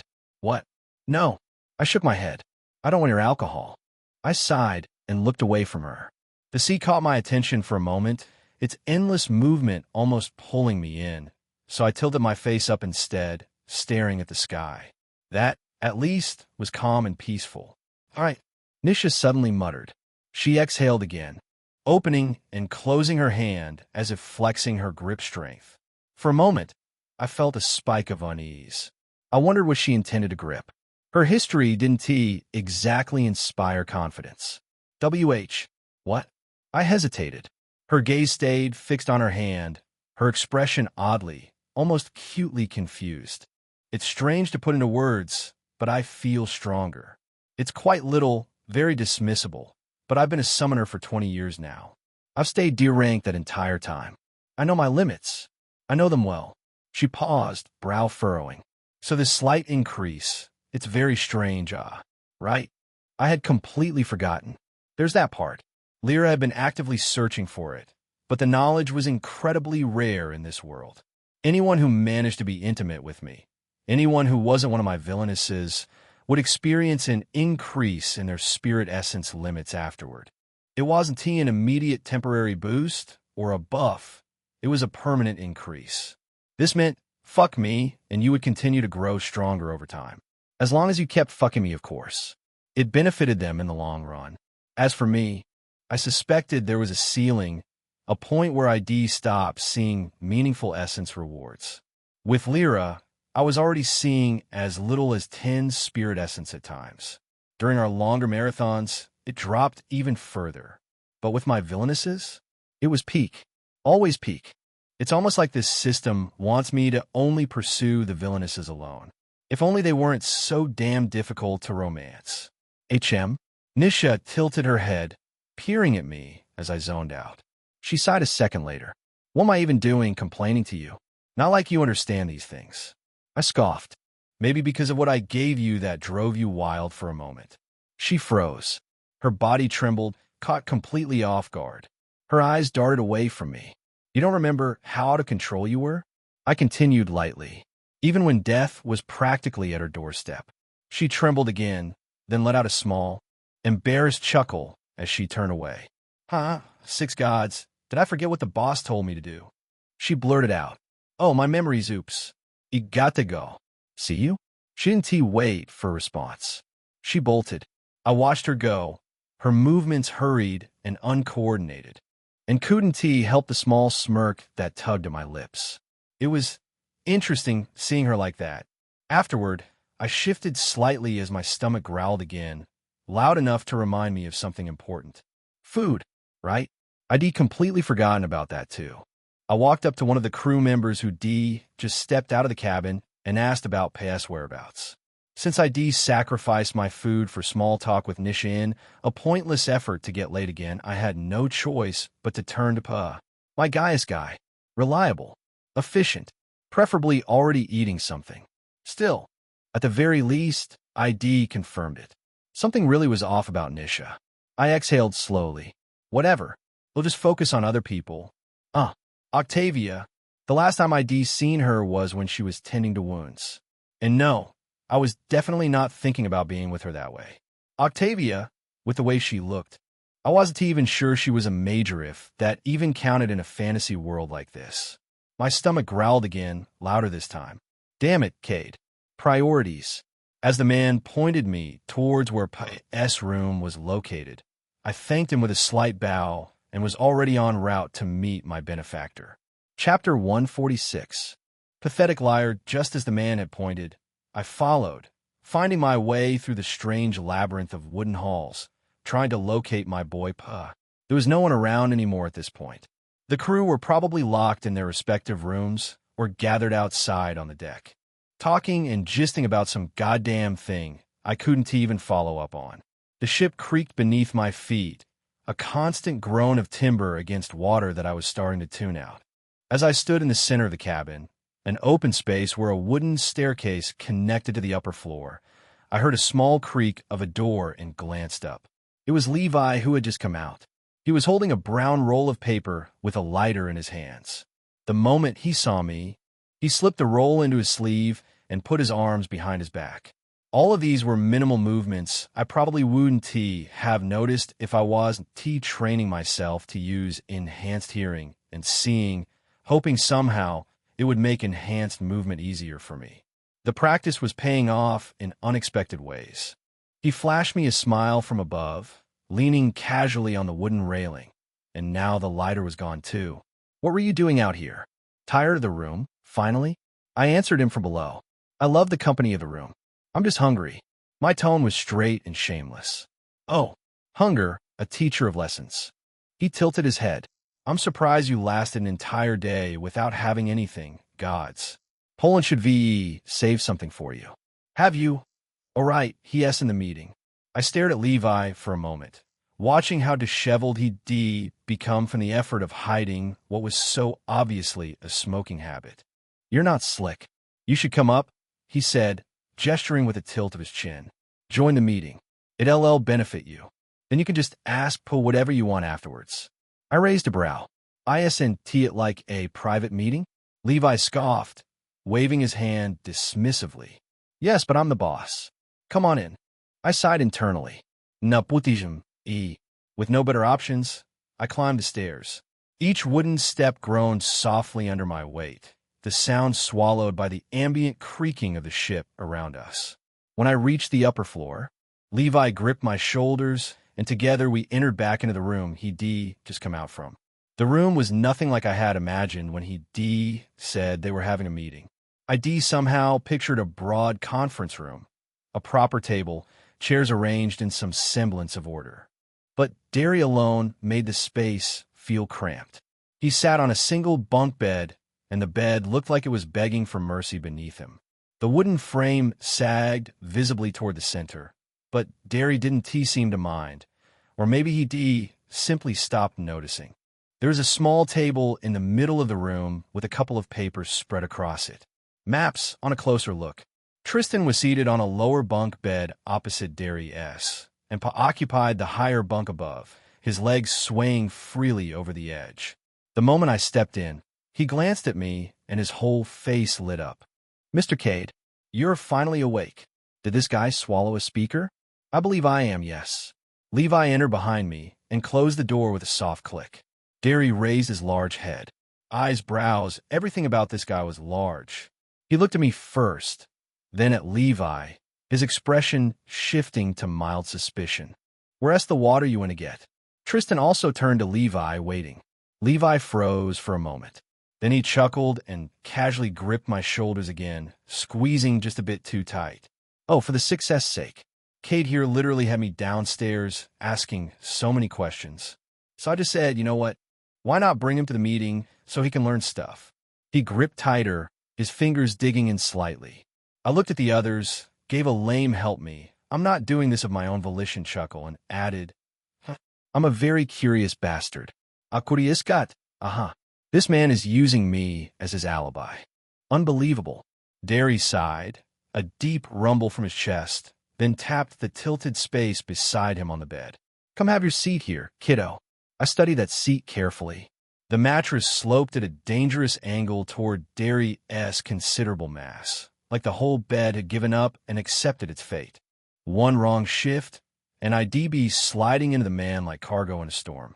I gave Derry one restrained smile. I've been sitting all day. I want to stand for a bit. It was only half a lie. I had been training with Cassie all day. My body ached from the exertion, but that ache was preferable to spending the rest of this meeting slowly drifting toward whatever center of equilibrium Derry's weight had carved out. Or you can just join me here. Come here, mister. Cade, you can see the map better from up here. I released an internal sigh of relief. Puh, my lifesaver. Oh, really? I'm not so tall. I guess that's not a bad idea. Excuse me. I made my way over and climbed up while Push shifted to make room, clearly delighted to have company. As we settled, Levi cleared his throat. Okay, I should really get the water now. Let us hope I don't get talked off to the realm of forgetfulness this time. Liar. I glared at him, but the bastard only smiled with his eyes closed and slipped back outside. Derry cleared his throat. The sound so thick and resonant I could sworn the metal bunk actually trembled beneath me. Let's not drift too far from the point. The boss already knows how all of this is going to go. You know how he is. It's up to us to match his expectations. Puck kicked his legs with renewed energy. Oof. The boss is very sneaky. Derry began to slide a couple of maps toward the center of the table, arranging them so everyone could see. All of them had light blue surfaces with lines drawn across them. See charts, I realized. Routes, maybe. Or territories. The meeting was starting, and I still hadn't gotten anything to eat. Chapter 147. This voyage will certainly be an interesting one, and I look forward to seeing Racimera's Derry began to slide a couple of maps toward the center of the table, arranging them so everyone could see. All of them had light blue surfaces with lines drawn across them. See charts, I realized. Routes, maybe. Or territories. The meeting was starting, and I still hadn't gotten anything to eat. We're not taking the direct route, Derry said, his voice a low rumble that filled the cramped cabin. One thick finger traced a line on the largest map. Coastal voyage south, round the Cape, dock at a southern threshold port. That's the obvious path. That's the path the church expects. Tristan leaned forward, arms resting on his knees. And the obvious path is death, Puss supplied cheerfully from beside me. Or worse, the Inquisition doesn't kill you right away, Mr. Cade. They ask questions first. Lots and lots of questions. Thank you. I studied the map from my elevated position, trying to make sense of what I was looking at. The blue surface showed what I assumed was Solarium's coastline, a long stretch running north to south, with the western shores marked near the top. Somewhere up, there was Fahrenheit's. Somewhere down at the bottom, past a tangle of coastal territories and cramped handwriting I couldn't quite read, was our destination. The southern threshold ports are crawling with inquisitors, Derry continued. Purity obsession runs deep down there. Ships get inspected. Passengers get questioned. Anyone bound for the apostate city, he said the words with audible quotation marks, gets special attention. They all looked at me as my voice made its debut. With Derry's large eyes on me now, if I was planning to speak before, I certainly had to. I'm just curious about the scrutiny. Would information about me have spread so easily, even amongst all inquisitors? Derry chuckled, a sound like rocks grinding together. Did I say something odd? This ISNT about you. It was Tristan who answered, his tone patient but firm. The apostate is that dangerous, and the Inquisition is out to get people like us. The Black Snow Company, to subvert these people among many other things, is why they exist. He ended the statement looking at Derry, as if handing off the explanation. The large man nodded, adding to Tristan's words. Yes, Lord Tristan here is very correct. But don't worry, we've done this so much it's like taking bread from a child. Watch and learn, kiddo. Paul looked at me and gave me a thumbs up with a wide smile. Trust the Black Snow Company. Thank you. I nodded and focused back on the map, trying to piece together the geography. So about what you said, it means you're going around? More statement than question. Derry's large head turned toward me. For a moment, I thought he'd tell me to shut up and listen, but instead he nodded slowly. Indeed, kiddo. We go around. The long way. His finger moved to a different map, this one showing a scattered cluster of islands off the western coast, drawn with more care than the mainland territories. Crystalis. The merchant archipelago. We dock there first. Crystalis doesn't care what you're doing, Tristan added. Long as you pay. They don't ask questions. They don't ask anything. Tristan's voice was flat, matter of fact. You could be carrying the Emperor's stolen crown and a hold full of contraband spirits. And the harbor master would just want to know which dock you prefer and whether you're paying in gold or trade goods. P's legs swung faster, enthusiasm building. Crystalis is fun. Lots of interesting people. Lots of interesting food. Lots of interesting. Focus, Derry rumbled. P's legs stopped swinging. Yes, mister. Derry. I looked at the island cluster on the map, trying to orient myself. If Fahrenheit was northwest and Crystalis was southwest, the route would take us away from the southern threshold entirely, at least initially. And after Crystalis? Derry's finger traced south from the archipelago, past the edge of the Solarium coastline, into territory that was marked with less detail. The mapmaker's confidence seemed to fade the further south he went, lines becoming tentative, place names growing sparse. Ashera's coast. We pick up a different ship in Crystalis, one that runs the southern routes. They take us to the desert's edge. Then overland, Tristan said, through Asheran territory, up through the Valdepura Pass. We enter Ricimeras from the south. I stared at the map. We're going through Ashera? ISNT, that the continent full of warlords, and I searched for what little I remembered about the place from Knight Flint's sparse mentions and the even sparser lessons at the academy. The edge of it, Derry said, not the deep desert. The routes exist because Ricimeras cultivated them. Smuggler-s roads. Safe enough if you know the way. And if you don't know the way, then you die in the desert. Derry said it like he was discussing the weather. But we know people who know the way. That's why we're stopping in Crystalis first, to arrange passage with the right crew. The door creaked open behind us. Levi slipped back in, now actually carrying a water skin. He must have realized the alibi needed supporting evidence. What did I miss? He asked, settling against the wall near the door. The part where we explain why we're not getting murdered by inquisitors, Tristan said dryly. The fun part. Levi took a drink from the water skin. Did you tell him about the 3 months? I turned sharply. 3 months? P's enthusiasm returned in full force. 3 months at sea, Mr. Cade. Well, not all at sea. Some of it is waiting in Crystalis for the right ship, and some of it is the overland part. But mostly at sea. ISNT that exciting? Exciting is one word for it. 3 months. The number settled into my chest with an uncomfortable weight. 3 months of ocean, of cramped cabins, of wherever this was leading. The direct route is 3 to 5 weeks, Derry explained. But the direct route gets us caught.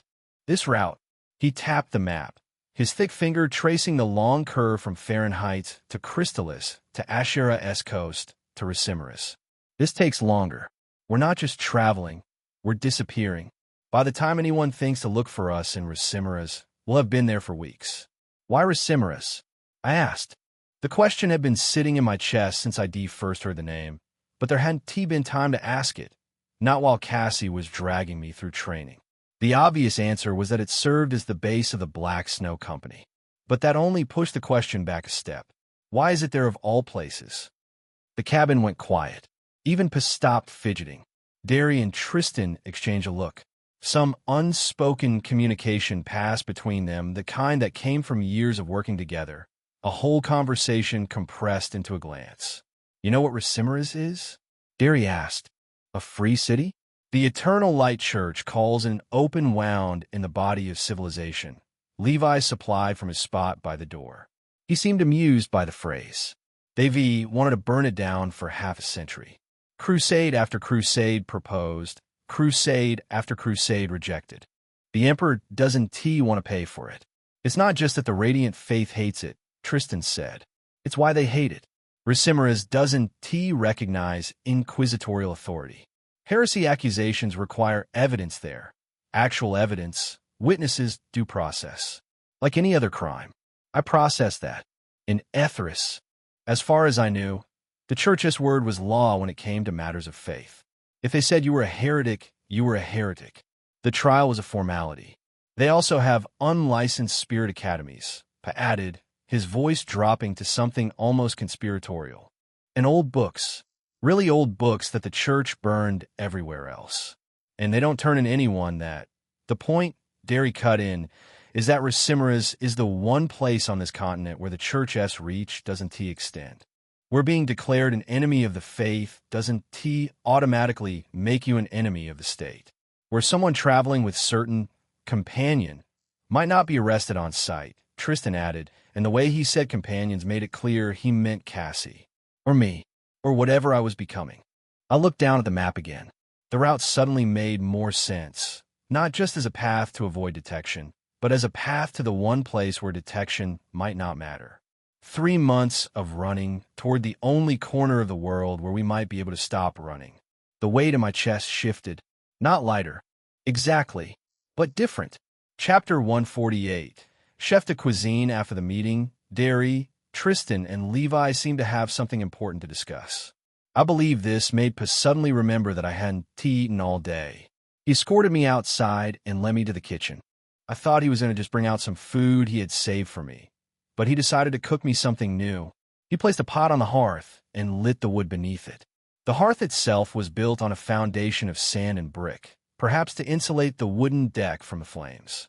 I watched as Pa moved, humming a tune and swaying to the rhythm of it as he poured water into the pot and turned around to the table-like platform in the kitchen. He brought out a couple of vegetables and sliced through them with startling speed, his knife a blur against the cutting board. Oh wow, chef de cuisine. He slid it all to the side, where he simply swept it down into the boiling water in the pot, not a single piece escaping him. He opened a cupboard above and brought out a bunch of paper-bound and rope-tied packages. He opened them with sparkling light in his eyes. The kind of anticipation a child might show unwrapping a gift they'd been waiting weeks to receive. He held what to me looked like a whitish clam in his hands and sucked it slightly with a relieved sigh, closing his eyes and savoring the taste. His shoulders dropped. Tension I hadn't realized he was carrying melting away. It really was a good idea to marinate these before leaving Fahrenheit's. There is something about them. Beats freshly marinated ones. I had no idea what this boy here was talking about. I wasn't an alien to the kitchen, but I had tried cooking rice one time. Let us just say the rice cooked me. But at least I knew how to prepare tea with a bit of dedication. And to be honest, I respect myself for that. You should see my older brothers. You really love cooking, huh? I commented, admiring the joy and flow of freedom that accompanied the boy. There was something almost musical about the way he worked, each movement flowing into the next without hesitation. Love? He paused, a clam suspended halfway to the pot. I guess so, but it's more than love to me. His eyes shimmered with something glassy, distant. For me, this is everything. I noticed the look of depth in his eyes and wondered for a moment if it was advisable to probe further. I didn't want to be in people's business, but I was also curious. Alas, I gave in to the demon. How did you learn to cook? Po was already bringing out a couple more of the clams from their package and dropping them into the pot, the shells making soft plunking sounds as they hit the water. My mother taught me. He excitedly looked at me, his foxy ears perking up, before turning away to continue what he was doing. She was a slave and was in charge of the kitchen. After she gave birth to me, she taught me everything about it. His hand slowed, just for a moment. I didn't have much choice, though. I had to serve the young master of the family I was born into. Oh, my mind in that moment chastised me. See what you caused. It felt like an old wound to Pa. I want to know more still, but at this point I had to mind my greed. Pa beamed, the brightness returning so quickly it almost gave me whiplash. You look so worried, Mr. Cade. You absolutely shouldn't worry about me. I ran away 10 years ago and met the boss later. I'm very happy now. Now that he had said these things, his smile looked different. There was something underneath it, something that had survived. A resilience that only came from having walked through fire and decided to keep walking anyway. But I gave him a smile of my own, too. I'm happy you managed to run away. But your mother? Cade. Pa looked down for a moment, slightly sullen.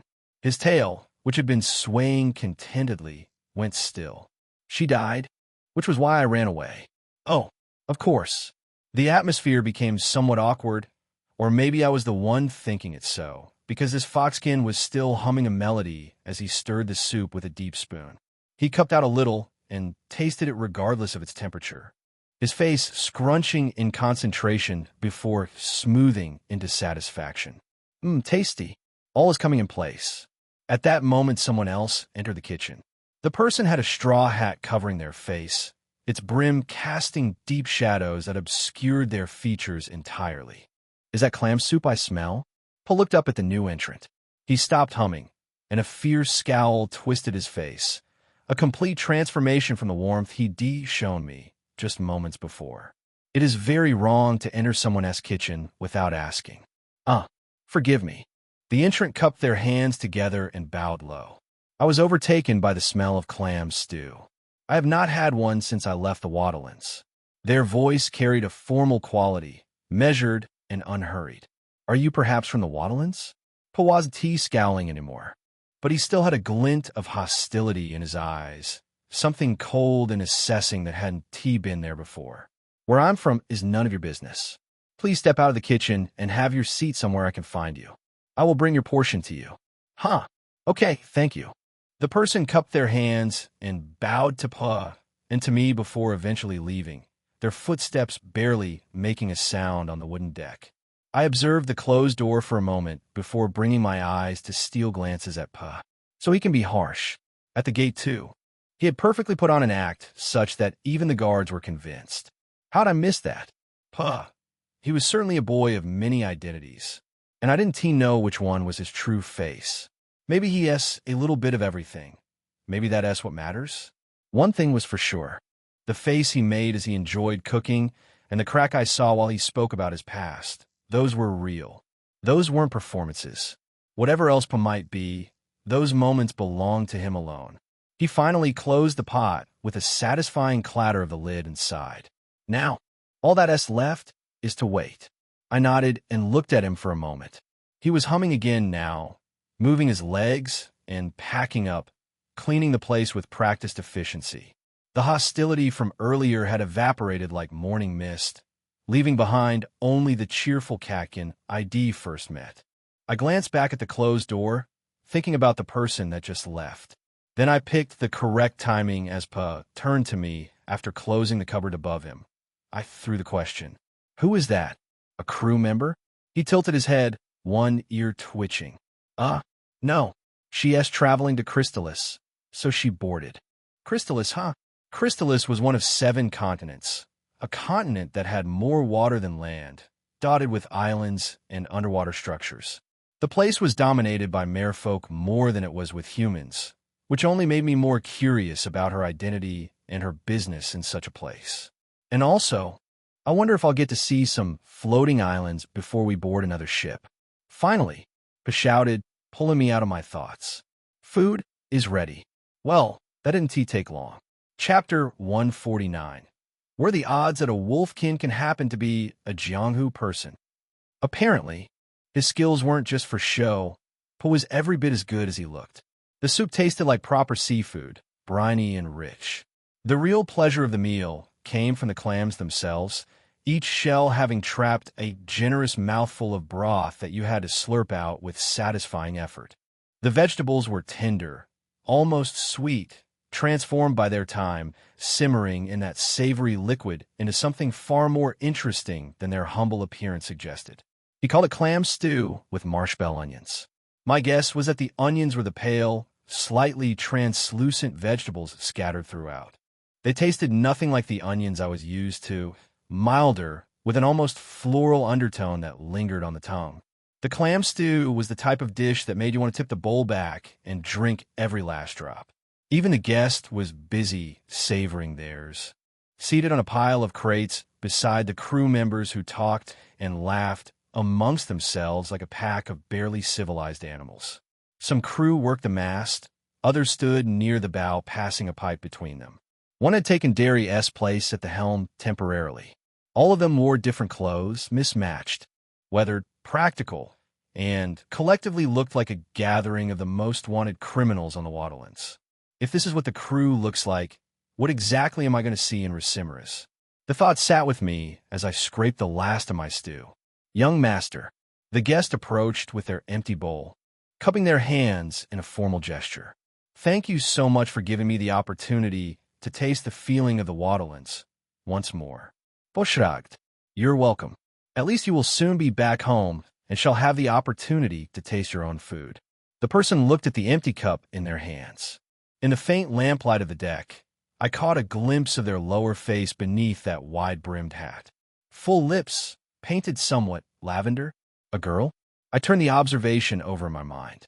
Their voice wasn't exactly masculine either, now that I thought about it. Strong, yes. Commanding, even. But also sonorous in a way that felt distinctly feminine. Not that men couldn't have such voices, but this one carried something unmistakably ladylike beneath all that firmness. Home, indeed.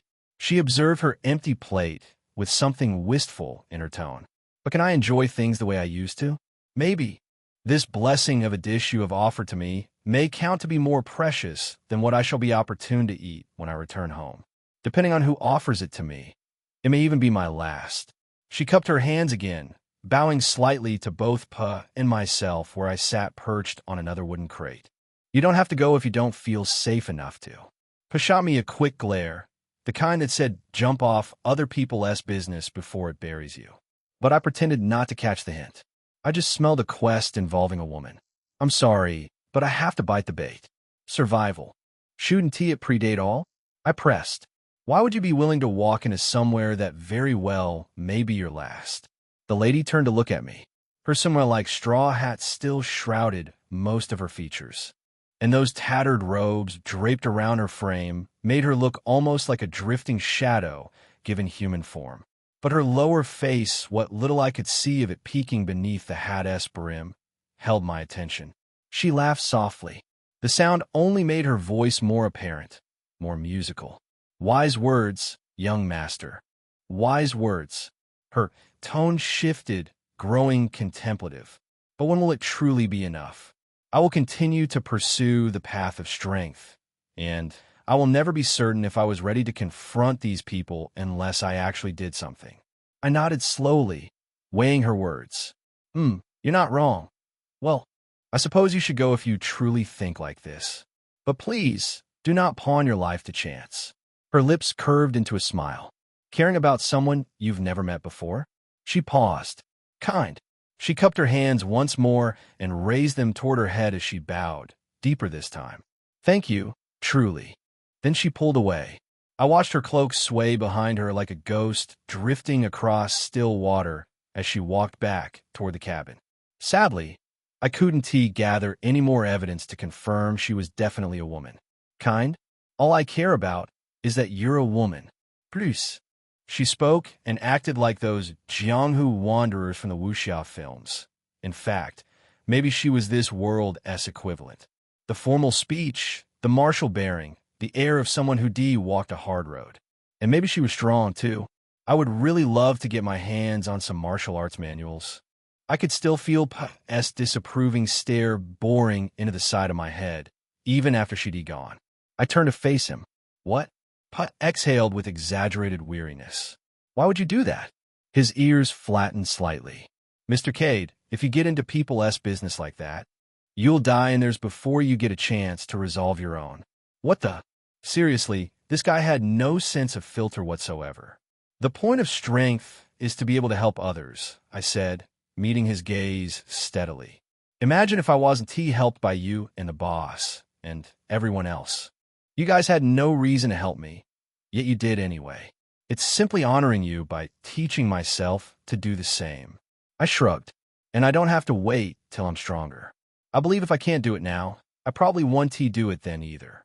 He stared at me with half-lidded eyes, blinking a few times. One of his ears flickered, chasing away a persistent insect that buzzed just above it. Then he sighed again, deep and resigned. Just be very careful, Mr. Cade. Okay. I closed one eye and regarded him with the other, deliberately suspicious. Is there a reason why you're hostile to her?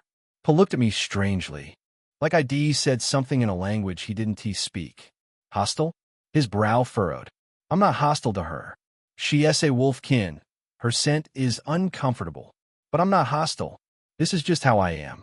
And just to be sure, you're a foxkin? I leaned forward slightly. Do foxkin and wolfkin not get along?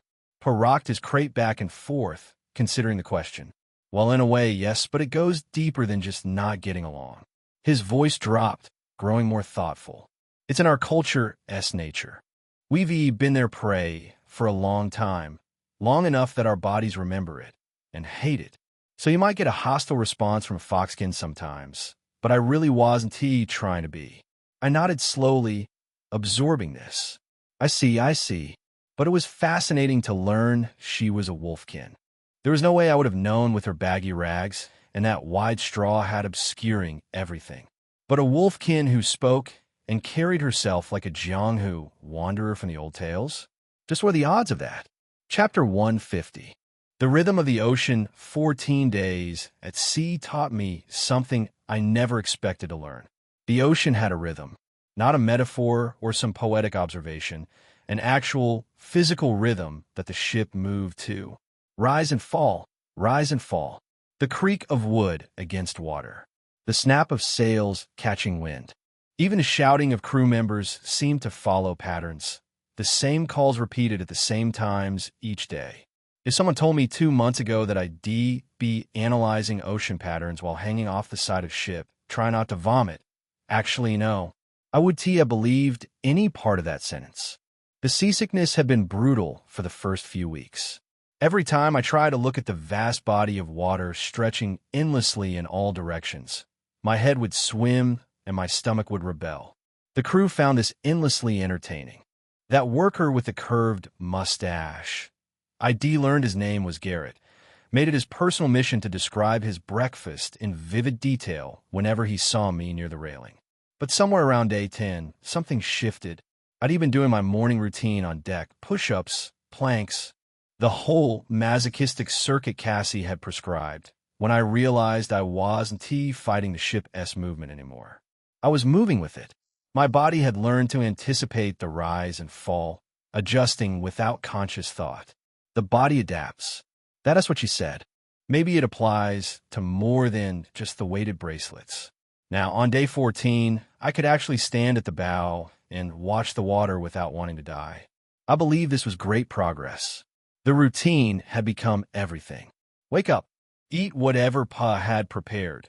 Usually some variation of fish stew or hardtack that he somehow made taste better than it had any right to. Then the workout circuit while the sun was still gentle. Push-ups until my arms trembled. Declined push-ups because apparently normal push-ups were too easy. Bulgarian squats that made my thighs burn with a holy fire. Core work, sit-ups, planks, leg raises, Russian twists because Cassie insisted I needed to draw strength from my center. Draw strength from my center. Very mystical. Very painful. Then, when my muscles felt like they'd been replaced with wet rope, I'd find a quiet corner and enter the nave. And Cassie would destroy me all over again. The weighted bracelets had become a constant companion. 40 units now, up from 35. Each day, she added a little more.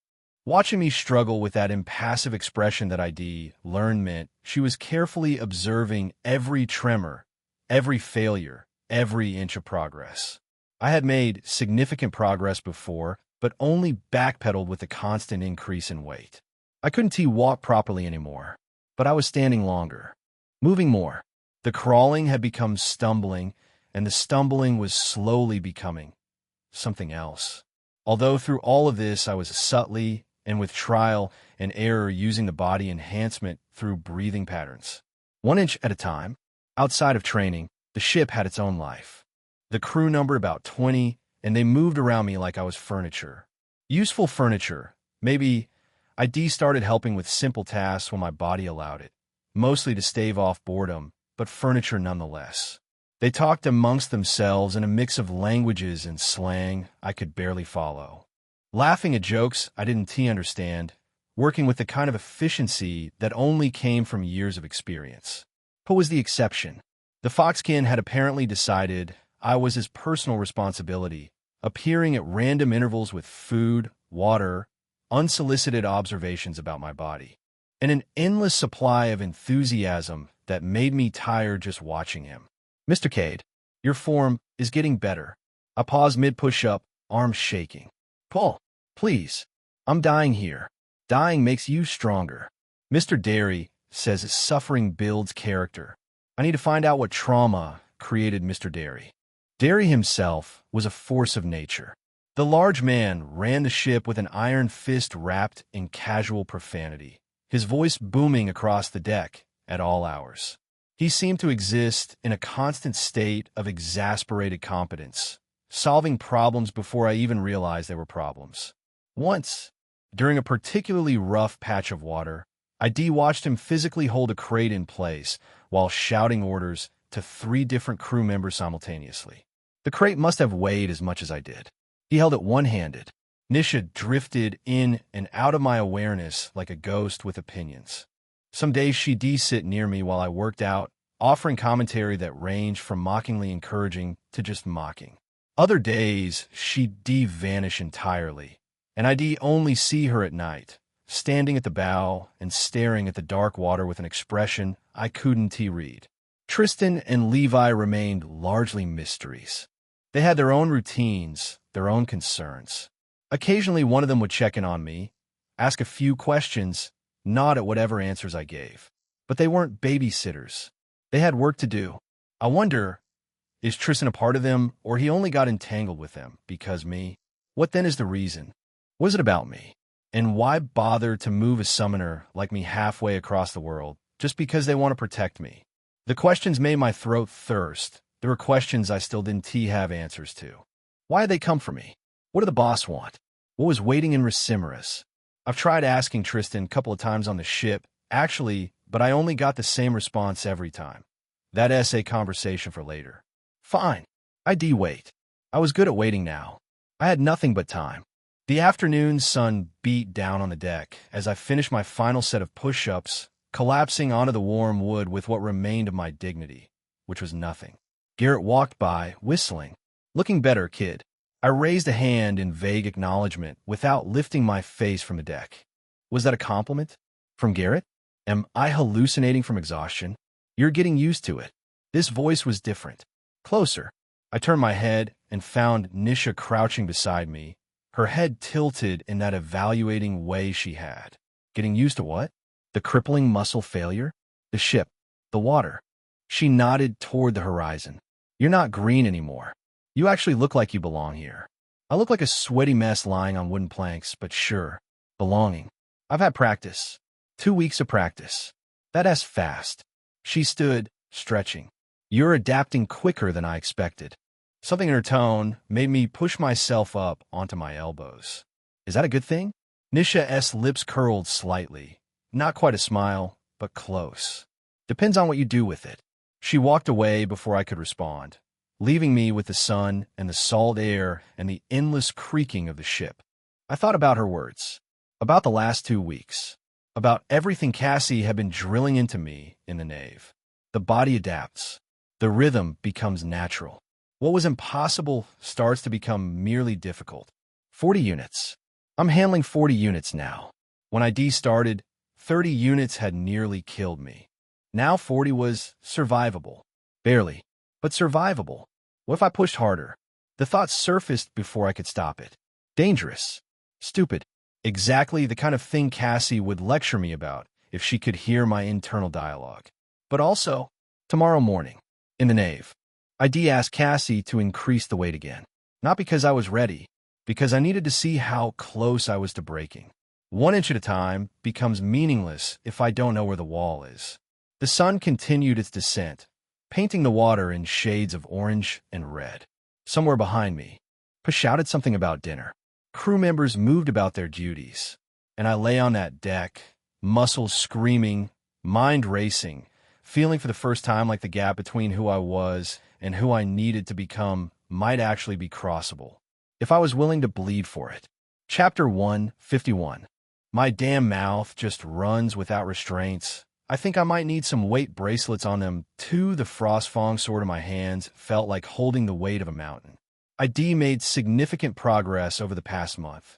More than ID expected, honestly. First with enhanced movement. It was difficult, but it was very possible, especially with the weights making it look like me and gravity could never get along. One of the things the weights actually did for me was make me hyper-conscious of every change, no matter how small. And because I noticed it so keenly, I could track my progress with enhanced movement with almost obsessive precision. ID even started adding it to my workout routines outside the nave. Working out intensively, day and night, had its perks. From the first week, I was already seeing results, muscles starting to define themselves, endurance stretching further than before. If only there was a mirror, I certainly would have been glued to it. But there was none around. I still wondered if this world even had mirrors. Of course they do. I low-key wondered if they had everything I was yet to see.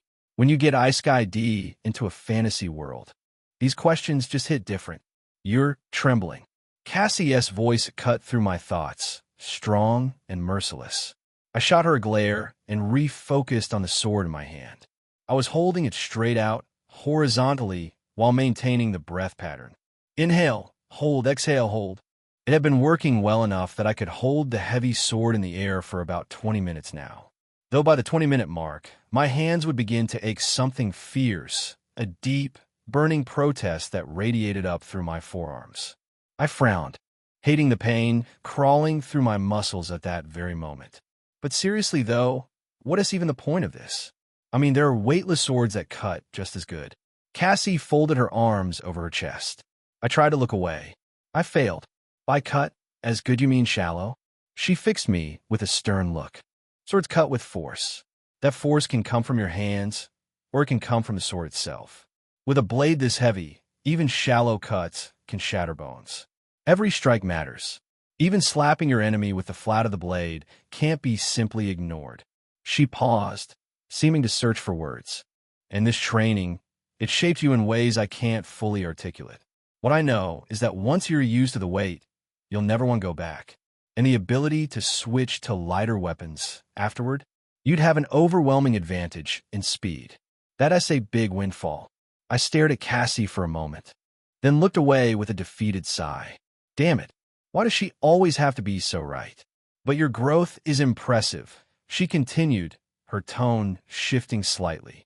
Being able to hold the sword this long after just 1 month, with the increased weights, you've exceeded expectations. Sadly, it was at this exact moment of her praise that my hands decided to betray me. Please, please, 1 more second, please. My arms shook violently, trembling beyond my control, and the Frostfang clattered to the marble floor. I doubled over like an old man whose back was about to snap after some heinous labor. Hands braced on my knees as I gasped for air. Cassie looked at me, clicked her tongue, and shook her head. I snapped my gaze up at her immediately. What? You literally just said I was doing well. I tried, so what is that for? She said nothing, only looked down at me in that way that annoyed the absolute hell out of me. God, I've never hated being short so much in my entire life. It wasn't even like I was actually short. I was tall. 5'9", was perfectly normal for a guy. But Cassie was 6'9". She was freakishly tall, and her presence filled the entire space around her. Though admittedly that height also made her proportions more pronounced. Her hips with their perfect dips, her curves that seemed sculpted by someone who knew exactly what they were doing. Even though Maggie was thicker, Cassie had the kind of stature that made everything about her fit together perfectly. She ate and left no crumbs. That is how they say it these days, right? I let the exhale carry me down, collapsing flat onto the floor and staring up at the arching ceilings of the cathedral. The stone was cool against my back, a small mercy for my overheated body. You should step outside and get some water. I spaced out for a moment, still breathing deliberately, managing not to lose grip on the breathing technique she taught me even as my body screamed for rest. Cassie, I said, eyes still fixed on the ceiling. I wonder, do you drink water? Eat food? As a spirit? She had been walking away from the pillar, but she stopped. Glanced back at me with one red eyebrow raised. She didn't reply immediately. Instead, she turned fully, folded her arms over her chest again, and seemed to consider the question carefully. This is my first time being a spirit. Remember? I'm not exactly supposed to know how any of this works. She paused, but I don't think trying would hurt. Why? She tilted her head, a subtle look of curiosity flickering in her eyes. The words came slowly, surprising even me with their weight. P.S. food is really good, and I feel like it'd be nice if you and Maggie could taste it. Actually appreciate it. You guys are always here feeding on spirit energy, and that just feels unfair, honestly. Her voice took a moment to come, and when it did, it was softer than usual. We're not complaining? Yeah, I know. I pushed myself up slightly, propping on my elbows to look at her properly. But I want you guys to actually live, you know? You might be my spirit summons, but you all wanted another chance at life, didn't you? Then you should be able to live it. We should get you outside the nave. You can wear normal clothes, talk to normal people, exist like a normal person. There is no harm in that. And while you're out living, Maggie could be in the nave recharging. Then when you come back to recharge, she goes out. I shrugged. I'm not even spending any essence doing this, right? Cassie's voice didn't come. I waited a beat. Then another. Nothing. I got worried, pushed myself up further, wincing as my exhausted muscles protested, until I was sitting upright. Cassie was still there, but her head was tilted slightly to the side, and there was a strange, somber smile playing at her lips. Her eyes, they looked different, a little glassy, catching the light in a way that made something tighten in my chest. At that moment, I trembled. Not from exhaustion, though. What did I do? Chapter 152. I'm not allowed to catch a goddamn break. I wasn't sure what I'd said exactly that made Cassie look at me like that. She hadn't given me a yes or no answer. Just that look, the kind that made you feel like you'd stepped on something sacred without realizing it. The whole atmosphere curdled into something awkward, and I ran out before I could make it worse. I thought about Maggie, too. I had much time to communicate with her, because she still scared the shit out of me. Every interaction felt like walking a tightrope over a pit of something hungry. And I certainly didn't want to end up with another near-death experience. What is her deal? Even Cassie wasn't this annoying. Granted, Cassie was someone who hated the church as much as I did. We had that common ground, at least a shared enemy made for easier conversation. Magdalene was someone who served the church. Although I felt like she knew deep in her heart that the church had betrayed her, she seemed very reluctant to believe it. There was a wall there, thick and old. I didn't know if she built it or if they had. Maybe she didn't see enough evidence before she died. I didn't know the thing with zealot folks, but there was something about them that unsettled me, something I never truly could understand. Take the pretty boy, for example. He was strong, seemed quite intelligent too. The kind of person who should been able to see through bullshit like it was glass.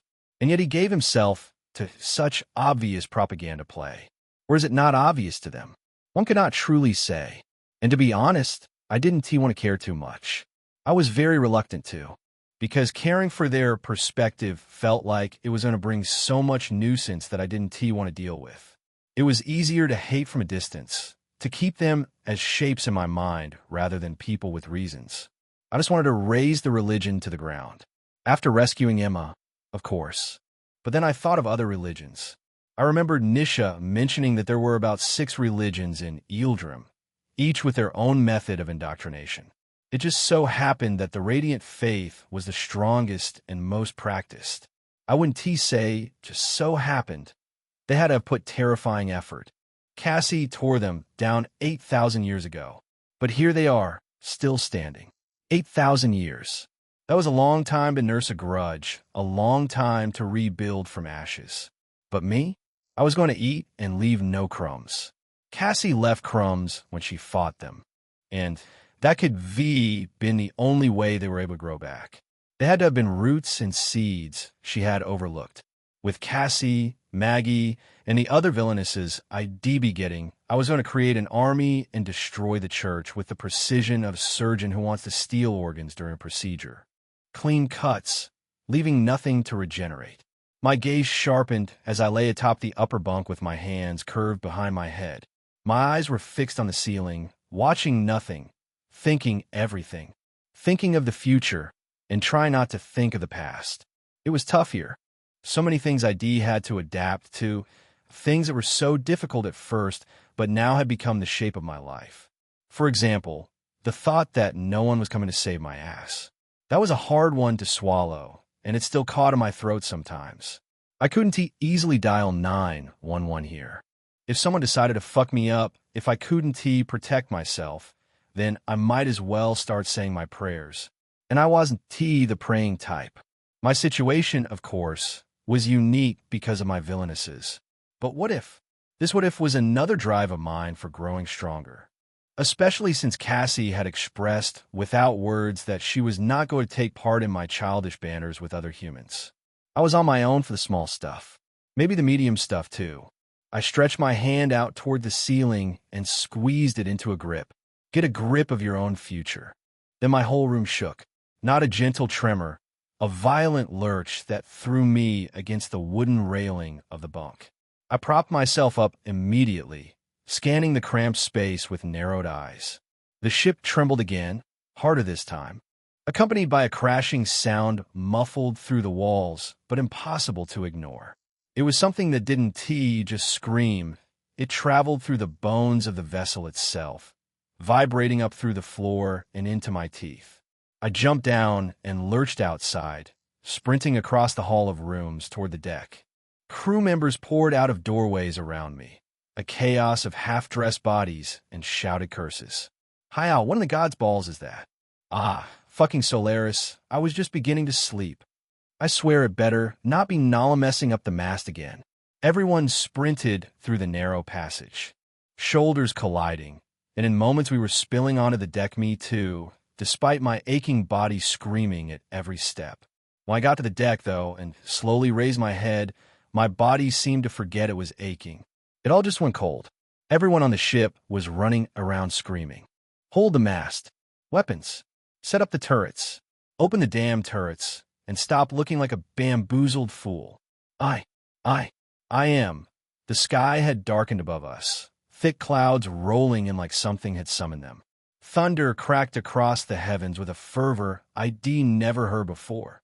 Not weather thunder, but something alive, something responding. And then I saw what they were all looking at. Never in my life had I set eyes on something as monstrous as this. God damn it. Can I catch a break? Chapter 153. Tired of running. Time to start fighting what I saw could have been another ship. It cast a shadow that size, a vicious, churning darkness that swallowed the deck and blotted out the sun, turning day to twilight in the span of a breath. Just how big is this thing? The massive body was in motion, curling out of the water and arcing back toward it. Silver-gray armored scales blurred past, studded with red fin membranes that caught the dying light as the creature dove. The ship lurched. Something had crashed into the hull from below. The waters churned, turbulent and violent, as if something beneath had declared war on the ocean's peace. In the distance, waves were climbing. A storm was forming. All of this had happened in a single instant. Derry, Tristan, Nisha, and Pa strolled out of the cabin without a trace of alarm.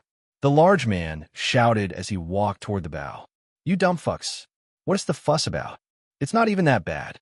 I turned to Captain Derry, staring at him in disbelief.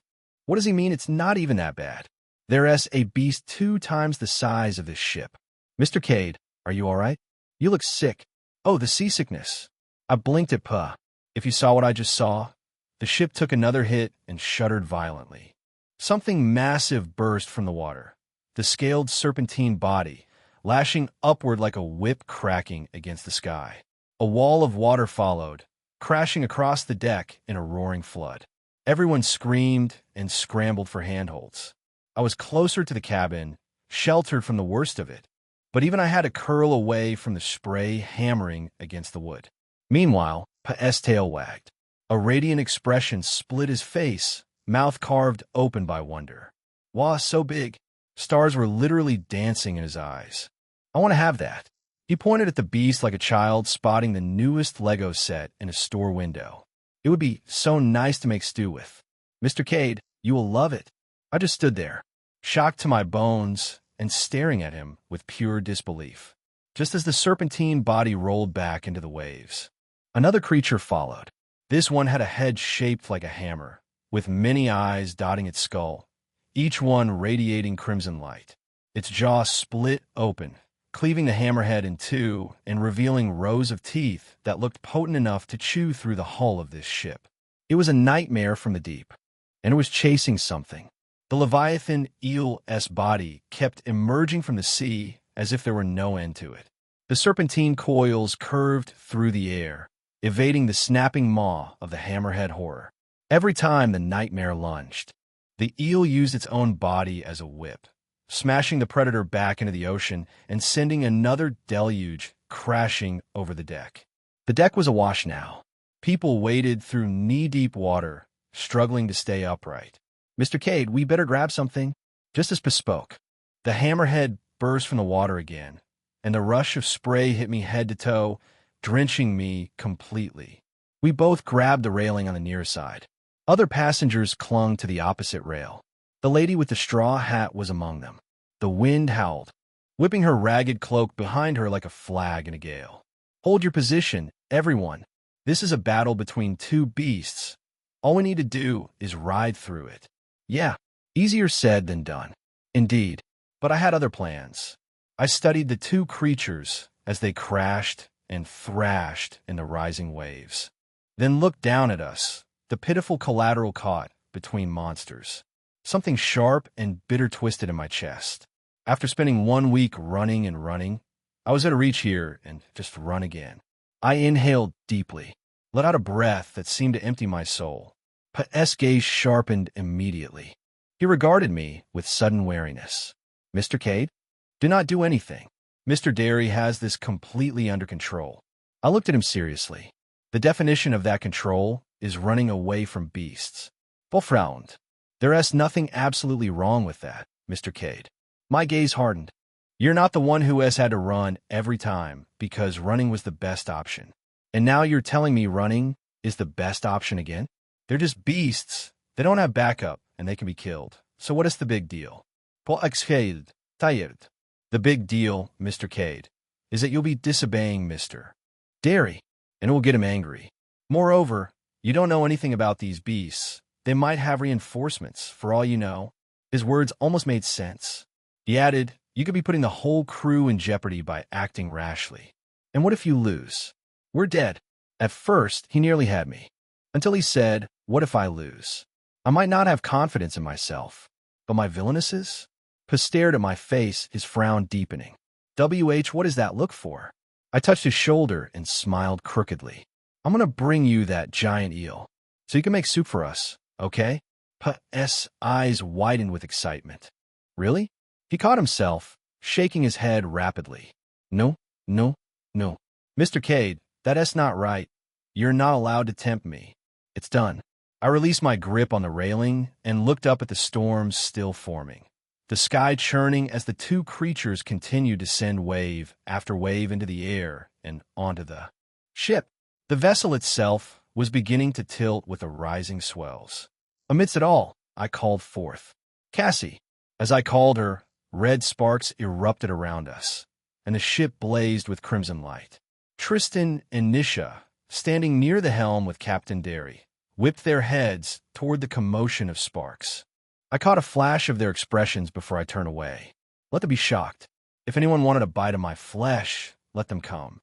Cassie manifested in a surge of fire, a silhouette forming within the sparks, solidifying in an instant. I rolled the daggers in my hands, and she rolled hers in perfect mirror. The movements synchronized without thought. I leaped onto the ship's edge. Past's face went white. Cassie was already moving. One foot hit the railing, and the metal groaned and bent beneath her weight. Her hand closed around mine as she gripped me like iron and lunged. We launched into the sky together, trailing a shockwave of wind that slammed across the deck below. Chapter 154. Hammerhead and the Great Eel. As Cassie grabbed my hand and lunged into the air with me, my heart lurched despite my readiness. The wind tore my face, salt spray stinging my eyes. In one moment, we were on the ship. In the next, a powerful gale of wind carried us both.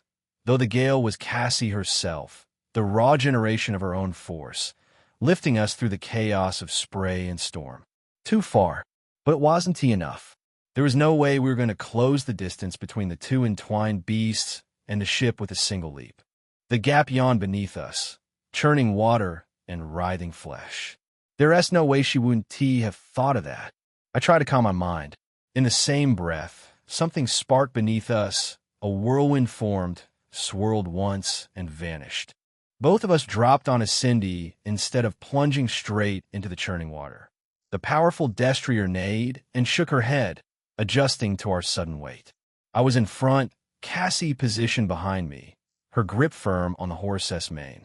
In a moment, Cassie steadied herself. I glanced up and saw the massive body of the Leviathan eel hurtling toward us, a wall of glistening scales and raw muscle bearing down like a collapsing building. "Cassie, incoming!" My scream came too late. Cassie didn't move, just held tight. It was Cindy that did the work. Her eyes blazed with fire. Her hooves ignited, heat rolling off them in waves. She exploded forward, becoming a comet that trailed toward the sky and collided with the incoming wall of flesh.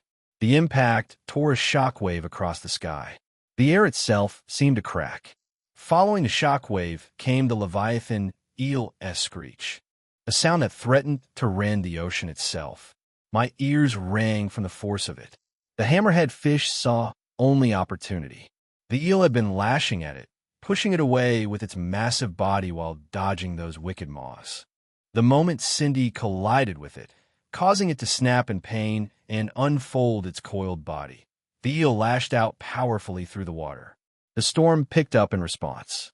Everywhere darkened, charged with stronger winds that whipped the sea into frenzy. What this did to the super-focused hammerhead fish, the one resolved to kill the eel, was make the bastard fervently wicked and confident in its teeth. The creature was already falling back into the waters when the eel screamed. The moment it did, the hammerhead whipped its whale-like tail, changed trajectory, and dove headfirst toward the unfolding skin. The bastard clenched its enormous teeth, long needles the size of pillars, and wickedly severed a chunk of the eel's flesh. Meat and scale tore away in a spray of violet. Another round of pained cries. This one lasted longer than the first, echoing across the darkened sky. Purple blood spilled everywhere. The water's surface was changing color, spreading like ink and wine. Cindy cannot run on air for long, especially after using that ability. We need to grab onto something. Cassie's eyes were already scanning even as she spoke, assessing the chaos below. She pulled the horse's mane. Cindy neighed. Her hooves tore apart and reformed into claws as she fell from the air, landing on a section of the eel's body and carving into its flesh to find balance. The horse's weight drove the claws deep, anchoring us to the thrashing beast. The Leviathan eel was clearly in agony, lowering itself toward the water.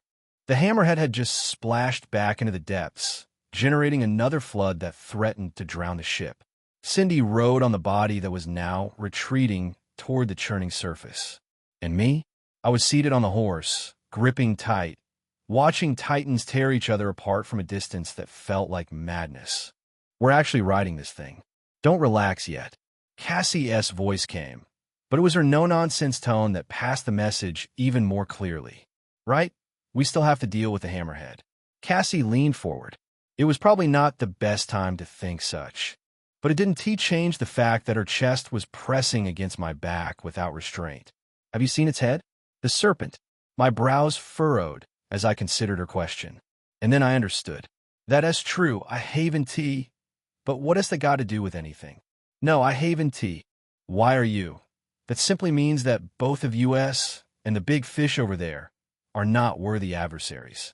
At least not yet. Hearing that was surprising. But the fish took out a chunk of its flesh. The body we stood on with Cindy was already reaching the water's surface. I could feel the eel's muscles shifting beneath us, the creature's desperate retreat pulling us down. Cassie looked down, and her helmet covered her face. She removed a portion of the material of her armor and formed a nose mask for me. At this point, we were already sinking into the water. As we entered, everything got darker. The cold hit first, then the pressure against my ears. But I didn't allow the darkness to persist. I quickly enhanced my sight with essence. I remembered the breath and began to apply it instantly. Inhale, hold, exhale, hold. The ocean opened before me. The breath technique was working, my vision sharper now than it had been a second ago, essence threading through my eyes and pushing back the murk. Everything still had that underwater quality, the world draped in blue like looking through colored glass. Shapes shifted behind that veil, silhouettes coiling in the deep. But point was, I could see enough. I could see the full body of the creature. And seeing it, I finally understood why Cassie had said it wasn't even taking us seriously. The creature, the eel, looked like a Chinese calligraphy character that just kept intertwining with itself. Coiled beneath the ocean in loops I couldn't count.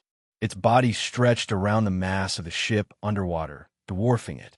The hammerhead fish was swimming toward it with the speed of a jet ski. Faster, maybe. It collided into the Leviathan eel's mass, because they were just silhouettes through the blue. I couldn't confirm whether it managed to tear flesh or failed entirely. But what I knew was, the next moment, a section of the eel's elongated body rose and split open to reveal a head like a sharpened needle. The needle ripped apart, kept ripping, a vertical maw lined with teeth like moving grinders, each one rotating. The mouth gaped wide enough to chomp down a section of a ship. Those jaws closed on the hammerhead instead. Bit clean in two. Blood gushed from the severed halves, misting the depths purple. Then the head sealed shut, curled back into the coils, and then turned towards the ship. Oh no! My heart plummeted. Because of a nose mask preventing water from flooding my lungs, I couldn't speak. So instead, I released an overwhelming amount of Emperor's presence. Please work. The beast lunged toward the base of the ship, then halted. The water trembled with sharp shockwaves. A red predatory light ignited in its eyes as it shifted toward us. Ah, thank goodness. A moment passed. Wait. No? Fuck me. Chapter 155. Baby steps now. I had successfully lured its attention away from the ship and instead brought it to me. In exchange, I had helped it notice the little worms walking on its body. Great plan. Just great. The eyes glinted through the murkiness of the water, and I didn't need to be told what was going to happen next. Just as it fixated on me and glinted with that red light, something howled and tore across the water with impossible speed and power. It was from behind me, and it was Cassie's sword. This girl. Her great sword tore forward with terrifying force and lunged straight at the creature's head. She grabbed me closer to her with one hand. Her movement in the water was not slowed one bit, but it formed bubbles that streaked behind us. Then she smacked her legs against her demonic destrier, and Cindy picked up speed, hooves finding impossible purchase as she began running on the body of the eel itself. As we ran, The eel was moving its body with furious speed, swirling in order to either bring us closer to its maw or intertwine us in the loop of its endless coils. But Cindy was devastatingly fast. She tumbled forward, leaving scorched marks sizzling across the beast's scales. It looked like we were racing against ground that was determined to pull us backward, the eel's body rolling beneath us, even as we sprinted across it. But at last we neared the surface of the water. Just as we neared, we were also running out of flesh to run on, and at the end of the body was another needlepoint tail. My instincts in that moment sharpened, and my eyes narrowed. No way. It wouldn't be. Before I even completed the thought, the needlepoint began to rip apart, revealing rows of grinding teeth. Before we got there, though, Cindy suddenly leaped like a wild bull, exploding out of the water in a spray of white foam. Cassie grabbed me close to her. As the destrier exploded out of the water, Cassie was already moving. She sprang off the horse with me like she had springs on her legs, using Cindy herself as a launching point, and in the process, pushing her back into the churning sea. But before she plunged back into it, I watched her vanish into sparks. Cassie rolled in the air. I glanced around, my head working. I didn't know if Cassie had a landing plan. I for one knew she couldn't fly, so there needed to be a way. I lashed out the white chains and anchored them to the mast of the airship.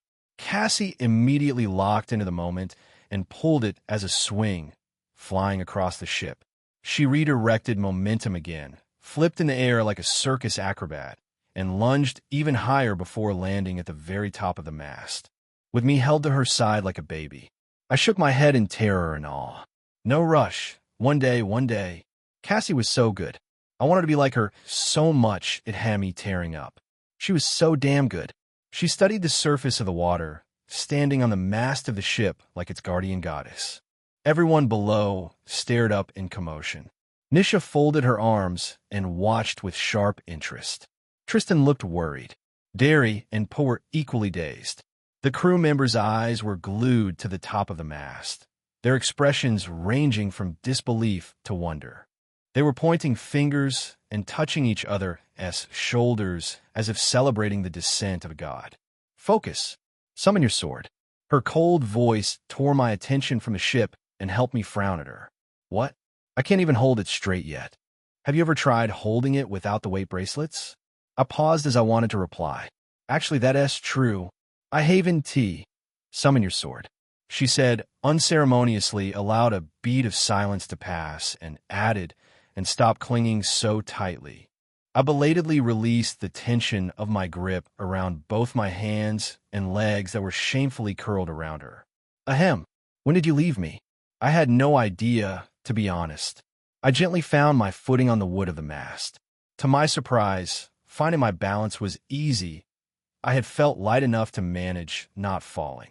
Sparks began to fly around my hand as soon as I extended it forward and willed the Frostfang's sword into existence. The sword appeared in my hand, and I held my position, expecting its weight to tilt me down. Instead, it settled into me, heavy as 30 kilograms, but it wasn't something I couldn't swing like in a nave. I stared in delight, raised the sword up, and studied it with starlight in my eyes. Cassie watched me for a moment and looked away, hiding the curl at the corner of her lips. The water beneath us was churning. I lowered the sword and stared at the water too. It's really sad, though, that my first enjoyable battle experience is going to be on uneven ground. Wait, scratch that. There's no ground at all. I complained, thought for a moment, and complained again. And what is this spirit beast here? Like Apex? This is certainly nothing like we VE battled before. Cassie scoffed. The eel was already revealing its body, curling out of the water and curling back in, coiling all around the ship. I'm ready when you are, Cassie said, looking at me with a smile I certainly did not like. I looked at her incredulously and blinked. What? You're not serious, right? The red light in her eyes got darker. You did say to me that you wanted to be able to lead us in a battle, not stand behind. Well, it takes clumsy steps like this. She turned away from me, studied the water, and turned back. Summoner. We do not have all the time in the world. I didn't exactly say lead. Below the ship, Tristan, Derry, and Nisha were looking up. They looked like they had just seen the wildest thing of their lives, and words couldn't even begin to describe their shock.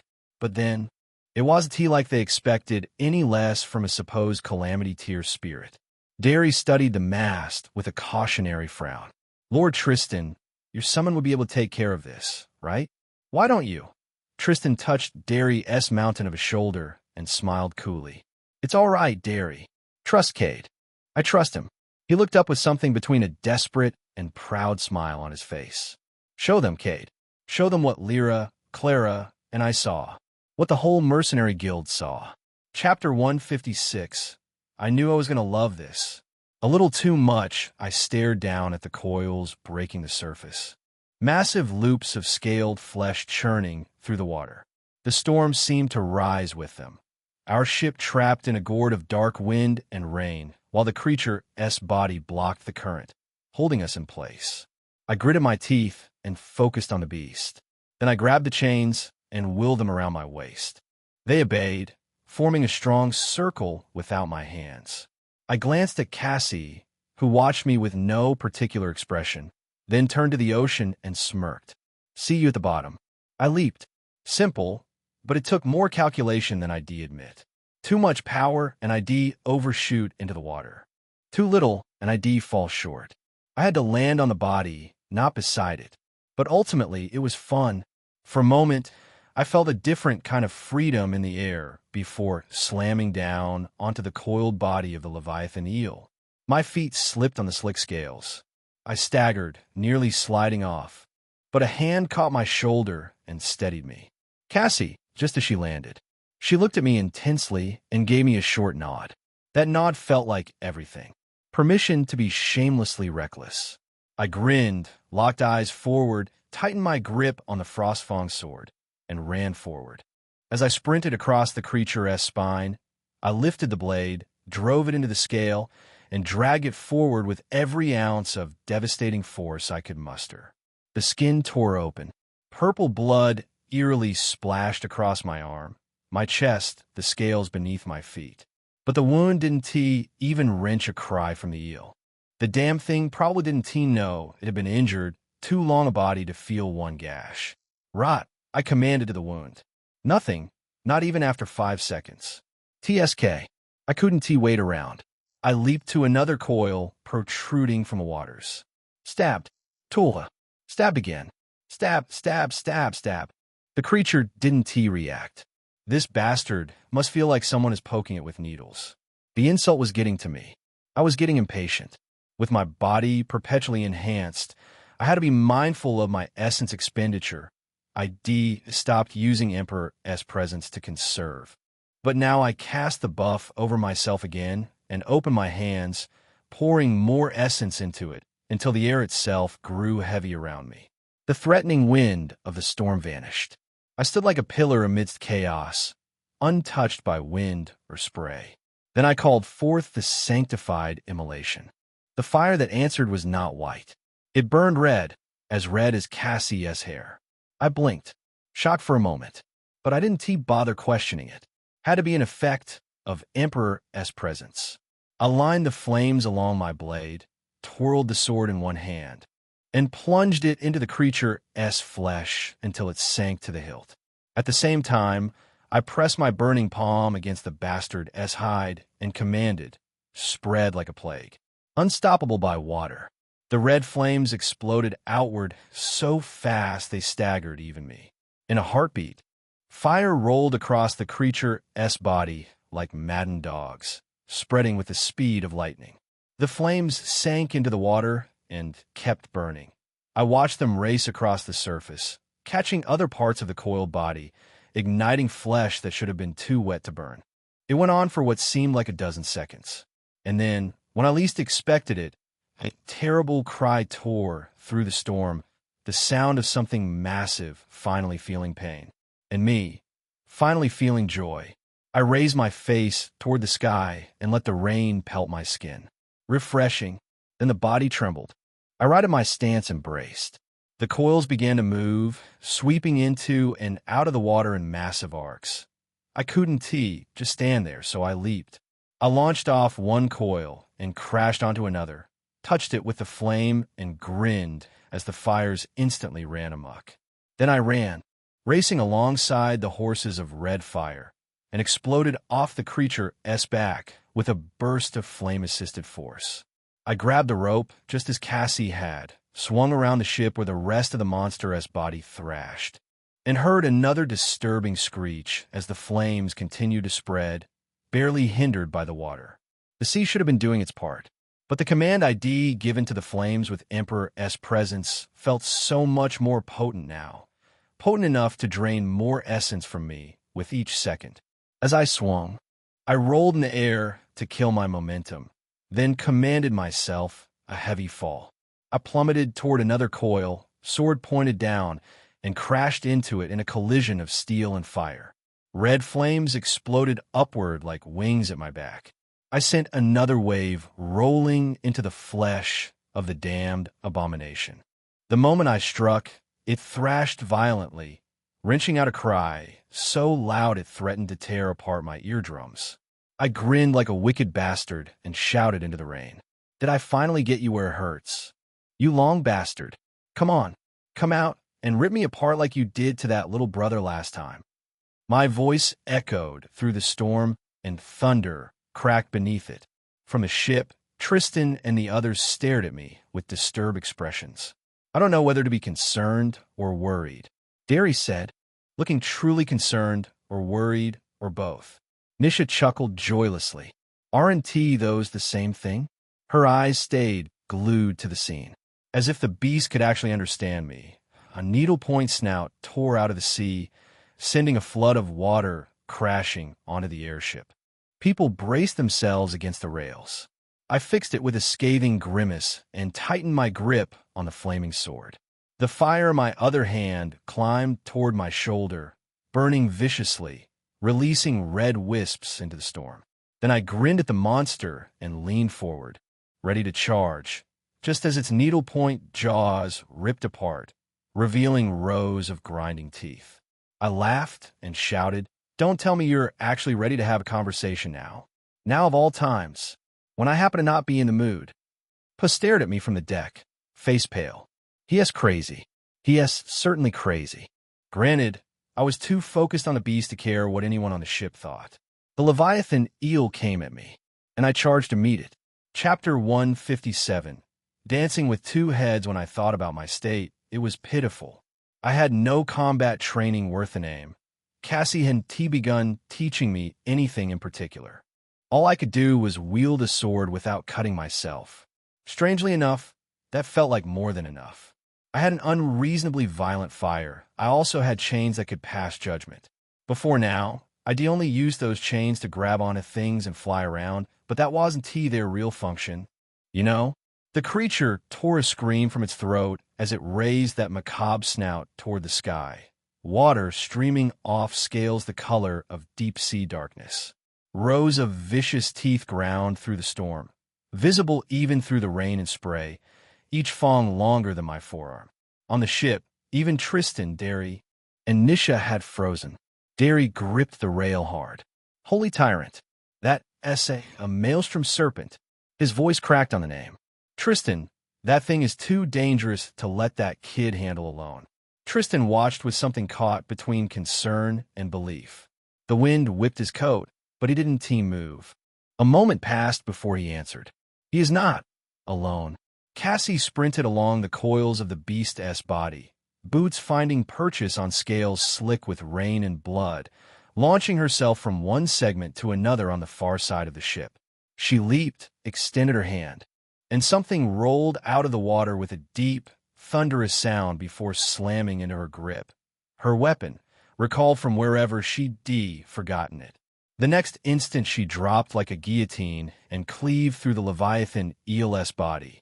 The blade meeting almost no resistance as it tore through water and flesh, cleanly severing that entire segment. Green blood gushed in arterial sprays. The creature tore another scream, guttural, cracking apart like shattering glass. I was too busy staying out of the snout's direct line of sight to appreciate the artistry. With Emperor's presence announcing me like a beacon of pressure, The creature seemed more focused on hunting me down, that massive head swinging toward me with jaws wide enough to swallow a car. Or maybe the bastard was just irritated. Could be either. Honestly, I didn't care. 5 chains shot from my back, dancing in the air like white serpents hungry for something to bite.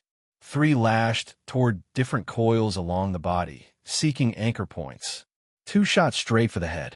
3 chains coiled tight around its body, links biting into scale and flesh. 1 caught its head, wrapping around the base of that massive skull. The creature's jaws snapped sideways and hooked the last chain between its teeth, trying to tear it free. It was enough. Judgment time, you overgrown bastard. The chains blazed white hot. The Leviathan eel let out an agonizing shriek that split the air. Its massive body became a demented whip, thrashing and lashing against the water in torment, sending waves crashing against the ship's hull.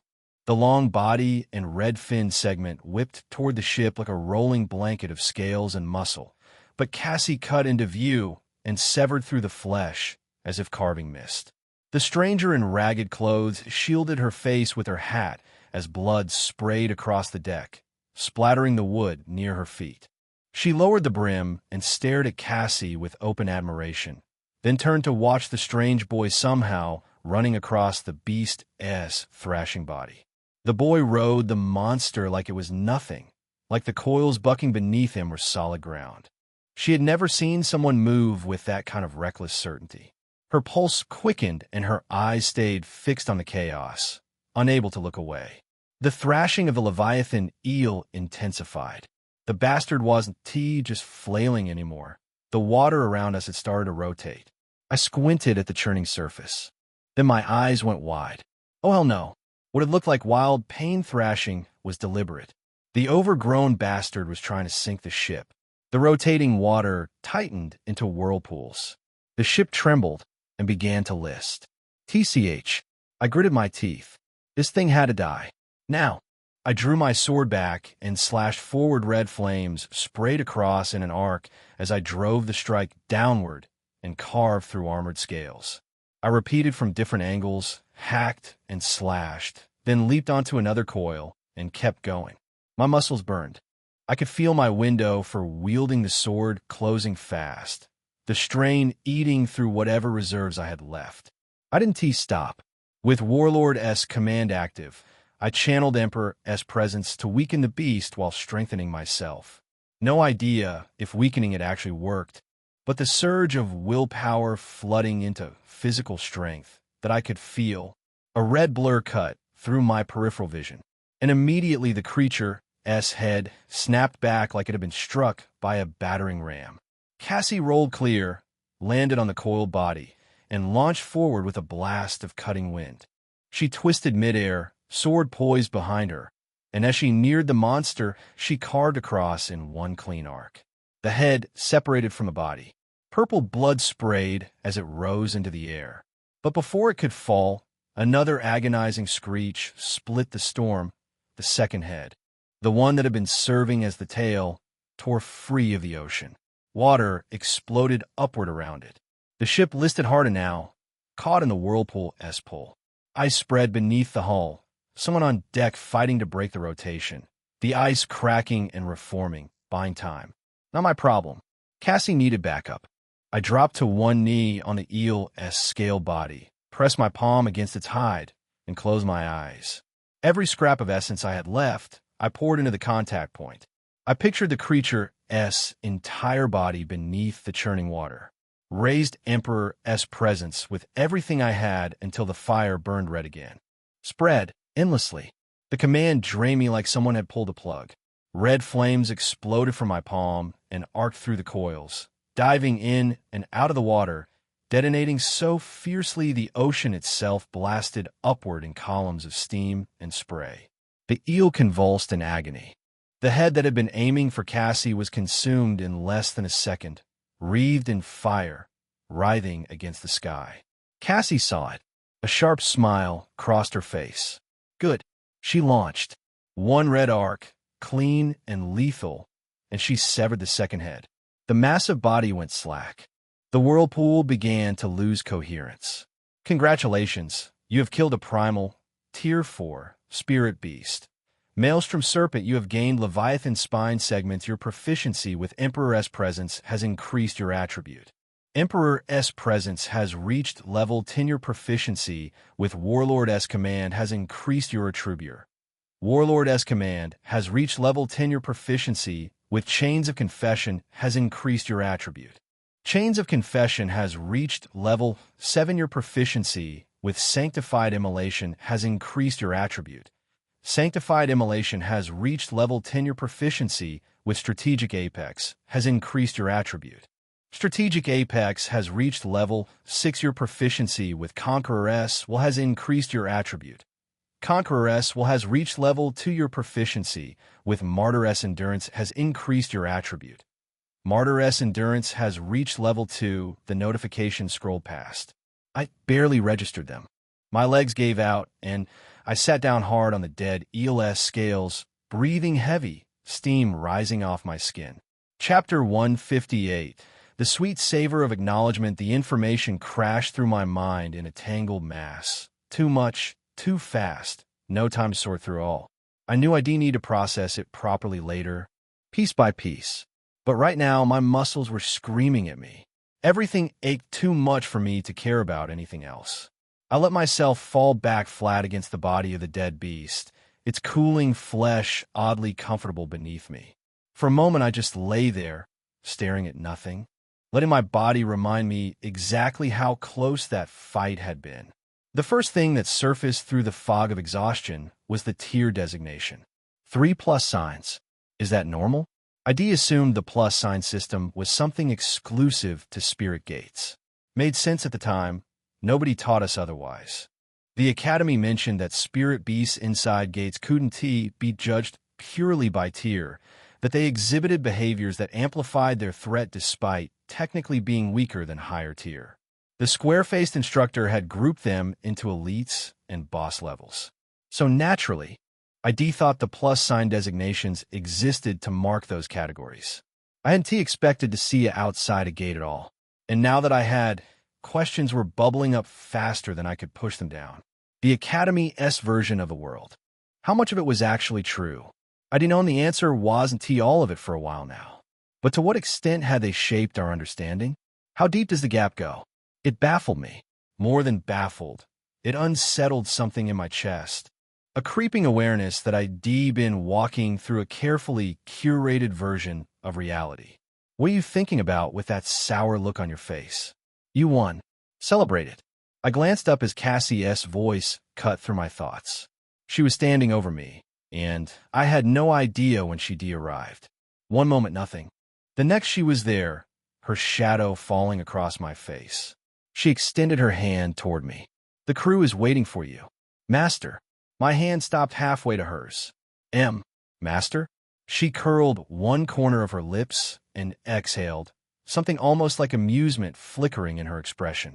It seems I've underestimated you. She glanced toward the floating mass of gray and red that used to be the beast, then back to me. If you could do this much with raw strength alone, I think you'll turn out to be one hell of a warrior. She pulled me up. As I found my footing, I caught the shift in her expression, a grin spreading across her face that had nothing warm about it.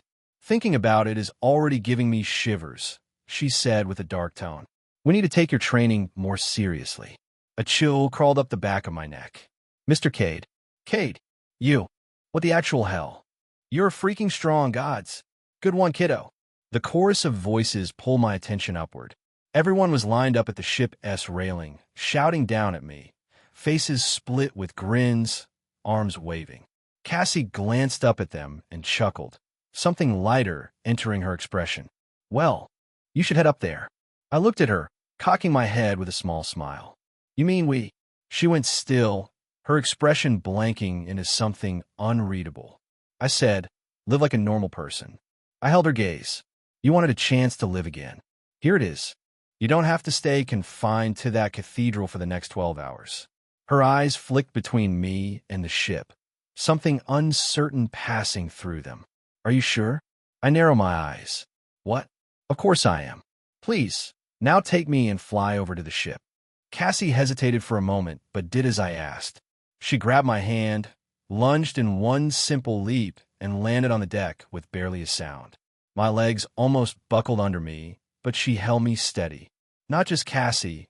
Others had reached out too, hand appearing from everywhere, including the Straw Hat Lady. Her fingers had barely grazed my sleeve before she pulled back. I glanced at her and watched her retreat, lowering the brim of her hat to hide her face. Ah, the Ronaldo effect. I let myself grin internally. Some things were universal, apparently. "Boy, what in the what are you? What is she?" Derry was the first to speak, jabbing a finger toward Cassie. Then at me. Then at both of us. "What are the both of you?" His voice sounded genuinely terrified. I straightened up and took the liberty of a proper introduction. "Hello, ladies and gentlemen." I spread my hands. "My name is Cade Marlowe, and I'm an F-rank spirit summoner." I shrugged. On paper, at least. In practice, I think I'm somewhere around B or a rank. If I wanted to be cocky about it, I'd say S rank. Granted, I recently hooped the ass of one S rank like that, so Tristan S. grin was immediate. "I hope you're not over there claiming false glories. God, it wasn't tea about you. Let me have my moment, okay?" The crew had gathered around me now, faces split between amazement and something approaching awe. They kept glancing up at Cassie, who stood perfectly still beside me, hands folded, eyes closed, radiating the kind of composed menace that made people very aware of their own mortality. "Oh, and yes, this is Cassandra." I gestured toward her. "My first and most powerful spirit summon. Villainous spirit, to be exact." Silence settled in the atmosphere first. Then the reactions hit all at once. I knew it. Those red sparks. She was a villainous spirit. But aren't they supposed to be, like, incredibly rare? Wait, are you an Otherworlder? Gosh, I've never seen an Otherworlder before. "Bro, can I have your autograph?" Hey. Everyone. Pa suddenly exploded, tail and ears standing on edge. He thrust his hand toward the sea. "Onto the boats. We need to retrieve every part of that serpent and have a very nice serpent stew. I will create a masterpiece. Right away, Master Pa. Ah, Master Pa's masterpiece. 6 gods. Who would be thought such fortune would befall us today?" The crew scattered immediately, bodies already leaping over the railing and splashing into the water below. The storm had vanished. Calm light pierced through the darkening clouds, and everything was clearing. Amidst it all, I made sure to shout, "The Spirit Core belongs to me." I remembered, too, well the effort I'd gone through to hide my Spirit Cores back at Athermere, only to never get the chance to claim them. I'm getting it back in time. But I was also sure that by then, I'd have more than enough. I turned and caught Nisha at the edge of my vision. She was smiling, already stepping away as everyone dispersed. I didn't remember her coming close or hearing her voice among the others. Something cold settled in my chest. Something was wrong. Chapter 159. Post-battle reflection and Lodestar review, while everyone else went around fixing up the ship for smooth sailing across the continent. I retreated to my room to rest. A rest I had clearly earned. After all that banter with an overgrown eel, I was feeling considerably more tired than my outward appearance was giving away. This caused me to move with low groans despite the happy, fulfilled expression I was wearing for the crew as benefit. This was my victory, one of many to come. The thoughts settled into my chest like warm water, refreshing and promising. I climbed onto the lower bunk and straightened into the warm mattress, my body practically melting into the fabric as the accumulated tension of battle finally loosened its grip. For a few moments, I just lay there, letting the craziness of the fight replay behind my closed eyes. Flying above a raging sea, trading words and flames with something that could swallow ships whole. The rush of wind, the roar of that massive body cutting through waves, Cassie and her crazy movement blazing through the storm. I could say I was pretty much used to the whole thing now, and in fact enjoyed it, which probably said something worrying about my mental state, but I chose not to examine that too closely. Flying while knowing that a single slip meant death was not as easy to confront as it looked, but I found an effective coping method. Selective amnesia. Don't think about it. Problem solved. I sighed and brought up my Summoner S status. The familiar blue panel flickering into existence before my eyes. This was something I'd been looking forward to, a major path that determined my growth, and I was eager to see how things had progressed. Summoner status name, Cade Marlowe rank. F Spirit Essence, 562,100 active spirits. 2-5 main attributes, Summoner S Touch, Basic, LV. 4. Infinite Vitality, Basic, LV. 3. Perfect Fit, Basic, LV. 4 extra attributes, Emperor S Presence, Combat Support, LV. 10. Strategic Apex, Utility Combat, LV. 6. Conqueror S Will, Support Combat, LV. 2. Warlord S Command, Support Combat, LV. 10. Sanctified Immolation, Combat, LV. 10. Chains of Confession, Combat Control, LV. 7. Inquisitorial Authority, Commander Debuff, LV. 1. Martyr S Endurance, Survival Support, LV. 2. I study the numbers carefully, my eyes lingering on each line. Darn. My main attributes have been rather stagnant, because these villainesses are too damn tough to pull. At this rate, it would take ages before I saw what these skills could really do at higher tiers. The thought was frustrating in a way that made my jaw tighten. I shifted my attention to the extra attributes, the ones that actually saw combat use. Emperor S Presence and Sanctified Immolation sat comfortably at level 10. My favorites, the flames that didn't burn me, the presence that made enemies hesitate while strengthening me in the same breath. Little wonder their proficiency had climbed so quickly. Strategic Apex at level 6 gave me pause. That one surprised me, though thinking about it, I suppose it made sense. Even Cassie had complimented me on my combat decisions, and that woman didn't hand out praise like candy. If she noticed something, it was probably real. Strange that I apparently have a talent for making good calls under pressure. Would V been nice to know that back on Earth when I was bombing every important decision in my life. Then my eyes dropped to the bottom of the list. Inquisitorial Authority. Level 1. Conqueror S Will. Level 2. Martyr S Endurance. Level 2. The Backbenchers. Gathering dust while the others did all the heavy lifting. Inquisitorial Authority was a debuff supposed to weaken enemies, strip away their combat effectiveness. Conqueror S Will gave me mental resistance, a shield against psychic attacks and manipulation. Martyr S Endurance was the reason the White Flames didn't cook me alive, and why I started feeling strangely comfortable around heat in general. They were all useful skills and important skills, and skills I barely used.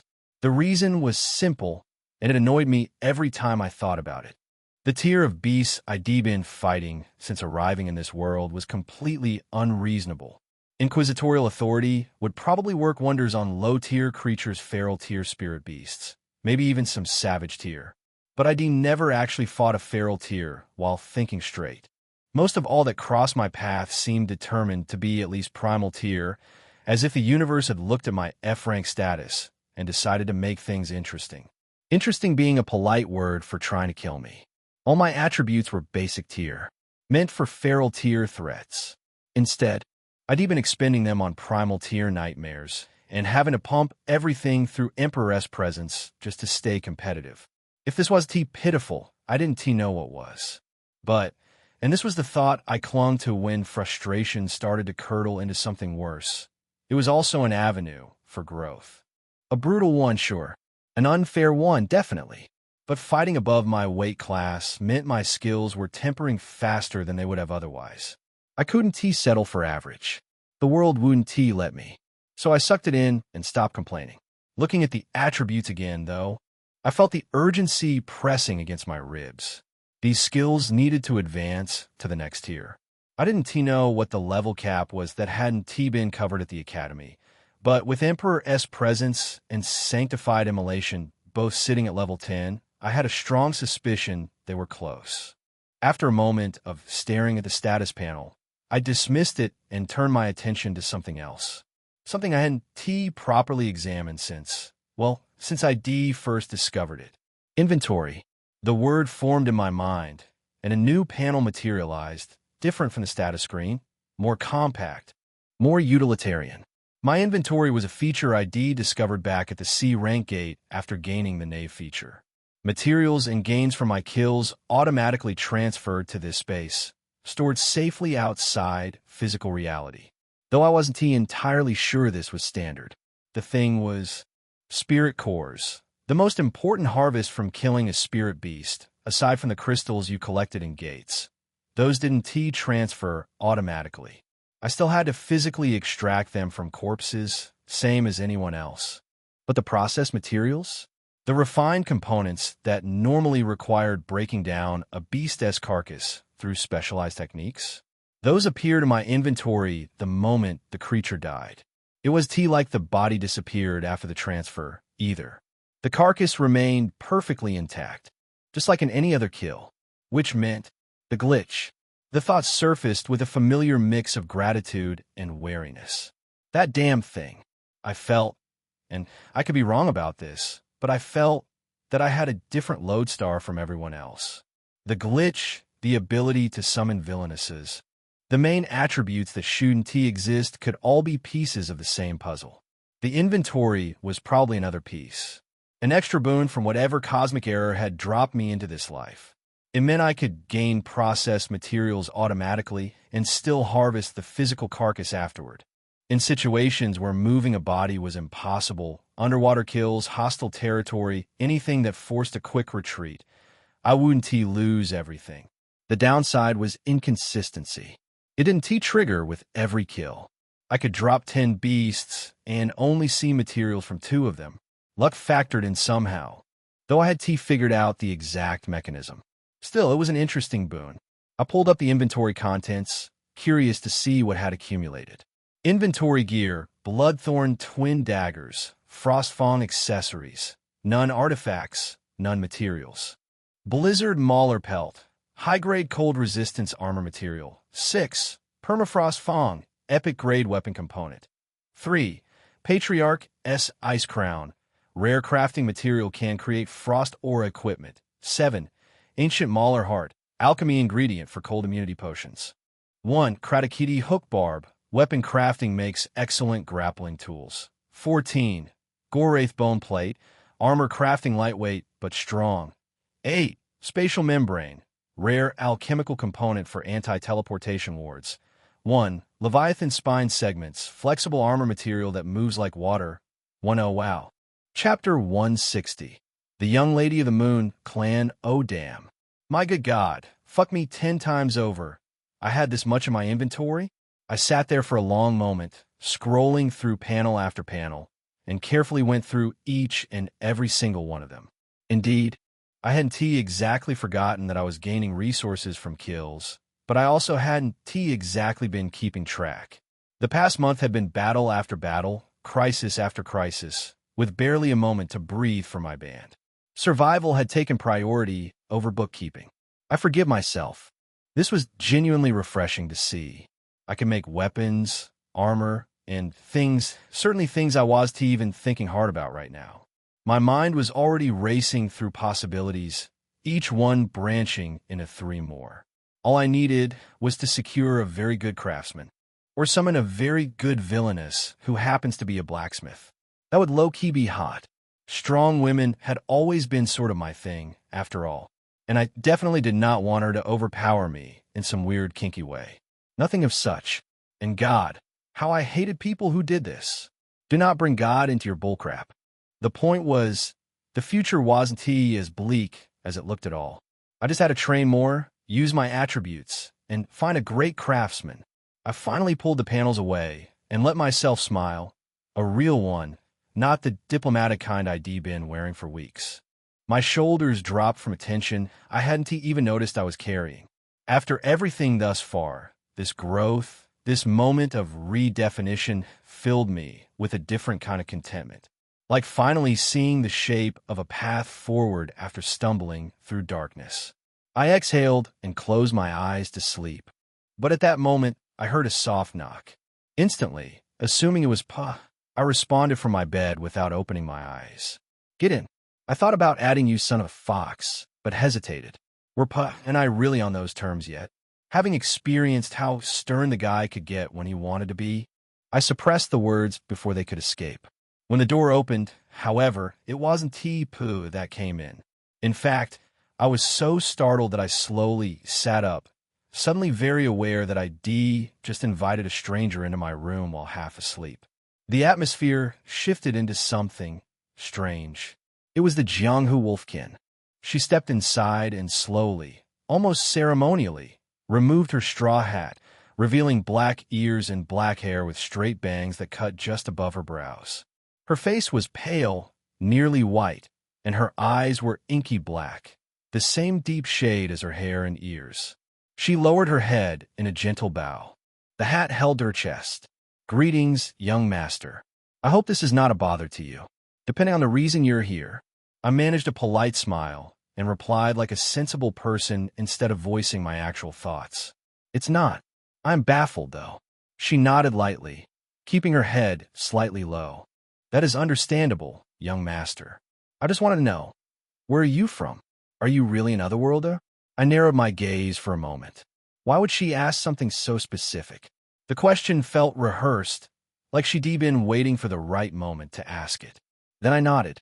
"Yes, I'm an otherworlder, although I've been hunted for the past month for that very reason." Light seemed to explode from her eyes the moment I responded. Her whole posture transformed, tension releasing into something almost desperate, almost hungry. "You're an otherworlder. Then is it true? The tales of swordsmen that can fly on their swords and cleave a mountain in two.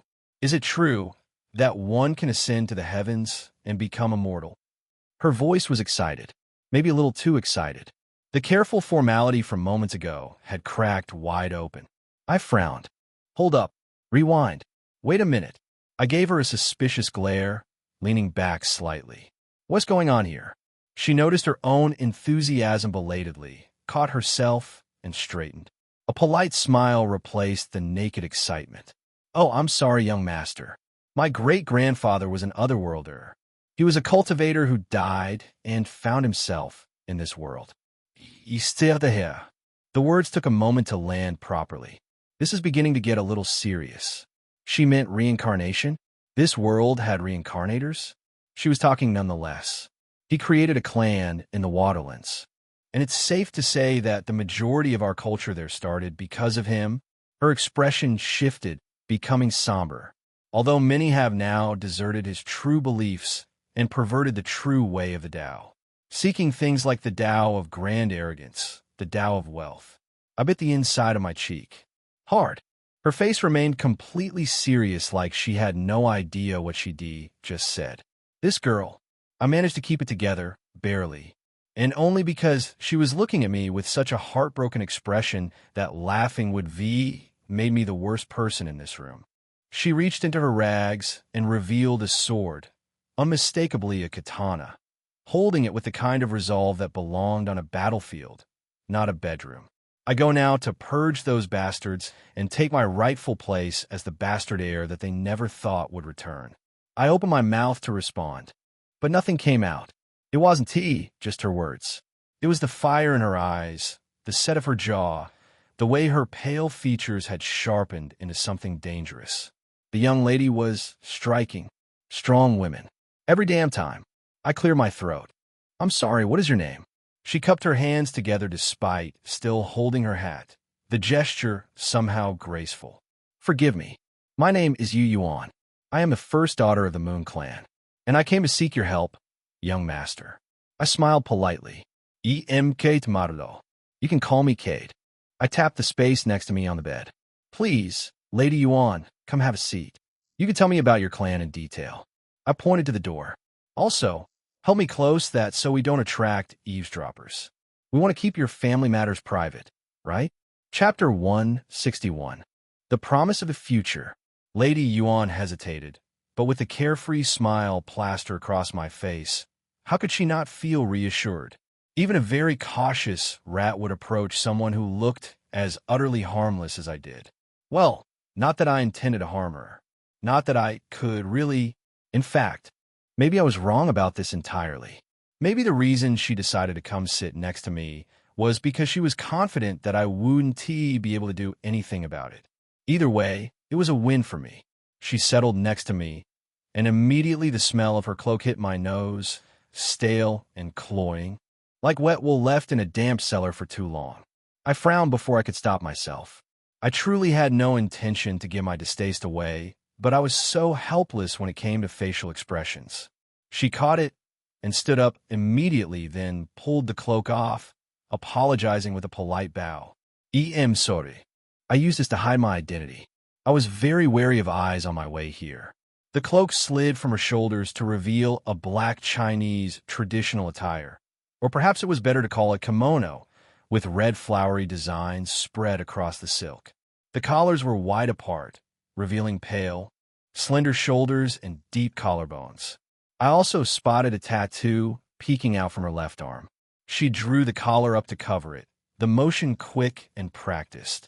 Interesting. A mark she doesn't want seen. Her tail fell freely behind her, swaying with a life of its own. And stashed at her side was a beautiful black and red katana, just as I had suspected. She removed the sword and allowed it to rest against the wall by the door, then hung her cloak on the handle and placed her hat on the same hook. Then she bowed again, a shy chuckle escaping her lips before she sat back down.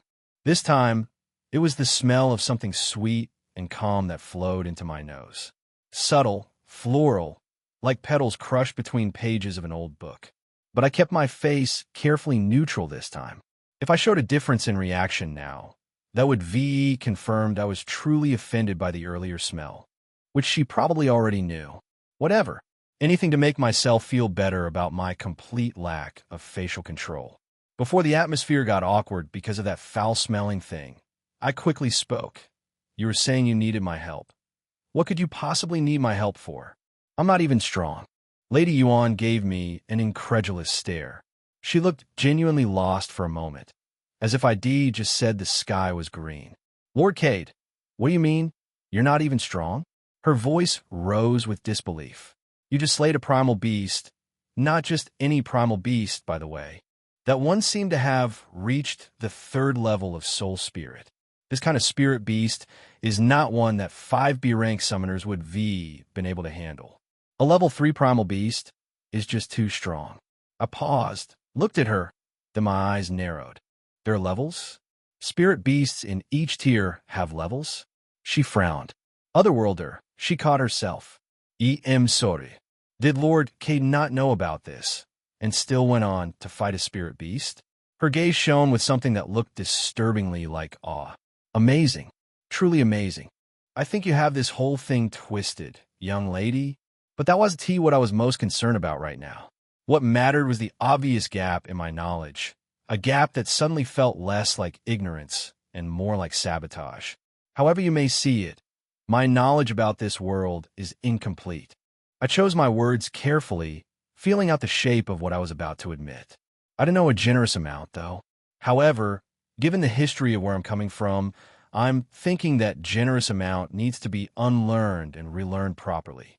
The church had left out too much. Far too much. And I had no idea why. Was it because they wanted to control us through information? But how exactly would withholding that part of the information control us? Wouldn't it just put us in terrible danger instead? Now that I think back, Stony Face Instructor always looked like he hated having to teach us.